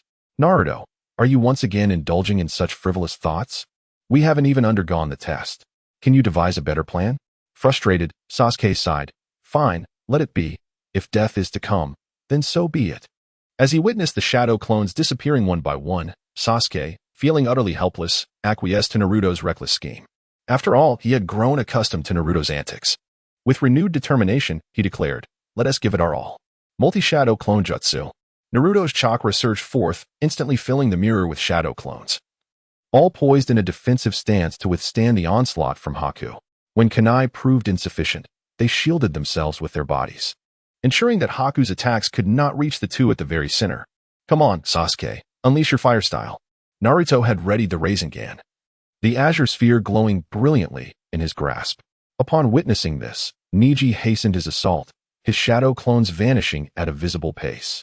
I care not for what it may transform into. Sasuke formed the hand seals for the great fireball technique, channeling chakra into his mouth, and directed it towards Naruto's Rasengan, which he desperately sought to maintain in equilibrium. It was accomplished, without needing to utter a word. Sasuke understood that the Rasengan in Naruto's hand had morphed into a vivid crimson, radiating an astonishing heat that caused beads of sweat to form on Sasuke's brow merely from proximity. The spherical Rasengan exhibited protrusions at every corner, reminiscent of a wild beast thrashing about within. Naruto, it appears you are in a precarious situation. Without your prompting, I am already aware. Prepare yourself. Fire spiral Rasengan. Naruto concentrated his chakra in his feet and leaped towards the mirror at the top, forcefully pressing the spiraling sphere against its surface. With a resounding boom, the fiery energy of the Rasengan instantaneously engulfed the entire interior of the enchanted mirror, creating a massive vortex in the air. As the sound of shattering ice echoed, all the ice crystals fractured simultaneously, transforming into sparkling fragments that cascaded to the ground. Ha, Sasuke, how did you end up looking like a piece of charred bacon? Naruto elegantly descended from the sky, glancing at Sasuke, whose face had transformed into an ominous shade of black. Curiously, he remarked on the peculiar scent of charred hair that surrounded Sasuke, causing him considerable discomfort. Naruto, do you have any idea that you nearly incinerated me? What happened to our battle plan? Why do you always act so recklessly? Sasuke exclaimed, gripping Naruto's collar in a fit of rage. Had it not been for the few shadow clones Naruto had left to protect him, the situation would have been far more dire. It's nothing to worry about, Naruto replied nonchalantly. Sasuke's gaze fell upon Naruto's right hand, and his anger dissipated. The entire fabric of his right sleeve had vanished, revealing severe burns that marred his arm, far worse than his own injuries. Indeed, it seems you were far too reckless. I could scarcely endure such intense heat. But we have emerged victorious, have we not? Naruto looked helplessly at his bloodied and mangled arm. However, the sacrifice was worthwhile. In the fleeting moment when the magical mirror shattered, the outcome was determined. By tumbled out from the mirror, her jutsu, formed from her chakra, violently disrupted, leaving her to bear the consequences in her physical form, rendering her momentarily immobile. Now, let us unveil the identity concealed beneath this mask of mystique. Naruto and Sasuke approached by, kneeling down to unveil her mask. The delicate features of the young girl were suddenly revealed before the two boys. It was she. Sasuke recognized that face, the girl from that serene morning spent with Naruto. How could it be you? Naruto's hand trembled as he clutched the mask, staring in disbelief at Bai's face. Little ninja, you have triumphed. Go ahead, take my life. Bai gazed at Naruto, a serene smile gracing his lips. In the final moments of that smile, he closed his eyes and uttered the words of conclusion. Chapter 29, Zabuza and Bai Part 2. Take my life, I reiterated. No, it cannot be. There must be some mistake. Naruto stepped back a few paces, shaking his head in denial of everything before him.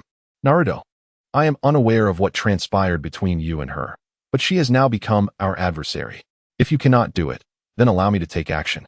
Sasuke, witnessing Naruto's wavering resolve, felt a flicker of anger flash in his eyes as he brandished his kunai towards Haku's neck. No, I cannot permit you to take her life. Why would such a gentle sister turn against us? There must be some underlying reason, perhaps coercion of some kind. In an instant, Naruto flashed to Sasuke's side, grasping his wrist, while the kunai hovered perilously close to Bai's throat. Upon meeting Naruto's gaze, Sasuke's heart softened, and he ultimately relented. Little ninja, you are truly gentle. Even at this moment, you still speak up for me. I am not being coerced. I merely wish to protect those dear to me and assist them in realizing their dreams. That is my aspiration. Seeing Naruto's unwavering support, Bai revealed a warm smile, dispelling his assumptions. Why would someone like you stand up for Zabuza? Little ninja, do you understand? Without dreams, without hope, no one desires to even glance at you. Can you fathom the agony of merely existing without a purpose?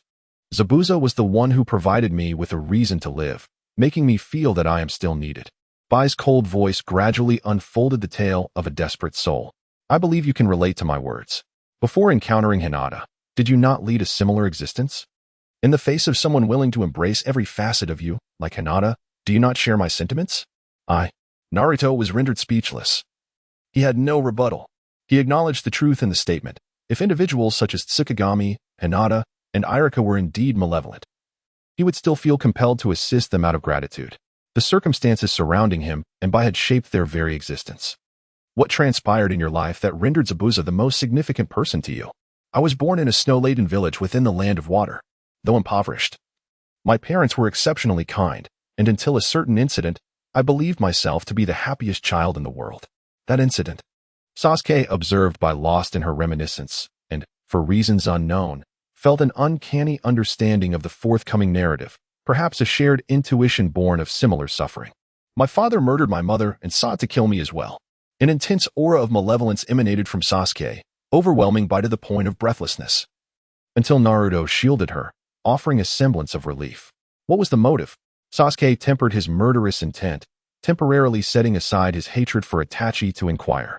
My blood harbors a legacy known as the bloodline limit, a cursed power inherited from my ancestors, fundamentally distinct from the ninjutsu of ordinary individuals. As you have just witnessed with the ice mirror technique, a manifestation of the bloodline limit. Within the land of water, those possessing such powers are met with extreme disdain due to their superiority and inherent threat. Following the conclusion of the Civil War, a brutal massacre ensued against those with bloodline limits. I imagine you can comprehend that even in Konoha, one would face similar ostracism. How infuriating.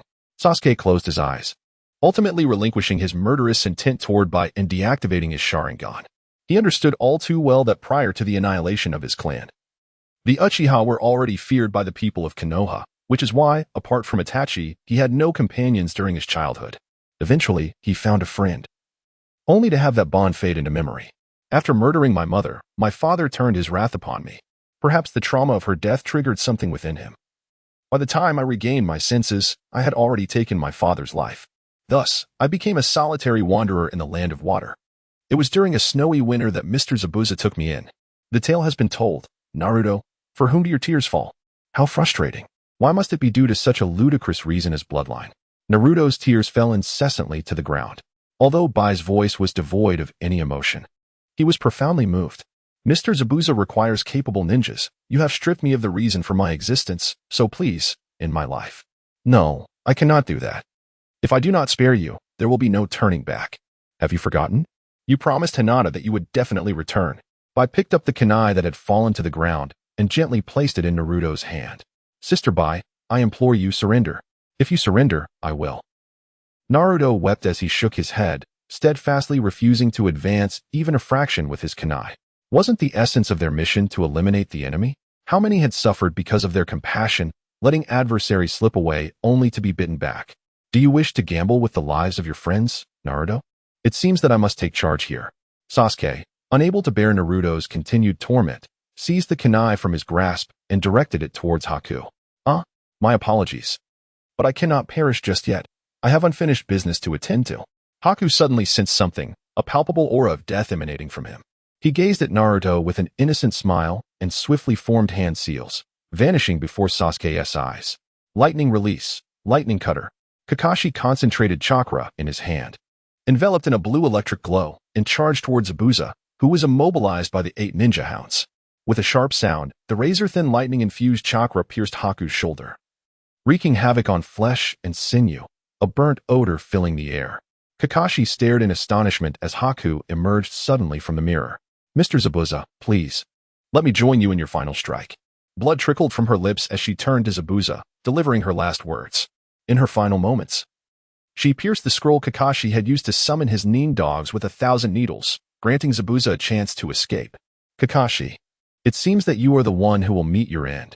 Zabuza swung his colossal sword towards Haku's body. Thud! The blade embedded itself into her small hand, leaving Zabuza momentarily stunned by the sight before him. A weapon capable of slicing through iron was being grasped in her palm. Ah, Haku! Sister Haku! Naruto was enveloped in a tempest of furious crimson chakra, which even manifested as a spectral red beast in the air. This chakra coalesced around him, forming an imposing shroud, while his eyes transformed entirely into a fierce scarlet hue, reminiscent of a beast's gaze. His canine teeth protruded menacingly, and with each low growl that emanated from him, he exerted an oppressive force upon Zabuza. This surge of chakra, Naruto. Kakashi's eyes widened in disbelief. Never anticipating that Naruto would undergo such a transformation into the Ninetales, his arm firmly gripped by Haku, rendering him immobile. Why must you treat her this way? Naruto was on the brink of losing his sanity, his eyes ablaze with fury aimed at Zabuza. Bai had sacrificed herself for him. Yet he received not a shred of sympathy in return, only the relentless cleaving of the executioner's blade. How could he not be enraged? The power of the Ninetales surged forth, fueled by his tumultuous emotions. What more is there to say? The tool, in her final moments, made her ultimate contribution, the best she could for both him and herself. Did you not possess a single ounce of emotion within? In her last moments, Bai's thoughts were solely of you, wishing to assist you in achieving your dreams. Even in defeat, she sought no mercy, lamenting only that she could not aid you further. She was willing to forsake her own life to ensure your survival, yet you. Naruto's strength gradually overpowered Zabuza, pinning him forcefully to the ground. Straddling him, he pointed at Haku's lifeless body, crying out in anguish. What do you know, you little brat? Haku is already dead. Your tears won't bring her back to life. Am I to weep like a fool, just as you do? Enraged and humiliated, Zabuza kicked Naruto in the stomach, sending him flying, and defiantly shouted, I will kill you. Naruto could no longer contain his emotions and, with all his might, charged at Zabuza, causing him to spit blood from the pressure against his abdomen. As he regained his composure, Naruto's fist, imbued with the sound of the wind, was already nearing Zabuza's head. Zabuza hastily raised his executioner's blade to block the impending blow. No matter how much you cry out, the fact remains that ninja are mere tools. Your village does not regard you as anything more than instruments. And when you perish on a mission, who will mourn you besides your family? The world is the same everywhere. White and I are merely using one another. I need her abilities, and nothing more. I have no attachments. Clang. White, your sister cherishes you deeply. Clang. Your mind is filled with thoughts of her, abandoning even your own dreams. Clang. Is this truly the outcome you desired? Clang. What do you truly consider her to be? Crack. She loves you. The sound of fist striking the executioner's blade resonated repeatedly until, ultimately, the blade could no longer withstand the violent onslaught and shattered in two. You cried? The fist that was meant to strike Zabuza's head halted mid-air, and beneath the fractured blade, Naruto beheld the tears of the demon, weeping sorrowfully. Little one, be silent. White is gone. We ninjas are tools, and emotional tools are destined to vanish into the cycle of reincarnation. Perhaps this is the reason for my and White's failure. Chapter 30. The bond of tools. The land of water, situated to the right of the land of fire on the map, is surrounded by seas, covering an area less than half that of the land of fire. As the smallest of the 5 great nations, the daimyo constantly fears annexation by others. Thus, the training of ninjas in the Hidden Mist Village is exceedingly rigorous. Only those who are stronger and more ruthless than ninjas from other nations can survive. This year, the Hidden Mist Village is as cold as ever, with snowflakes from the harsh winter freezing the veins of the people. White, having scavenged half a loaf of bread from a trash can, selflessly shared it with a stray dog, sat alone on a wooden bridge, staring blankly at the passers-by. At that moment, a figure wrapped in bandages appeared in White's line of sight. Unlike others who ignored her, he approached and spoke a single sentence. The first word she had heard since the death of her parents. Not a single person would even glance at a little one like you. Zabuza himself was perplexed by his own impulsiveness. Seeing a child sitting on the bridge was enough to stir him. For countless little ones like her perish from hunger and cold each winter, yet he could not bring himself to ignore her. Your eyes are like mine. White revealed a pure, white smile, momentarily causing Zabuza to falter. Shouldn't she be pleading for food or clothing? This would have given him the opportunity to kick her away, instilling fear of the demon in her, yet all he received was this radiant smile. Little one, would you be willing to follow me and give me everything, living as my tool? This child was different. With this thought, Zabuza posed the question. Yes. The young White did not comprehend Zabuza's intentions but sensed his need for her, which was enough for her to nod in agreement. From this day forth, you shall be mine. Zabuza lifted White's frail body, not out of desire but because her limbs had begun to stiffen, if he did not intervene. It would not be long before another corpse graced the streets of the hidden mist, to be collected by the sanitation workers. Thus began the encounter between the demon and the little one. You are a girl. Upon returning home, Zabuza tore away the tattered cloth wrapping White's body, rummaging for a few old garments to offer her. More troublesome than I anticipated.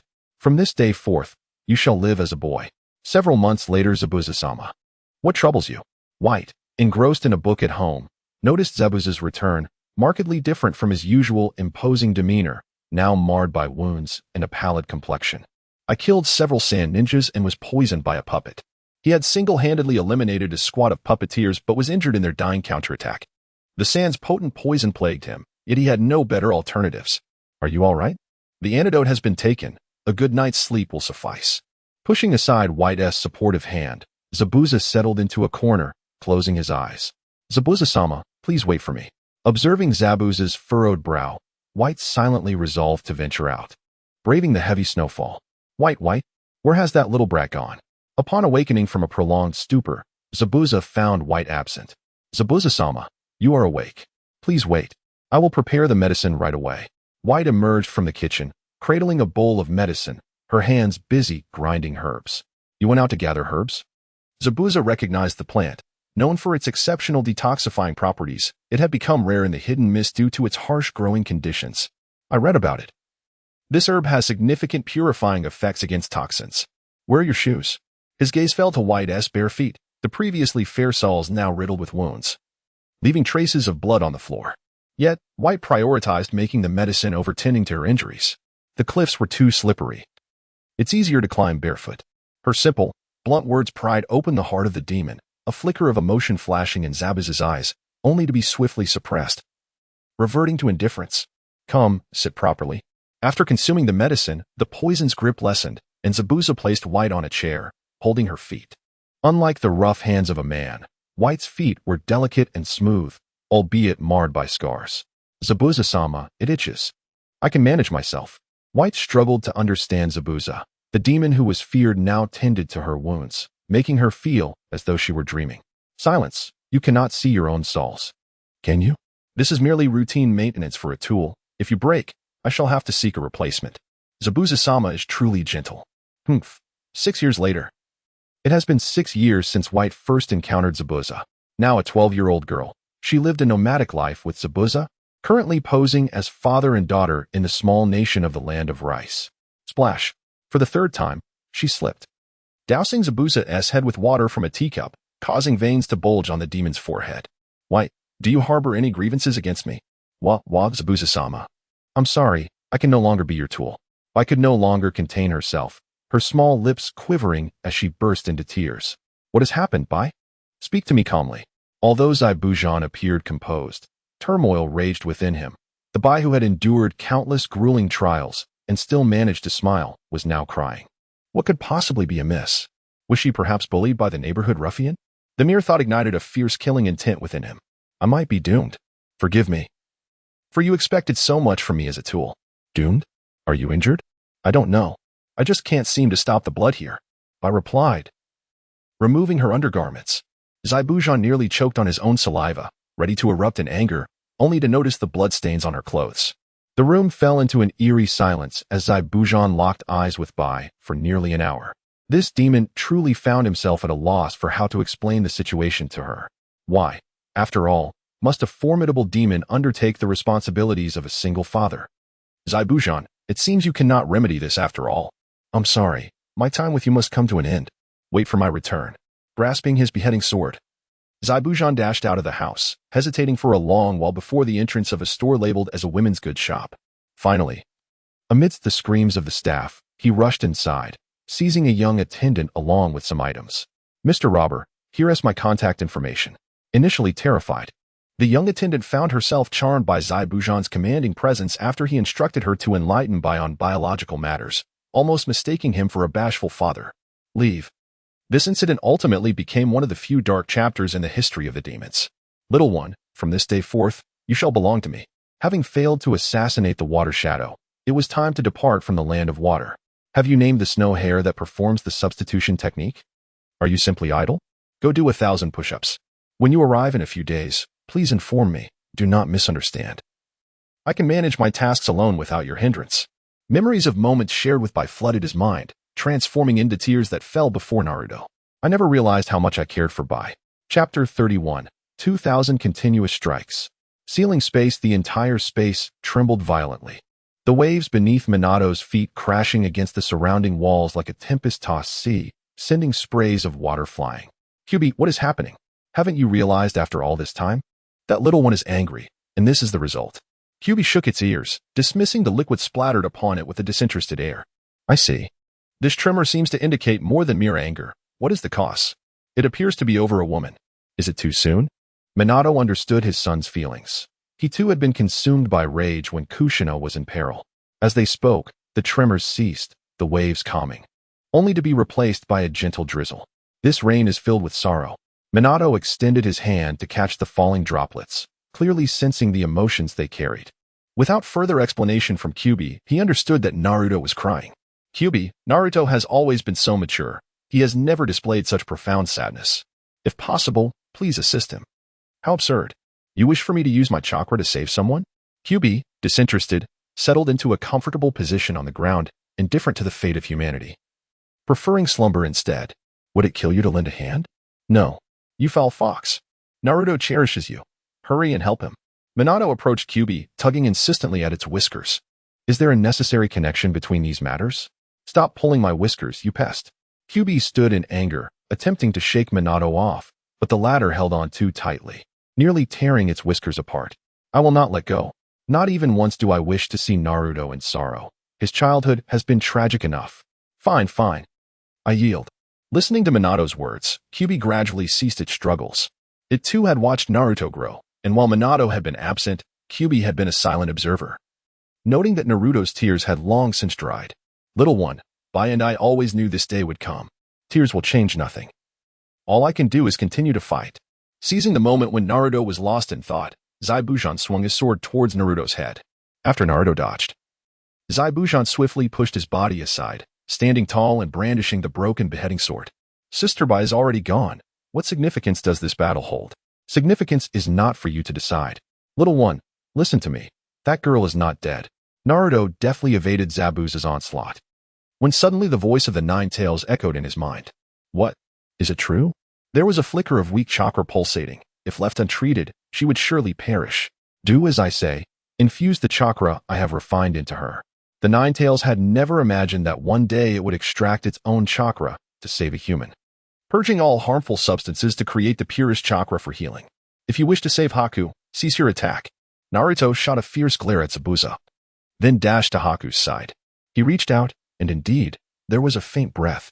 Fortunately, Haku's petite stature meant that what was originally aimed at Zabuza's heart had struck her shoulder instead. Had it pierced her heart, salvation would have been impossible. Sister Haku, I will save you. Naruto extended his index finger, the Nine Tails having already bestowed its chakra upon him. A flickering emerald flame of chakra danced in the air above his fingertip. Medical ninjutsu? Something seemed amiss. This chakra was far more potent than that of any medical ninja. Kakashi harbored doubts regarding the chakra in Naruto's hand, but he swiftly dismissed them. As Naruto applied the chakra to Haku's wound, a miracle unfolded. The once charred injury gradually healed, forming a scab, while the shattered bones within mended completely. Haku's pallid complexion transformed, regaining a rosy hue. Such feats could likely only be achieved by one of the legendary Sannin. You little brat, Who exactly are you? Zabuza, witnessing this extraordinary scene, finally relinquished his intent to strike, cradling Haku's body. Apart from still being unconscious, Haku had truly returned to health. I am a Leaf Village ninja, Uzumaki Naruto. Naruto exhaled deeply, extending his thumb to point at the forehead protector adorning his brow, confidently declaring, TCH, what a useless bunch, not a single one has been slain. Just as he spoke, a multitude of figures appeared on the opposite side of the bridge, ascending onto the surface aboard transport vessels. Under the guidance of a diminutive leader, they approached Naruto. Most among them were armed warriors and bandits wielding machetes, devoid of any legitimate ninjas. The short leader cast a disdainful glance at Zabuza, scoffing, Kato. Humph. Zabuza, indifferent, stepped back a few paces, cradling Haku in his arms and placing her in a secure location. Has that little brat already perished? Serves him right. But do refrain from hasty actions, ninjas, observe this. Kato, noticing the murderous intent in Naruto's eyes, clapped his hands. Two of his subordinates dragged forth a mother and child. None other than Tazuna's family, bound and immobilized by Kato's warriors. Tazuna, Kato, you are despicable. Can you still call yourself human? Tazuna seethed, pointing an accusatory finger at Kato, his frustration manifesting in this feeble manner. Human? Such a notion pales in comparison to wealth. Zabuza, I offer you another chance to eliminate them all. Otherwise, I shall intervene personally. Kato taunted, Zabuza, you would sell your soul for such beings. Tis TSK. Kakashi merely chuckled at Kato's threats, offering a hint of derision. Even with his dwindling chakra, he could effortlessly dispatch this little man, who dared to boast while relying on a mere handful of pathetic bandits. Zabuza, filled with irritation, recognized Kato's foolishness, yet he too had once been foolish in serving him. Ninja, please, save my daughter and grandson, Tazuna implored, tears streaming down his face as he fell to his knees before Kakashi. Rest assured, Mr. Tazuna, this minor predicament poses no challenge to a ninja. Sasuke, it's time to demonstrate your genjutsu. Kakashi's confidence was not feigned. Should he have faced 100 fully armed ninjas, defeat would have been inevitable. However, against mere warriors and bandits, they were akin to newborns in the presence of ninjas. Understood. Sasuke nodded, stepping into the effective range of his Sharingan. Locking eyes with the two warriors holding Tazuna's family captive, channeling his chakra, he ensnared them in a vortex of illusion, leading to the inadvertent release of Tazuna's family, who fled in desperation. Fools! What are you doing? Recapture them! Kato exclaimed, witnessing his subordinates sever the ropes binding the mother and child, hastily commanding others to pursue. Your tears are futile. I shall protect the mother. As they neared capture, Inari finally awakened a sense of courage, charging towards the advancing warriors, using his frail form to shield his mother from their onslaught. Whoosh! A shadow darted past, and when Inari regained his senses, he found himself cradled in Naruto's embrace, safely transported to Kakashi's side, his mother unharmed. After all, warriors were no match for the speed of ninjas. Inari, you are remarkably brave. Leave the rest to me. Naruto gently patted Ai's head, appreciating the little one's last vestige of courage, which had finally transformed him from a weeping child into someone more resilient.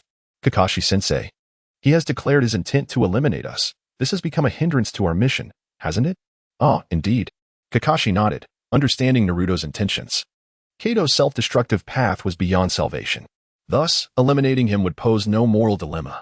Naruto cast a glance at the individuals behind him. Kakashi had expended a considerable amount of chakra, while Zabuza was preoccupied with protecting Haku. Sakura had taken it upon herself to safeguard Tazuna, leaving only himself and Sasuke as the remaining combatants. Do not look at me. The consumption of chakra by the genjutsu is greater than one might imagine. Sasuke waved his hand dismissively, confident that Naruto could handle these petty thieves on his own. Multiple shadow clone technique. With his hands forming seals, Naruto fell into contemplation. Would Haku find herself in peril due to his inadequacy? His skills were insufficient. If only he were stronger, he could ensure Haku has safety. And what of Sakura, Kakashi, and Sasuke? They were all individuals he needed to protect. He could not allow them to suffer even the slightest harm. He must become stronger, ever stronger. Strong enough to safeguard everyone who deserved his protection. Naruto, stop. What are you doing? Sasuke's voice roused Naruto from his reverie. Upon opening his eyes, he was astonished to find himself surrounded by a multitude of his shadow clones, not only on the bridge but also beneath it, where clones clung to the structure with chakra. Oh dear, this seems a bit excessive. I say, you're going to suffocate us all. Hey, everyone, let us go. Naruto, brimming with confidence, wiped the tip of his nose and brandished his kunai towards the heavens, sounding a clarion call. The resounding roars of his shadow clones reverberated through the air as they unsheathed their kunai and charged at Kato's battalion of 100 men. Monsters! How terrifying! While Kato's subordinates were undoubtedly skilled, capable of taking on 10 foes without breaking a sweat, they were now faced not with a mere 1 to 10 scenario, but rather a daunting 1 to 20. No matter how fiercely they fought, Naruto's clones descended upon them like a swarm of locusts, mercilessly eliminating their comrades. Under such overwhelming pressure, the warriors soon succumbed to despair, one after another leaping into the sea to escape. Do you have any last words? In a brief span, only Kato remained standing. Naruto approached him and asked coldly, "Please, spare me. I will give you money. I will relinquish all my wealth." Kato pleaded, collapsing to his knees and desperately offering whatever valuables he possessed, hoping to buy his life. Yet, before he could finish, a kunai slashed across his throat. Ah! What a peculiar final utterance. Did you witness that, Kakashi? Even after taking so many lives, this young boy remains utterly unshaken. It would be a pity not to claim him. Zabuza was somewhat entranced by Naruto's gaze and movements, finding him to be a natural-born killer, intensifying his desire to possess this unrefined gem. What kind of teacher can be defeated by his own disciple? You ought to retire for the night, Kakashi remarked, clearly displeased with Zabuza's incessant attempts to undermine him, waving him off dismissively as one might shoo away an annoying fly. Chapter 32. If you don't play the field, you won't be cut down by the axe. Why can't you understand that? Naruto struggled to lift his eyelids, the weariness of his body still lingering. He could only recall that after the conclusion of the shadow clone technique, a tremendous pressure surged back into his form with the dissipating clones, overwhelming him until he succumbed to unconsciousness. Why must people inflict harm upon one another, little ninja? Huh?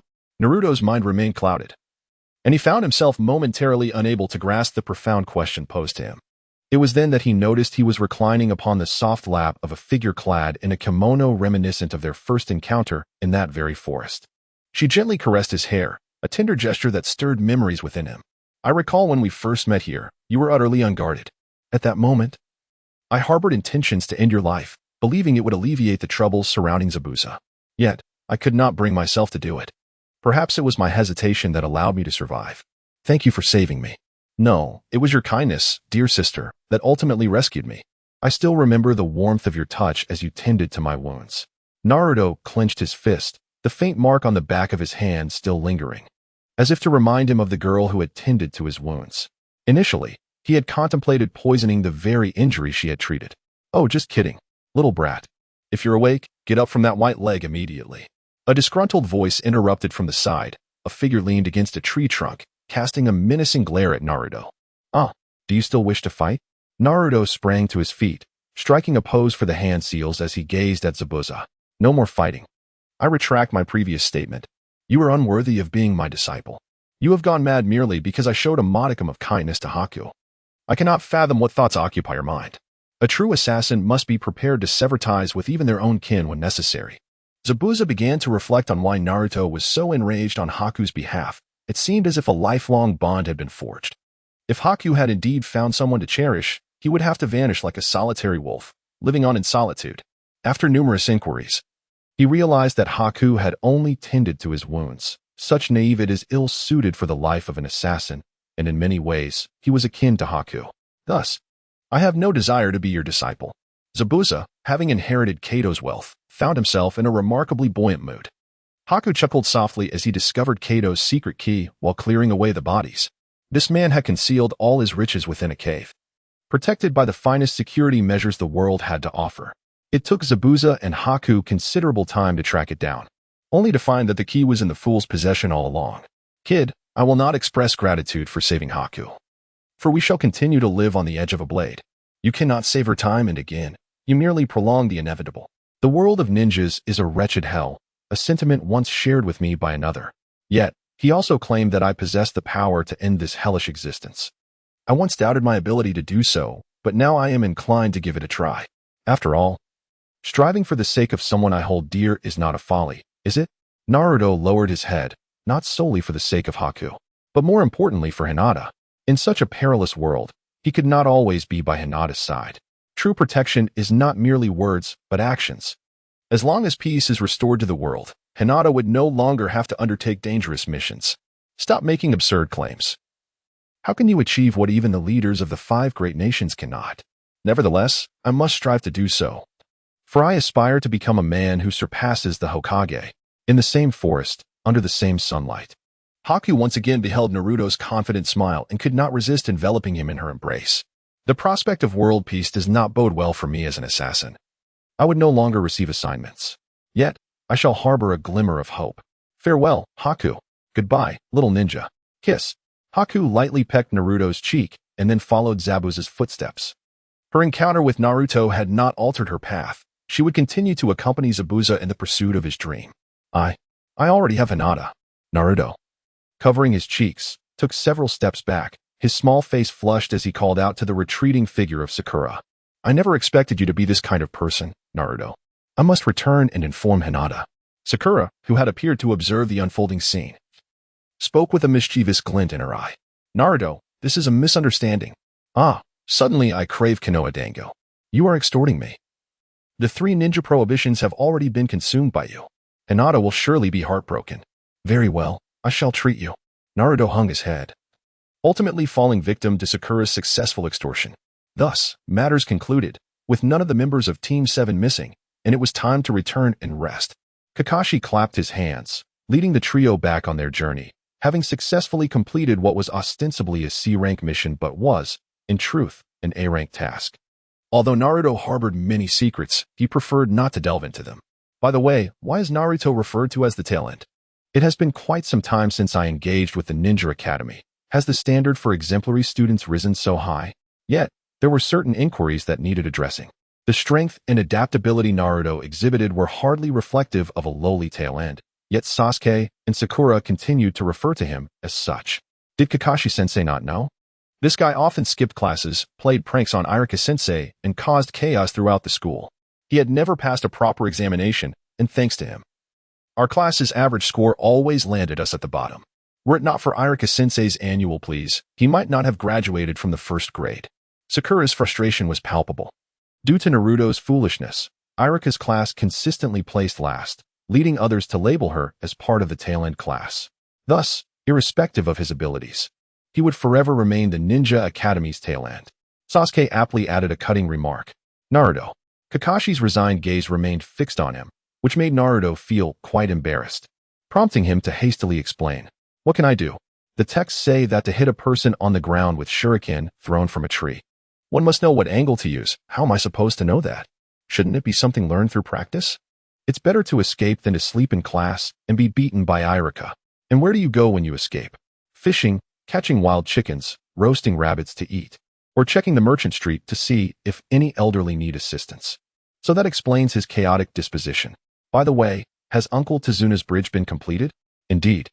It is a remarkably beautiful bridge, albeit with a peculiar name. What name? The Naruto Bridge. Upon returning to Konoha, dusk was approaching. Kakashi instructed the 3 to rest before vanishing to submit their mission report. Naruto then took Sakura and Sasuke to buy dango. Naruto, starting tomorrow, we have a 3-day break. Right? Sasuke was not particularly fond of dango. After consuming a skewer, he relinquished the rest, as it was a food that man adored in his childhood, which annoyed him. Could you spare a day to accompany me? Though somewhat hesitant, Sasuke managed to voice his request, causing Sakura to drop her dango into the bowl. Her mind nearly exploding from excitement, internally shouting, Why not call me? Could it be that Sasuke? Even if he does, it shouldn't be directed at that fool, Naruto, the tail end. Please, no. Naruto squinted thoughtfully before bluntly declining Sasuke's invitation. It's just 1 day out of 3. Would it really kill you to spend it with me? We are comrades after all. No. I must accompany Hinata for the entire 3 days. It has been a fortnight since we last met. Naruto swiftly devoured the remaining dumplings, leaping away without a backward glance, as if fearing that Sasuke might catch him. You scoundrel! I shall eventually take you down. Sakura exclaimed, Come accompany me. What? Is this a date? Practicing water treading. Ugh. I knew it. Well, it's better than nothing. Chapter 33. With all due respect, the girls in the village pale in comparison to my beauty. Mission accomplished. By the banks of the small river in Konoha, Kiba Inuzuka emerged, drenched from the water, clutching a silver necklace, the target of this D-rank mission. The lost necklace, which had fallen to the riverbed, was located by Hinata's Byakugan and Shino's water-dwelling insects, and Kiba had dived in to retrieve it. Well done. You all take a break. I shall report the mission. The crimson-eyed beauty, Yugao, accepted the necklace from Kiba and vanished. She was the Janine instructor of teammate, proficient in genjutsu. Thank you for your hard work, Kiba.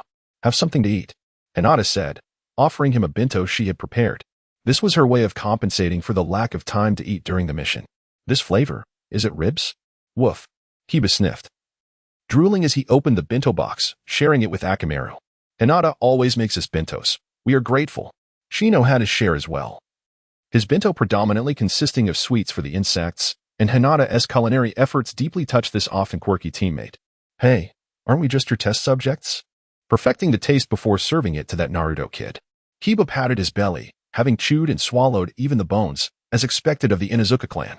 Even so, we must remain grateful. We have always received Hinata's care, Shino admonished. And no, it's fine. Kiba is right, Hinata replied. Speaking of which, you really seem to like Naruto, don't you? Many people would want to be on good terms with the Hyuga family. After all, it is the foremost clan in Konoha. Those people only covet my father's legacy. Naruto-kun is different. Hinata's expression darkened slightly. She had never favored her family circle, as those individuals could coldly barter their children for profit. Fortunately, she had a good father who rejected all marriage proposals. What is different? Isn't he the one always clamoring to be adopted? Do not speak ill of Naruto. You know nothing of his kindness. Hinata, resembling a puffed-up cat, though generally gentle and soft-spoken, became fiercely protective when it came to matters concerning Naruto. All right, he's just a dead last, Kiba conceded, holding a degree of disdain for Naruto, who constantly boasted about becoming Hokage. How could someone who dreamed of being adopted possibly achieve such a title? Kiba, I might be hallucinating, but isn't that the dead last walking over there on the riverbank? What? Shouldn't you be seeing your deceased grandfather waving from the opposite bank? Upon hearing Shino's mildly surprised voice, Kiba glanced up and, to his astonishment, saw Naruto indeed approaching from across the river, stepping upon the water's surface, creating ripples with each stride. Hinata, I was just about to come find you at your house. What a coincidence. Naruto stepped ashore and immediately rushed to Hinata's side, joyfully enveloping her in his embrace. Welcome back, Naruto-kun, she exclaimed, astonished yet relishing the warmth of his arms. After a fortnight apart, to claim she and team missed him would be a falsehood. Now, seeing him again, her response could only emanate from the depths of a loving wife. Wong. Akamaru barked in discontent. Don't you feel annoyed too? How rude to flaunt your affection in front of a single dogs. Both Akamaru and Kiba expressed their displeasure, lamenting the blatant display of affection without regard for the onlookers' feelings. Is the mission accomplished?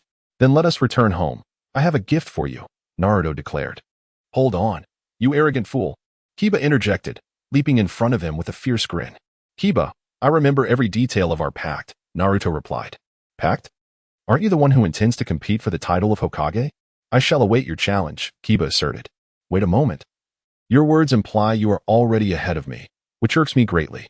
Shall we engage in a friendly spar right here? Kiba proposed. A spar? Such childish antics can wait for another occasion, Naruto retorted. Naruto cast a nonchalant glance, yet that single look sent a shiver down Kiba's spine, causing the red-haired Akamaru perched atop his head to growl instinctively. This reaction was a primal response to the presence of a being that surpassed him on the food chain. This boy carries an aura of bloodshed. It was not until Naruto took Hinata and walked away that Kiba regained his composure, taking several deep breaths to steady himself. Kiba, you are currently no match for Naruto. He has taken a life and mastered chakra manipulation far more swiftly than you have. Team 7 has already completed a C-rank mission. At some point, Hanabi had approached Kiba, placing a reassuring hand on his shoulder. Damn it, Hanabi. Please train me diligently. I wish to confront him in the Chunin exams. Kiba clenched his fist in determination, feeling a surge of frustration at having been intimidated by the underdog, which greatly bruised his pride. Hyuga clan Hinata, this is a gift from the land of waves. This country is truly impoverished, yet their craftsmanship is heartfelt. Do you like it? Naruto took out a small box, within which lay a tiny, wave-shaped hairpin. The land of waves is not particularly known for its unique products, and this hairpin, being made of wood, is not an extravagant gift. However, I cherish it. Anything given by Naruto-kun is dear to me. That's wonderful. Yes, it is truly beautiful. Naruto affixed a hairpin to Hinata's fringe, adding a touch of adornment to her purple locks. Observing Hinata's bashfulness, he expressed his satisfaction with the compliment. Why do I feel a chill creeping down my spine? Hinata, Your sister is watching me. What have I done? Naruto quietly turned his head and discovered Hanabi hiding in the corner of the room, glaring at him. He shivered slightly and asked anxiously, "Could it be that she's waiting for your gift? I mentioned to Hanabi that you would bring back some local specialties." Hinata tilted her head thoughtfully, attempting to articulate her sister's sentiments.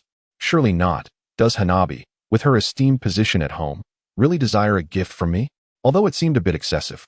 Naruto could discern that within the Hyuga household, Hanabi's status far surpassed Hinata's, granting her nearly anything she desired, which made him skeptical of Hinata's words. "So, have you prepared anything?" "Well, I have something, having purchased it upon Sakura's suggestion."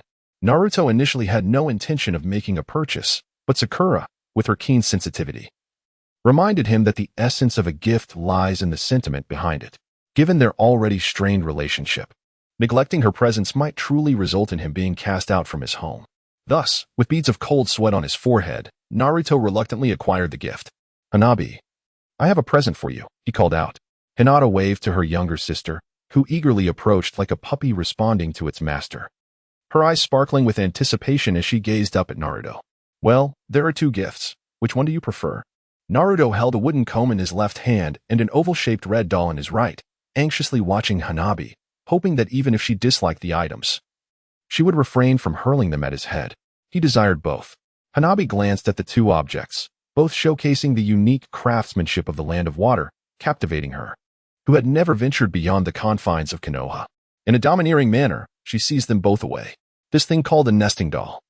I haven't even explained it yet." Watching Hanabi's retreating figure, Naruto sighed. It was evident she was still upset due to the destruction he had caused in the garden, a dilemma he could not remedy. "Naruto-kun, why does Hanabi have two items?"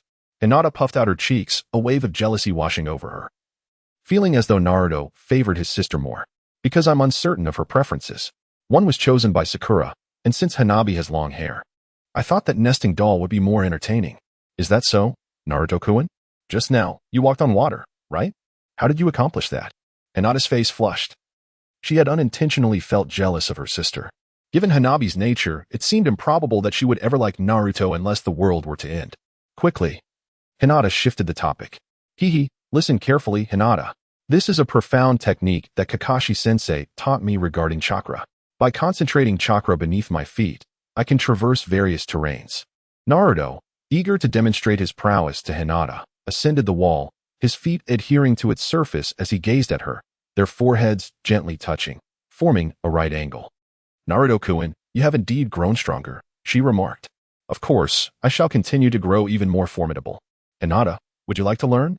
I can teach you." I'll give it a try," she replied. Half an hour later, as Naruto observed Hinata effortlessly darting around the wall, he fell into contemplation. Was he truly such a fool? "Naruto-kun, it is thanks to your excellent teaching." Hinata stood on the wall, uncertain how to express herself, surprised that she had learned so swiftly, inadvertently hurting Naruto's young spirit. "Regardless, I am indeed a fool." Recalling how he had toiled for an entire day and night to master the skill, Naruto felt a pang of resentment. He had not anticipated that the gentle fist technique of the Hyuga clan required such precise chakra control, achieving a level of mastery that was quite extraordinary. "That's not true, Naruto-kun." Hinata, in her haste, lost her balance and fell from the wall. Although the Hyuga fence was not particularly high, the fall could still cause injury. Without a moment's hesitation, Naruto rushed to catch her, and they both tumbled to the ground. "Naruto-kun, are you all right?" she asked. "I'm fine." "Hinata, what do you have hidden here? So soft." As Hinata lay atop Naruto, his hand inadvertently brushed against her chest, the sensation pleasant yet perplexing. No, don't touch there." Hinata's cheeks flushed crimson, her speech faltering. Being a girl who developed early and feeling shy about it, she had opted for loose clothing, which Naruto had never noticed despite their close proximity. "Is it a bun? I'm rather hungry," he mused. Naruto was innocently exploring, oblivious to the implications, as no adult had imparted to him the proper understanding of human anatomy. He merely understood that women possess breasts, yet was unaware of the time they begin to develop, hence he never contemplated the matter. "It's not a bun, you fool, Naruto." Hinata shyly retreated, but before Naruto could rise, a smooth foot came down forcefully upon his face, pressing him down as if attempting to bury him in the earth. "You scoundrel, you finally laid hands on my sister. I shall have you arrested and delivered to the security team, and you shall never see the light of day again." Hanabi was furious. She had initially approached to inquire about how to play with Naruto's toy but was taken aback to find him behaving inappropriately towards her sister. In her rage, she didn't even bother to properly put on her shoes before rushing over to stomp on Naruto a few times. What are you talking about, Hanabi? I didn't do anything. You're groping my sister's breasts and claiming it's nothing. Breasts? Is that what you call them? Naruto found himself momentarily speechless as he glanced at Hinata, who was shyly hiding behind Hanabi, her hands protectively clasped over her chest. Even he couldn't help but feel a flush of embarrassment. I'm sorry. No, it's perfectly all right, Naruto-kun, Hinata reassured him. Sister, you were too indulgent with him. Why not just throw him in prison and be done with it? Wait a minute, it's just a chest. I have one too, you know. Naruto was taken aback upon hearing he might be sent to prison. According to the code of ninjas, any physical aggression towards a girl was a grave offense. In a hurry to find a remedy, he resorted to his transformation technique. Sexy jutsu. Faced with Hanabi's skeptical gaze, Naruto demonstrated his prowess. And with a puff of smoke, a voluptuous, golden-haired woman materialized before her. What do you think? Quite ample and beautiful, isn't she? Much more so than Hinata. And you can indulge as long as you wish. The female version of Naruto, adorned with twin ponytails, proudly flaunted her figure, gazing triumphantly at Hanabi. She had devoted considerable effort to perfecting this technique, enduring countless beatings along the way. How shameless. Poor Hanabi, having never witnessed such a tantalizing scene, was rendered speechless by Naruto's appearance. Turning away, without a word, she let out a scream and punched Naruto, covering her face as she fled. What has got you so upset? That punch, fueled with all her strength, shattered Naruto's transformation, leaving him sprawled on the ground, mumbling to himself. Naruto-kun really doesn't understand women as hearts. Chapter 34. The meeting of 1 and 9. Just as Naruto had stated, during the 3 days of vacation, he spent all his time with Hinata. Even while she was on a mission, he refrained from offering direct assistance, instead choosing to observe her from a distance. After her task was completed, he simply handed her a cup of water. This uncomplicated interaction significantly deepened their bond. Naruto-kun, sorry to keep you waiting. Have you completed your task? Teacher Red had received a call and left, marking the end of the day. Hinata had just finished a weeding mission. Intertwining her fingers and stretching her arms, revealing the graceful contours of her maturing figure. What are you staring at? Noticing Naruto's gaze lingering on her important areas, Hinata's cheeks flushed as she recalled recent events. Wrapping her clothes tightly around herself, she playfully chided Naruto. It's nothing. By the way, there have been many outsiders in the village lately. Is something happening? It would be a lie to say she was indifferent, after all. She had spent considerable time with him. However, due to Hinata's shyness, Naruto clumsily shifted the topic. Naruto-kun has been out on missions, so you wouldn't know. But the CH9 exams are approaching. The CH9 exams? A gathering of ninjas from various countries to compete in skill assessments would take place in Konoha. Oh, how fortunate. I've just become a genin and already have the chance to take the exam. Hinata, wait for me to become a CH9. Who knows? There might even be a J9 exam this year, and I could achieve my goals all at once. The genin assessment had a retake. Observing Naruto's confident smile, Hinata mischievously poked his cheek and chuckled. That was an accident. But you are quite perceptive. You noticed the increase of unfamiliar faces in the village. Have you memorized everyone's faces? Not really. It's just that they look at me like I'm a normal person. It's quite apparent. His simple words pierced Hinata's heart, and she wrapped her arms around his waist, her face pressing closely against his. Naruto-kun, what's wrong? Suddenly embraced by Hinata, Naruto felt a mix of confusion and warmth, unsure where to place his hands. I understand the sadness you carry, Naruto-kun. You have always loved this village, and one day they will regret it. As long as I'm here, I will ensure you never have to relive those memories. Actually, I don't mind that much. Hinata's resolute words once again moved Naruto. Despite claiming indifference, he embraced her tightly, relishing the warmth of her presence. Hey, you are blocking the way.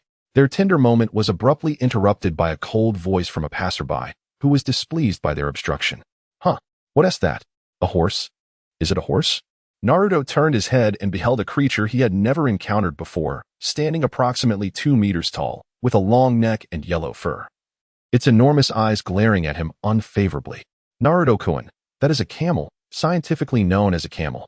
How impressive. This one can talk. No, it is indeed a camel. The one speaking is me. The individual seated atop the camel expressed his displeasure. prompting Naruto to raise his gaze until he finally discerned a red-haired youth perched on the camel's back. Every aspect of this boy was striking. He bore a gourd larger than himself on his back, dark circles encircled his eyes, and a red love symbol adorned his forehead, truly a face one would not easily forget. Oh, it's a hedgehog head. I thought the camel could talk. Do you have the right to comment on me? Gaara seethed with anger. This short individual, who was also a hedgehog head, had the audacity to criticize him. You don't appear to be from the village. State your name. Gaara of the Sand. What a peculiar name. I am Uzumaki Naruto, a genin from Konoha. You remember it well. Thus, you lack the right to call anyone strange. You had best pray that we do not meet in the Chunin exams. Gaara coldly urged the camel to move forward. But their path was soon obstructed by a Konoha ninja. From Sunagakure, the rules explicitly state that mounts must be surrendered to us for supervision. Why are you disobeying? What if you collide with someone on the street? Who knows what you might do to my mount? Who would harm such an ugly creature? Before the Chunin could finish, he was met with Gaara's attack. The boy on the camel vanished, only to reappear before him, hand outstretched toward his throat. You dare call my sand ugly? So, Sand was its name. Naruto interjected, blocking Gaara's hand before it could reach the ninja's throat. Oh, you can actually stop me. Who asked for your interference, you brat? Come collect after the Chunin exams. The ninja, instead of expressing gratitude, shoved Naruto aside and seized the camel's reins, departing. Just like me. This time, Gaara did not intervene, merely regarding Naruto with a contemplative gaze, one reminiscent of how the villagers looked at him. Could this individual also share his fate? Why do you not harbor hatred for them? You mean this? I have long grown accustomed to it. Why do you have someone willing to watch over you? What a nonsensical question. Is it not natural to make friends with sincerity? Boring fellow. The brief exchange concluded, Gaara, disinterested in continuing a conversation with this tamed, passive individual, found the notion of repaying kindness with kindness utterly foolish. The gourd on his back opened, releasing a cascade of sand that gradually formed into the shape of a camel, once more bearing him. Must you persist in writing such things? In the sealed space. Chunin exams. Naruto has reached that age. He must strive onward. I will cheer for you, Minato remarked with a smile, affectionately ruffling Naruto's hair. Memories of Naruto's childhood flooded back, and he could only lament how swiftly time passed. It felt as if the Chunin exams were just around the corner. Naruto, has your hair grown longer? How about you keep it like this? Feeling the warmth of Minato's hand, he suddenly inquired. Why? To facilitate learning a jutsu. That individual will surely hold no bias against you. That individual. Minato recalled his own teacher, that perverted ninja who lamented that no one could master his unique technique. For it required flowing long hair. No, I dislike long hair. I just want my hair to be like Dad's. It looks cool. Ha ha ha. Well then, there is nothing to be done. Minato chuckled heartily. What father would not relish the admiration of his son? Thus, the thought of Naruto growing his hair long dissipated. Kyubi. Naruto once again approached the slumbering Ninetales, resting upon its paw and calling out. What are you doing? I'm quite busy. The Ninetales lifted its eyelid and glanced at Naruto. I haven't properly thanked you. I appreciate your assistance in rescuing Sister Bai. I was merely bored. Not only Sister Bai. At that moment, I felt your power enveloping me. Initially, it was scorching, but then it transformed into a comforting warmth. A surge of strength that enabled me to defeat Zabuza. I truly consider myself fortunate to have encountered you, Ninetales. Enough of this idle chatter. If you wish to express your gratitude, heed my words. That little brat you saw today. Find an opportunity to spar with him. The Ninetales, accustomed to Naruto's exasperating attempts to sway it, felt no stirrings within and commanded directly. Eh? Gaara? Do you find him displeasing? Just do as I say, Shikaku. I never expected to meet you. My claws are beginning to feel restless. Chapter 35. The allure technique is the strongest in the universe, my dear friends. Today I find myself once more astray. Kakashi arrived before Team 7 long after the appointed meeting time, waving his hand with a smile. You deceiver. I trust you are all aware that the village is currently hosting the Chunin exams, and I have recommended all 3 of you to participate. Kakashi, with an audacity befitting his character, disregarded Naruto and Sakura's resentful glares, producing 3 Chunin exam application forms to hand to them. Of course, participation is not mandatory. Those lacking confidence may withdraw. If you wish to partake, simply sign your names on the forms and gather in room 301 at the school on July 1st, Sasuke. You will participate, won't you? Of course. This is a splendid opportunity to compete with ninjas from other nations. The Chunin exams. Sakura tightened her grip on the application form, fully aware of her own inadequacies. During the last C-rank mission, she had merely been a bystander, ostensibly there to protect Tizuna. But in reality, it was Naruto and Sasuke who fought against formidable foes. If she were to participate in the exams, she feared she might become a burden. Just as Sakura contemplated withdrawing, she felt two gentle hands resting on her shoulders. Sakura, do not be afraid. Sasuke, and I will protect you. No matter what happens. Both this underachiever and I will safeguard you. Naruto and Sasuke undoubtedly recognized Sakura's unease, yet they were reluctant to abandon her to face the examination alone. True companionship is characterized by mutual support. We are comrades. Oh, you too.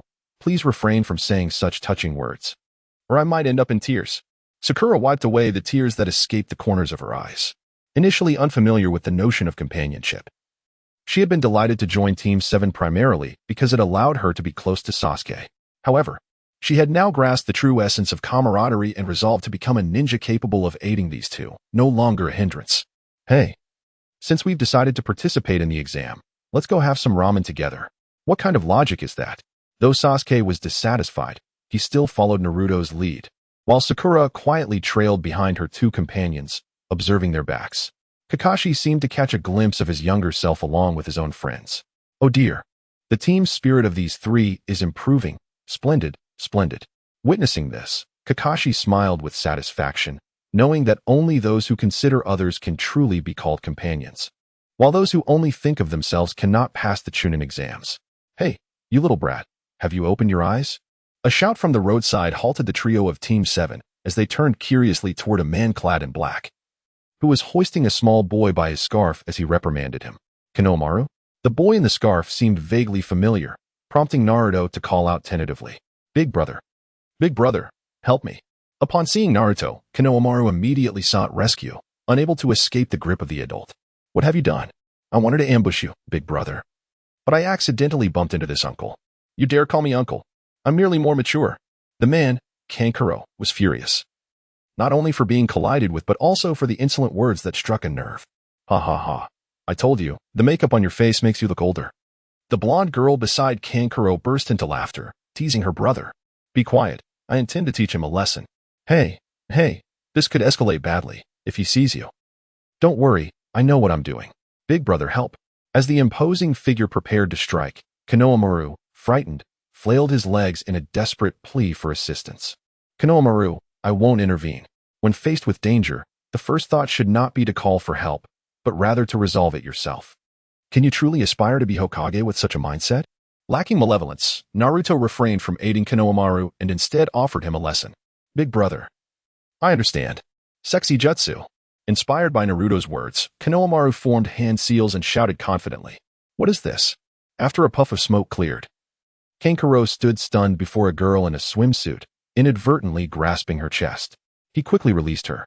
Hey, uncle, let's engage in something meaningful. Seizing the moment, Konohamaru leaped into Kankuro's arms, the soft skin of the dark-haired girl brushing against him, accompanied by a sweet, delicate sound. Pfft. Kankuro, overwhelmed, fainted, unaccustomed to such stimuli. In Sunagakure, he was always wrapped in a windproof coat, and such provocative situations were far beyond what this young man could handle. Big brother, I did it. Konohamaru could hardly believe he had actually defeated such a formidable opponent, joyfully running to Naruto to celebrate with a high five. Well done, Konohamaru. You've truly grasped the essence of sexy jutsu. Your scores for the chest, thighs, and backside are all above 90. Naruto circled around the female version of Konohamaru, nodding in satisfaction, as the progenitor of transformation techniques offered an approving response. It is all thanks to my elder brother's excellent guidance, he declared. Now, without further ado, let us proceed to the next phase. Remove your clothing. Remove clothing? What lies beneath? Konohamaru's face was awash with confusion. The innocent youth was utterly oblivious to such matters, only knowing how to transform according to the texts. Well, I cannot provide a clear explanation either. So allow me to demonstrate, Naruto said. Transformation technique. Naruto scratched his head and decided to demonstrate through action. After a cloud of smoke dissipated, a golden-haired girl with twin ponytails appeared before Konohamaru, utterly unclad. Oh my, how impressive.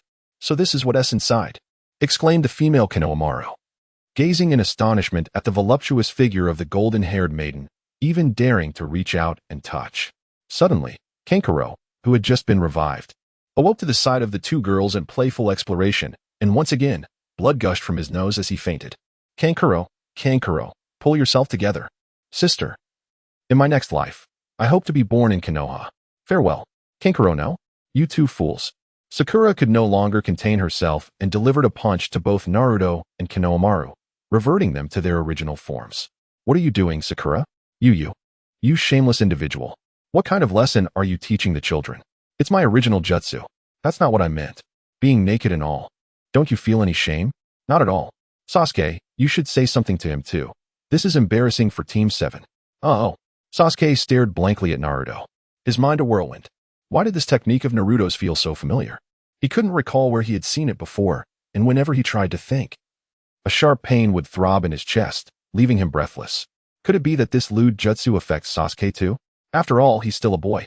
And my figure is far more ample than yours. Naruto nodded with pride, oblivious to the impending danger as he spoke to Sakura. Naruto, I'll kill you. You're truly embarrassing us in Suna. Just as Sakura was about to rearrange Naruto's face, a cold voice pierced their ears. Gaara had appeared beside Kankuro, his aquamarine eyes flashing with displeasure. Gaara, this is... Temari attempted to clarify, but faltered under Gaara's piercing gaze. Silence. I'll deal with you later. Gaara's eyes swept over the three members of Team 7. He had been absent and was unaware of which fool had managed to bring Kankuro down in a pool of blood. But it was clear that Naruto was the first to confront him. Gaara, what a coincidence. Do you know him? Sasuke inquired, puzzled, as these individuals were evidently from Suna.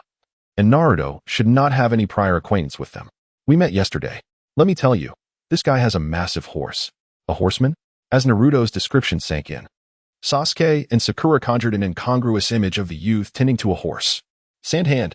Gaara's fury reached its peak, and the sand within his gourd swiftly transformed into a colossal hand, lunging toward Naruto. Fire style, fireball jutsu. Sasuke stepped in front of Naruto, swiftly forming hand seals before unleashing a fireball that incinerated the incoming sand, reducing it to heaps of red solid matter that fell to the ground. Who are you? State your name. Gaara glanced at Sasuke and chose to refrain from further aggression, although the sand hand was a mere fundamental technique. The ease with which Sasuke defended against it indicated that he was no ordinary adversary worthy of remembrance. Uchiha Sasuke. Very well, I shall remember you. Both of you are marked as my targets. I shall not hold back when we meet in the exams. Gaara, let's have a proper fight sometime, Naruto declared. Undeterred by Gaara's murderous intent, a grin plastered on his face. Humph. Gaara ignored Naruto's words, coldly snorting as he lifted Kankuro with sand and departed.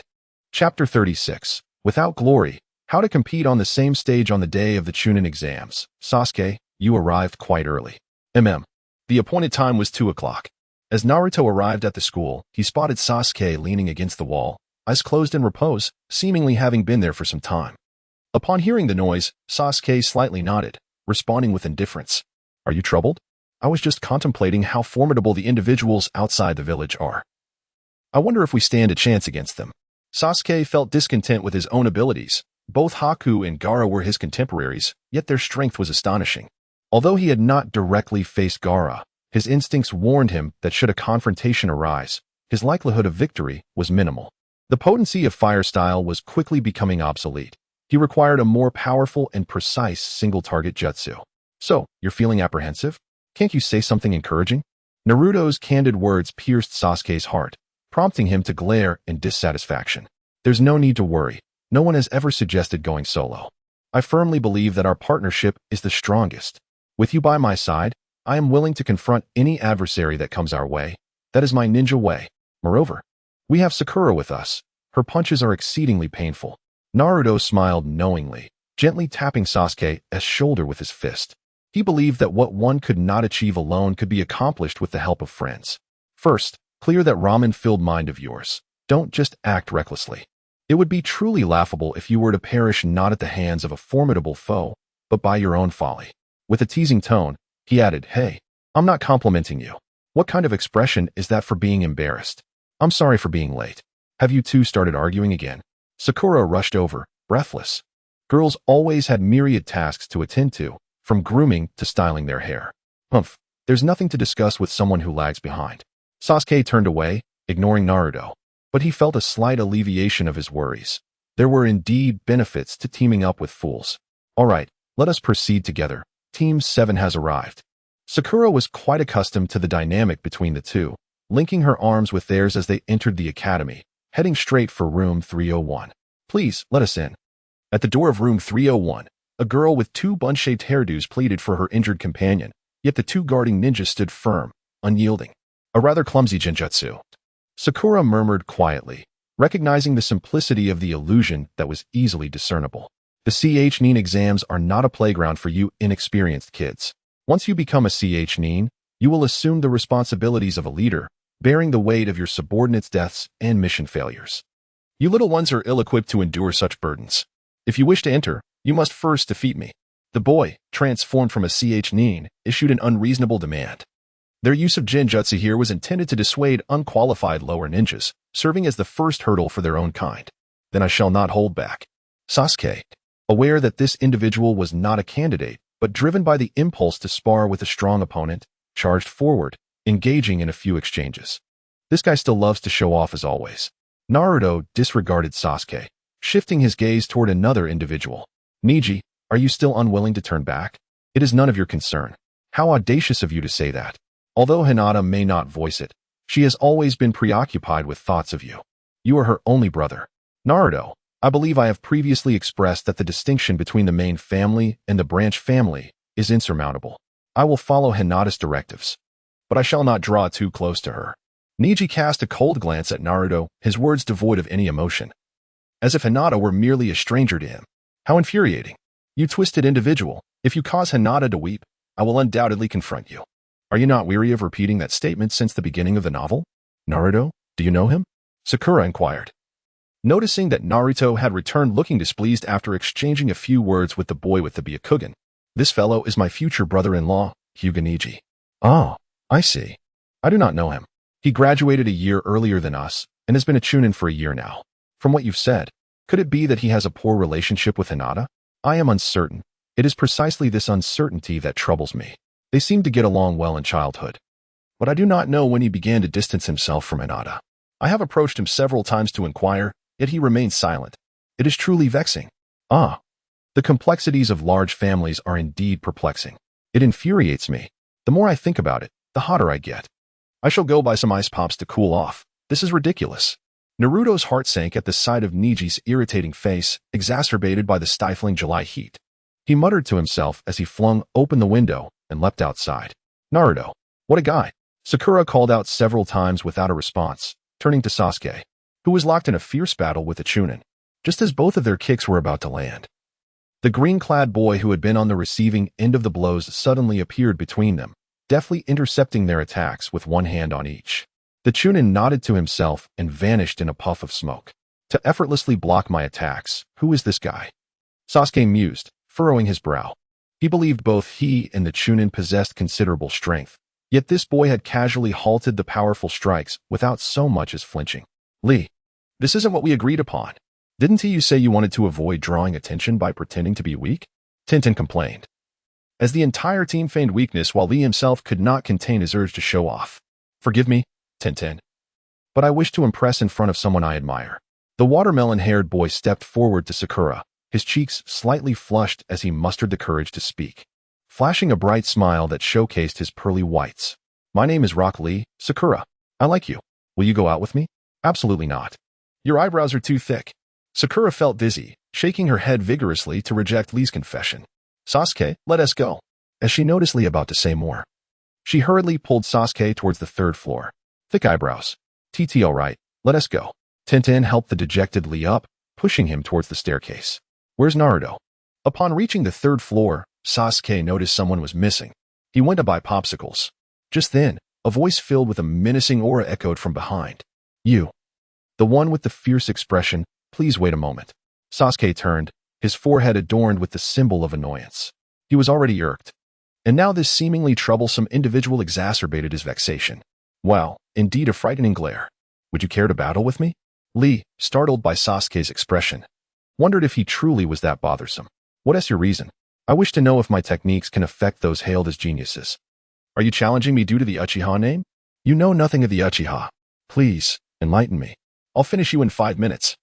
Sasuke loathed it when others invoked the Uchiha name to test themselves. He had no intention of holding back against Lee, launching a punch aimed at his head. What? At the moment Sasuke's fist was about to connect, Lee vanished. Astounded by Lee's speed, Sasuke quickly scanned his surroundings and spotted Lee descending from above, kicking towards him. He narrowly avoided the strike. Lee's onslaught did not end there. Upon landing, he twisted his body and launched an astonishing kick towards Sasuke, knowing he couldn't evade it. Sasuke raised his hands in defense, but it was too late. He was sent flying. Effective. It seems relentless effort can indeed surpass genius. Lee exclaimed in excitement upon landing a hit. Sharingan. Sasuke rapidly recovered, his eyes swirling with the double tomo. Although he had no idea what Lee had just done, he was confident that with the Sharingan, he could see through everything. Futile. What I used was neither ninjutsu nor genjutsu, just pure taijutsu. Even if you see my movements, you won't be able to react fast enough to keep up with my speed. Lee, undeterred by Sasuke's Sharingan, surged forward, delivering a kick to Sasuke's chin. Sasuke, unable to respond in time, was sent soaring into the air, followed by a stylish kick that slammed him into the wooden floor. Sakura, abandoning the defeated Sasuke, rushed to embrace Lee. Lee, you're so cool. I like you so much. Will you marry me? Is that so? Higi, of course. Such a simple-minded fellow. Sasuke stood proudly before Lee, victorious in this contest. The moment he was struck on the chin marked the beginning of an illusion. He had deliberately lured Lee into the range of his Sharingan Genjutsu. Since this is a contest, it would be unreasonable for you not to sustain any injuries. Sasuke rubbed the spot where he was hit, acknowledging that Lee's strength was considerable. It still throbbed. In contrast, Lee appeared unscathed. Sasuke resolved to leave a mark with the kunai, for anyone daring to challenge the Uchiha should be prepared for the consequences. This ends here. Out of nowhere, a small windmill struck Sasuke's kunai, and a red turtle appeared, blocking Lee's path, speaking in human tongue. Who are you? As you can see, I am responsible for educating this boy. Are you attempting to interfere with our contest? It matters not. I have already won. Is that truly the case, young one? Look beneath your feet. Had I arrived a moment later, you might have been the one seriously injured. Sasuke glanced down, realizing his left foot had been ensnared by Lee's bandages, while Lee regained his awareness and was being fervently scolded by the turtle. You brat. How dare you try that move? Do you believe I won't beat you to a pulp? Oh, I'm so sorry. This farce concluded under the guidance of an even larger, greener creature with thicker eyebrows, a kappa, after Lee apologized and headed to room 301, leaving Sasuke and Sakura alone. Damn it. Sasuke's fist slammed into the floor, filled with self-loathing for his weakness. The exam hadn't even begun, and he had already resorted to using genjutsu. Yet, at that moment, he had no other ninjutsu at his disposal. Even so, he had nearly lost, delivering a significant blow to his pride. Sasuke. Sakura, aware of Sasuke's fragile pride, struggled to find words of comfort. Fortunately, a certain fool returned just in time. How cold. What are you doing? Just as Sasuke was seething with anger, an icy sensation crept from his neck to his brain. Startled, he turned to find Naruto pressing a popsicle against his neck, fuming. Hee, I couldn't finish it alone, so let's share. Naruto cheerfully unwrapped the package and settled beside Sasuke, breaking apart the two connected popsicles and unceremoniously inserting one into Sasuke's mouth. Feeling calmer now? He inquired. The icy treat melted in Sasuke's mouth, soothing not only the chill but also alleviating his previously agitated demeanor. At least his expression was no longer as grim. Sasuke, may I pose a question? If you were to run laps around the school playground to enhance your physical skills, how many laps would you complete? 20? 30? Sasuke hesitated, responding uncertainly. To him, running laps seemed utterly pointless. Perhaps it had its merits, but certainly not as advantageous as engaging in other pursuits. His formidable brows knitted together, reflecting the countless hours of relentless practice that had bestowed upon him such speed and strength. Sasuke cast an incredulous glance at Naruto, quickly realizing that his companion was not jesting in the slightest. Do you comprehend? Your defeat is not without justification. In comparison to him, our training resembles mere child's play. But, I understand, his training regimen does not suit us. It is precisely because he recognizes his lack of innate talent that he exerts efforts hundreds of times greater than ours, allowing him to triumph over you. How do you know this? He is Niji's teammate. When I sought him out for a conversation in the past, he was engaged in grueling training right beside me. There are many like him among the Nin exam contenders. Are you frightened? Naruto dusted himself off and stood up, pointing towards room 301 in the distance. Humph. How could I possibly be afraid? If anything, I'm exhilarated. If I can't handle it alone, I'll take you along. That thick-browed fellow won't stand a chance against us. This is the Sasuke I admire. Let us together vanquish them and prove that we are the strongest among the newcomers. Naruto nodded in satisfaction and extended his hand towards Sasuke. This is just what I wanted. Sasuke firmly grasped Naruto's hand and rose from the ground, walking alongside him toward room 301. You too, don't forget about me. Let us all work hard together. Sakura exclaimed as she dashed between them, wrapping an arm around each of their necks, drawing the three of them close together. She felt that neither of them could do without the other. Just moments ago, the usually irritable Sasuke had become more enthusiastic under Naruto's influence, and Naruto's words also inspired her. By the way, did you bring popsicles for Sasuke? What about mine? Sakura teased. Aren't you on a diet? The fat on your belly. Ouch. The weight of a girl is a secret. Chapter 37. The Power of Lying Down. Oh, what is this? There are so many people. Upon entering room 301, Naruto was taken aback by the astonishing number of candidates. All around him were students adorned with various headbands, totaling an impressive 150. Sasuke. Suddenly, a girl leaped from behind, lunging onto Sasuke's back and affectionately rubbing against him. Ino, let go of Sasuke. Sakura shouted in dissatisfaction upon seeing her rival, Namanaka Ino, clinging to Sasuke. No way. Not letting go, ugly Sakura. Ino made a face and continued to nuzzle against Sasuke. Humph. Pigs are just foolish. First, let go of that chair in your hands. What? Sasuke, why did you run away? Ino glared at the chair in her arms, realizing that Sasuke had escaped using a substitution technique without her noticing. Boring. Sasuke coolly turned his head away. If it weren't for hiding behind Naruto, the effect would have been even better.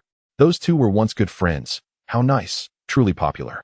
Naruto squinted his eyes, laced with sardonic disdain. His childhood companion began to clash with Sasuke after their fateful meeting.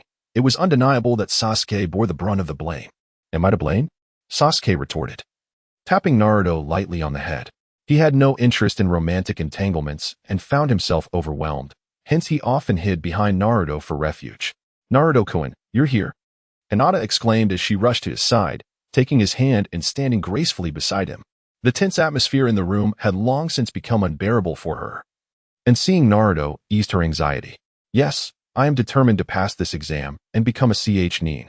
You've come to participate in this troublesome exam as well. Shikamaru remarked, his face still clouded with drowsiness as he approached Naruto. Choji, Kiba, and Shino soon followed, gathering together as the 9 newly minted genin prepared for the challenges ahead.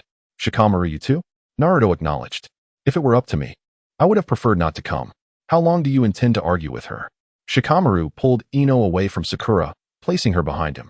Were it not for the camaraderie, he would have avoided this tempest altogether. Why was it a tempest? The series of events following Naruto's entrance had already stirred discontent among numerous exam participants, with all eyes now fixated on the entrance.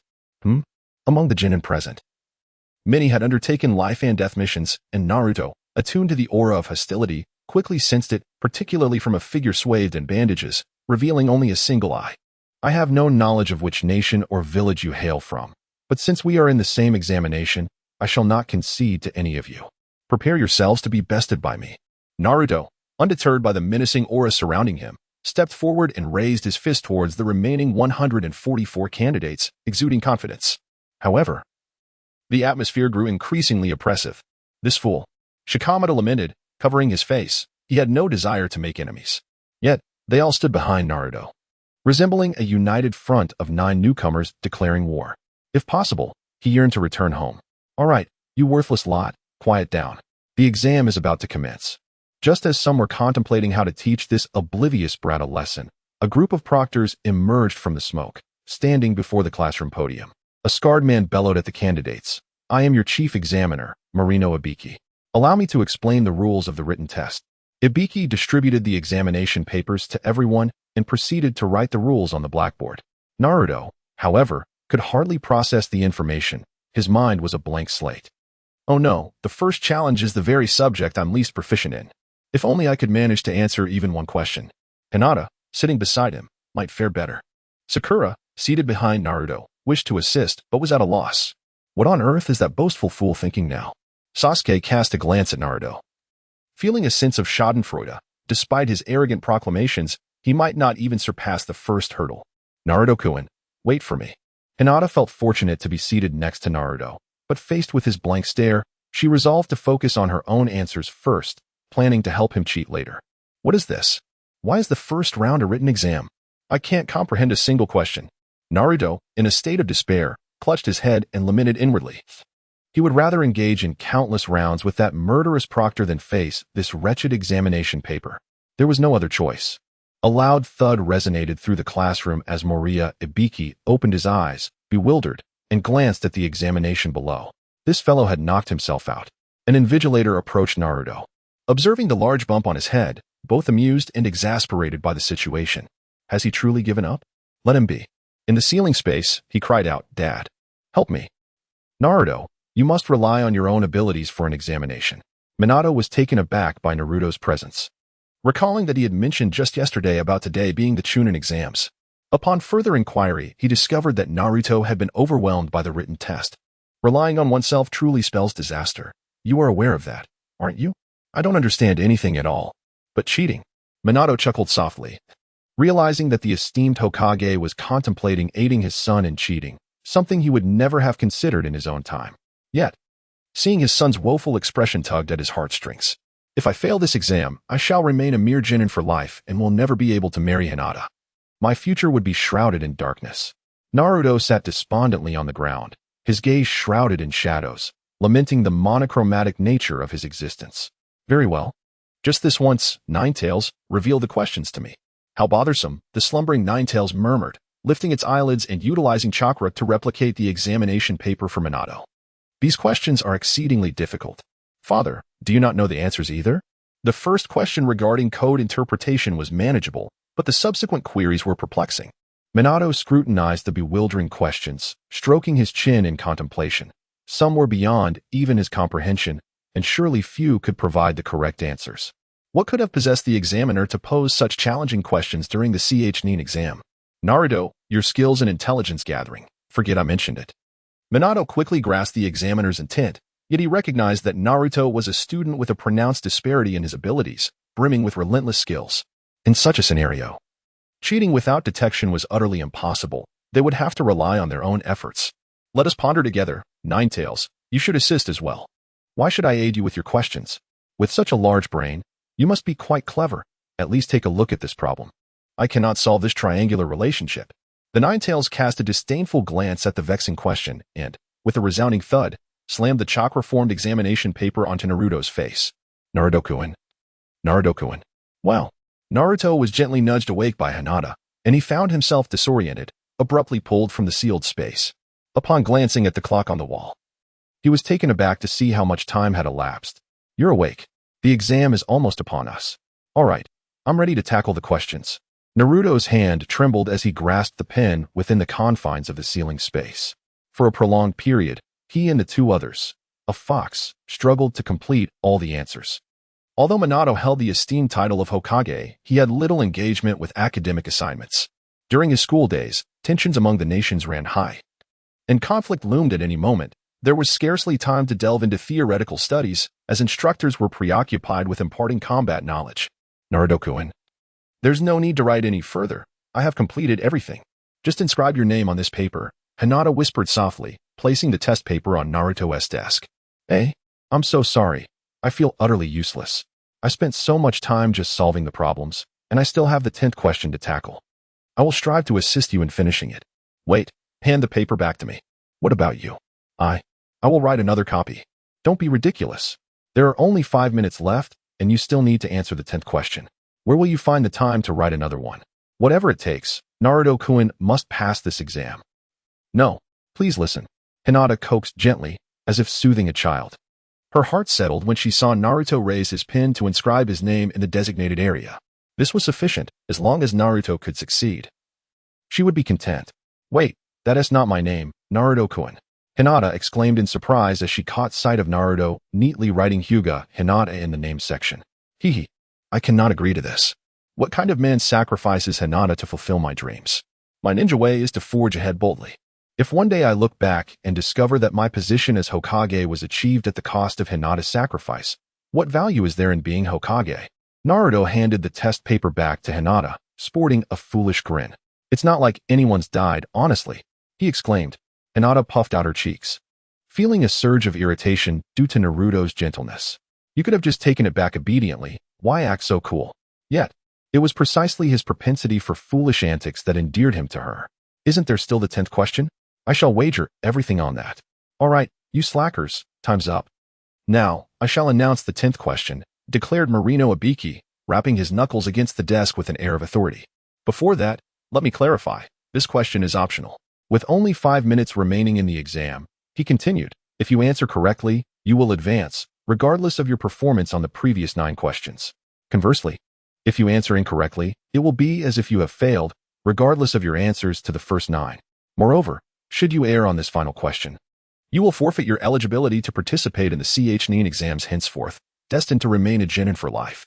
Now, make your choice. Stake your future on this decision. What to do? What to do? I'm doomed. Naruto was enveloped in a shroud of despair, burdened by a pressure that weighed heavier upon him than that of his peers. The thought of failing to secure a satisfactory answer loomed ominously, threatening his lifelong dream of marrying Hinata.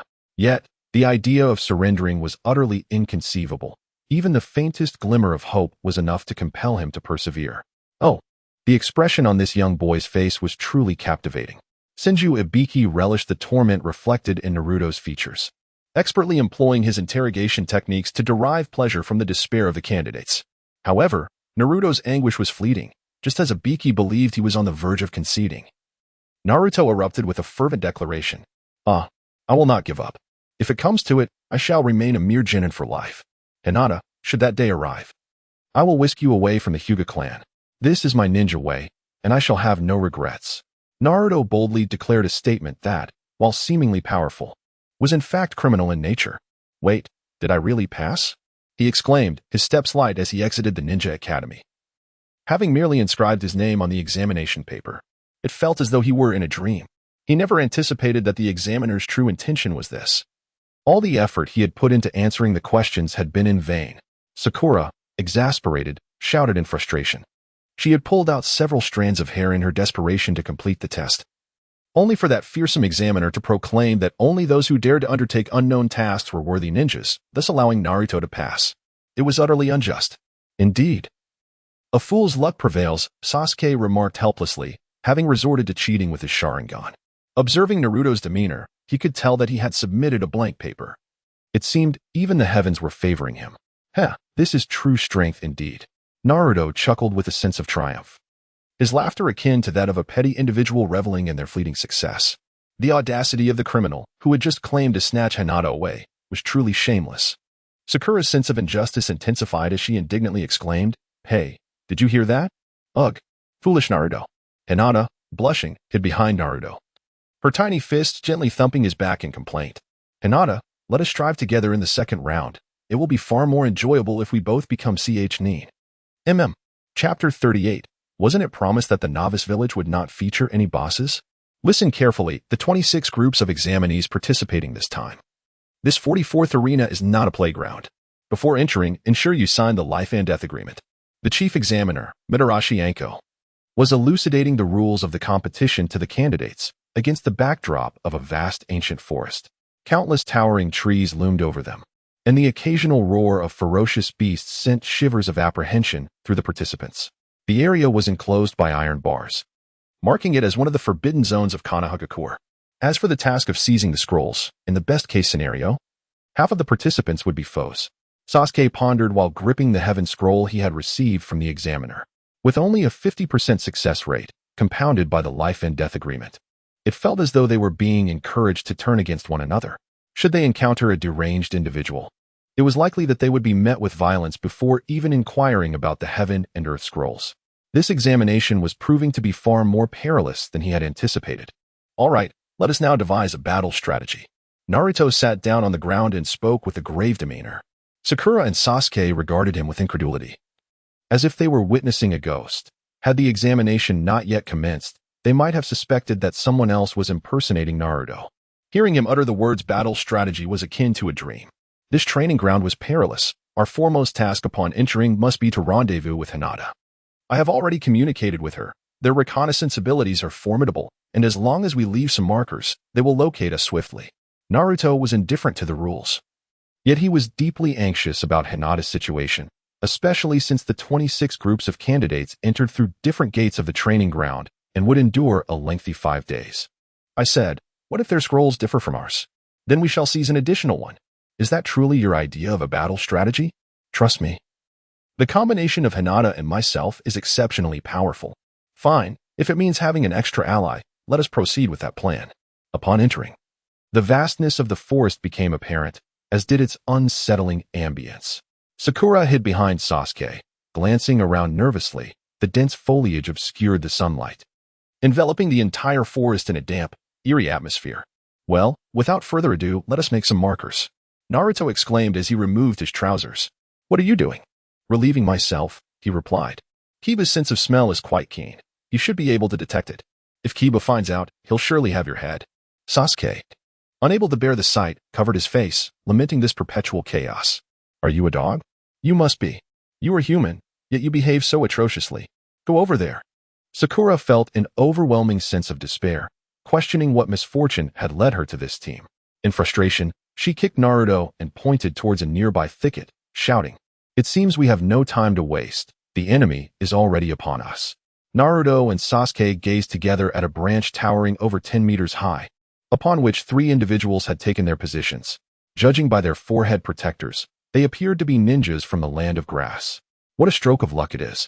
I never imagined that the first encounter would be with you, Naruto." Orochimaru, cloaked in the guise of a grass ninja, extended his tongue to lick his own eyes. A repulsive greeting that nearly made Sakura retch. "Auntie, do you know me?" Naruto gazed curiously at the female grass ninja, feeling an inexplicable sense of familiarity that he could not quite place. "Auntie, huh? He. If you survive, I shall reveal it to you." Orochimaru exuded a faint aura of menace, not like Zabuza, who unleashed a continuous dread, but rather like an arrow piercing the minds of the 3 individuals, fleeting yet penetrating. This simple act rendered them motionless, each ensnared in a momentary illusion of being torn to shreds. While Zabuza's intimidation was so overwhelming it could drive one to contemplate suicide, Orochimaru's malevolence stripped away even the courage for that, leaving them dazed and helpless, awaiting their fate.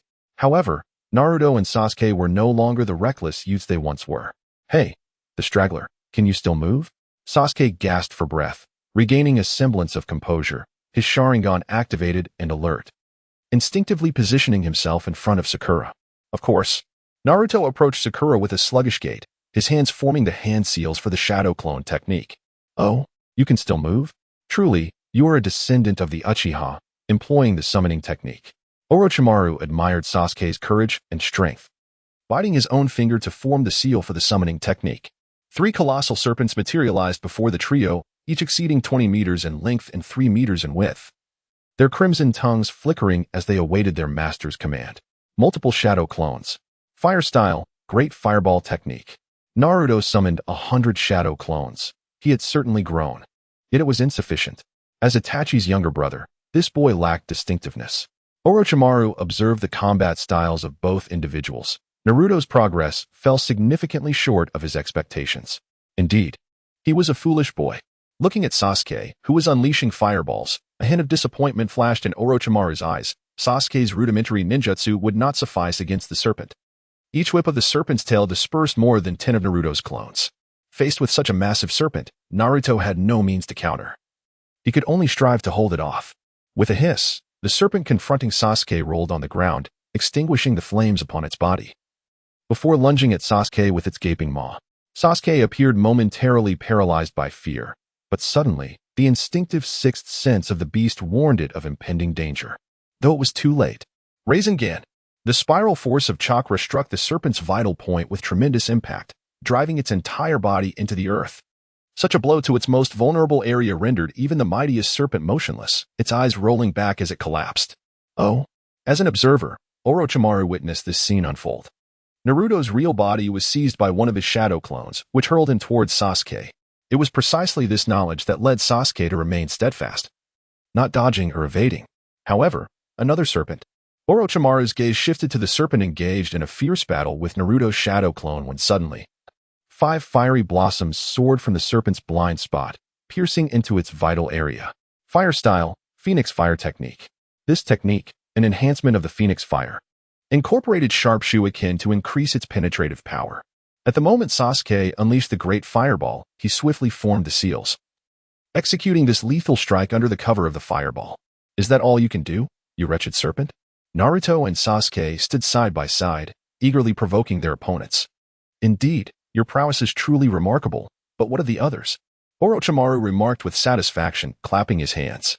If they were to fight individually, each of the two serpents would likely deplete more than half of their chakra. However, these two had not even exchanged a glance, yet exhibited unwavering trust in one another, allowing them to effortlessly execute these two kills, a development he had not anticipated. Sakura, Naruto, and Sasuke swiftly reacted, turning to pounce towards the spot where Sakura was huddled. The third colossal serpent had stealthily approached her from behind, utilizing the cover of the trees, and lunged forward with its jaws wide open. How terrifying. I just want to run away, to go home. After being engulfed by Orochimaru's ominous aura, Sakura found herself paralyzed, as if her limbs were no longer her own. Her eyes could see, her nose could breathe, yet she was utterly immobilized. She beheld Naruto and Sasuke standing resolutely before her, their silhouettes majestic in her eyes, their cooperation flawless. What purpose did she serve as a teammate? The girl named Sakura felt utterly useless, a mere hindrance. Now, these two comrades had exposed their backs to the enemy in their attempt to rescue her, which was simply unacceptable. This surge of indignation ultimately triumphed over her fear. Sakura drew a kunai from her ninja tool pouch and plunged it sharply into her thigh. The pain jolted her senses back to life, and she concentrated her chakra in her feet, propelling herself upward to evade the serpent's jaws. Who would perish in the maw of this foul beast? What a joke! With her fists fueled by rage, she struck fiercely at the serpent's head, causing it to cave in from the force of the blow. The massive serpent was rendered unconscious by the sheer impact. I told you, Sakura is remarkably strong. Naruto and Sasuke exchanged glances, and ultimately it was Naruto who broke the silence, while Sasuke nodded in agreement. As a member of Team 7, I cannot always rely on you for protection. Sakura leaped down from Orochimaru's head, raising her fist towards her comrades, finally feeling deserving of such a gesture. Sakura, is your leg all right? Sasuke inquired, observing the blood seeping from her thigh, though he refrained from voicing his concerns about her hindrance. The current Sakura shone far brighter than the girl who once could only cry. I'm fine, just watch. Sakura declared, a swirl of green chakra emanating from her hands. She applied it to her wounded thigh, staunching the flow of blood. Afterward, she wrapped her injury with a bandage, opting for minimal treatment given the formidable foe they faced. When did you learn medical ninjutsu? Sasuke questioned.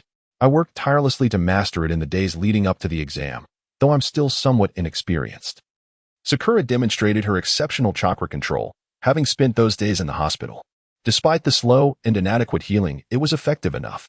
What a touching team. Orochimaru's grim voice interjected, as Sakura's recent strike evoked unsettling memories of a fearsome woman, reigniting his irritation. Hey, Sasuke, we can't afford to underestimate him. Let's use that technique directly.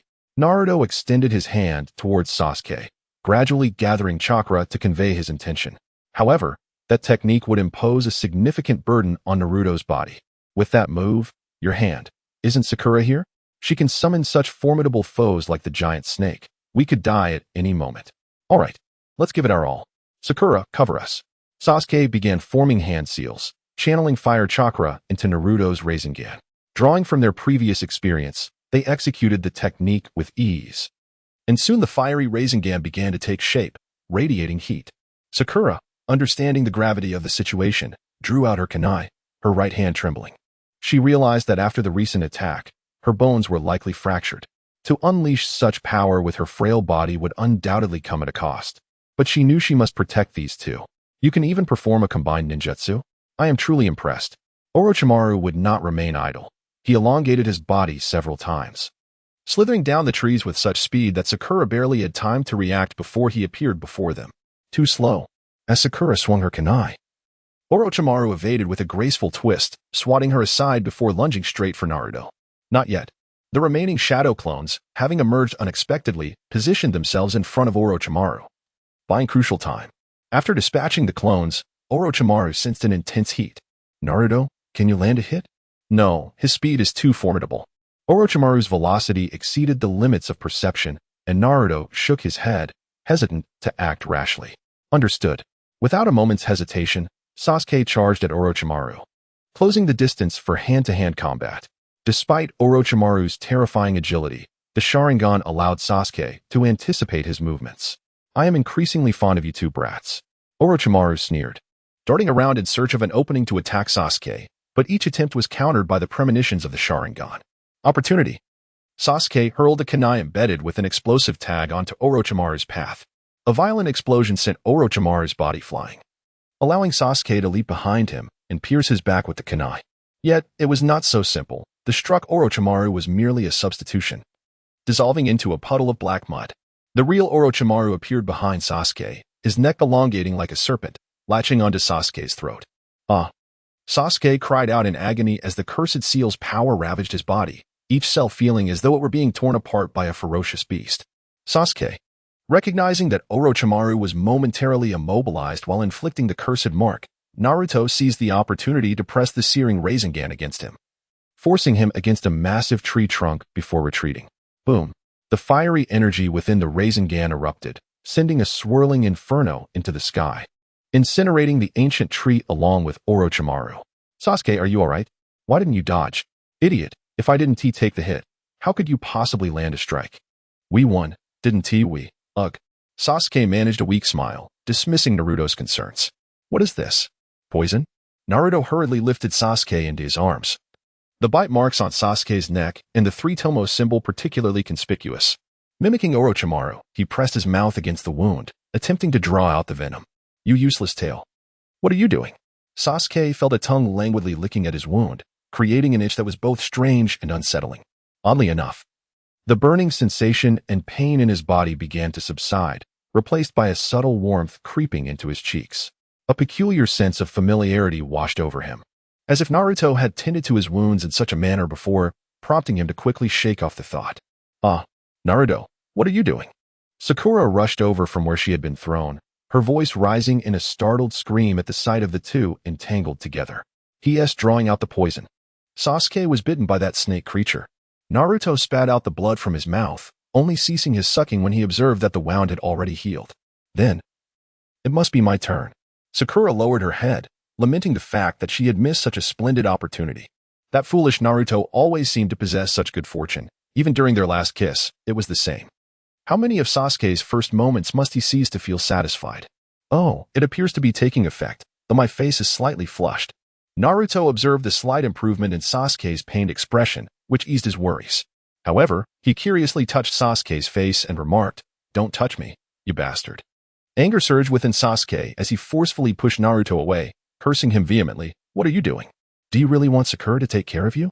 The fluids of the Uzumaki clan can somewhat mitigate the side effects of cursed seals. I've gathered some valuable intelligence. Orochimaru emerged from the earth, revealing half of his head as he observed the scene. After speaking, he vanished back into the ground, his injured form disappearing from sight. That fool Naruto always manages to inadvertently provide him with useful information, which could be considered one of his few redeeming qualities. Chapter 39, The Bodyguard Honestly. Why are you so reckless? Sakura complained as she tended to Naruto's severely burned arm, channeling her chakra to aid in his healing. The sky was gradually darkening, and the three of them were hiding in a secluded hollow of a tree, preparing to spend their first night there. How could we possibly win otherwise? Sakura, aren't you also quite reckless? Naruto gently prodded Sakura's arm, causing her to wince in pain. Her slender arm was currently bound by 2 wooden planks and bandages, rendering it temporarily unusable. You caught this from me, he exclaimed. Sakura, you must be exhausted. It's already less painful now. Please, rest. Sakura's treatment did not last long, as Naruto soon intervened, swiftly wrapping her arm with bandages. He did not wish for her to expend too much chakra. Beside them, Sasuke had already succumbed to slumber, overwhelmed by the power of the curse mark. You should sleep first. I will keep watch, he offered. Sakura nodded, taking a kunai as she stepped out of the tree hollow to set up a few traps and alarms nearby, ensuring protection against potential intruders. Be careful, she cautioned. Naruto said little, aware that he needed to rest in order to better protect the two individuals. He closed his eyes and lay down, quickly succumbing to slumber. Ugh, how did I fall asleep? When Sakura awoke, she found herself beside Sasuke, with Naruto having vanished without a trace. Frustrated, she slapped her own face. You're awake. Would you like to have some mushrooms? The voice of Naruto, accompanied by the tantalizing aroma of food, wafted into the hollow of the tree, prompting Sakura to sniff the air, her mouth watering in response. Her empty stomach, having gone without sustenance the previous night, protested audibly. How delightful! Naruto, you possess culinary skills. Stepping out of the tree hollow, Sakura beheld Naruto standing before a small pot, diligently preparing a broth that appeared to consist of assorted vegetables and mushrooms. Surprised, are you? He chuckled. This is delectable. It truly revitalizes me. Sakura scooped a spoonful of the broth, gently blowing on it before tasting. The exquisite flavor of the mushrooms danced upon her palate, eliciting a joyful exclamation from her. Savor it slowly. I shall attend to our guests. Guests? She inquired. Over there. 3 individuals with formidable auras that have frightened even the mushrooms. Come forth. Naruto stood protectively in front of Sakura, calling out toward the nearby thicket. Oh, you managed to discover us. How intriguing. 3 sound ninja, led by the bandaged man, leapt from the shadows, halting before Naruto. Fully aware of the traps Sakura had set ahead. Just what we need, a scroll. Are you here to assist us with our task? With such a pitifully damaged body, you dare to speak so arrogantly? I shall eliminate you first before dealing with Sasuke. A figure adorned with 3 death characters on his clothing glared at Naruto, utterly oblivious to the grim fate inscribed upon him. Coming for Sasuke? Did he owe you money? Though he often seeks the limelight and possesses an irksome demeanor, he is hardly worth such disdain. Is he truly a comrade? The sound ninja observed Naruto mercilessly listing Sasuke's numerous faults, casting doubt upon their mission. Naruto, I want to fight too. How could you possibly defeat 3 foes alone? Sakura, your priority is to protect Sasuke. You've heard their intentions, and your body is unable to mount an offense. Hurry. If you falter, I will undoubtedly come to your aid. Sakura, aware of her own physical limitations, reluctantly turned away from Naruto, positioning herself resolutely before the hollow of a tree. Shadow Clone Jutsu. As Naruto formed the seals, 4 identical shadow clones appeared beside him, causing Sakura's heart to clench. The clones, usually manifesting in the hundreds, had only materialized in a mere 4, revealing Naruto's true condition. Leave it to me, Jin. The bandaged man instructed his companions. Upon his first glance at Naruto, he was irked, his discontent palpable. Naruto's golden hair shone brightly, a stark contrast to his own body. Ensnared in bandages for experimentation, consumed by jealousy, he yearned to reduce Naruto to his own wretched state. Very well, I entrust him to you. I had intended to obliterate him into fragments. Everyone, let us engage. By time for the original, Naruto was already concentrating on forming the Rasengan, while his 4 shadow clones swiftly charged towards the bandaged man, attempting to hinder his movements. Sound of resonance. The bandaged man revealed a peculiar device on his arm. Without any visible action, he merely waved his arm at the shadow clones, each of them contorting in agony before dissipating into smoke. You're next. With the shadow clones no longer obstructing him, the bandaged man rushed directly towards Naruto, brandishing the strange apparatus on his right arm. Naruto quickly extended his left hand to defend himself. Although he managed to block the attack, an overwhelming sense of pressure resonated in his ears.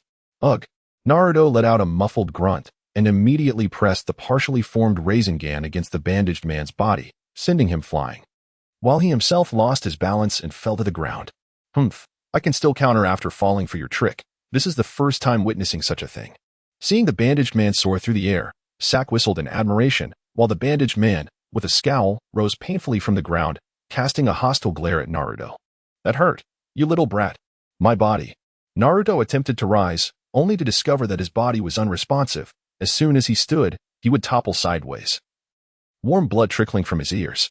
It's futile. Don't even think about resisting. Submit and become like me, the bandaged man sneered.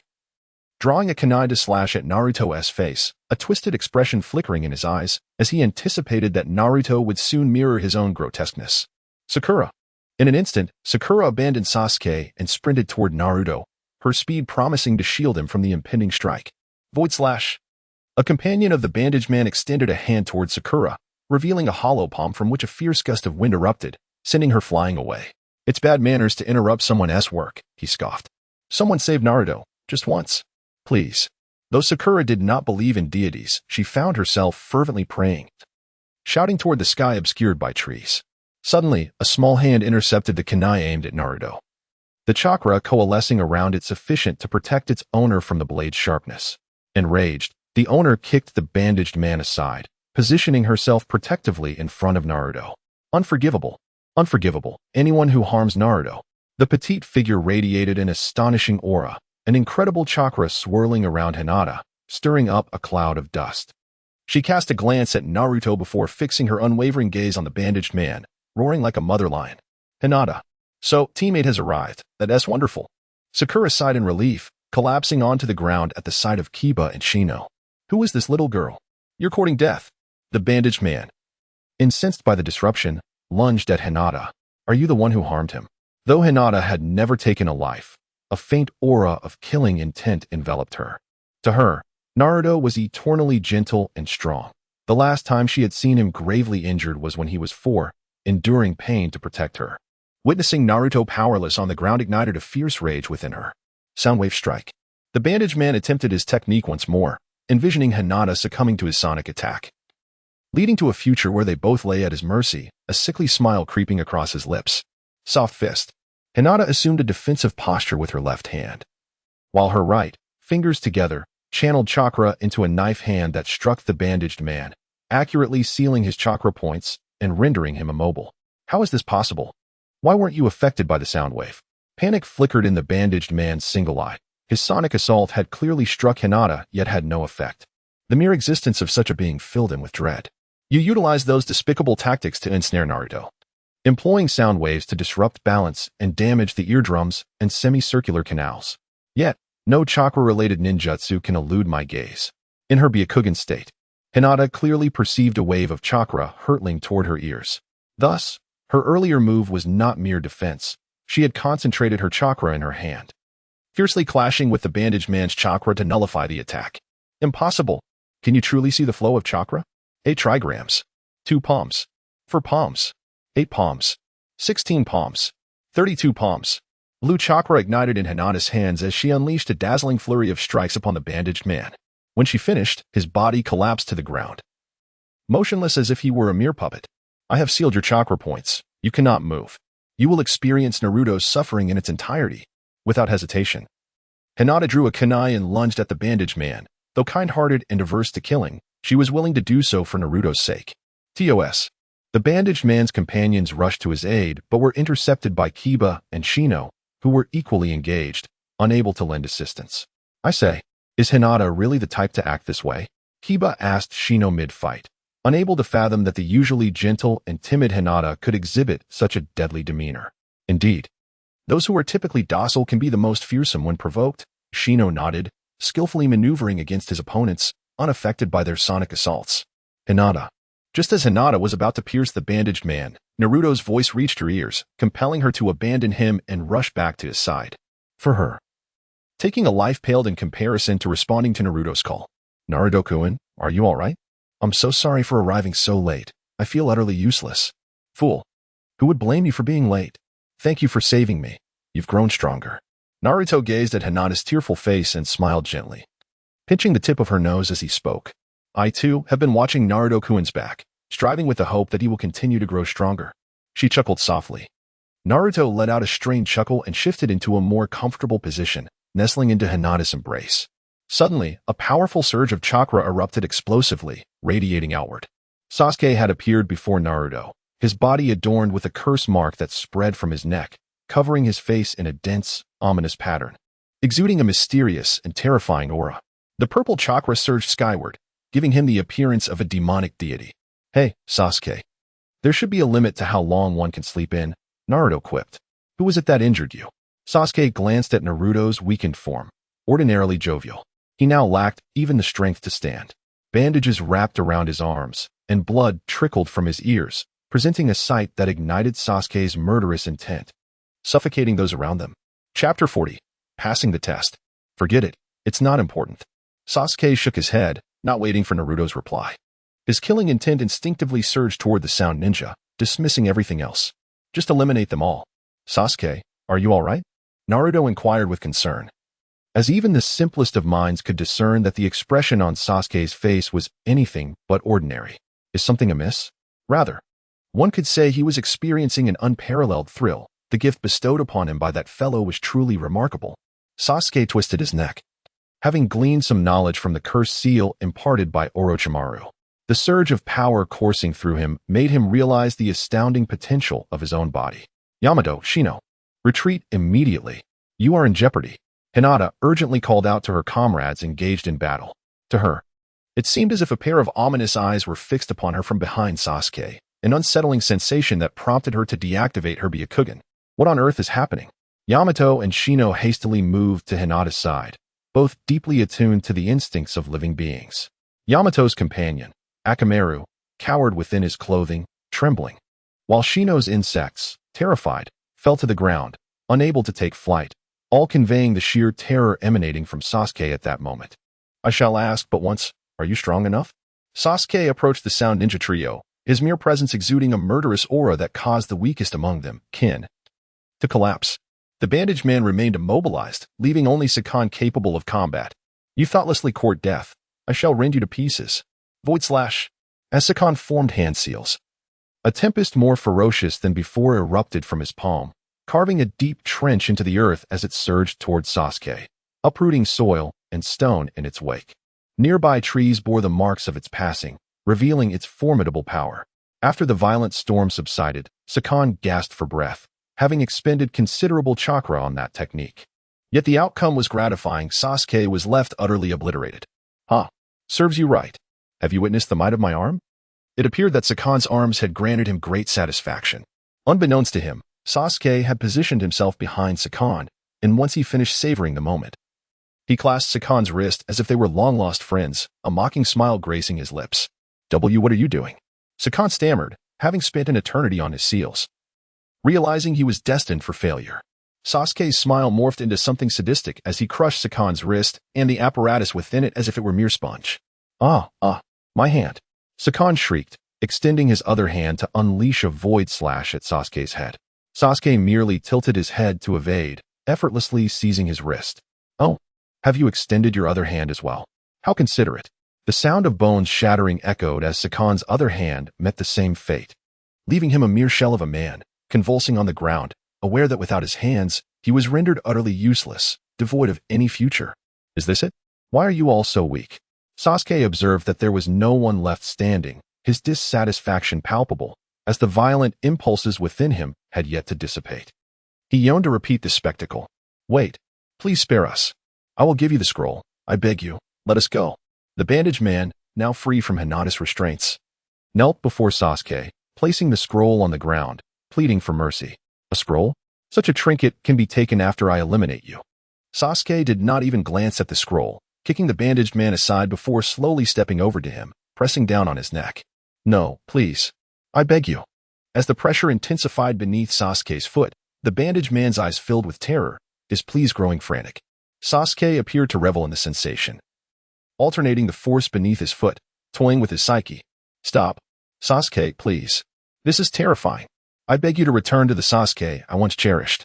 Sakura, unable to endure any longer, wrapped her arms around Sasuke from behind. Although he remained aloof, he was not the kind of demon to toy with lives. This transformation was unbearable for her, and she wept, yearning for him to revert. Consider yourselves fortunate. Depart before I change my mind. Sasuke had no intention of letting these individuals off so easily, but an unexpected wave of impotence washed over him, the power of the cursed seal beginning to wane. Thank you. Thank you. The bandaged man hastily gathered his companions and fled, and as they departed, the seal on Sasuke began to dissipate, returning him to his former self. Are you all right, you laggard? Sasuke settled beside Naruto, recalling that this was the first time he had seen Naruto so grievously injured. Even more so than during his encounter with Zabuza. However, this boy, resting in Hinata's soft embrace, appeared blissfully content. Hey, do you want some fried tofu? Naruto gazed at Sasuke in confusion, as if the latter's response was entirely off the mark. Hey, what's wrong with you?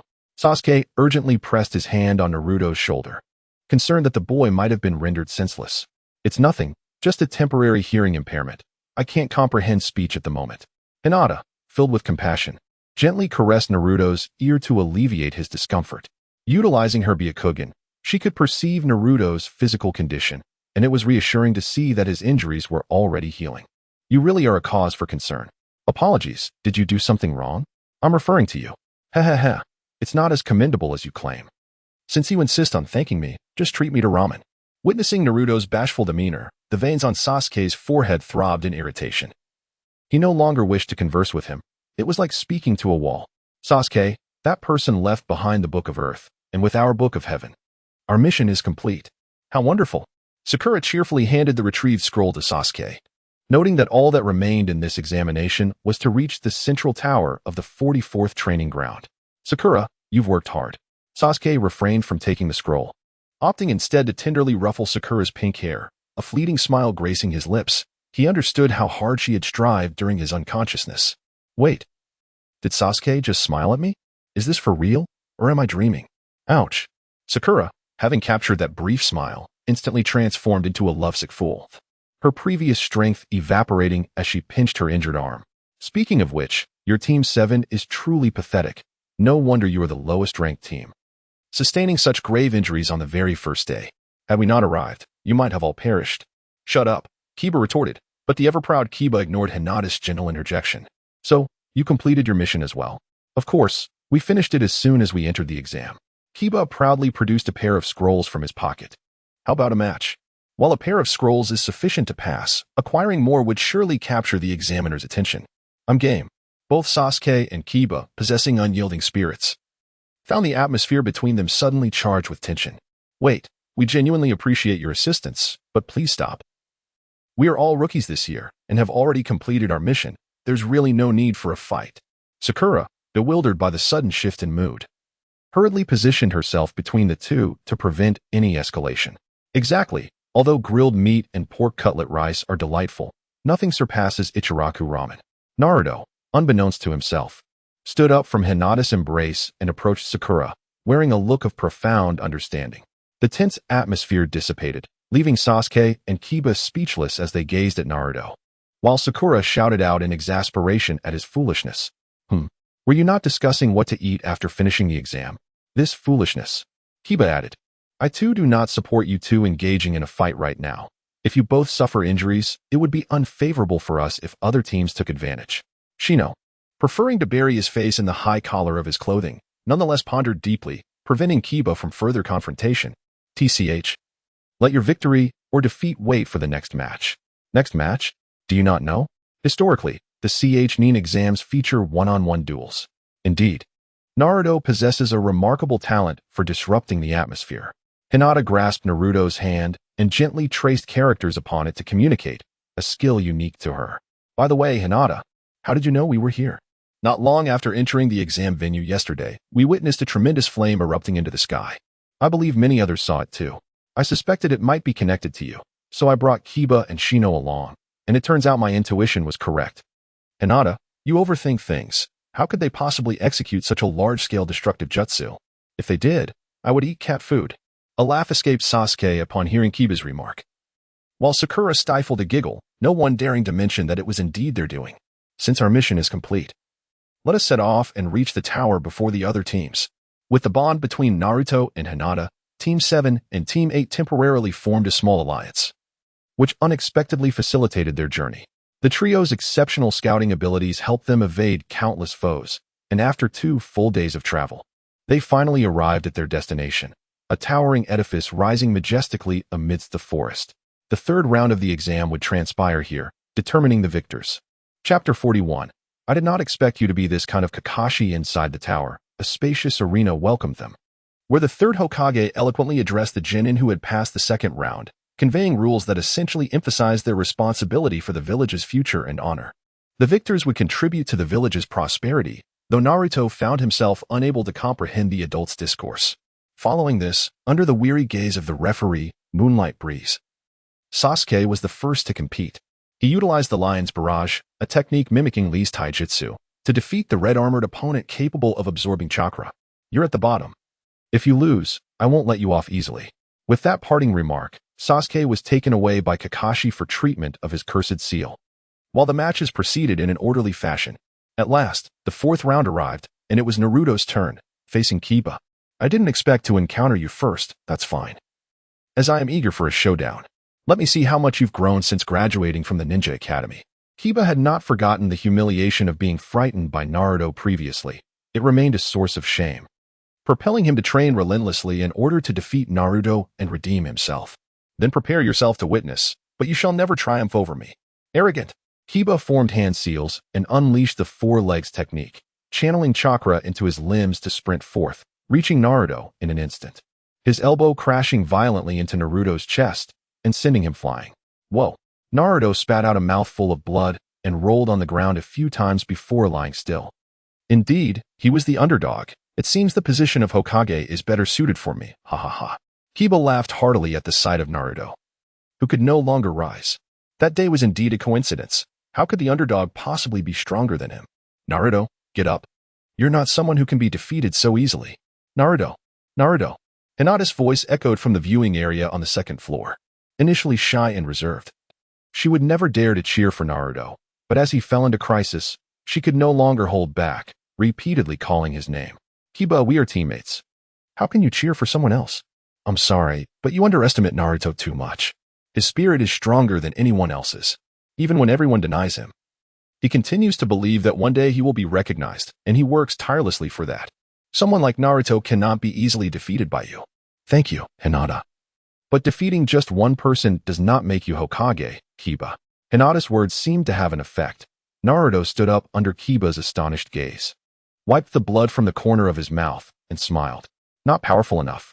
Then let us do it again. Kiba dashed forward once more, raising his fist to strike Naruto. However, this time Naruto blocked it with his palm, and Kiba's attack only forced Naruto to take a few steps back. Can you see my movements? Heh, didn't I tell you?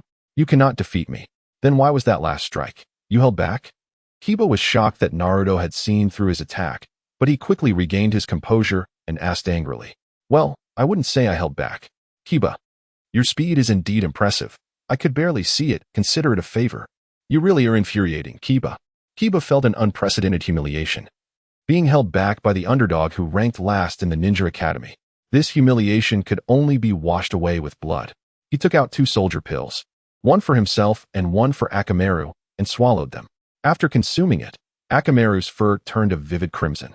Beast Mimicry Ninjutsu, Beast Clone. Akamaru leapt onto Kiba's back, synchronizing his chakra to transform into Kiba's likeness. Since you can see, let me obscure your vision. Fong over Fong. Kiba pulled a smoke bomb from his pocket and threw it at Naruto's feet. Then, he and Akamaru spun rapidly, swirling toward Naruto like a tornado. Stay calm. If I cannot see my opponent, it is the same for them. In the midst of the swirling smoke, Naruto distinctly sensed 2 menacing auras, yet he remained unperturbed. Silently, he formed hand seals to execute the substitution technique, cleverly draping his clothing over the wooden substitute by utilizing Kiba's characteristics. Gathering chakra in his feet, he leaped out of the smoke, executing a mid-air somersault and affixing himself to the ceiling, where he began to contemplate his strategy. Is this brat really going to escape retribution for such antics? Kakashi mused helplessly from the second floor as Kiba and Akamaru relentlessly assaulted the wooden substitute, their attacks echoing wildly. Naruto appeared quite at ease, while Kakashi could hardly bear to watch. Kakashi, how did you manage to train Naruto to be this way?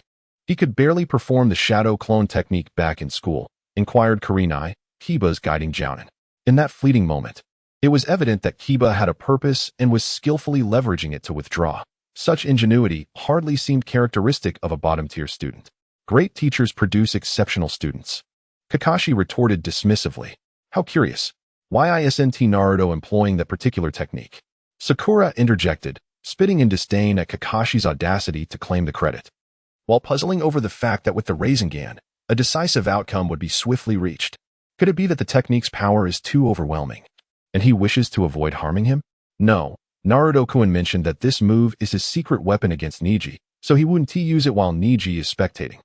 Hinata chimed in softly, casting a discreet glance at Neji in the distance. Wait, are you suggesting that this brat is still holding back? With more jutsu yet to be revealed? Of course. Don't underestimate our team's underdog, Kurenai replied. Kiba still has a considerable way to go. There's no ninjutsu that can enhance strength without effort, and Naruto's remarkable prowess is undoubtedly a result of his relentless training. How pitiful, Kiba exclaimed, wiping the sweat from his brow as he and Akamaru ceased their onslaught with the dissipating smoke. He had struck Naruto at least 50 times. Even a jounin should have succumbed by now. To his dismay, all he discovered was a tattered garment and a wooden fragment splintered into several pieces. The real Naruto had already appeared behind Akamaru, hands forming the tiger seal as he shouted, Kakashi-sensei's ultimate technique, Konoha's thousand-year kill. With a painful thud, Naruto's fingers plunged deeply into Akamaru's rear, causing the poor pup to twitch and, unable to maintain its composure, slowly collapse to the ground. All present turned their malevolent gazes towards Kakashi, astonished that the genius copy ninja from Konoha would impart such a crude technique. Kurina even took a step back, regarding him with disbelief, as if to say, I never expected this of you, Kakashi. I suddenly remember I have matters to attend to, Kakashi thought, feeling the urge to vanish in a puff of smoke. He realized that with ninja leaders from various nations, including the Hokage, present, he might become the subject of gossip as a perverse ninja with a penchant for inappropriate antics, whispered across the lands. Ah, did I misjudge?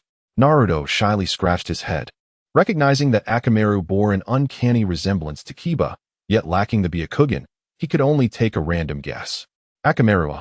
Kiba lifted Akamaru's body, who merely whimpered a few times before becoming still. The sentiment conveyed was unmistakable, a direct translation being, I am almost a useless dog now. I will kill you. Kiba lamented, I deeply regret what happened to Akamaru, but as ninjas, we must look forward and not dwell perpetually in the past. Naruto nimbly evaded Gaara's frenzied onslaught, simultaneously uttering in a tone laden with sorrow, do not speak as if this does not concern you, you wretched murderer. Gaara had lost all semblance of reason. He could endure defeat, yet not succumb to such despicable ninjutsu. It was nearly time to determine the victor. Shadow Clone Technique. Naruto took several steps back and summoned approximately 20 shadow clones, all of whom lunged towards Neji. After fending off several of their attacks, Neji was inadvertently kicked from behind by one of the clones, causing him to stumble directly into Naruto's fist. He then felt himself lifted into the air. You rascal! Exclaimed Naruto as the shadow clones soared upward, striking Neji's body with their fists, culminating in a final kick from Naruto's original self that sent Neji crashing into the ground. With Neji's unconsciousness, the contest came to a close. Chapter 42. The Unbridgeable Divide of Byakugan. I'm back. Whereas Sasuke? Exclaimed Naruto, brimming with elation as he ascended to the second floor, only to find no trace of Sasuke, prompting him to voice his confusion. Kakashi-sensei said he fainted after treatment and is currently at the hospital. Oh. I wanted to celebrate his advancement to the third round. Naruto-kun, are you all right? Your face is all dirty. Sakura observed the medical team carrying Neji away, then glanced at Hinata, who was gently wiping the grime from Naruto's face with her handkerchief, feeling a pang of sympathy for the solitary boy. Naruto-kun, I'm going to check on Neji. Go ahead. That Neji, such a stubborn one. Hinata mused, holding the ointment, uncertain of how to express her emotions. She was thrilled that Naruto had triumphed, yet she felt an overwhelming sadness for her classmate Neji, rendering her unable to smile. Don't dwell on it. I lost because I lacked the strength. I won't blame you.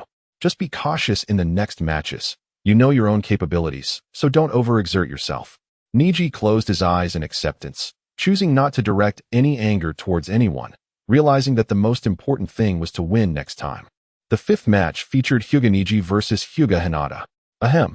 The results randomly drawn on the large screen were announced, and after a brief glance, Moonlight Shippu declared loudly, his voice straining his throat, raising concerns that he might collapse before the competitors did. Hinata, give it your all. Naruto's fist clenched tightly. Yet he quickly regained his composure and approached Hinata, drawing her into an embrace and gently patting her back. A myriad of unspoken words transformed into a single phrase that reached Hinata's ears. Hinata nodded, and Naruto, fully aware that she was no match for Neji, refrained from urging her to forfeit. Instead, he encouraged and supported her, which served as a tremendous source of motivation for her. I never anticipated we would truly face each other. Lady Hinata, Neji declared from within the arena, his gaze fixed upon her, though he used honorifics. There was not a trace of respect in his tone. Neji, must you insist on addressing me in that manner? Hinata replied, her voice tinged with hurt. The divide between the main and branch families was insurmountable, much like their current situation. If Neji were to command her as the heiress of the main family, she would immediately forfeit. Do you truly believe I would do such a thing, Neji? Hinata tightened her lips, her small fist clenching firmly, the estrangement in Neji's demeanor causing her heart great anguish. That is precisely why I say you are unsuitable to be a ninja. You are far too soft-hearted, always seeking peaceful resolutions. This attitude, in my eyes, is sheer arrogance. Indeed. It mirrors how the main family has established a series of rules to benefit themselves while oppressing the branch family. Niji, consumed by anger towards the main family, adopted a stance ready to strike at Hinata. Niji, I have always regarded you as a true brother, never minding whether you belong to the main or branch family. We are family. Hinata mirrored Niji's stance, engaging in a defensive exchange. They shared the same lineage and understood each other's techniques well. Daring not to meet a gentle fist head-on, opting instead to redirect each other's attacks with their palms. Enough of your prattling. Do you genuinely think you stand a chance against me? Forfeit before you are injured. I will not forfeit, nor will I command you to do so, Niji. Such stubbornness. Do you truly consider yourself a lady? You are far too arrogant. You have always been so weak. Since encountering Naruto, you have only grown more complacent. Unable to even surpass Hanabi. Are you content to remain at the bottom? Do not speak of Naruto. You are the one who has changed, Niji. Your fear of the main family has altered you. You claim I am afraid. Your constant references to the main family betray your own fears. Is transforming this dread into nameless rage and harming yourself what you truly desire? Do you genuinely despise me so? That is nonsense. As a member of the main family, you are so weak. What is there for me to fear? Niji's breath quickened, Hinata's words striking a chord within him, causing his attacks to intensify. You fear the chasm between the main and branch families. You dread that closeness with me will only deepen that divide. Yet I am untroubled by such matters and have no regrets about what I learned from Naruto. Hinata deftly countered Niji's assaults, gradually gaining the upper hand. In truth, you do not appear so unconcerned. You fear striking me, which is why you attempt to force my forfeit, even wishing for me to command you to concede. You fear causing me harm. Beneath your hardened exterior, you are still that Niji who always protected me. I will not be defeated. Naruto knows I am not as strong as you, yet he still encourages me. His embrace brings me such comfort and warmth, so I must show him my resilient side. What have you and that insufferable brat learned, Hinata? Niji seethed, unable to contain his frustration. The normally soft-spoken Hinata was now speaking with the fervor of a machine gun, as if possessed by Naruto himself. I am grateful for my encounter with Naruto. Had he not been there to support and encourage me, my life may never have changed. I cherish Naruto the most. With a bold declaration, Hinata struck Niji's arm away, breaking through his defenses to land a blow on his forehead protector, sending it flying to the ground. This mark. Hinata gazed at the green X-shaped symbol on Niji's brow, unaware of its connection to the secrets of the main family, feeling only a profound sadness. Perhaps Niji's condition was related to this mark. Do you see? This is all that the main family has done to us. They would command us to die if necessary, and we must comply. Niji glanced at the fallen forehead protector. His heart, which had begun to open, sealing once more. The atmosphere surrounding him shifted ominously as he prepared to unleash his full power. Hinata recognized the change, her feet forming a defensive 8 trigrams formation around Niji. 8 trigrams, 32 palms. 8 trigrams, 64 palms. Coughing, Hinata spat out a mouthful of blood. Niji's assault not only thwarted her 32 palms but also delivered devastating strikes to 32 of her chakra points, leaving her feeling increasingly weak as she began to fall. Hinata, Hinata. Naruto beheld Hinata collapsed on the ground, an astonishing chakra emanating from her, not that of the 9 tails, but rather the immense chakra that she herself possessed. In his hand, the iron railing was crushed into fragments as he continued to emit low growls. Naruto, please calm down. Hinata is fine. You mustn't get too agitated, Sakura urged, gently patting his back in an attempt to soothe him. She feared that Naruto might unleash that ominous red chakra at this critical moment. A secret that Kakashi had kept regarding the 7th squad, one that should never be mentioned. The referee may announce the verdict, came the cough of the official. Hinata Hyuga has lost. However, Moonlight Gale caught a glimpse of Hinata, who seemed to stir slightly as the judgment was about to be rendered. I have not lost. Her weak voice emerged in a fragmented whisper. She struggled to push herself off the ground repeatedly, but each attempt left her breathless until she finally managed to rise slowly. Why do you persist? I have sealed your points, rendering your limbs immobile. How can you still move? Niji stepped back, perplexed by the transformation in Hinata, who had always been timid and fearful since childhood, now exhibiting a terrifying strength. Before the one I hold dear, I do not wish to appear weak. Even if my arms cannot move and my legs cannot lift, I still have my teeth. I shall not yield. Hinata, enough. You have done remarkably well. Now, allow me to take over. Naruto appeared behind Hinata as she fell backward after uttering those words, resting securely in his embrace. Naruto-kun, I have given my all, risking my very life. In your eyes, am I radiant? Indeed, Hinata, you shine the brightest. Allow me to take the baton from here. Naruto pressed Hinata's hand against his face, revealing an unprecedented gentle smile. How delightful. Hinata laughed with joy, shedding a tear before losing consciousness, and was lifted onto a stretcher by the medical team. Niji, what is it? Are you seeking vengeance for Hinata? I would never engage in such childish antics. That would tarnish Hinata's efforts. Do you see this tear? Do you comprehend what it signifies? Naruto lifted his finger, and a crystal tear from Hinata fell upon it, glistening with brilliance. It is understandable that she feels discontent from her defeat. It stems from her perceived weakness. You, truly an irredeemable scoundrel, her tears are not shed for her loss or her inadequacies, but rather for the transformation of her elder brother Niji, who once protected and cherished her, into this state. Here, I solemnly vow upon Hinata's tears that my fist shall undoubtedly strike your face with great force, awakening you. Foolish brother. Chapter 43, The Promising Naruto and Hinata. Including the absent Sasuke, a total of 9 individuals have successfully passed the preliminary round of the third exam. We shall now proceed to elucidate the formal selection process. Let us commence with the drawing of lots. After the budgetary proceedings concluded, the third Hokage, pipe in mouth, appeared before the 8 qualifying genin. At his gesture, Marino Ibiki brought forth a box filled with random numbers, awaiting selection. Yamanaka Ino, having triumphed in her match against Sakura, is deemed qualified. Nara Shikamaru, victorious over Kin, is deemed qualified. Uzumaki Naruto, having bested Inazuka Kiba, is deemed qualified. Hyuga Niji, victorious against Hyuga Hinata, is deemed qualified. Temari, having triumphed over Tenten, is deemed qualified. Kankuro, having bested Kinomoto Masumi, is deemed qualified. Gaara, having prevailed over Rock Lee, is deemed qualified. TS, having triumphed against Akimichi CHG, is deemed qualified. I wonder, what purpose do these numbers serve? Naruto flicked the number in his hand, which bore only the numeral 1. As you can see, this indicates your opponent for the third examination. Morino Ibiki had meticulously drawn a tree diagram on the board, listing the names of the genin in order: Naruto against Niji, Sasuke against Gaara, and Kankuro against Shino. Only Shikamaru was to face Temari and TS in 2 separate matches, prompting this usually lethargic individual to lament his misfortune. Each of you will engage in formal competition before an audience, including the daimyo of various nations and the leaders of ninja clans, such as the Kazekage. You represent the combat prowess of your respective countries, and it is hoped that you will showcase your utmost abilities rather than dragging your weary bodies into the fray. Therefore, the competition will commence in 1 month, allowing you this time to refine your skills or study your opponent's fighting styles. After reviewing the list, the third Hokage addressed the assembly, and upon confirming there were no objections, he vanished with several examiners. Gaara.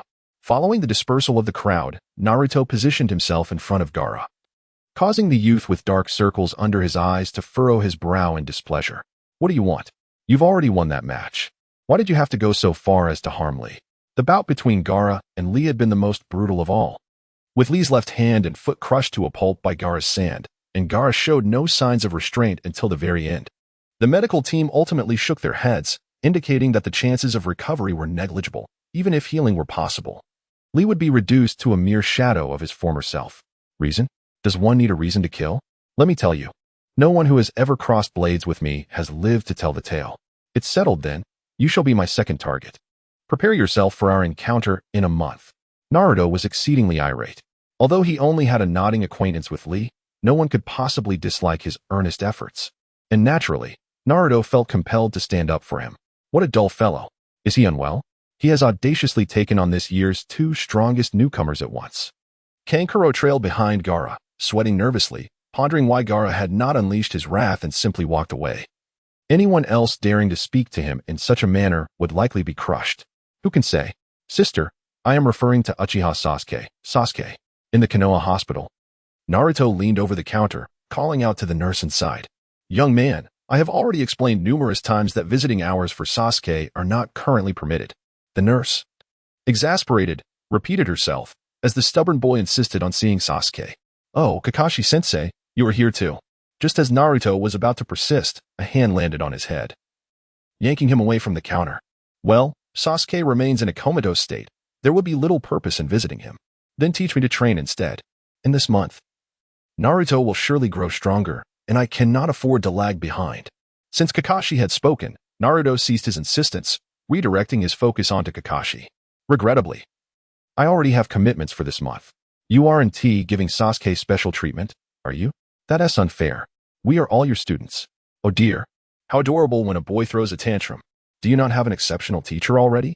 Kakashi lifted Naruto, who was preparing to roll on the ground, and rapped his knuckles on Naruto's head. Eh? The Rasengan technique is more powerful than my Raikiri. Did you comprehend it on your own? Well, I read about it in a book. Naruto scratched his head, glancing around, until he finally concocted a rather foolish excuse. The fool was so inept at lying. Perhaps he should take that book as his mentor. Farewell. Kakashi squinted and chuckled softly. That particular ninja possessed formidable strength, yet his eccentric personality was quite evident. He had a peculiar penchant for peeking at the women's bathhouse. The third Hokage was also on a quest to locate him, and it was entirely reasonable for him to prefer avoiding the spotlight. Kakashi, understanding this, naturally misinterpreted Naruto's clandestine mentor to be Jiraiya, given his connection with the fourth Hokage. He has slipped away. This fellow is truly irresponsible. I shall turn to my father for assistance, but why does he possess such a plethora of ninjutsu? What? I wonder, did my father do in the past? Naruto, in a fit of anger, made a face, thinking that with Minato around, he had no need for a teacher.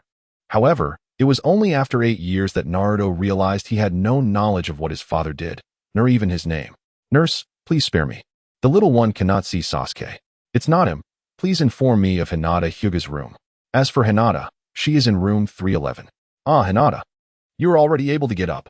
Upon pushing open the door to room 311, Naruto beheld Hinata, who was lost in thought, leaning against the headboard. She remained oblivious to his entrance until his hand gently brushed against her face, prompting her to react. Naruto-kun, what brings you here? She exclaimed, hastily pulling together her garment that had been hastily opened for treatment, concealing her developing form. Strange, I thought your injuries were quite severe, he remarked. To an outsider. It may seem so, Hinata replied, but Niji and I-san did not strike at any vital points. A few days in the hospital should suffice. She shook her head, explaining that Niji's intent was merely to incapacitate her, without any murderous intent, thus leaving several crucial pressure points unharmed. Is that so? I always knew Niji wasn't a heartless individual, merely misguided. I believe my fists can bring him back to his senses. Naruto clenched his fist and, seated beside Hinata, recounted the events of the exam in meticulous detail. Is that so? Little Lee was. Niji probably feels quite angry, though he would never voice it. He has always held his comrades in high regard. I shall avenge Little Lee. Niji cannot defeat me. But then, wouldn't that mean Sasuke would lose? Is that what you desire? Before proclaiming such grandiose statements, I had never considered this matter. Naruto-kun remains as foolish as ever. Even if I am so foolish, Hinata still likes me, doesn't she? In response to Hinata's teasing, Naruto puffed out his cheeks in displeasure, his entire body climbing onto the bed as he fixed his gaze upon her. At that moment, consumed by anger, he had not contemplated much, reflecting now. He finds Hinata's declaration of affection in front of so many people utterly adorable. Oh, that was a moment of impatience. Hinata's petite face flushed a bright red. She herself was at a loss as to why she had spoken those words, especially with so many ears present. The thought of it now made her long to find a hole to hide in. Say it again. Naruto moved a little closer to Hinata, pressing her with a series of questions. Who do you like? I like you, Naruto-kun. Hinata. At that moment, Hinata looked incredibly endearing, prompting Naruto to draw nearer, until they were close enough to feel each other's breath. What are you two doing? Just as their lips were about to meet, a voice from the doorway startled Hinata, causing her to hastily push Naruto away and cover herself with a blanket. Hello, Hanabi. Naruto greeted without a hint of discontent at being interrupted by good fortune. In truth, he remained oblivious to the potential outcomes had Hanabi not appeared. Are you bullying my sister again? You wretched pervert. Hanabi, upon a moment's reflection, quickly deduced the situation and leapt onto the bed, seizing Naruto's hair in indignation. Hanabi, your epithets are quite numerous. I am not a pervert. Silence. If someone can conjure such things with a straight face, then the entire world must surely be filled with perverts. Hanabi, let go of Naruto-kun. What brings you here? Hinata emerged from her cocoon of blankets, pulling Hanabi away from Naruto. Mother asked me to check on you. Hanabi placed her offerings, a selection of fruits and Hinata's beloved cinnamon rolls, all made by her own hands, beside the bed. Mother? Why didn't she come herself? Is she someone you can casually call mother? Father forbade her from coming. saying something like, "Let that useless daughter be as she may." Hanabi felt a twinge of dissatisfaction at Naruto treating her as one of the family, but she continued, mimicking the voice of Hyuga Izashi. "Here we go again. Why does that stubborn old man persist in this manner? I must confront him. Naruto-kun, please don't. Just leave it be. You know Father's temperament. He'll calm down in a few days. After all these years, how can he still behave this way? You truly possess no sense of fear." Hanabi felt a tinge of admiration for Naruto, as this was the only aspect of him that commanded her respect. He did not merely speak of confrontation. He would genuinely pursue it. Had Hinata not intervened, a quarrel would undoubtedly erupt in Hizashi's study. Hizashi exuded authority as the head of the esteemed Hyuga clan, capable of disregarding anyone save for the Hokage. Yet, Naruto dared to confront him. Hanabi recalled several instances where she witnessed Naruto arguing vehemently with her father, a man who instilled fear in her very core. Yet this child managed to emerge victorious in their disputes, a memory that bordered on becoming a childhood trauma. How has he not yet been thwarted by father? Cast into the forest of death? Young Hanabi found it perplexing that Naruto had survived thus far, while Hinata could only offer an awkward smile, unsure of how to respond. "I hear you're set to face Neji next. The word travels swiftly. What is the matter? Quickly forfeit. Be wary of being defeated. Neji is my future rival, not someone you can hope to surpass," Hanabi declared confidently, hands on her hips. Though Neji was hailed as a once-in-a-century genius, her own talent was formidable, given time. She would surely catch up to him. "You've certainly learned that arrogance from Neji. Fear not, for I shall emerge victorious. If you do win, I shall henceforth address you by your name. Should you lose, you must refer to me as Lady Hanabi. It's a deal, then. I shall now return to my training. Farewell." Naruto pondered for a moment. It seemed that Hanabi had never once called him by his name, always resorting to peculiar nicknames. He suddenly felt that this arrangement was quite advantageous and nodded in agreement. Free food and a delightful toy. Thank you indeed. As Naruto stepped out of the house, Hanabi's reluctant voice drifted into his ears. Chapter 44. I have already called the police. A week later, Naruto-kun. Is it truly all right for you to accompany me instead of training? Having fully recovered and discharged from the hospital, Hinata was enjoying a leisurely day out with Naruto. He was genuinely pleased to carve out time to be with her, yet he harbored concerns about being a burden. It's perfectly fine. Balancing work and relaxation is essential. Is there anything you need to purchase? Well, there is something, but it's rather awkward for a boy to enter. Hinata nodded.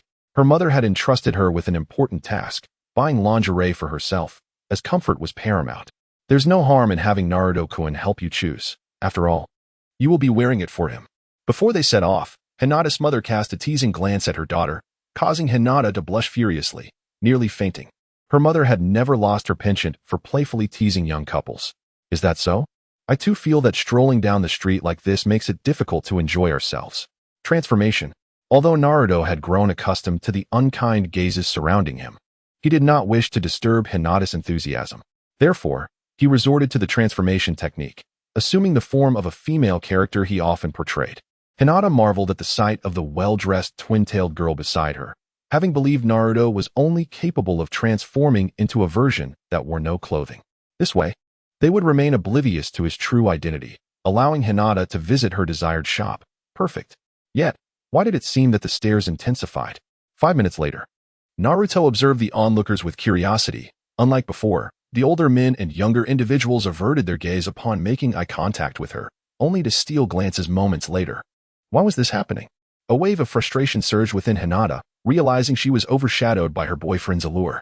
Although it seemed peculiar to say, the female version of Naruto was indeed strikingly beautiful, her golden twin tail shimmering in the sunlight. And the faint whisker marks on her cheeks lent her a charming feline appearance. The warm weather only allowed her to wear a white tank top beneath an unbuttoned outer garment, providing little concealment for her ample figure. Naruto-kun, put on some clothes. No, it's too hot. You're a girl now. You must present yourself with decorum. Is being a girl that troublesome? The female Naruto and Hinata engaged in light banter. Two beautiful girls shopping together, inevitably drawing attention. After declining a few advances, they soon arrived at their destination, a lingerie store. Naruto-kun, will you wait for me outside? Despite her outward appearance as a female, Naruto had little interest in lingerie and acquiesced to Hinata's request. You are truly lovely, my dear. Come in and take a look. Contrary to her expectations, the shopkeeper, who had been observing the outside, rushed out and pulled Naruto inside without hesitation, having never seen such a beautiful girl before. The shopkeeper's desire to assist her in selecting lingerie ignited fervently. "Let me go. I'm not a girl. How can a girl dress so poorly? Where are your parents?" The shopkeeper scowled at Naruto's orange attire, lamenting the waste of such a beautiful figure and face. "I don't have parents. I don't want this. Oh, what a poor child. I shall make you look absolutely stunning." In a moment of desperation, as the shopkeeper approached to undress her, the female Naruto quickly activated the shadow clone technique, causing dozens of clones to flood out of the shop, creating chaos on the street. Phew, phew, phew. The lingerie store is terrifying. "Hinata, were you going there to battle?" The female Naruto tugged Hinata along, sprinting to the hot spring district of Konoha. Once they confirmed no one was pursuing them, they finally sat down to rest. "That's because of you, Naruto-kun. You usually wouldn't act like this." Hinata giggled, covering her mouth, reveling in the joy of being with Naruto, as even the simplest of activities became amusing in his company. "I'm sorry. I didn't get to buy any lingerie. I can go by myself." "Then you should head home after shopping. I'll deal with that peeping Tom."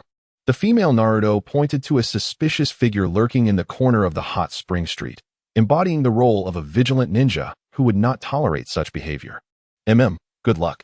Hinata also noticed the white-haired voyeur, a middle-aged man, but felt no significant concern. A ninja could easily handle an ordinary ruffian. "All right. Let us call the police first." The female Naruto retrieved a round bamboo tube from her ninja pouch, about a finger's width, containing the chakra of the Konoha security team. Once opened, the team would swiftly respond, serving as a sort of alarm. Suddenly, a pink tongue, coated in saliva, shot towards Naruto, snatching the tube from her grasp before retreating back into the mouth of its owner. "Huh? A frog?" The female Naruto exclaimed in shock as she noticed a large orange frog, towering over a meter, had appeared beneath the voyeur. "Hey, kid." Casually calling the police isn't a good habit. The voyeur sat atop the frog, glaring at Naruto, his forehead protector emblazoned with the peculiar character for oil, with red lines tracing down his cheeks and waist-length white hair, along with a massive scroll strapped to his back. He exuded an aura of mystical wisdom, though his actions belied such an image. "Ah, you knew I was going to call the police? Do you have eyes on the back of your head?" "Humph." As a voyeur, a writer, one must always be aware of their surroundings. "You just admitted to being a voyeur, didn't you?" Clearing his throat, the voyeur declared, "I am indeed a writer. This is merely one of my works." "Ah, isn't that the adult book Kakashi-sensei frequently reads? How dare you call this an adult book? You little brat, I'll teach you a lesson." The voyeur's expression darkened, for despite the book being inaccessible to minors, he firmly believed it was a tale of love, not merely adult content. He signaled to the frog beneath him, which obediently lunged forward, extending its tongue to attack Naruto. With a swift backflip, Naruto evaded the attack, landing gracefully atop the hot spring water. "Are we serious now? Perverted old man. Oh, so you've learned to walk on water, huh? You little brat have some talent, but I remember boys are supposed to be the ones doing that. Did I get it wrong?" The voyeur pondered, having long observed Naruto's every move. He had not anticipated encountering the descendant of Minato but was intrigued to test her abilities. Unaware of Naruto's true gender, he had only secretly visited Konoha to pay his respects at the graves of her parents after their passing. Today marked his first encounter with Naruto. However, she was truly stunning. Given a few more years, she would undoubtedly blossom into a great beauty, possessing a figure far superior to Kushina's. At the age of 12, she exhibited such a remarkable physique. Minato had truly fathered a lovely daughter. He couldn't help but drool at the thought. "Well then, I've decided to take you as my apprentice." "Not again." "Are you all insane?" The female Naruto shouted, exasperated by the persistence of such characters. "Kid, do you know that anyone who wishes to be my disciple can line up from the east to the west of Konoha? For I am the renowned sage of Mount Myaboku." The voyeur struck a flamboyant pose, boasting with unabashed pride. "Ah, so you're the lecherous sage, huh? I see. Goodbye." Naruto leaped from the hot spring, realizing that she was no match for Jiraiya, and thus decided to abandon her efforts to leave. "Hey, are you really not considering apprenticeship? I can provide 3 meals a day." Jiraiya followed closely behind her, tempting her like a peculiar uncle. "No, I already have a good teacher." "You mean Kakashi? He cannot compare to my prowess." "It's not Kakashi-sensei. He is too preoccupied with Sasuke to pay me any mind." "That is indeed perplexing. Who in Konoha would be willing to teach you?" Jiraiya pondered this conundrum but found no suitable candidates. Ultimately, he dismissed the thought. Gently tapping Naruto on the neck from behind, rendering her unconscious, and then hoisted her onto his shoulder, vanishing into the streets. Chapter 45. Tadpoles are just frogs, after all. In the back mountains of Konoha, a picturesque valley composed of waterfalls and streams serves as a renowned summer retreat, where many come to frolic in the water during the sweltering summer months. How did I end up here? Naruto was not unfamiliar with this place. He gazed at the stream before him, lost in contemplation. Memories of his encounter with Jiraiya lingered, yet he was uncertain how he had arrived here. Ah, perverted sage. You are here. What troubles you? Just as Naruto turned to head home, he beheld a pallid Jiraiya, his countenance gaunt, as if he had aged decades in an instant, radiating an aura of despair. Why must you be a boy? Return that double-tailed girl, Naruto, to me. Upon realizing that Naruto had awakened, Jiraiya gripped his shoulders and bellowed, unable to bear the transformation of such a beautiful girl into a boy after the jutsu was dispelled. To ensure there were no mistakes, he thoroughly examined Naruto, yet the outcome was disheartening. Who is Naruto? How infuriating. You little brat, what was the point of that transformation jutsu? Was it amusing? It's much easier to go shopping this way, free from discrimination. I forgive you. Come and learn from me. A flicker of sympathy crossed Jiraiya's eyes. Regardless of the circumstances, the treatment of Jinchuriki had never been kind. This child had likely endured significant hardship, leading him to disguise himself in such a manner. You still cling to hope, do you? Surely you realize I am far superior to you. Escaping is futile. Ignoring Naruto's reluctant expression, Jiraiya pressed one hand against the ground and invoked a summoning technique. In a cloud of smoke, an orange-red toad materialized, holding a large scroll before Naruto. Another toad? Do you have an affinity for them? This is the summoning technique. To put it simply, it forges a blood contract with a creature, using chakra to call upon them to assist in battle. You inscribe your name in blood upon the scroll. Just write it down then. Minato Namikaze? What a peculiar name. Naruto, following Jiraiya's instructions, bit his fingertip and inscribed his name in blood. The scroll bore a total of 5 names, though the first 2 had faded beyond recognition due to the ravages of time. The third name was Jiraiya, and the fourth was Minato Namikaze. Isn't it amusing? If that guy were alive to hear you say such a thing, he would undoubtedly be furious. Jiraiya couldn't help but chuckle. It was quite entertaining that this kid didn't even know his father's name, let alone that of the 4th Hokage, yet still dared to speak in such a manner. Can I summon such a powerful toad as well? Before delving into the summoning technique, I have a question for you. Are you aware that 2 distinct chakra energies reside within you? No, I had no idea. Naruto placed his hands behind his head, feigning interest in the scenery while whistling a few notes. Such crude acting. Foolish boy. Anyone slightly older in Konoha knows that the 9 tails is sealed within you. Who are you trying to deceive? Jiraiya's lips twitched as he delivered a sharp reprimand to Naruto's head, insisting that even if one were to pretend, they should at least do so convincingly. It hurts. Why do you ask when you already know? I wish to inquire if you can control that power, drawing upon it at will. Well, I have. On several occasions of anger, borrowed the power of the 9 tails. Then, if I were to ask you to utilize that power now, would you be able to? Probably not. Why not? Because those instances were involuntary. I did not consciously seek his power. Why refrain from doing so? The 9 tails possesses immense strength, allowing you to surpass most ninjas in this world without effort. What is there to lose? Jiraiya squinted, pondering that while the Jinchuriki may have forfeited certain precious aspects, they gained unparalleled power.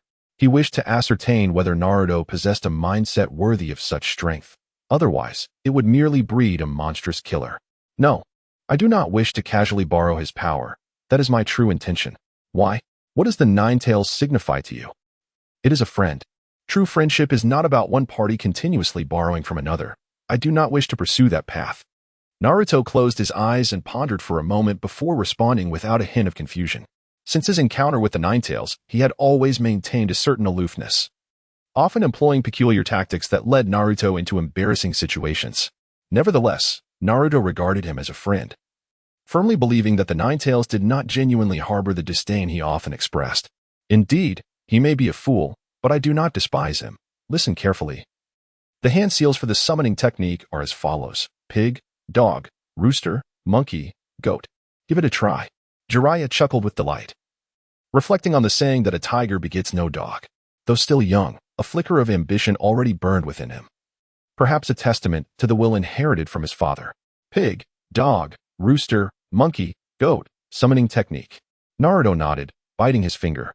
After forming a series of hand seals, he pressed his hands against the ground, What shall be summoned? As the son of Minato, he should possess considerable talent. Will it be the loyal toad or the righteous toad? Although the chances are slim, could he possibly summon Gamakichi? Jiraiya watched the smoke emerging from Naruto's summoning with anticipation, his mind racing with possibilities. Suddenly, a yet-to-evolve red tadpole appeared on the ground, twitching helplessly, as though it might perish at any moment after leaving the water. Fool! What manner of toad is this? Jiraiya exclaimed, veins bulging on his forehead as he grasped Naruto, his face flushed with exasperation. What a disgrace! This lad is nothing but a chihuahua. As long as he doesn't misform the seals, it should be fine. Chapter 46. How can the protagonist be without an elder? Summoning technique. In the back mountains of Konoha, Naruto persistently practiced the summoning technique. A week had passed since he began training with Jiraiya. Yet he could only manage to summon a half-formed toad, possessing limbs and a tail, but not fully developed. Pervy Sage. Aren't you curious to see the new toad I have summoned? Naruto cast a fleeting glance at the half-formed toad, acknowledging its progress. Yet it was evident that it lacked the prowess required for battle. After all, it was merely a tadpole. Jiraiya, hidden amidst the grass, was peering at the girls frolicking in the water, casually waving his hand in dismissal. You are mistaken. This one has grown legs and can leave the water, he scoffed. Fool. Summoning a creature is meant for combat, not as a pet. Can this thing even fight? He shot a glance back, chiding Naruto, only to find that the girls had already gathered their belongings and departed. You truly are dim-witted. After a moment's reflection on the departing swimsuit-clad maidens, Jiraiya discerned that Naruto was indeed not the sharpest tool in the shed, possessing little more than an abundance of chakra and determination compared to the average individual. I should have mentioned that the strength of summoned toads is determined by the amount of chakra one possesses. The more chakra, the stronger the toad. Your creature is so diminutive due to insufficient chakra output, yet your chakra reserves are several times greater than that of an ordinary person. What could be the reason for this? Could it be the influence of the Nine Tails? That shouldn't be the case, according to your description. He should have a good rapport with you. Show me your chakra by gathering it in your hand. Oh, Naruto extended his hand, a surge of chakra gradually coalescing upon it, yet Jiraiya's expression grew grave. The chakra was so chaotic, how could it be so disordered? It resembled. Jiraiya found himself perplexed. Such erratic chakra flow was akin to the initial stages of the Rasengan. It is well known that the essence of the Rasengan lies in its inherent disorder. Only a wildly swirling chakra can manifest such destructive power. Oh, is it not so? Foolish child, who told you to employ such chaotic chakra? You must calm it down and channel it properly. Naruto suddenly realized that he had seemingly misunderstood from the very beginning. Due to his extensive practice of the Rasengan, his body had memorized the operational patterns of the technique. Consequently, whenever he began to gather chakra, it would automatically become chaotic, facilitating the formation of the Rasengan. Summoning technique. After successfully gathering the chakra in his hands, Naruto once again employed the summoning jutsu. This time, after the smoke cleared, he was no longer faced with an incomplete toad, but rather a fully clothed orange toad, approximately the same size as Naruto when he was crouching. You've donned attire. Greetings. Is it you who summoned me? I am Gamabunta, pleased to make your acquaintance. Oh. I am your companion, Naruto Uzumaki. Let us strive together from now on. Naruto embraced Gamabunta with exuberance, joyfully rubbing against the legendary toad. This was, in every sense, his inaugural encounter with a toad of such stature. Enough of the antics. This is merely a juvenile toad. It may suffice against ordinary folk, but it wouldn't he stand a chance against even a low-ranking ninja, Jiraiya remarked as he observed Naruto reveling in camaraderie with Gamabunta. With such an unusual talent, you might indeed master the Rasengan at a swifter pace. That is true. However, toads mature rapidly. Once I grow stronger, you may summon me again. Gamabunta nodded in agreement, harboring a favorable impression of Naruto and expressing his willingness to assist. It matters not the magnitude of strength. I firmly believe that Gamabunta will undoubtedly aid me. Very well. To celebrate your newfound ability to summon toads, let us indulge in a hot spring together. Jiraiya seized Naruto's hand, dragging him towards the onsen. Having already overheard the girls' plans to visit the hot spring upon their return, you aren't planning to sneak a peek, are you? Absolutely not. Hot springs. Here we come. Faster, Gamabunta. Naruto firmly grasped the back of Gamakichi, propelling himself swiftly through the hot springs, splashing a considerable amount of water. Silence enveloped the surroundings. The girls' voices had faded away. Jiraiya, in a fit of annoyance, hurled a towel at Naruto's head. He had created a hole in the partition of the hot springs, desperately peering through it. Although veiled in mist, the elusive sights were all the more captivating. Pray tell, Gamakichi, where is your abode? My Ojakuzan, a natural sanctuary. A haven for countless toads, flourishing under the guidance of the great sage toad. The entire toad nation thrives in prosperity. The great sage toad? In human terms. He is akin to the leader of the toads. Oh, how I long for the chance to meet him. Alas, it's unlikely. The great sage toad is not one to be easily encountered. My father mentioned he has existed for thousands of years. Toads are indeed a remarkably long-lived species. Just a friendly reminder, prolonged soaking may lead to overcooking, you know. Ah, Gamakichi, Gamakichi. Just as Jiraiya's words fell, Gamakichi rolled his eyes and floated atop the hot spring, inciting quite a commotion. The following day, pervy sage, what brings me here? The location remained the back mountains of Konoha, but instead of by the stream, they stood beside a grand waterfall, plummeting into a valley hundreds of meters below. The cascading water drenching the surrounding cliffs. Naruto, although you've expressed reluctance to casually harness the power of the Nine Tails, you shall encounter numerous dangers ahead. I cannot remain by your side forever. In those moments, the power of the Nine Tails will be your sole reliance. Jiraiya, momentarily shedding his lecherous demeanor, spoke with utmost seriousness. Understood. However, the power of the Nine Tails cannot be invoked at will. Perhaps in smaller doses, it may pose no issue.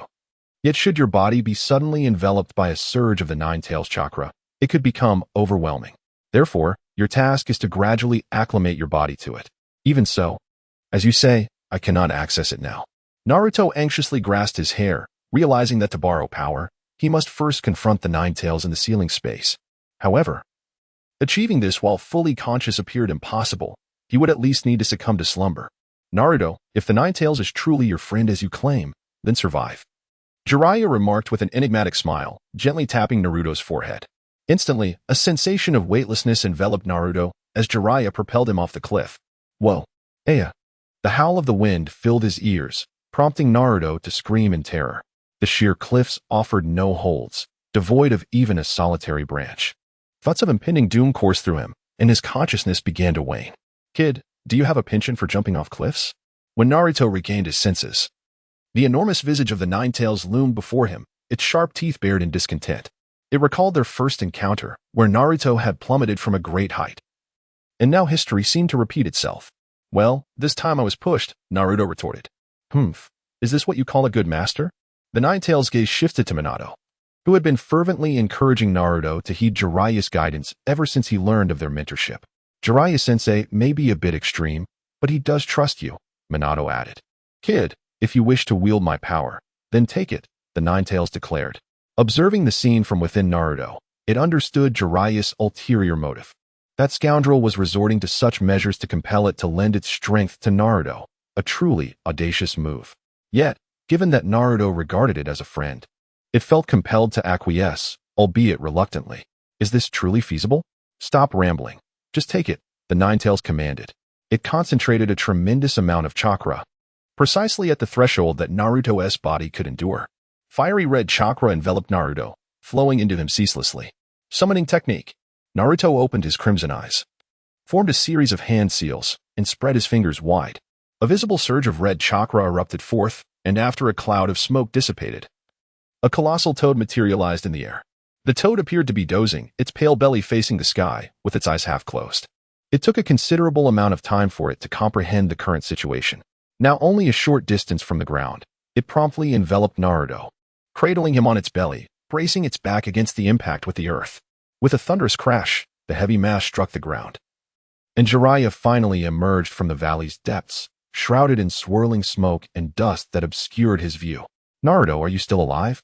He inquired, using a minor wind technique to disperse the haze. He caught sight of Naruto's silhouette alongside the toad and smiled, pondering whether this could be deemed a success. Perverted sage. This toad is doomed. The voice of Naruto, tinged with tears, resonated as the toad that had cushioned his fall lay in the large pit. Its eyes rolled back, its fate uncertain. A mature toad would not perish from such a height, foolish child. This toad seems somewhat familiar, Jiraiya remarked with a chuckle, approaching to inspect the creature summoned by Naruto. It appeared slightly more frail than he had envisioned. Despite its sizable form, its skin seemed somewhat aged. Adorned with a bead inscribed with the character for oil around its neck, and atop its head rested a rectangular doctoral cap. Astounding! Astounding! Astounding! Jiraiya exclaimed, astonishment rendering his jaw unhinged as he repeated the word incessantly. A Great Toad Sage. Chapter 47. Unprovoked Commotion. Great Toad Sage, I sincerely apologize for inadvertently disturbing you. After a brief revival, the Great Toad Sage finally regained consciousness, and Jiraiya, in a state of trepidation, continuously bowed his head in apology to Naruto. Ahahaha, Jiraiya. You are overly dramatic. Given my title, it is only natural that I am a summoning beast. Being summoned is entirely to be expected. The Great Toad Sage smiled serenely, his wise eyes locking onto Naruto's gaze, as if traversing through time and space, witnessing everything. At that moment, both the Ninetales and Minato felt a chill. They sensed that this toad had just returned from a journey through the ceiling space. What merit does this boy possess to have you as a summoning beast? Please. Return quickly. Mount Myaboka is in disarray. Do not be hasty. As a summoning beast, I must fulfill my duties and assist my master with a task before departing. Great Toad Sage, you are injured. Are you truly all right? You appear as though you might perish at any moment. As Naruto finally had the opportunity to speak, he immediately exclaimed that the Great Sage Toad had sustained severe injuries while protecting him, with several gashes bleeding profusely from his back, caused by the rocky bottom of the ravine. It's merely a superficial wound, he added. The Great Sage Toad remained motionless, still lying in the large pit created by his fall. However, Naruto sensed an unusual presence approaching. The wind howled, the water surged, and an enigmatic aura reminiscent of a delectable aroma wafted toward the Great Sage Toad's position. Could he truly perceive natural energy at such a tender age? Under the influence of this natural energy, the Great Sage Toad's wounds began to heal at a visibly rapid pace, and the toad itself appeared considerably revitalized. This little rascal has a keen nose, he mused. Naruto, toads seldom dream, but when they do, the visions are invariably prophetic. While I was unconscious, I glimpsed certain events. Soon, you shall engage in a confrontation with a boy possessing formidable ocular abilities. Are you referring to Neji? I know him. Does that mean I will win? It is a contest devoid of a clear victor. Upon its conclusion, it will leave profound scars upon your spirit. That is all I can disclose. Wait. Am I truly incapable of defeating Neji? Never mind. I am far more curious about whether I will marry Hinata in the future. Naruto paid no heed to the words of the Great Sage Toad. For him, the outcome mattered little as long as he exerted himself wholeheartedly. What he truly cared about was his future romantic fate. You insolent brat. Show some respect to the Great Sage Toad. He is not merely a fortune-teller lurking beneath a bridge. Jiraiya, infuriated by Naruto's attitude, wrapped his arm around his neck and playfully rapped his head. Throughout history, countless scholars and politicians have sought out the mystic Wood Mountain, yearning for a prophecy from the Great Sage Toad, yet this lad treated such prophecies as mere amusement. Ouch, that hurts. I haven't seen much, but I can assure you, you will marry a girl with Byakugan and have 2 children. Really? That's wonderful. I've succeeded. Hey, perverted sage, did you hear that? Perverted sage? Before Naruto could fully express his joy, Jiraiya suddenly vanished, summoned by a certain toad through a reverse summoning technique to Mount Myaboku. Jiraiya. A diminutive. White-haired toad with white eyebrows vigorously shook Jiraiya by the collar, its movements rapid enough to rattle his brain. Once he finally broke free, he managed to speak. Lord Fukasaku. Why have you summoned me so abruptly? The Great Sage Fukasaku has disappeared, and I cannot find him anywhere on Mount Myaboku. You are the only one in the outside world. Quickly, tell me if you have any news of him. The Great Sage, he is. Just as Jiraiya was about to mention that his disciple had called him away, a cacophony of croaking erupted, shaking the very foundations of Mount Myaboku. The tadpoles in the pond clustered together in trembling fear, while the younger toads hid in their burrows, peeking out cautiously. The adult toads, however, armed themselves and prepared for battle. Listen up, younglings. The Great Sage has undoubtedly fallen victim to that white serpent-esque treachery. We must avenge him. Mount Myaboku formally declares war on the Dragon Cave. I, Fumita the Toad, shall personally behead the White Serpent Sage in retribution for the Great Sage. A colossal toad, towering over 30 meters, unsheathed its short blade and plunged it into the earth, rallying the other similarly sized toads behind him. They unanimously agreed. For with the Great Sage's departure, chaos had ensued among them. Everything is in disarray. These brutes refuse to listen, cried Shima, Fukasaku's wife, as she leaped to their side, seeking assistance. The large toads were already succumbing to madness, poised to charge forth. What can I do? These giants are all muscle and no brains. Let them be. I suspect the White Serpent is indeed behind this, as only he could stealthily abduct the Great Sage. Let me say this. The Great Sage is actually in the outside world. Faced with such a chaotic atmosphere, Jiraiya found it difficult to voice his thoughts, responding rather meekly. What do you mean? Well, I recently took on a new disciple and taught him summoning techniques. Somehow, he managed to call the Great Sage away. Jiraiya, if you just one more time, I shall be quite displeased. I'm not joking. This is the truth. Just let me return, and I shall summon you all to prove it. Jiraiya felt a pang of regret as he faced Fukasaku's displeased expression. Knowing it was Naruto's folly that had led to this predicament, yet it was he who had to clean up the mess. Is that even possible? How could someone summon the Great Sage? I have heard that the Great Sage himself is the original contract beast of the first summoner, and he is the one who invented the summoning technique. However, after the first summoner's death, the Great Sage has not been seen as a summoning beast for thousands of years. It is not entirely impossible, though. Fukasaku, having lived for centuries, was somewhat aware of the Great Sage's past, having heard tales of his prophetic abilities and the creation of Sage Mode, an ultimate ninja technique. Yet, the identity of his summoner remained a mystery to all. What are you waiting for? Hurry up. Seeing Jiraiya lost in thought, Fukasaku and Shima kicked him, propelling him out of Mount Myaboku.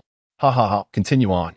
Naruto remained oblivious to the fact that his two sanctuaries were on the verge of conflict.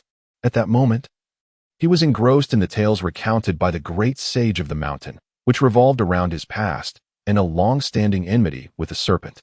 In those days, I cleverly ensnared the White Serpent, binding it to a tree.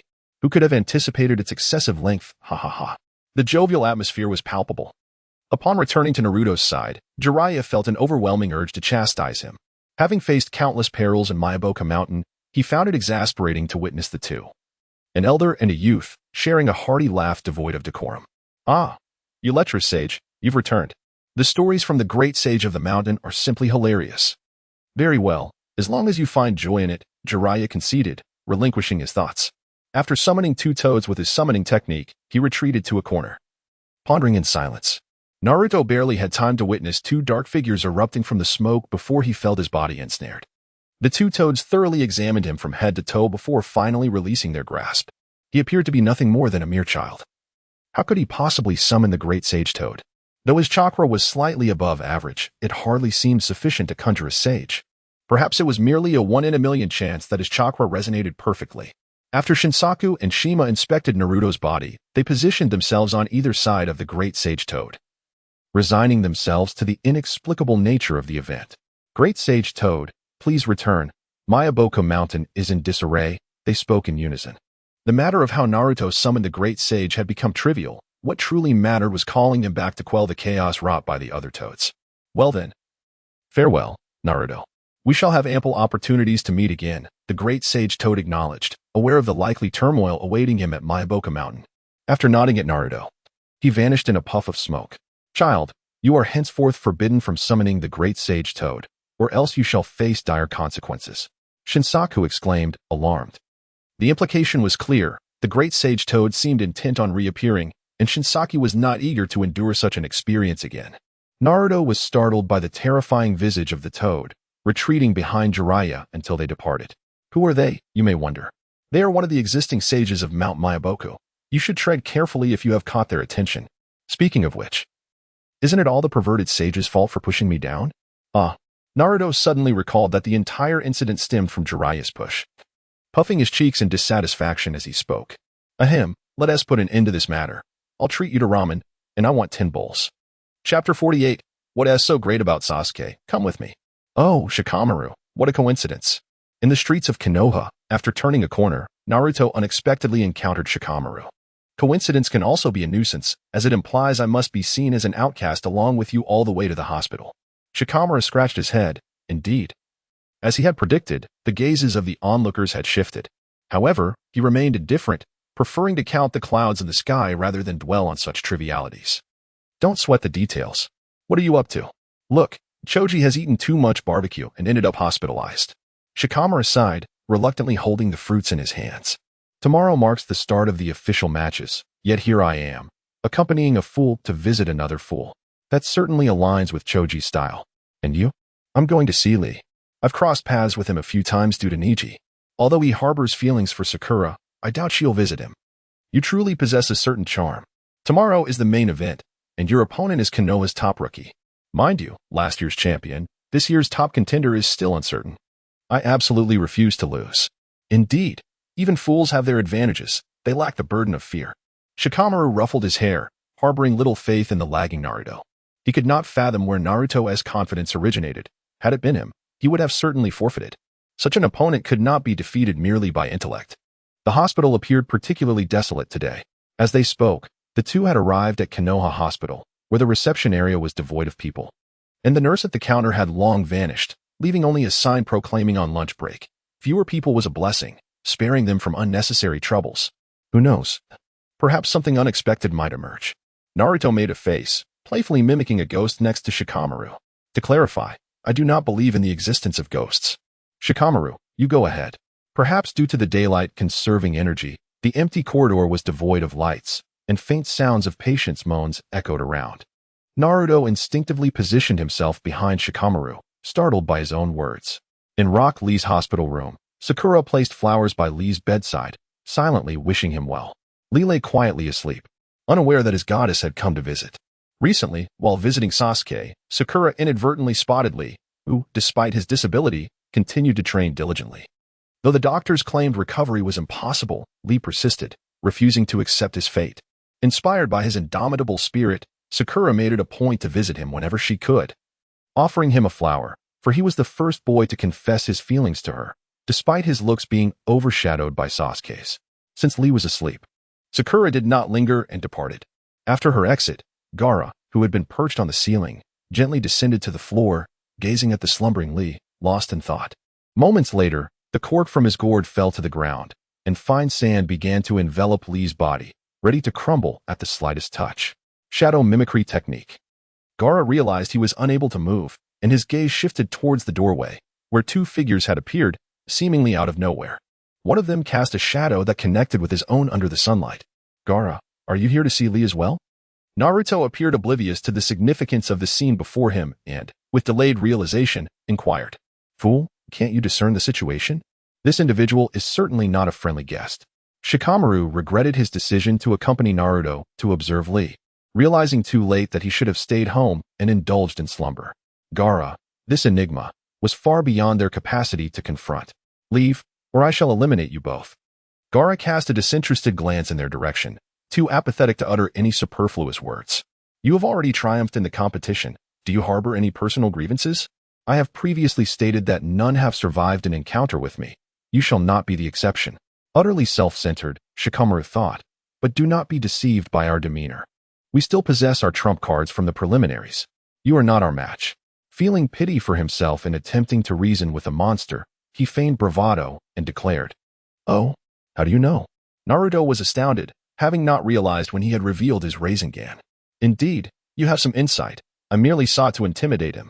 Gaara, I am unaware of your intentions, yet I will risk my life to prevent you from harming Lee. Why? You are just like me. Why can you so effortlessly shield others? Because we are friends. Friends? Spare me the jest. We are incapable of such emotions, and true feelings elude us.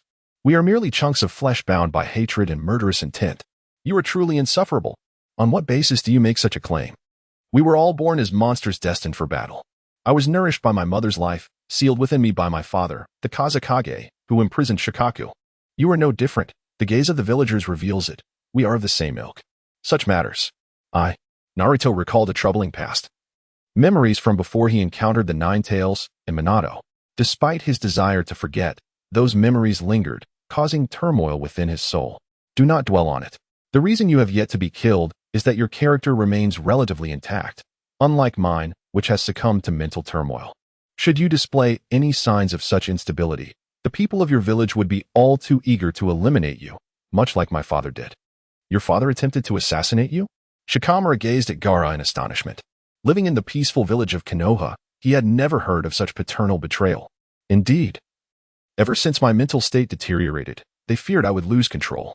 However, it was too late. I continuously eliminated the assassins sent by my father, absorbing their flesh and blood to grow stronger, ultimately becoming the mightiest ninja of Sunagakure. My existence is defined by an unending cycle of killing, annihilating everything in my path. Naruto, you should join me. Do you not wish to eradicate those who discriminate against and ignore you? Perhaps you are right. In my youth, I pondered my identity and the purpose of my existence, even contemplating the abandonment of my own life. Yet that was not the correct path. Indeed, we have faced greater misfortune than others, but the happiness we attain after overcoming such adversity is exponentially greater. I now possess friends and someone I cherish. This is the fundamental difference between you and me. Naruto took a deep breath. Unlike Gaara, who had always been solitary and resigned to his misfortune, Naruto had attained happiness through his own efforts. Even when the entire world despised him, Hinata would still stand by his side. I once had friends as well, but I suffered betrayal from them, just as you did. They lingered by your side solely for their own purposes, and sooner or later, you too shall experience the bitterness of betrayal. Individuals like us are destined to remain devoid of true happiness. Gaara's resentment deepened as the sand slipped from Rock Lee's grasp, and he lunged toward Naruto. You are obstinate. I must rouse you from your delusion. Then, Naruto, undaunted, raised his fist to strike Gaara, only to be intercepted by a green figure. This was not the time. He sought to engage in a spirited contest in the arena, not in a hospital room. The azure beast of Konoha, Guy, halted Naruto with one hand while dispersing Gaara's sand with the other, casting a warning glance at Gaara. Naruto, I will demonstrate my righteousness through slaughter. Acknowledging his inferiority to Guy, Gaara begrudgingly withdrew his sand, whispering menacingly in Naruto's ear as he departed. Naruto, is something amiss? Hinata exclaimed, astonished as Naruto leaped through the wall, a signature entrance that seemed uniquely his. No one else dared to scale the Hyuga family's enclosure. Taken aback, Hinata found herself enveloped in Naruto's embrace, leaving her at a loss for words. Is it because the competition is too intense? Hinata, please listen to me. Naruto articulated Gaara's plight, his voice trembling with emotion. Hinata, maintaining her composure, listened quietly until he finished speaking. Naruto would never engage in such actions, she thought. For deep within your heart lies a kind soul. Despite the harsh treatment you endured, you have never harbored hatred towards the villagers, have you? As Naruto's beloved, Hinata intuitively sensed his fear of becoming like Gaara.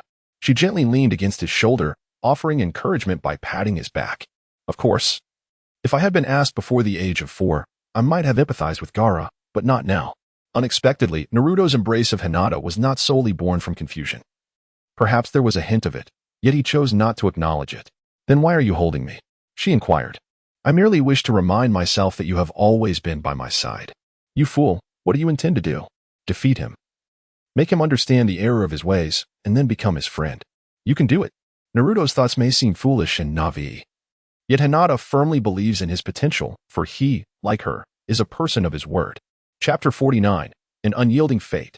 Thank you for coming so early to practice with me, Neji gasped, surrounded by a myriad of shurikens and kunai scattered across the ground in the small woods of Konoha. However, within a 2-meter radius around him, not a single sign of an attack was present. Neji, why are you pushing yourself so hard? Tintin inquired, perched on a branch, playfully twirling a kunai in her hand. The sharp weapon whirled effortlessly like a pinwheel, and the girl showed no concern for the potential cuts on her fingers. For her opponent was none other than him. But I heard he is just a bottom dweller, she mused.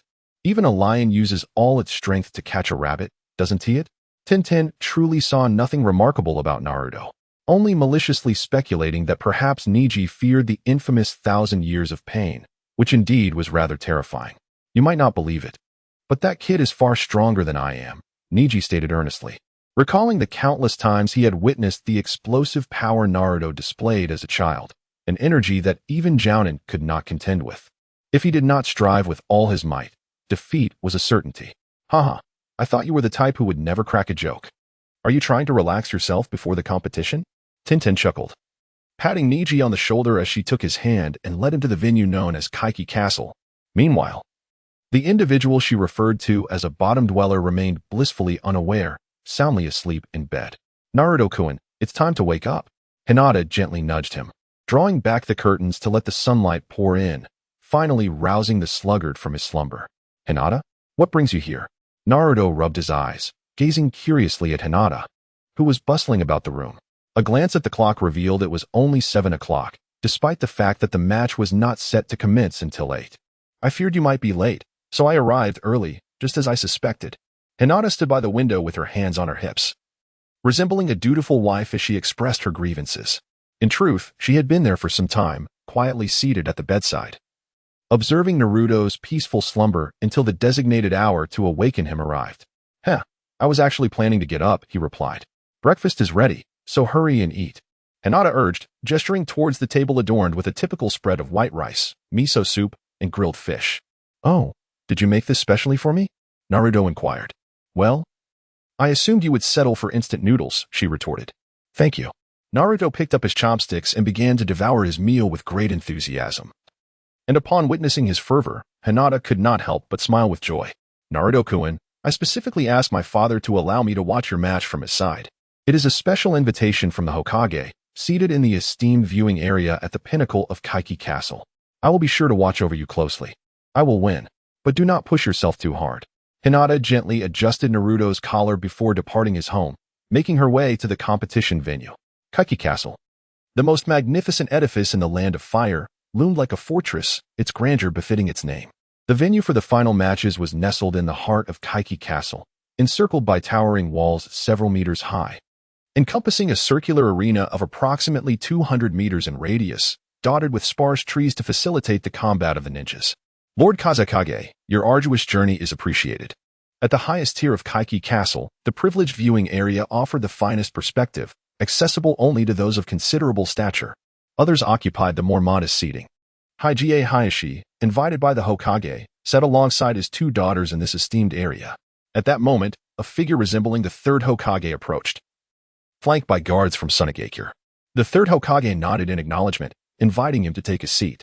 Fortunately, this exam is hosted in Konoha. Had it been in Sunagakure, the Kazekage might not have been in such good health to attend. The Kazekage's face was obscured by a cloth, yet his exposed eyes brimmed with a provocative gleam, which the third Hokage seemed to disregard. You jest. I hardly feel aged. These are. The Kazekage's gaze shifted towards Hayashi and his daughters, instinctively licking his lips. The Byakugan, a coveted bloodline limit, was indeed an ability he coveted, though he remained unrecognized due to the cloth obscuring his features. This is Hayashi Hajie, the head of the Hajie clan, accompanied by his two daughters, invited to observe the match. Lord Kazekage, I hope your travels have not been too taxing. Hayashi rose and bowed respectfully, while Hinata and Hanabi remained seated, understanding that they held no standing to greet in such a setting. Indeed, the Kazekage nodded nonchalantly, turning his attention back to the arena where Naruto and Neji were engaged in conversation. Neji, it is still not too late to concede. As long as you offer an apology to Hinata, you, who have always been infuriating since childhood, appearing before us uninvited, like a fool appearing day after day. It is all your fault that Hinata has become unlike herself. Naruto's arrogant demeanor irked Neji immensely. This fellow had hardly changed. He remained just as infuriating as he was in their childhood. Hinata, on the other hand, had merely grown stronger. Could it be that you have a sister complex? Whenever the past was mentioned, you would always obstruct me from approaching Hinata. Sister complex? Neji gasped, retreating a step, relieved that the venue was spacious enough for the spectators to be oblivious to their conversation. Otherwise, the entire world would discover that he had harbored a slight affection for Hinata in his youth, though it was certainly not as Naruto had suggested. I am well aware that during your afternoon naps, you would mumble about how adorable Hinata was. You think anyone would believe such nonsense? Have you forgotten how? At the age of 10, you were caught spying on Hinata while she bathed, only to be reprimanded by Uncle Izashi? Neji could scarcely believe that Naruto still recalled this incident, and swiftly retaliated by revealing his embarrassing moment, transforming what was meant to be a serious Chunin exam into a quarrel over childhood grievances. I have repeatedly stated that it was an accident. I did not know there was someone in the bathroom. If you bring this up again, I will strike you. Come on, do you truly believe that the countless things you declared in your childhood can come to fruition today? After all these years, you have yet to even lay a finger on me. Shadow clone technique. The verbal sparring reached its climax as Naruto formed seals and conjured 100 shadow clones, charging towards Neji, who assumed a gentle fist stance, dispersing the clones one by one. Neji, the fact that you still remember the past signifies that you remain Neji. What transpired to transform you and Hinata into this? Speak up. One shadow clone launched a surprise attack from behind Neji, swinging its fist while exclaiming. They were all manifestations of Naruto's consciousness, adept at conveying his thoughts. Yet, Neji, as if possessing eyes on the back of his head, did not turn around. He deftly struck the clone's pressure point, rendering it ineffective. In this world, some matters cannot be resolved merely by articulation. Just like your dream of becoming Hokage. Is it something that can be achieved simply by stating it? Why not? Within Naruto's heart, a tempest of fury brewed as the shadow clones intensified their assault, recklessly lunging towards Neji. The position of Hokage is reserved for a select few. Do you believe that mere effort alone can elevate the ordinary? Ultimately, it hinges upon one's lineage and innate talent, indeed, pure ability. Those who lag behind will perpetually remain in that state. You and Hinata are no different.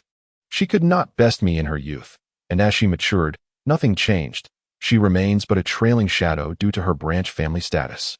Neji skillfully evaded the onslaught of shadow clones while striving to close the distance to Naruto. Under his relentless strikes, the clones vanished at an observable pace, leading him directly before the last remaining Naruto. Do not speak ill of Hinata. You, who have distanced yourself from the main family, do you truly understand her plight? Each day, she trains tirelessly until her palms blister and bleed, all in a fervent desire to transform herself. Thus, talent is inherently bestowed. Effort alone bears no fruit. Fate is immutable. I detest those who preach one thing while practicing another. Since the branch family cannot oppose the main family, what are you doing now? Is this not merely a desperate attempt to validate your worth through this examination? To prove that the branch family does not pale in comparison to the main family in this pitiful mindset? Neji found himself momentarily speechless, as Naruto's words struck a profound chord, leaving him at a loss for rebuttal. In that fleeting moment of distraction, the shadow clones behind him surged forward. Seizing him, two grasped his hands to his feet, while another wrapped around his waist, rendering him immobile. Damn it, Neji, brace yourself. I am determined to give you a thorough thrashing. Naruto's remaining dozens of shadow clones leapt from the ground, raising their fists to strike at Neji. Humph. Do you think this will be enough to defeat me? Rotation. Neji scoffed, unleashing a powerful surge of chakra from all his chakra points. His body spun like a top, sending Naruto and all his shadow clones flying. When the spinning ceased, it left behind a large, circular crater on the ground. Cough, what is this? Naruto spat out the soil from his mouth, astonished as he beheld Neji's martial art, a harmonious blend of both defense and offense. Father. The young Hanabi, seated beside Hyuga Hayashi, gazed at her father, recalling the gentle techniques he had employed, techniques she had yet to master. Indeed, this was the secret art of Kaiten, passed down through the main branch of the clan. It was truly remarkable that Neji, at such a tender age, had grasped it through his own understanding of the Byakugan. He was indeed a formidable individual. Hyuga Hayashi's expression darkened, unable to fathom that a branch member had comprehended the main family's secret technique. It seemed Neji's talent had already surpassed that of Hanabi. And it was a lamentable misfortune that such a person was not born into the main family. Naruto-kun, do your best. Hinata, fully aware of the strength of Kaiten, could only clasp her hands together in prayer for Naruto. Look, Naruto, you can never defeat me. What dreams are you even talking about? Nonsense. As long as I draw breath, I shall never concede. As Naruto staggered to his feet, an unsettling sensation coursed through him. His legs had become immobile. Instantly, he recalled the precise location where Neji had struck him. It was evident that this was no ordinary blow, but rather a targeted chakra-infused pressure point attack. At that moment, Neji advanced with remarkable swiftness, his hands dancing through the air. It's futile. You find yourself ensnared within my 8 trigrams formation. 8 trigrams, 64 palms. The speed of Neji's palms could only be described as a tempest.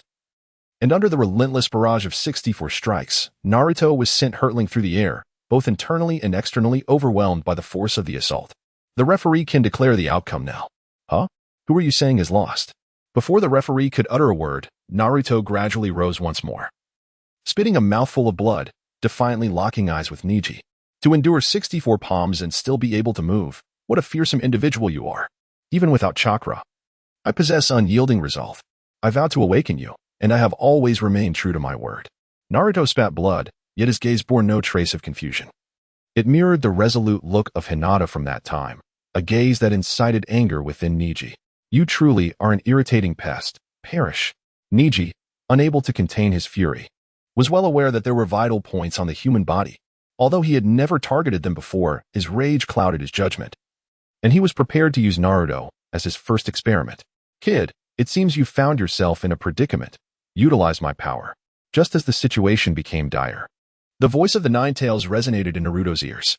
Its chakra was surging, ready to restore Naruto to full strength and enable him to triumph over Neji, should he consent. No. In Chapter 50, Rasengan vs. Kaiten, victory shall be mine. Say that again. You dare refuse me? The Ninetales, taken aback by Naruto's rejection, exhibited a hint of anger. For the first time in millennia, it had willingly offered its power to another, only to be spurned, much to the fox's chagrin. I apologize, Ninetales. But I must awaken Neji with my own hands. Naruto, with his weary body, struggled to evade Neji's relentless assault, managing a difficult smile. Do as you wish. What's the matter? Is someone who aspires to become Hokage truly this weak? Where is your other source of power? I shall not rely on it. I will defeat you with my own hands. Arrogance. Do you truly believe that you, the weakest of the weak, stand a chance of victory? It is merely a blockage in the flow of chakra. Naruto raised his hand to deflect Neji's assault, his chakra radiating outward from his abdomen, beginning to surge against the obstructed chakra points. His body crackled and popped like a string of firecrackers, as Neji's precise strikes were thwarted by this clumsy yet forceful approach. Hey, you. Naruto's fierce determination struck fear into Neji's heart. In Neji's eyes, Naruto's body appeared utterly battered. Under such circumstances, one could hardly expect him to fight, let alone survive without taking action. Yet, strangely, Naruto did not perish. The wounds on his body were gradually healing as the Ninetales, despite its bravado, still harbored a compassionate heart, aiding Naruto in mending his injuries. Coughing violently, Naruto felt an immense sense of relief as he expelled the excess blood. Raising his fist in a provocative manner towards Neji, considering your relentless efforts, I shall enlighten you about what has transpired. Neji exhaled deeply, perhaps inspired by Naruto's fearless spirit. He removed his forehead protector, gripping it tightly in his hand until the emblem of the Leaf Village was bent and distorted. What a striking symbol, he remarked. Ah. If only it were merely a common insignia. Listen closely, Naruto. This is a cursed seal known as the Caged Bird, specifically devised by the main house to subdue the branch family. This seal is cruelly affixed to the brain's nerves. Once activated by a member of the main house, the afflicted will endure excruciating pain, even sealing away their Byakugan abilities, an indelible mark for life. Why? We are all members of the Hyuga clan. This is a system engineered by the main house to prevent the branch family from surpassing them. With this, the branch family can never escape the main house's control. It means we must obey, even if it leads to our demise. I grew up without a mother, raised solely by my father. I am grateful to him and the main house, but I later realized my mistake. The main house merely regards us as tools. Dangerous missions? Let the branch family handle them, right?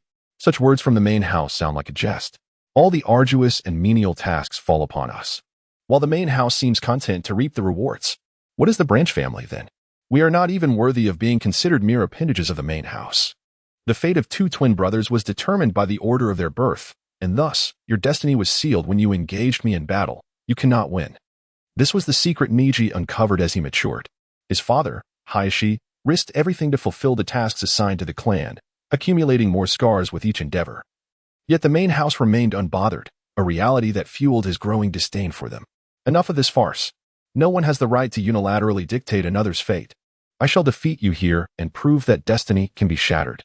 Shadow Clone Jutsu. Naruto once again formed seals, expending all of his remaining chakra to create approximately 50 clones, while charging towards Neji. It's merely a repetition. You cannot possibly break my heavenly spin. That remains to be seen. A portion of Naruto's shadow clones drew Neji's attention, leaving 10 concealed behind, gathering their Rasengan. After Neji dealt with the multitude of shadow clones, what he beheld were 10 Narutos charging forward, each wielding a Rasengan. Except for a few individuals in the VIP section, no one noticed that Naruto had stealthily formed a hand seal. What is this? It cannot hit me. Neji's Byakugan detected the immense energy within the Rasengan, prompting him to immediately activate the heavenly spin. The 10 Rasengan encircled Neji, colliding fiercely against his defense, creating a myriad of chakra sparks. I may not comprehend the fate of the Hyuga clan, but if you find yourself at a loss, await my ascension as Hokage, and then I shall assist you in altering the destiny of the Hyuga clan. A deafening explosion resonated as the violent clash between the Rasengan and the heavenly spin culminated in a surge of energy, shrouding the arena in smoke. After a considerable time, Neji emerged from the crater, weary and battered. Fate is immutable. Dragging his exhausted form before Naruto, he gazed at him with regret. All the shadow clones had dissipated in the explosion, leaving only this apparent original Naruto. Damn it, Neji, Grit your teeth and don't bite your tongue off. From beneath the ground came Naruto's voice, prompting Neji to hastily retreat, but it was too late. Naruto's fist burst forth from the earth, followed by his entire form emerging. His fist landing a devastating blow upon Neji's cheek, sending him hurtling away. Bang! The sheer force of the strike reverberated, audible even to the spectators, who collectively felt a pang of sympathy for Neji. Hyuga Neji lay unconscious. The victor was Uzumaki Naruto. The referee approached, assessed the situation, and upon confirming Neji's incapacity to continue, rendered the verdict. Victory. Naruto raised his thumb towards the highest VIP seats, exhibiting a confident smile as he plopped down beside Neji. Sister, did he win? Spark, with disbelief, glanced at Hinata, then turned to observe Naruto, who was unabashedly slapping Neji's face. It was astonishing that the formidable Neji had actually lost, and to someone who had been considered the underdog, a freeloader at that, it was almost beyond her comprehension. He won. Naruto has always been the best. Hinata's nose tinged with emotion as she embraced Hanabi, tears of joy streaming down her face. Naruto had truly accomplished his goal, embodying his ideals by defeating Neji, Lord Hokage. That ninjutsu is indeed. Hyuga Hisashi, though astonished by Naruto's victory, was primarily focused on the Rasengan. He had witnessed that powerful technique over a decade ago, wielded by the fourth Hokage himself. The Rasengan, then. Does this mean he has returned to Konoha? He must be unwilling to see this old man, and it's no surprise. The third Hokage chuckled softly. Not only had he observed the Rasengan, but he had also seen the summoning technique, which undoubtedly was taught by Jiraiya. Perhaps he was avoiding Naruto due to dissatisfaction with the young man's circumstances. The sky is so blue. Neji opened his eyes, staring blankly at the heavens, instinctively uttering words he had long suppressed beneath the weight of his own seal. Only today did he behold such a beautiful sky. Awake now? You lost. Naruto, surely you can't use Doton, can you? Neji's mind raced as he scrutinized Naruto's face, which was smeared with dirt. The real body was not a shadow clone, and there was a considerable distance between them. He found it hard to believe that Naruto had dug his way there. Hige, that hole wasn't dug by me. It was my new partner, Gamabunta. Naruto proudly lifted Gamabunta and placed him before Neji. Please offer your guidance, human boy, Gamabunta said, raising his forelimbs in greeting. After being summoned, Naruto had instructed him to dig, and although he was unaware of the reasons behind it, he was more than willing to assist Naruto. Summoning technique? I concede defeat, wholeheartedly. Neji smiled in resignation. If Naruto had relied on the power of the Nine Tails, he could have consoled himself, but Naruto had triumphed through sheer strength. Even devising such a strategy. Let me be clear, if you do not acknowledge your mistake, I will continue to strike you. Was it a mistake? He knew that his animosity was directed at the main family, not Hinata. Deep down, a voice echoed that he was in the wrong. Yet he found himself unable to control his emotions. Was this what it meant to be consumed by one's own darkness? Humans are such creatures. Only after being awakened by adversity do they come to realize their errors. Neji sighed, admitting his fault. Is that so? It seems you recognize your mistake. Go back and apologize. I believe Hinata will forgive you. She has been waiting for her brother Neji to return. You truly go to great lengths for others, don't you? Even as a child, that night you called out, harnessing incredible power. Ultimately, I still owe you a debt of gratitude. I am who I am. I have never changed. You mentioned that once you become Hokage, you will alter the Hyuga clan, correct? Have you ever seen the third Hokage meddle in family matters? An ancient family rule. Not even the Hokage has the authority to alter it. Is that so? Neji chuckled softly, though he still harbored resentment towards the main family, perhaps. With Hinata and Naruto's influence, their relationship could improve slightly. Chapter 51. Enlightenment in the infirmary. Neji and Naruto were both taken there for treatment. Neither was gravely injured. And after a brief examination by the medical team, they departed, leaving the two remaining in silence, staring at each other. Is Hinata not coming? Naruto lay listlessly on his bed, murmuring that Hinata actually wished to visit him. However, according to etiquette, they could not leave their seats until the guest departed. An empty chair would show disrespect to the guest, so they could only wait until Gaara had left. With a soft click, the door to the infirmary swung open, revealing a middle-aged man who bore a striking resemblance to Hayashi Hyuga. Hello, Uncle Hisashi, Naruto greeted. Father, Neji, do you still harbor resentment towards the main family? Hisashi inquired, casting a glance at Naruto before focusing on Neji. Isn't it only natural? It's because of the main family that, father, you. It is my fault for not recognizing your inner turmoil sooner. I never imagined that someone so close to Hinata would succumb to such bitterness. By the time I realized it, it was already too late. I doubt you would have believed anything I said then. Father, what is it that you wish to convey? Perhaps you view me as a feeble father, always obeying the main family's commands. Yet, I acted of my own volition. I was not coerced by any vile means. Why? I do not serve the main family. I carry out tasks for my elder brother. Although he often appears stern and irritable, our bond has always been strong. He struggles to express himself, and despite his constant opposition to the main family's decisions, his position often constrains him. I despise the main family, but my anger does not extend to my brother. I would willingly lay down my life for him. I do not expect you to abandon your hatred for the main family, but you must not allow it to cause you suffering. You love Hinata, just as I love my brother. Remember, the ties of blood, whether from the main or branch family, will remain unchanged. Naruto, thank you for defeating Neji. Although this child is intelligent, he can be quite stubborn. However, I believe he will emerge victorious next time. Hisashi placed a reassuring hand on Naruto's shoulder. Since Naruto entered the Hyuga household, the once aloof main family seemed to have softened, and Hisashi found himself appreciating Naruto's spirited nature, which often provoked his brother Hisashi. I will continue to grow stronger. Bring it on. Well then, I shall take my leave. Humans are truly contradictory, Naruto mused after Hisashi had departed. Indeed, Naruto. From this moment on, you shall be my target. I will become even more powerful until I surpass you. Even if you surpass me, Hinata will not be yours. How shameless of you to speak of love. That was what my father said. The intermission had concluded, and the second match commenced. Gaara stood within the arena, awaiting his opponent, but Sasuke was nowhere to be seen. The time has arrived. Uchiha Sasuke has not made an appearance, thus forfeiting. The referee, Nara Shikamaru, raised his hand to declare the outcome. Yet, he was halted in his tracks as Naruto grasped Sasuke's hand firmly, preventing him from letting go. Naruto, you participated in the previous match. What are you doing? Referee, please wait a moment. Sasuke will definitely arrive. Just give it a little time. That is unacceptable. The lords of various nations are watching. Rules are rules. Can a ninja who is tardy truly be considered a ninja? Of course. Kakashi-sensei is famously known for being late. Has Kakashi's bad habit now infected his students? Regardless, this cannot continue. Uchiha Sasuke forfeits. Ugh, if he could not let go. Nara Shikamaru intended to voice his decision, but Naruto's hand covered his mouth, resulting in both of them entangled. Just a little longer, please. I'll treat you to ramen. You fool. Try that again, and I will declare you disqualified for assaulting the referee. Nara Shikamaru finally managed to shake off Naruto, visibly annoyed.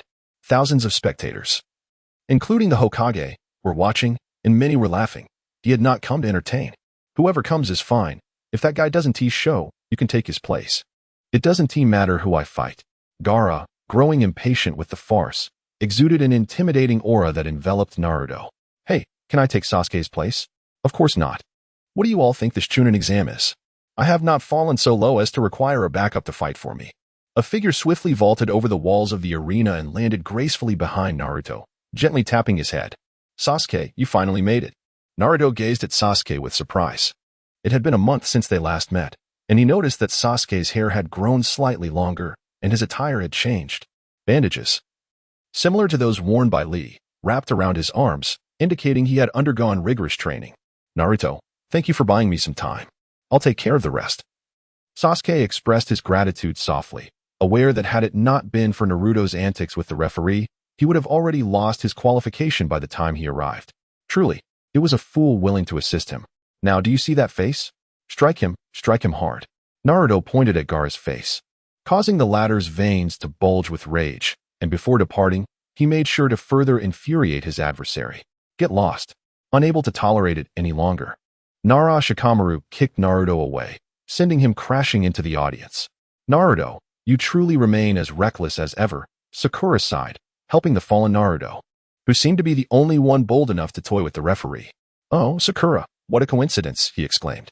Greetings, everyone, it has been quite a while. Kakashi appeared behind Naruto, offering a cheerful salutation. Ah, you latecomer. You've even infected Sasuke with your tardiness. If it weren't for me, he would have almost lost his qualification. Do not be angry. Our delay is justified this time. Justified? What do you mean? Indeed, just wait and see, Kakashi replied cryptically, turning his gaze toward the arena where Sasuke had already engaged Gaara. It seemed that through some rigorous training, Sasuke had honed his speed to such an extent that Gaara's sand was unable to mount a defense, leaving him vulnerable to Sasuke's physical strikes. In the ensuing match, Gaara had no choice but to envelop himself in a barrier formed of dense sand to withstand Sasuke's assault. A turtle shell, how convenient. I too require some time. Sasuke mused, unaware of Gaara's intentions while hiding within this sphere. He retreated a few steps, creating distance before forming hand seals, channeling a formidable amount of chakra into his left hand. Kakashi-sensei, could it be? Sakura gasped as she beheld the blue lightning in Sasuke's hand, a sight she had witnessed firsthand when Kakashi had employed it during the Land of Waves. Indeed, this is my Raikiri. Sasuke's remarkable speed is attributed to the activation of his cells by lightning-based chakra. Chidori, Raikiri. The sound erupted as if 1,000 birds were singing. The chakra from Sasuke's left hand resonating with the air, subsequently piercing through Gaara's sandy barrier and embedding itself into his shoulder. Did I win? No, not yet. This chakra. Kakashi observed intently, noticing something shifting within Gaara's sand sphere, something that was decidedly not human, but rather a mysterious being clad in human guise. Just as everyone's attention was drawn to Gaara, someone behind the Kazekage suddenly hurled a smoke bomb, enveloping the upper tier of Konoha in a thick haze, from which 4 figures wearing sound ninja headbands emerged, each taking a corner. Barrier. For purple flames formation. The purple square barrier encased the entire upper level of Konoha, including the Hokage, Kazekage, and 3 members of the Hyuga clan. Hinata, Hanabi, stay behind me, Hayashi commanded. Astonished as the smoke dissipated to reveal the 3rd Hokage locked in combat with the Kazekage, who was, in fact, Orochimaru disguised as the Kazekage. Naruto, wake up. Sakura? How strange, why did I fall asleep? Naruto rubbed his head, having been deeply concerned about whether Sasuke had emerged victorious. Suddenly, he witnessed countless feathers drifting down from the sky, and then his memory faded into oblivion. You have fallen under an illusion. To be succinct, Tsunagakure and Otogakure have allied to wage war against Konoha, with Gaara as their trump card. Sasuke has already pursued Gaara, and we must hasten to assist him. As Sakura recounted the situation, Naruto glanced around, observing the fierce clash between Konoha's Umbu and the Sound Ninja, while the onlookers had succumbed to slumber due to the Genjutsu. Just as Sakura had stated, I am now assigning you an A-rank mission, to thwart Gaara and support Sasuke. Kakashi cleared a path for Naruto and Sakura, his expression grave as he spoke. No, I cannot accept this mission. Naruto finally comprehended the gravity of the situation. As his gaze shifted towards Kaiki City, a wave of panic washed over him, causing his hands and feet to tremble. He beheld Hinata ensnared within that ominous purple barrier. Naruto, this is not the time for recklessness. Understand that those who neglect their duties are deemed worthless, do you not? Perhaps I may be labeled as worthless. Yet there are certain actions that one must undertake, even at the cost of such a designation. Naruto nodded resolutely, determined to leave Kakashi behind and rush towards Kaiki City. This fellow truly. Shikamaru, please take Naruto's place and assist him. Kakashi found himself at a loss for words. Perhaps he had faith in Sasuke. He approached Shikamaru, who had been pretending to sleep, and lifted him up, chuckling. No, I was merely passing by. Can't you let me feign death? I'm not even a member of Team 7. Well, time is of the essence. I hereby temporarily assign you to Team 7. Without further ado, Kakashi summoned his summoning beast, the ninja dog Pakin, and forcibly dragged Shikamaru along to carry out the mission. This is absurd. Stop. Do not approach this area. As Naruto reached the rooftop of Kaiki City, 3 Umbu members obstructed his path, each grasping one of his arms. Let me through. Hinata is still inside. Kid, take heed. Even if your body is harder than a kunai, you cannot enter. The leading Umbu produced a kunai and hurled it at the purple barrier. The moment the kunai made contact, it disintegrated into ashes due to the intense heat. This barrier is known as the 4 purple flames formation. It can only be opened from within, and no one can breach it. Release me. I refuse to believe this. Naruto broke free from the restraints of the Umbu, hearing the sounds of battle echoing from within. Hinata must be terrified right now. He had to enter. As his fist struck the barrier of the 4 purple flames formation, it was immediately seared, leaving behind a large wound. Hiss. Damn it. Let me in. Let me in. Naruto, heedless of his injured fists, struck furiously against the 4 purple flames formation. Yet, no matter how fiercely he attacked, he could not breach the barrier. Unbeknownst to him, his entire body had become enveloped in the cloak of the fox spirit. And it was precisely due to the chakra of the Nine Tails that he had not perished in the flames, suffering only burns instead. Dreadful. It is not enough. Strength? Grant me strength. Naruto grew increasingly anxious, and the demon fox's cloak, reflecting his emotional turmoil, extended a second tail. His pupils deepened to a more vivid crimson, and his fists clenched with greater strength. However, the barrier remained unyielding. Power. Halt, Naruto. Just as he was on the verge of manifesting a third tail, Minato's voice resonated in his ears, momentarily calming him. Father? But this is not the time to cease. Hinata. Naruto, take a moment to calm down and look at the rooftop at 1 o'clock. Do you see it? That is. Naruto gazed in the direction pointed out by Minato, where a series of enigmatic, tadpole-like symbols was imprinted upon a roof tile. We used to sneak out and practice the Flying Thunder God technique, a legacy you left behind, and now is indeed the moment to employ it. However, I cannot. The mere mention of the Flying Thunder God technique made Naruto's head throb. Theoretically, he had mastered it. He could perform the seals. Yet he was unable to manifest it. It wouldn't be accurate to say he could not, given your physique. Even harnessing the strength of the three tails would not shatter this barrier. It would only lead to your body collapsing. Thus, the Flying Thunder God technique is your sole hope. You must bring it forth and have faith in yourself. All right, I shall give it a try. Naruto took a deep breath, the cloak of the Nine Tails gradually dissipating from his form as he closed his eyes. He began to slowly attune himself to the essence of this space. Hinata, no matter how great the distance, I shall always find my way to your side. Naruto reminisced about the moments spent with Hinata, as if grasping something profound within his heart, intertwining it with the marks he had left behind. Meanwhile, Minato sensed this connection as well. It was the moment he formed the seals. Rat, tiger, dog, boar, horse, rat, rabbit, ox, goat. Flying Thunder God technique. Flying Thunder God technique. Whoosh. Naruto vanished into the exterior of the four purple flames formation, and only after his departure did the surrounding air respond, forming a gentle breeze that sealed the gap left in his wake. After a 12-year hiatus, the Golden Flash once again graced Konoha. Chapter 52. Father and Mother within the four purple flames formation. Orochimaru had summoned the first and second Hokage through the reanimation jutsu, using them as his puppets in battle. I apologize, Hisashi. I was aware that Orochimaru had long since laid an ambush within the village. My call to you was intended for your protection. Yet I never anticipated that it would lead to your entanglement in this dire situation. The third Hokage understood that Orochimaru had been coveting various bloodline limits, and the assault on Konoha may well have involved the Byakugan. However, he truly did not foresee that Orochimaru would kill the Kazekage and disguise himself to infiltrate their ranks. There is no need for concern. It has been long since I fought alongside the Hokage. Hisashi Hyuga shook his head in resignation, aware of the terrifying prowess of Orochimaru. He felt fortunate to be by the Hokage's side. Had the Hokage been defeated, Konoha would surely suffer the repercussions. They had to vanquish Orochimaru here. No. Do not assist me. You must safeguard your daughters. The youth are the foundation of Konoha, and they must not be harmed in the slightest. Hokage-sama. My daughters are exceptionally strong. Hinata alone is more than capable of protecting Hanabi. The first and second Hokage are formidable ninja. You cannot withstand them alone. I am not yet past my prime. I shall take on the second. The third Hokage nodded in acquiescence, shedding his Hokage robes to reveal a black battle uniform beneath. Would release. Birth of Dense Forest. The first Hokage, Hashirama, unleashed his most powerful ninjutsu, causing the interior of the four purple flames formation to burgeon with dense trees.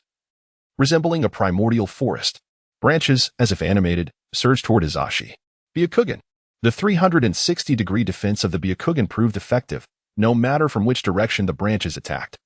They were perfectly blocked. For a time, neither Hashirama nor Hisashi could gain the upper hand. Water release. Water surge. Meanwhile, the second Hokage, Tobirama, employed his signature water release technique, summoning a torrent of water that surged forth like a tsunami toward the third Hokage. Earth release. Earth flow rampart. The third Hokage swiftly formed hand seals, and a massive earthen wall erupted from the ground to shield against the tsunami. However, the 5-meter-wide wall could only mitigate a portion of the rushing water, and the remaining force surged over the wall toward the third Hokage. Oh no, the young Hyuga girl.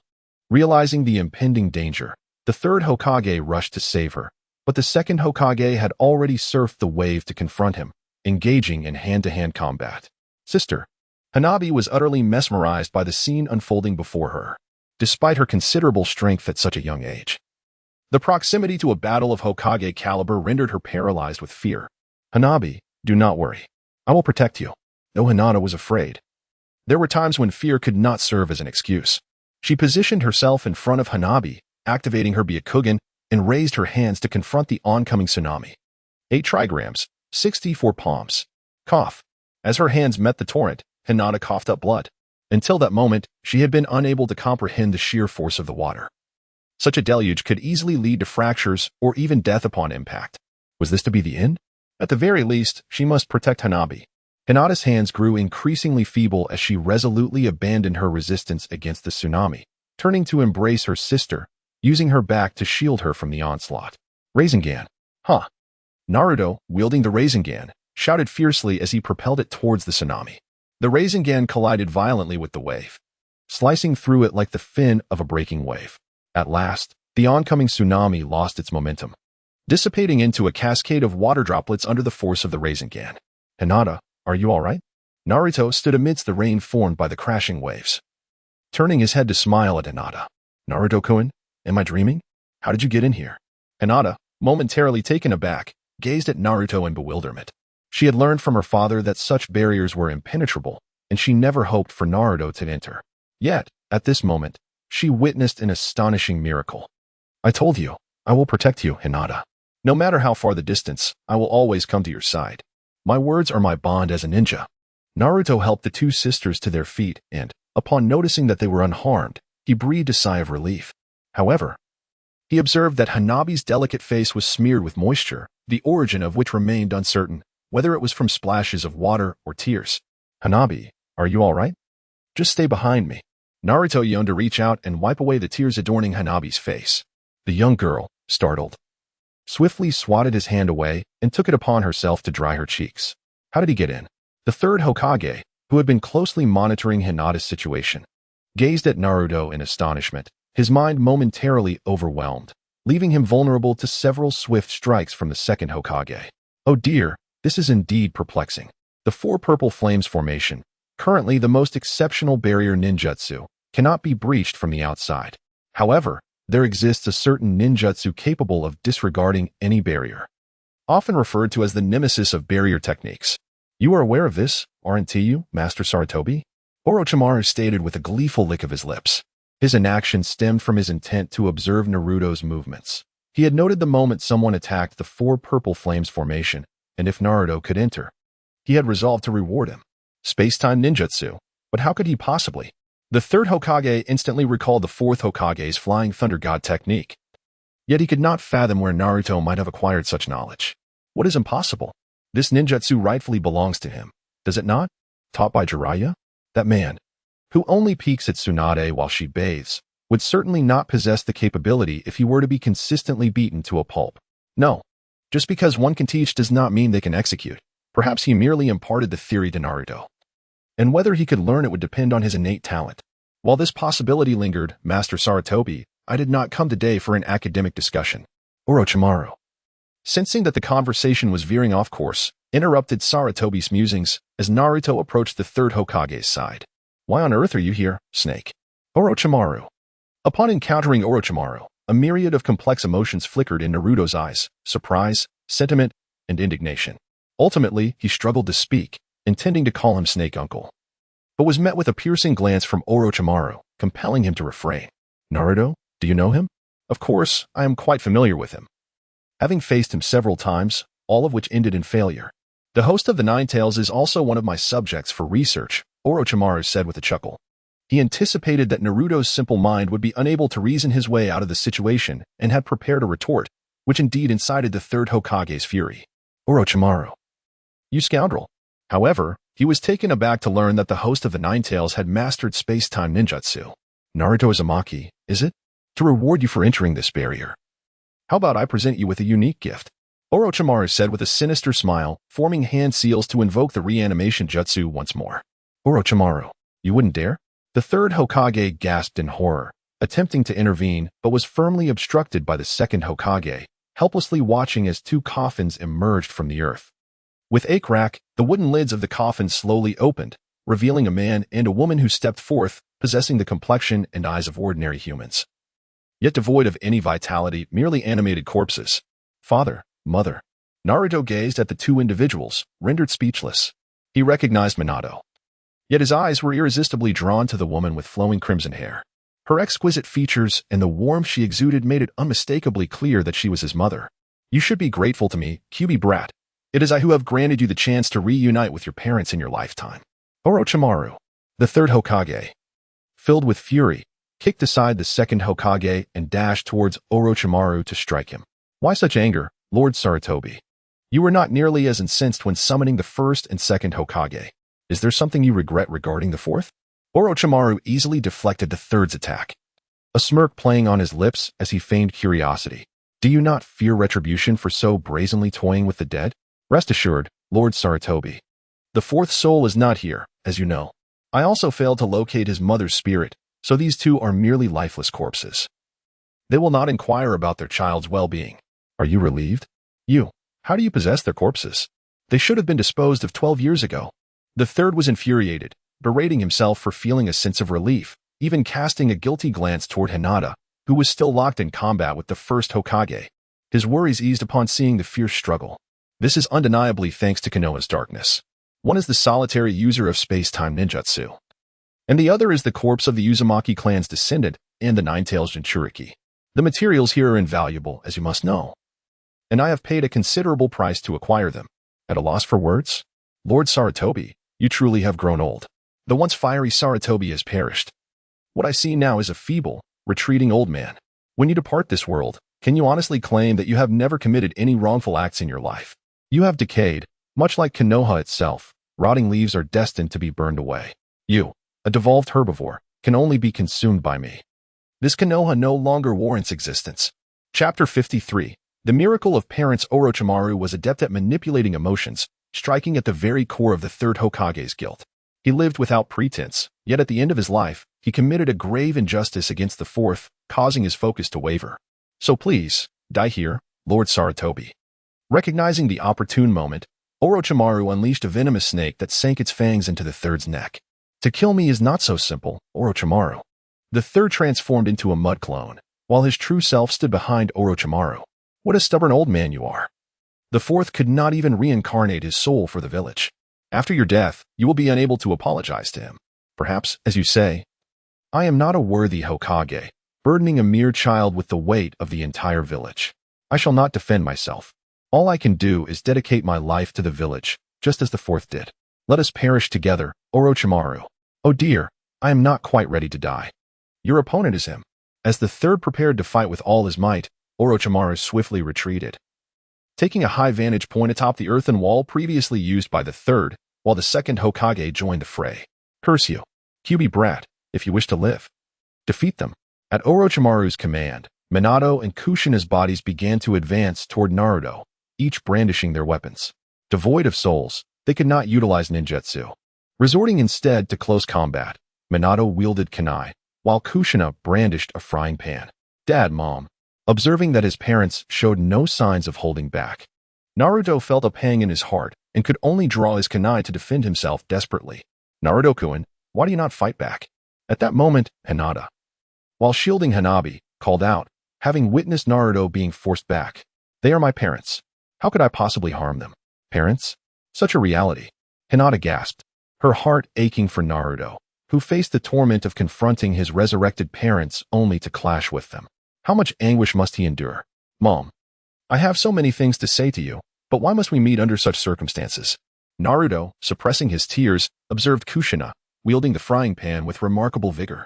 He could only wonder what kind of training she had undergone to handle the culinary tool with such finesse, rivaling even the proficiency of Minato with his kunai. Bang! In a moment of distraction, Naruto was struck on the head by Kushina's frying pan, sending him hurtling backward until he collided with the earthen wall, creating a deep indentation, leaving him motionless on the ground. Upon witnessing Naruto's incapacitation, Minato and Kushina seized the opportunity to advance towards him. Minato's kunai was aimed at his heart, while Kushina raised her frying pan, targeting his head, preparing to deliver a fatal blow. Naruto-kun. Naruto found himself in a dire predicament when Hinata, without a moment's hesitation, abandoned her fireworks and rushed towards him. However, The distance was considerable, and realizing she might be too late, she shouted at the top of her lungs. Just as Naruto, who had thought he was destined to perish in that moment, opened his eyes, he beheld the shuriken of Minato merely an inch away from him, while Kushina's frying pan hovered ominously above his head. Bewildered by the unfolding events, he could only stare blankly at them. Strange, I have no energy? No, that cannot be. I still feel quite vigorous. Why then, am I unable to move? Orochimaru observed the battle intently, showing no mercy even as Naruto faced imminent death. Yet, the two corpses, inexplicably, ceased to obey his commands, remaining unresponsive even to his subsequent orders. Mother, you truly have not forgotten me, he thought. At long last, I have reunited with you. You are indeed a strikingly beautiful woman, especially your hair, which resembles flames. Naruto rose from the ground and approached Kushina, enveloping her in a warm embrace. He buried his head deeply into her bosom, inhaling the comforting scent of his mother, which finally overwhelmed him, causing him to weep uncontrollably. Yet, Kushina remained unresponsive, standing in a daze. After a moment, she suddenly lifted her gaze towards Orochimaru's direction. Do you wish for me to intervene? I shall do so. Perhaps connected by the bond of motherhood, Naruto instinctively sensed his mother's intent. He wiped away his tears and reignited his fighting spirit, leaping skillfully up the earthen wall to reach the summit, standing before Orochimaru. Orochimaru, do you truly intend to destroy Konoha? Why? I never jest. Konoha has rotted from within. And that is my reasoning. I will thwart you. Naruto's understanding of Orochimaru is profound. It is precisely because he comprehends him that he realizes Orochimaru does not jest, but rather approaches matters with utmost seriousness. Naruto, you have faced discrimination and bullying from the villagers since childhood. Why do you go to such lengths for this village? I have never paid heed to that, for within this village, I have Hinata, Kakashi-sensei, Sakura, Niji, Iruka-sensei, Sasuke, and countless other companions. I must safeguard this village. In that case, I shall grant you one opportunity. Unleash your most formidable jutsu. If you can defeat me, I shall concede. The strongest, understood. Naruto contemplated deeply. He realized that the Rasengan would undoubtedly fail to vanquish Orochimaru. As for the summoning technique, it was uncertain whether he could call upon the great sage of the toads. He did not wish for the old toad to risk its life on his behalf. The shadow clone technique was out of the question. Suddenly, a spark of inspiration struck him. He thought of Hinata. Hinata, are you all right? Seeing Naruto land before her, Hinata finally felt a sense of relief, only to notice that Naruto had extended his right hand toward her. Hinata, come here. Do you remember the Rasengan we practiced last time? Naruto smiled faintly, gathering chakra in his hand to form a Rasengan. I remember. Could it be that you intend to? If we are to win, it must rely on Hinata. Understood. I shall give it my all. Hinata nodded, activating her Byakugan, and utilized her gentle fist technique to infuse her chakra into the Rasengan. Under the influence of the chakra, the Rasengan began to swell in size. Not enough, Hinata, just a bit more. The Rasengan quickly expanded to its previous dimensions. Yet Naruto remained unsatisfied. Its power was insufficient and needed to be greater. I understand now. I will pour all my chakra into it. Hinata increased her speed, channeling the last remnants of her chakra into the sphere. Finally, the Rasengan doubled in size, reaching a diameter of 2 meters. Marvelous. Is this your ultimate ninjutsu? As he gazed upon the Rasengan, which emitted a faint radiance, Orochimaru found himself entranced by the raw brilliance of chakra, a flicker of satisfaction crossing his eyes. Naruto's growth had surpassed all expectations. Prepare yourself. Hinata's Rasengan. Naruto, wielding a colossal Rasengan that dwarfed all others, charged towards Orochimaru. Faced with the overwhelming force of the Rasengan, Orochimaru dared not confront it directly. Instead, he bit his finger and began weaving hand seals. Summoning technique, triple Rashomon. With a thunderous roar, 3 grotesque gates descended from the heavens, standing between Naruto and Orochimaru. Each of these towering gates was thicker than the last, becoming increasingly impervious as they progressed. Soon, the massive Rasengan collided with the first Rashomon gate. The first gate fell easily, shattered by the sheer force of the Rasengan, creating a gaping hole through which Naruto surged. The second gate proved more formidable, as the Rasengan sparked countless embers before finally breaching it. However, upon reaching the third gate, the Rasengan's residual power waned, and instead of breaking through, it merely collided with the gate, showing no signs of yielding, while the energy within began to diminish. Was this the end? Naruto yearned to shatter the door. Orochimaru awaited him on the other side. If only he could break through, he would surely behold that serpentine figure once more. Just as Naruto prepared to summon all his strength, two cold hands pressed gently upon the back of his own. Father, mother, thank you. Naruto turned in astonishment, finding Minato and Kushina standing behind him, their scant chakra aiding him in sustaining the Rasengan. Tears streamed uncontrollably down his cheeks, even in death. The love of his parents enveloped him. This was a miracle. Ha ha ha ha. With a resounding crack, the third gate began to fracture under the final impact of the Rasengan, before shattering with a thunderous roar, and Naruto found himself before Orochimaru. You have lost. Orochimaru grasped Naruto's wrist with one hand while pressing a kunai against his throat with the other. The Rasengan dissipated upon breaching the last gate, and the outcome was clear. Why? Why did you leave without a word? I had so much to say to you. Why didn't you bid me farewell? Naruto was not afraid despite the threat to his life. Instead, tears streamed down his face. Time was of the essence. Orochimaru, upon witnessing Naruto's tears, felt a twinge of compassion. He had not anticipated that there were still individuals in this world who would weep for him. His tone softened. I have often pondered when I would see you again, Uncle Snake, but why must our reunion be as adversaries? Do not cry. The destruction of Konoha is merely a trivial amusement for me, an option rather than a necessity. My visit to Konoha serves two purposes, one of which is to assess your strength. Orochimaru spoke truthfully. The fate of Konoha was inconsequential to him. If he could eliminate the third Hokage, that would be splendid. If not, it mattered little, for his primary objective had always been Sasuke, intending to abduct him amidst the chaos.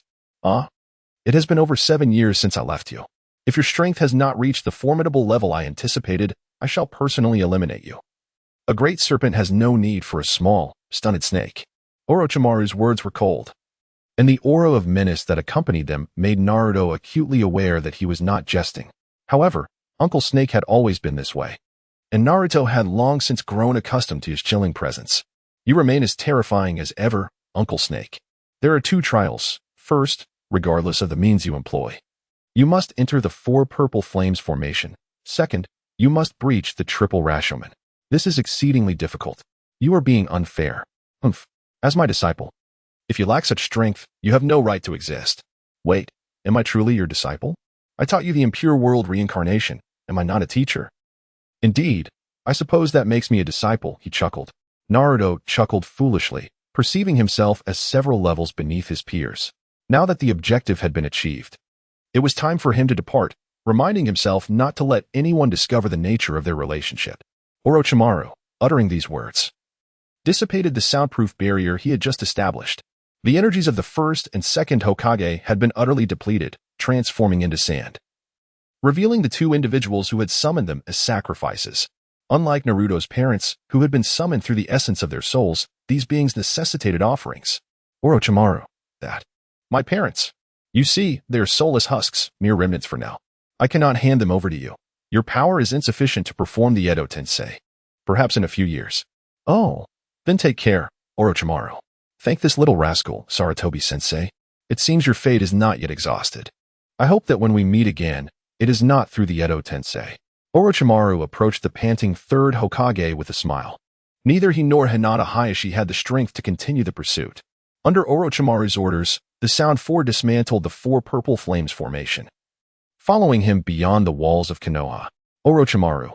The third Hokage gazed at Orochimaru's departing figure, his heart a tumult of emotions. He could not help but ponder how beneficial it would be if Orochimaru's formidable power could be harnessed to aid Konoha. Orochimaru-sama, I have a question. Kabuto, hiding outside the village to assist Orochimaru, hesitated as he followed him through the woods, contemplating whether to voice his thoughts. He understood that Orochimaru had always harbored concern for Naruto. The use of Edo Tensei was not genuinely intended for any sinister purpose with those two corpses. It was likely more about allowing Naruto to meet his parents. Kabuto, you've been watching from the sidelines, haven't you? What do you wish to ask? In that moment, they could have taken Naruto's life. Why did they refrain? Kabuto, do you think I commanded them to stop? Isn't that the case? While I hold a fondness for Naruto, if he cannot overcome such a simple hurdle, I would have no choice but to meet him again through Edo Tensei. Then why did they hold back? They are soulless. Even if they had souls, they could not possibly resist you. It defies logic. Kabuto, although I am a scientist, I recognize that not everything in this world can be explained through science. This matter can perhaps be distilled into a single phrase. The Miracle of Parenthood. Chapter 54. The Beast Unleashed Within the Ceiling Space. How did I end up here? You overexerted your chakra and fainted. Minato remained by Naruto's side, smiling as he replied. Father, I saw Mother. Yes, I am aware. Minato had witnessed everything unfolding outside.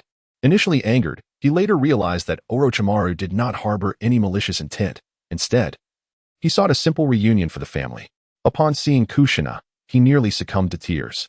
Mother is truly beautiful and incredibly strong, even stronger than you, father.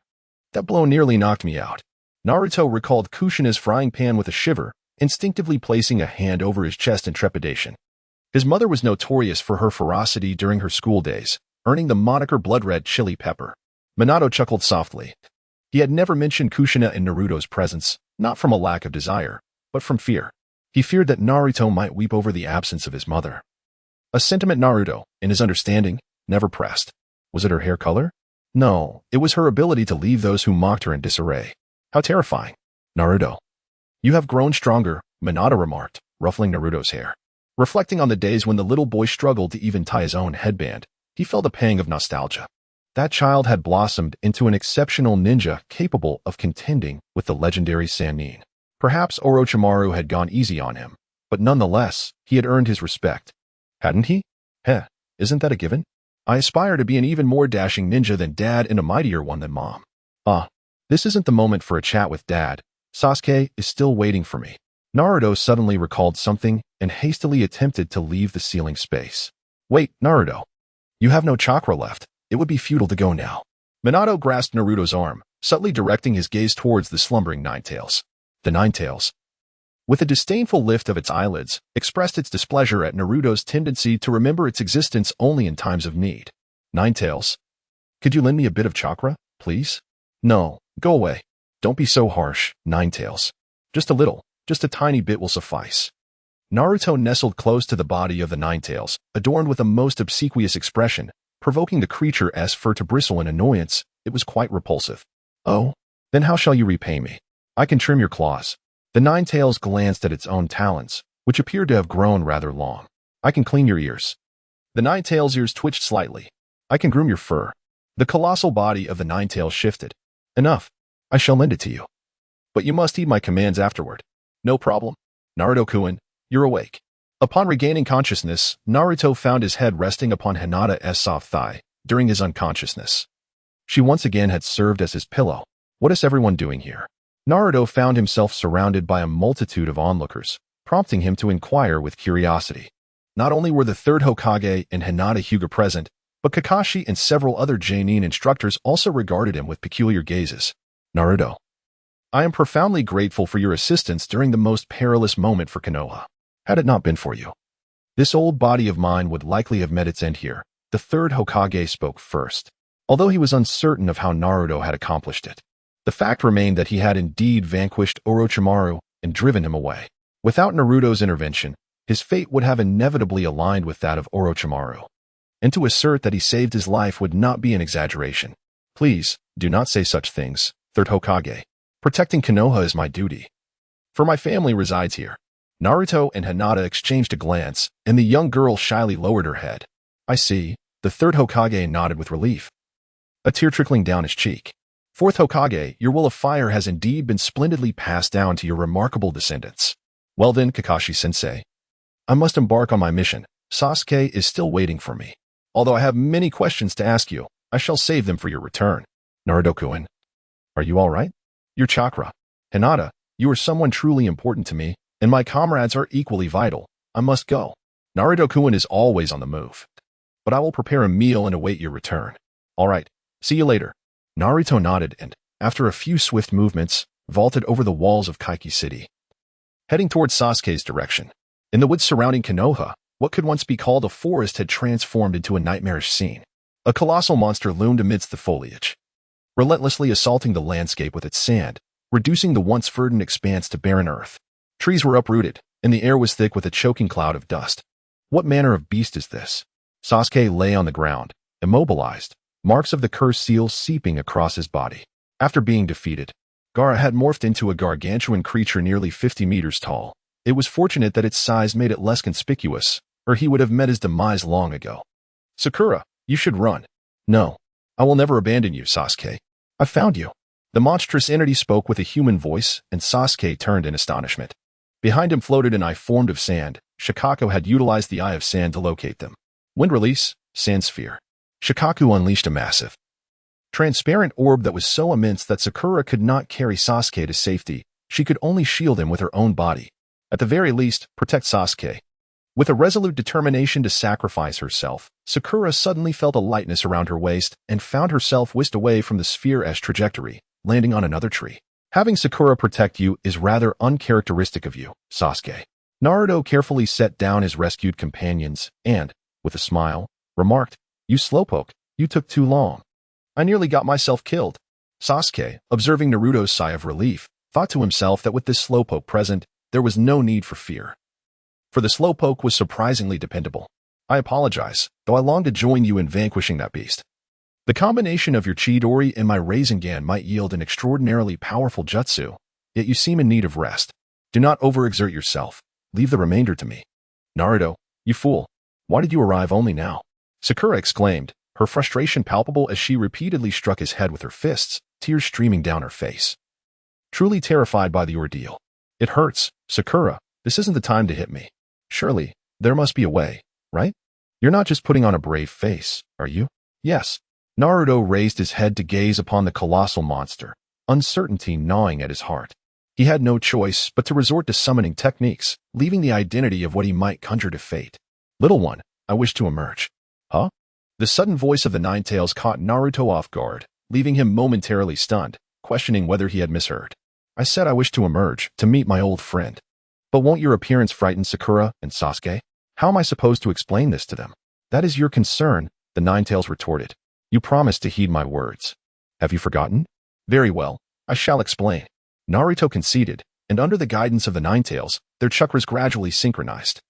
A torrent of chakra surged forth from Naruto's abdomen, dispersing the surrounding dust and debris. The fierce wind rendered all present unable to open their eyes. What is this? When Shikaku opened his eyes once more, a colossal fox manifested before him, its fiery orange fur and blood-red eyes strikingly vivid, with 9 tails dancing in the wind. Though it appeared slender compared to the corpulent Shikaku, the powerful musculature conveyed an undeniable sense of strength, epitomizing the essence of a beast. Hell, after 12 long years, the Ninetales had not inhaled fresh air, and now liberated from its confinement. It let out a resounding cry to release the pent-up frustrations of those years. It had been a long time, Shikaku. Chapter 55. Individual Sorrows, is this the monster within your body? Shikaku's voice echoed Iroh's thoughts. He merely borrowed Shikaku's strength, for the true Shikaku had yet to awaken fully. Only when Iroh fell into slumber would he emerge. Iroh understood that, like himself, Naruto harbored something within, yet he had not anticipated Naruto's ability to unleash it completely. It is not a monster, it is a friend. Naruto stood firmly atop the head of the Ninetales. Initially expecting the beast's emergence to be accompanied by a more violent display, perhaps tearing his garments as it enlarged. To his surprise, however, they found themselves capable of coexisting. First came the speed. The Ninetales left behind a crimson shadow, only to reappear behind Shikaku in an instant. With a swift motion, it severed Shikaku's left arm, which was as formidable as a mountain, sending it soaring into the air before it crashed to the ground, creating a tremendous shockwave. Next was the strength. Before Shikaku could react, the Ninetales grasped its robust tail with both claws and began to spin with tremendous force. After several rotations, it hurled Shikaku thousands of meters away, carving a deep trench into the earth. It seems I am not yet past my prime. The Ninetales surveyed the apocalyptic scene around him, nodding in satisfaction. Unburdened by years of restraint. Foolish Ninetales, we are here to thwart him, yet you have reduced the forest to further ruin. Naruto gazed in speechless astonishment at the colossal Kyuubi, whose destructive force surpassed even that of Shikaku. He tapped the beast's head and remarked, Little one, you have yet to witness my true power. I possess the ability to reshape the very terrain itself, should I so desire. Please, no. What manner of power is this? Shikaku, embodied by Gaara, finally rose from the ground, shaking his head. The terror of the situation dawned upon him. He was not even in the same league. Just as he contemplated a counterattack, the immense visage of the Kyuubi loomed in his sight, followed by a razor-sharp claw that unhesitatingly crushed Shikaku's head. Hey, you've killed him. Naruto shouted in disbelief. Silence. Shikaku's vitality is not so fragile, the Kyuubi retorted, disregarding Naruto's outcry. Observing Shikaku's head slowly regenerating, the Kyuubi mused, since he is the embodiment of sand, as long as his chakra remains intact, he cannot perish. Shikaku, my old friend, have you yet to make your appearance? The Kyuubi's twisted personality thrived in this chaotic moment as he anticipated Shikaku's repeated regeneration, only to shatter his form again and again. The previously battered Shikaku, who had been unable to retaliate against Sasuke and Sakura, was now treated like a mere infant, pressed into the ground beneath the Kyuubi's might. Still not emerging? The Kyuubi's patience waned. With Shikaku evading confrontation, he opened his massive maw, summoning a multitude of black orbs that coalesced into a colossal sphere, aimed squarely at Shikaku. Stop, please. What are you planning, Kyuubi? After a few minutes of tense stalemate, a somewhat heavy-set voice emerged from Shikaku's lips, replacing Gaara. He truly did not wish to emerge. It was merely that Gaara had been forcibly rendered unconscious, leaving Shikaku no choice but to surface. The Kyuubi's eyes widened, prompting Shikaku to quickly amend his words, aware that the Kyuubi despised being addressed by name. Kyuubi, have you lost your mind? Using tailed beast bombs in a place like this could result in fatalities. I relish the thought. Shikaku cursed in his heart the one who sealed the Kyuubi, lamenting the choice to employ a seal that could be broken rather than maintaining a proper confinement. Such madness should be imprisoned for a millennium. In the midst of all this, Minato at home sneezed. But truly, you have lost your way competing for control of a body with a child. In doing so while he sleeps, what a disgrace to the tailed beasts. As a fellow tailed beast, the Kyuubi held Shikaku's tactics in disdain. If it were I would seize control relentlessly, without regard for day or night. Do you think I take pleasure in this? Wait, how did you manage to emerge? I simply informed the little one and came forth. Is this fool truly the one? Shikaku's cross-eyed gaze fell upon Naruto, who indeed appeared rather dazed. He understood that as a tailed beast, freedom was an illusion, limited to the transitions between Jinchuriki throughout the ages. It seemed the Kyuubi had found itself in the company of a simpleton. What extraordinary luck. Perhaps there is a sliver of truth to that. Shikaku, tell me. Do you recall the old man's prophecy? I do remember. Shikaku was uncertain of the Kyuubi's intentions. Casting a glance at Naruto perched atop him and suddenly conceived a wild thought. No, that was unfathomable. The Kyuubi could never harbor affection for humanity. It must be scheming something nefarious. That's good enough. You may return now. I shall seek you out in due course. It is not as simple as just returning. Not unless this child awakens. Shikaku lifted his head, revealing Gaara, who lay in a deep slumber amidst the sand. You remain as useless as ever. What must be done? Simply awaken him. Shikaku seethed with frustration, yet he could not overpower the Kyuubi. After finally emerging for a breath of fresh air, he found himself confronted by this harbinger of chaos. The Kyuubi had always favored brutality, asserting dominance over those who dared defy him. He had bullied every tailed beast save for the Hachibi. It could be said that the Kyuubi was the one Shikaku detested most. Little one, did you hear me? Awaken him. Oh, at last it is my turn. What are you doing sleeping over there? Naruto had long been eager to take action. He immediately leaped from the head of the Nine-Tails and delivered a powerful punch to Gaara's face, rousing him from his stupor. Subsequently, Shikaku transformed into sand and returned to Gaara's body, while the Nine-Tails did not linger, retreating back into Naruto. With the loss of support, both Gaara and Naruto plummeted into the woods. Gaara rose from the ground, his gaze directed at Naruto, brimming with hatred. Damn it, why can't I defeat you? I was born to be the strongest. If I cannot continue to win, then what is the purpose of my existence? With chakra depleted, he was left with only the most primal means of combat, his fists and teeth. Yet, even so, Gaara yearned to triumph over Naruto. Do you still wish to fight? You bastard? As Gaara charged at him, Naruto also raised his fist, their blows colliding and striking each other's faces. In that instant, time seemed to freeze, and both Naruto and Gaara's consciousnesses detached, allowing them to glimpse each other's memories. Naruto beheld Gaara's childhood, which bore a striking resemblance to his own yet diverged in subtle ways. Gaara had a friend named Yashimaru who cherished him from a young age. But on a moonlit night, he was betrayed by Yashimaru, leading him to become a being consumed by self-love, a true Shura.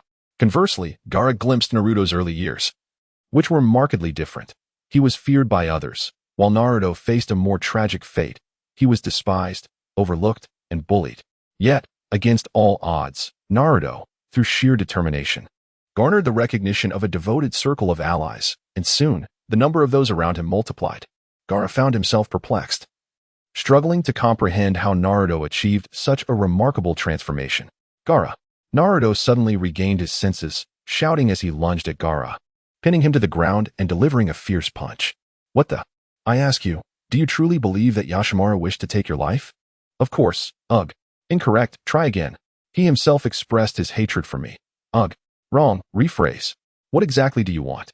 Do you wish for me to believe that Yashimaru was coerced? Each time Gaara stubbornly responded, he was met with Naruto's corrective blows. Finally, in exasperation, Gaara retaliated with a punch of his own, shouting back, "We are of the same ilk. We have grown up under the scrutinizing gazes of countless individuals. It is precisely for this reason that we are exceedingly sensitive to such looks. If he truly despised you, why would he display that expression before his demise? Is that hatred? You ought to understand." But he himself proclaimed that he loathed me for taking his mother's life. Sometimes, words spoken do not reflect the truth. If he could accept orders to assassinate you, why could he not also accept orders to deceive? Why do you say such things? What does it concern you? Because it hurts here. Seeing your plight makes my heart ache involuntarily.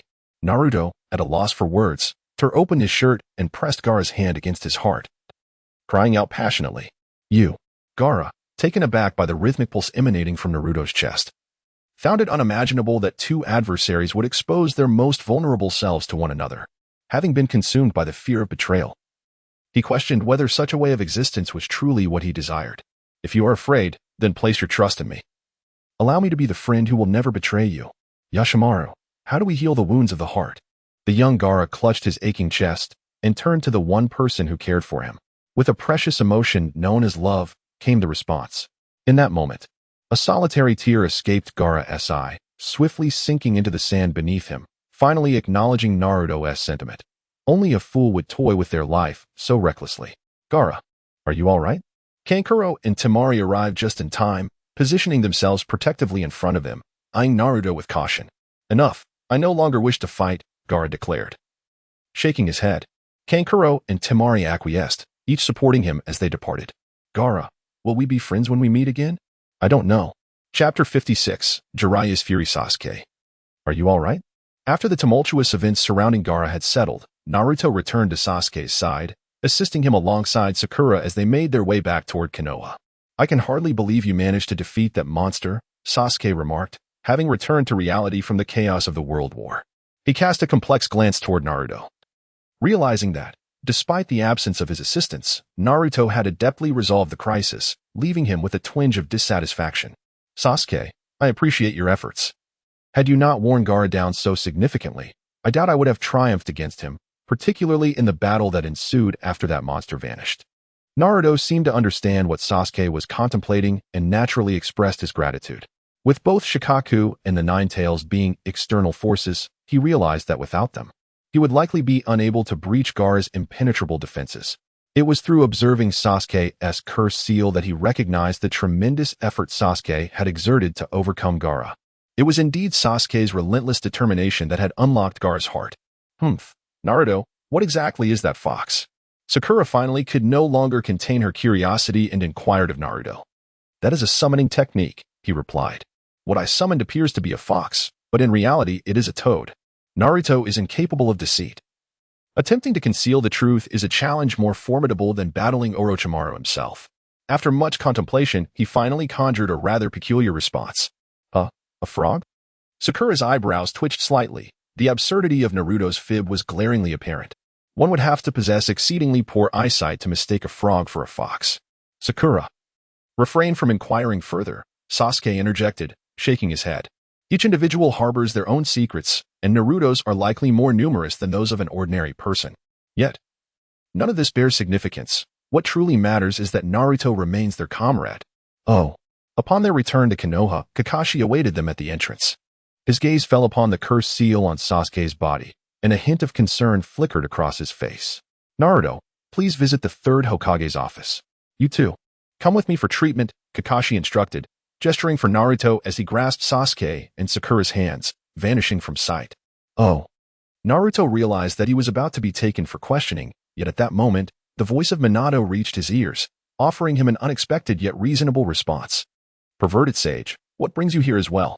Upon entering the office, Naruto immediately spotted the figure with white hair and, in astonishment, inquired about the whereabouts of the perverted sage who had departed the night before the exam, reportedly to attend to matters in Mount Maibokuzen.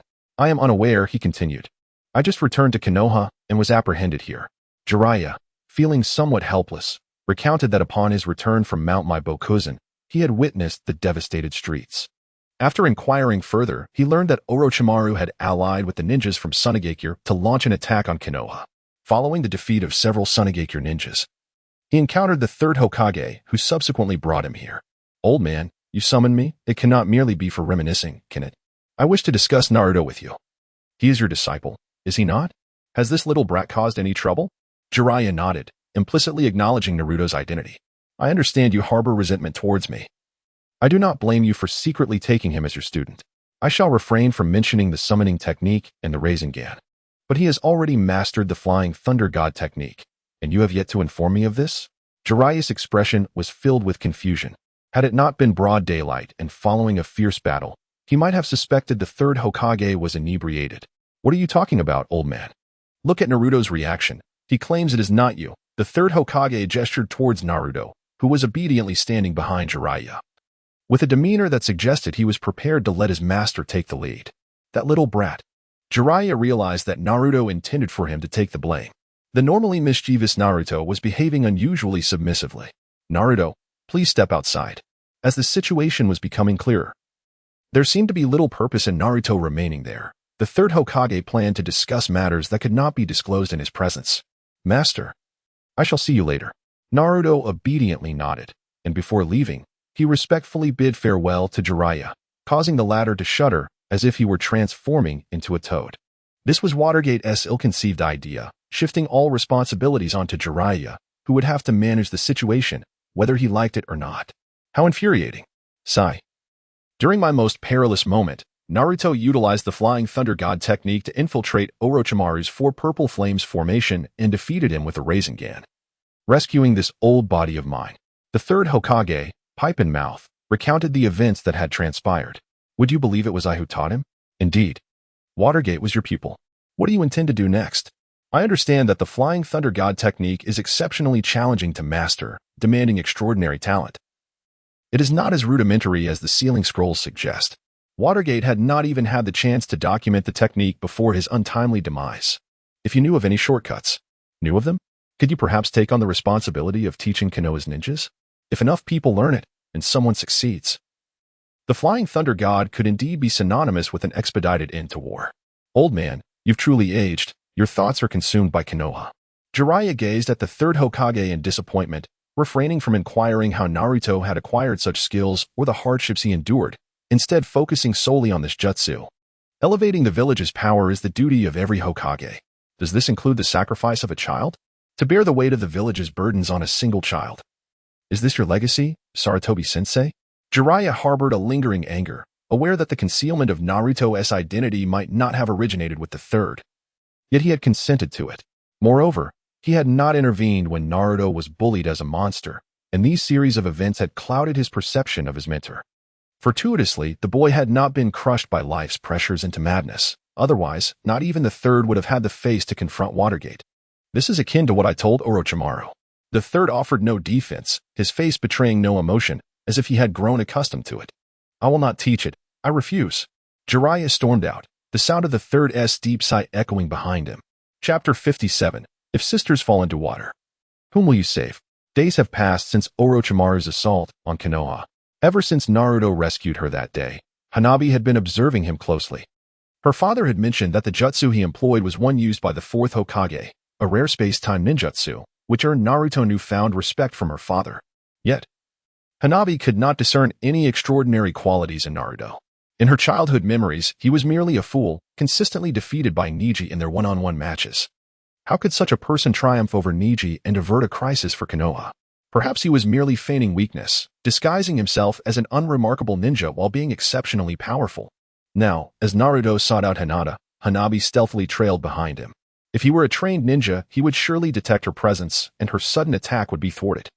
With this thought in mind, Hanabi extended her foot and kicked Naruto. Thud. Her foot struck Naruto's backside with force, sending him tumbling into the courtyard. his mouth full of dirt. Did I miscalculate? Hanabi, devoid of any sense of bullying, turned and departed, leaving Naruto to ponder how he had inadvertently incited Hanabi's ire. Perhaps it would be best if I refrained from visiting her home for a while. Every time Naruto seeks out Hinata, he finds himself in a predicament caused by Hanabi, leaving him quite flustered and even fearful, contemplating waiting until her temper has cooled before approaching. Hanabi, come sit here, he implores. Hinata, too, has sensed that something is amiss with Hanabi lately. Ever since that particular day, she has been incessantly tormenting Naruto. It seems imperative for her to have a conversation with her younger sister. What is troubling you? Why have you been picking on Naruto-kun so relentlessly?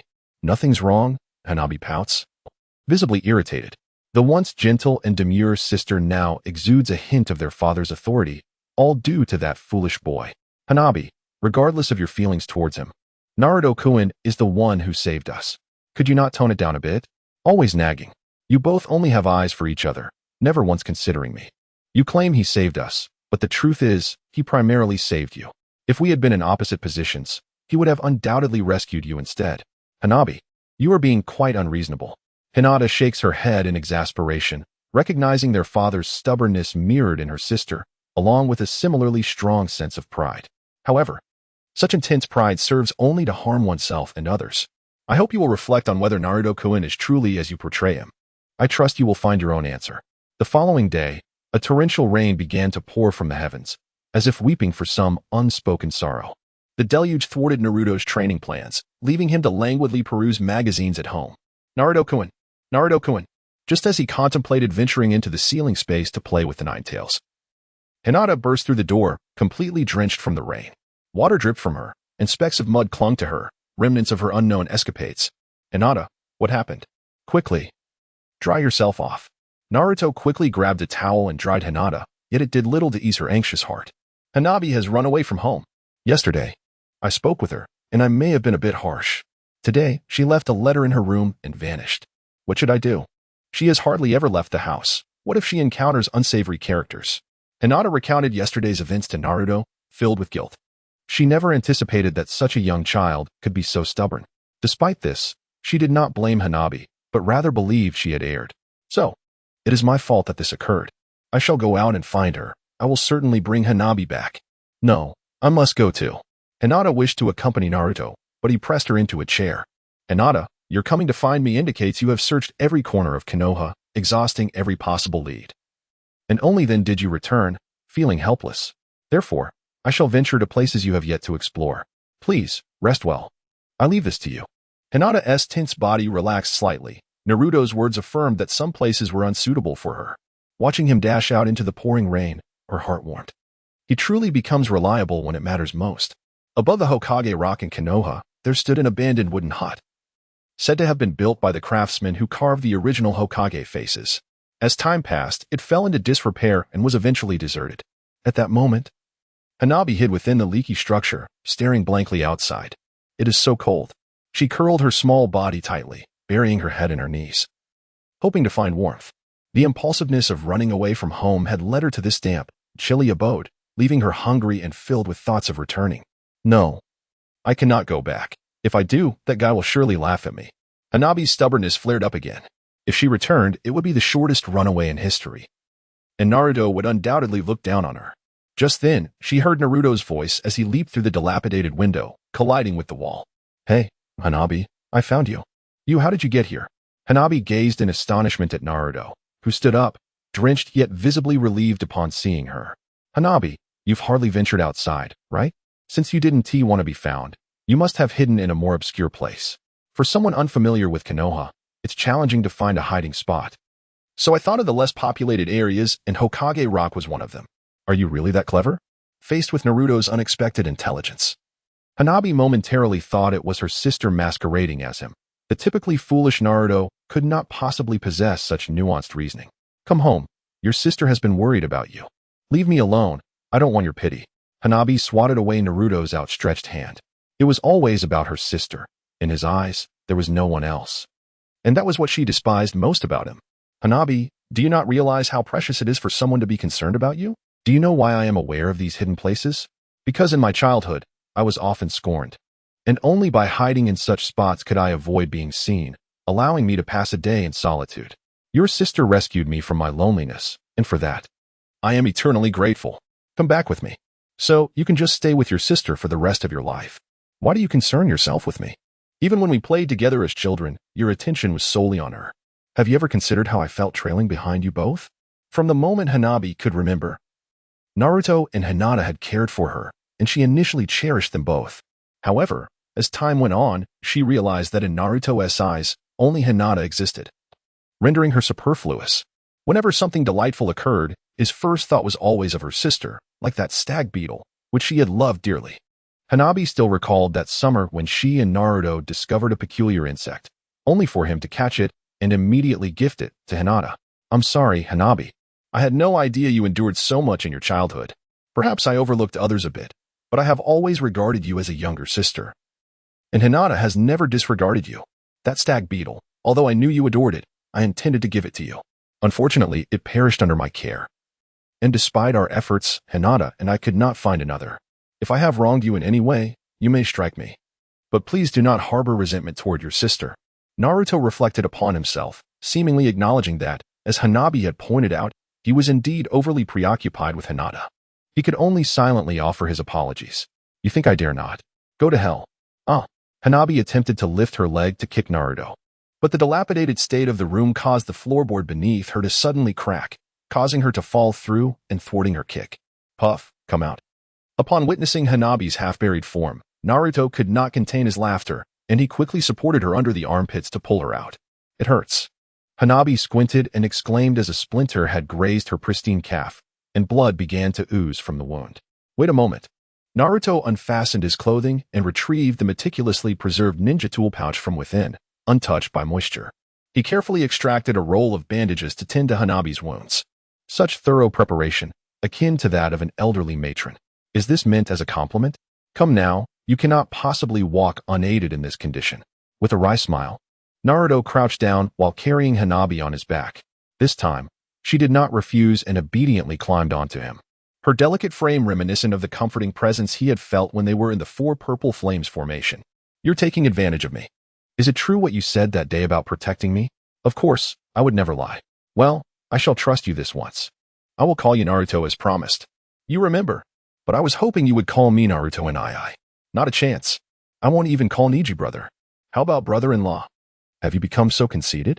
Hanabi tightened her grip around Naruto's neck until he was nearly gasping for breath. Naruto, back then. If my sister and I were in different directions, who would you save? Isn't it obvious? I would save both. Just one of us, right? I can use the shadow clone technique. Ninja, truly a cunning profession. Chapter 58, The Meeting of Master and Disciple Hinata. I'm sorry for all the wrongs I've done to you in the past. I will fulfill my duties to the branch family and protect you with my life. In the courtyard of the Hyuga clan, Neji cried as he apologized to Hinata, seemingly recognizing his past mistakes. This once wayward boy wept bitterly, and Hinata, with tears in her eyes, forgave him, creating a harmonious scene. Naruto, could you please stop cutting onions? Neji finally could no longer contain himself, seizing Naruto by the collar to prevent him from continuing to chop onions with his kunai. Do you think I want to? I told Hinata before that I wanted you to cry and apologize, but you wouldn't cry. It's burning my eyes. Naruto's tears flowed uncontrollably, ultimately serving as a more effective means of apology. You truly are a peculiar one. Do you wish to engage in a brawl, you two fools? Hanabi stood at a distance, refraining from joining the duo of blubbering idiots, and observed the two boys grappling with each other. Hanabi, Neji interjected. Though I do not expect you to address me as Brother Neji, at the very least, show some respect. How could you possibly equate me with Naruto? Is this truly your primary concern? I might just have to teach you a lesson. You, who are hailed as the foremost genius of the Hyuga clan, defeated by a straggler. I am curious about your feelings on that matter. Ugh, this guy is utterly insufferable. Neji emitted a pained sound. While he recognized Naruto's strength, others were oblivious. Those who had not witnessed the match only knew of his defeat by a laggard. And Hanabi continued to stoke the flames of mockery. In comparison, Hinata was 1,000 times more endearing. Enough of this noise. Hinata wiped her tears, revealing a blissful smile. She had longed for moments like this, where the four of them could share joyful interactions without barriers, like a family, with a brother, a sister, and Naruto. It seems I arrived at an inopportune moment and have intruded upon you. Jiraiya, whose arrival was unbeknownst to anyone, perched atop the wall, grinning at the antics of the young ones in the yard. Ah, the perverted sage. You summon me as master when it serves your purpose, yet refer to me as the perverted sage when it doesn't. Who do you think you are? Ehe, but I don't know your name, Naruto replied sheepishly, sticking out his tongue, realizing he might have gone a tad too far. Listen well, the Toad Sage merely conceals my true identity. I am, in fact, the legendary Sannin. Jiraiya, the white-haired boy. Boy, that hardly seems fitting. Jiraiya, one of the Sannin renowned alongside Orochimaru, what brings him here? Neji had heard of Jiraiya from his father, who spoke of him as one of Konoha's strongest ninjas, revered as a sage. Well, that's the situation. I am now this little rascal's master. Temporarily lend him to me. There are tasks he must fulfill. Farewell. Jiraiya did not wish to elaborate further, employing summoning jutsu to call forth his familiar toad, which ensnared Naruto with its tongue and forcibly whisked him away. So, Naruto has taken on such a formidable mentor? That lad is truly fortunate. What could Jiraiya see in him? Unbeknownst to Jiraiya and Naruto, after their departure, Itachi Uchiha and his companion Kisame Hoshigaki arrived in Konoha, intent on finding Naruto and clashing with Kakashi and his group. Adolfo Street, a station city not far from Konoha, served as a temporary refuge for Jiraiya and his toad, who swaggered into town with Naruto in tow, planning to rest briefly before resuming their journey the next day. Jiraiya selected a rather decent inn for their stay, and it was only after he unceremoniously tossed Naruto onto the bed that the toad vanished. What on earth are you scheming, perverted sage? Naruto, feeling distressed from his abduction, sprang from the bed and inquired immediately. Please don't be angry. It is true that there is a mission for you to undertake. You are to accompany me in search of the 5th Hokage. Eh? What is the 5th Hokage? In brief, he is the successor to the 3rd Hokage, who is preparing to abdicate. Do you understand? Jiraiya seethed with frustration. He had been outmaneuvered. How could that old man, the 3rd Hokage, utter such words to him? If you are unwilling to teach the Flying Thunder God technique, then fine. You claim my performance as Hokage was inadequate, then you take the mantle. As you can see, my body can only endure for a short while longer.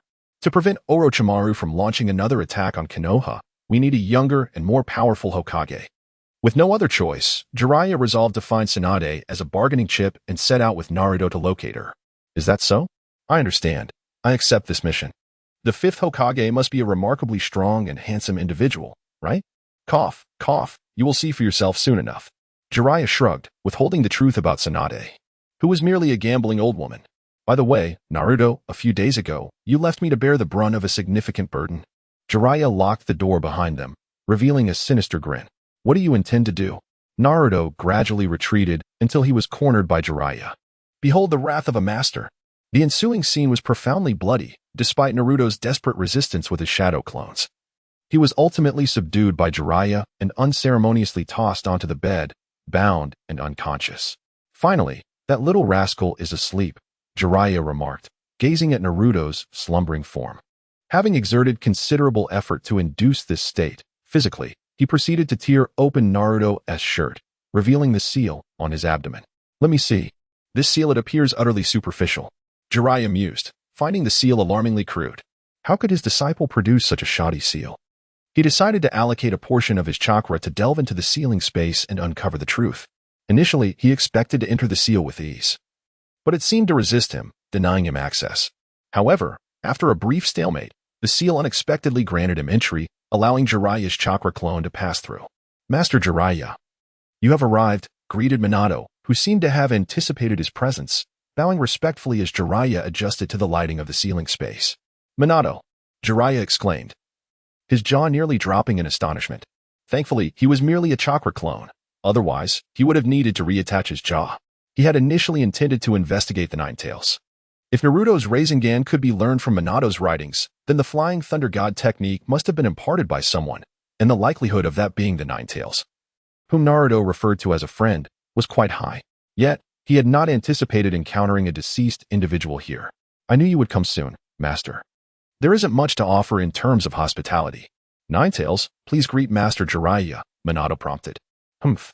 Following Minato's gaze, Jiraiya noticed a colossal beast lying in a shadowy corner, propping its head with one arm and presenting only its back to Jiraiya, emitting a disdainful grunt.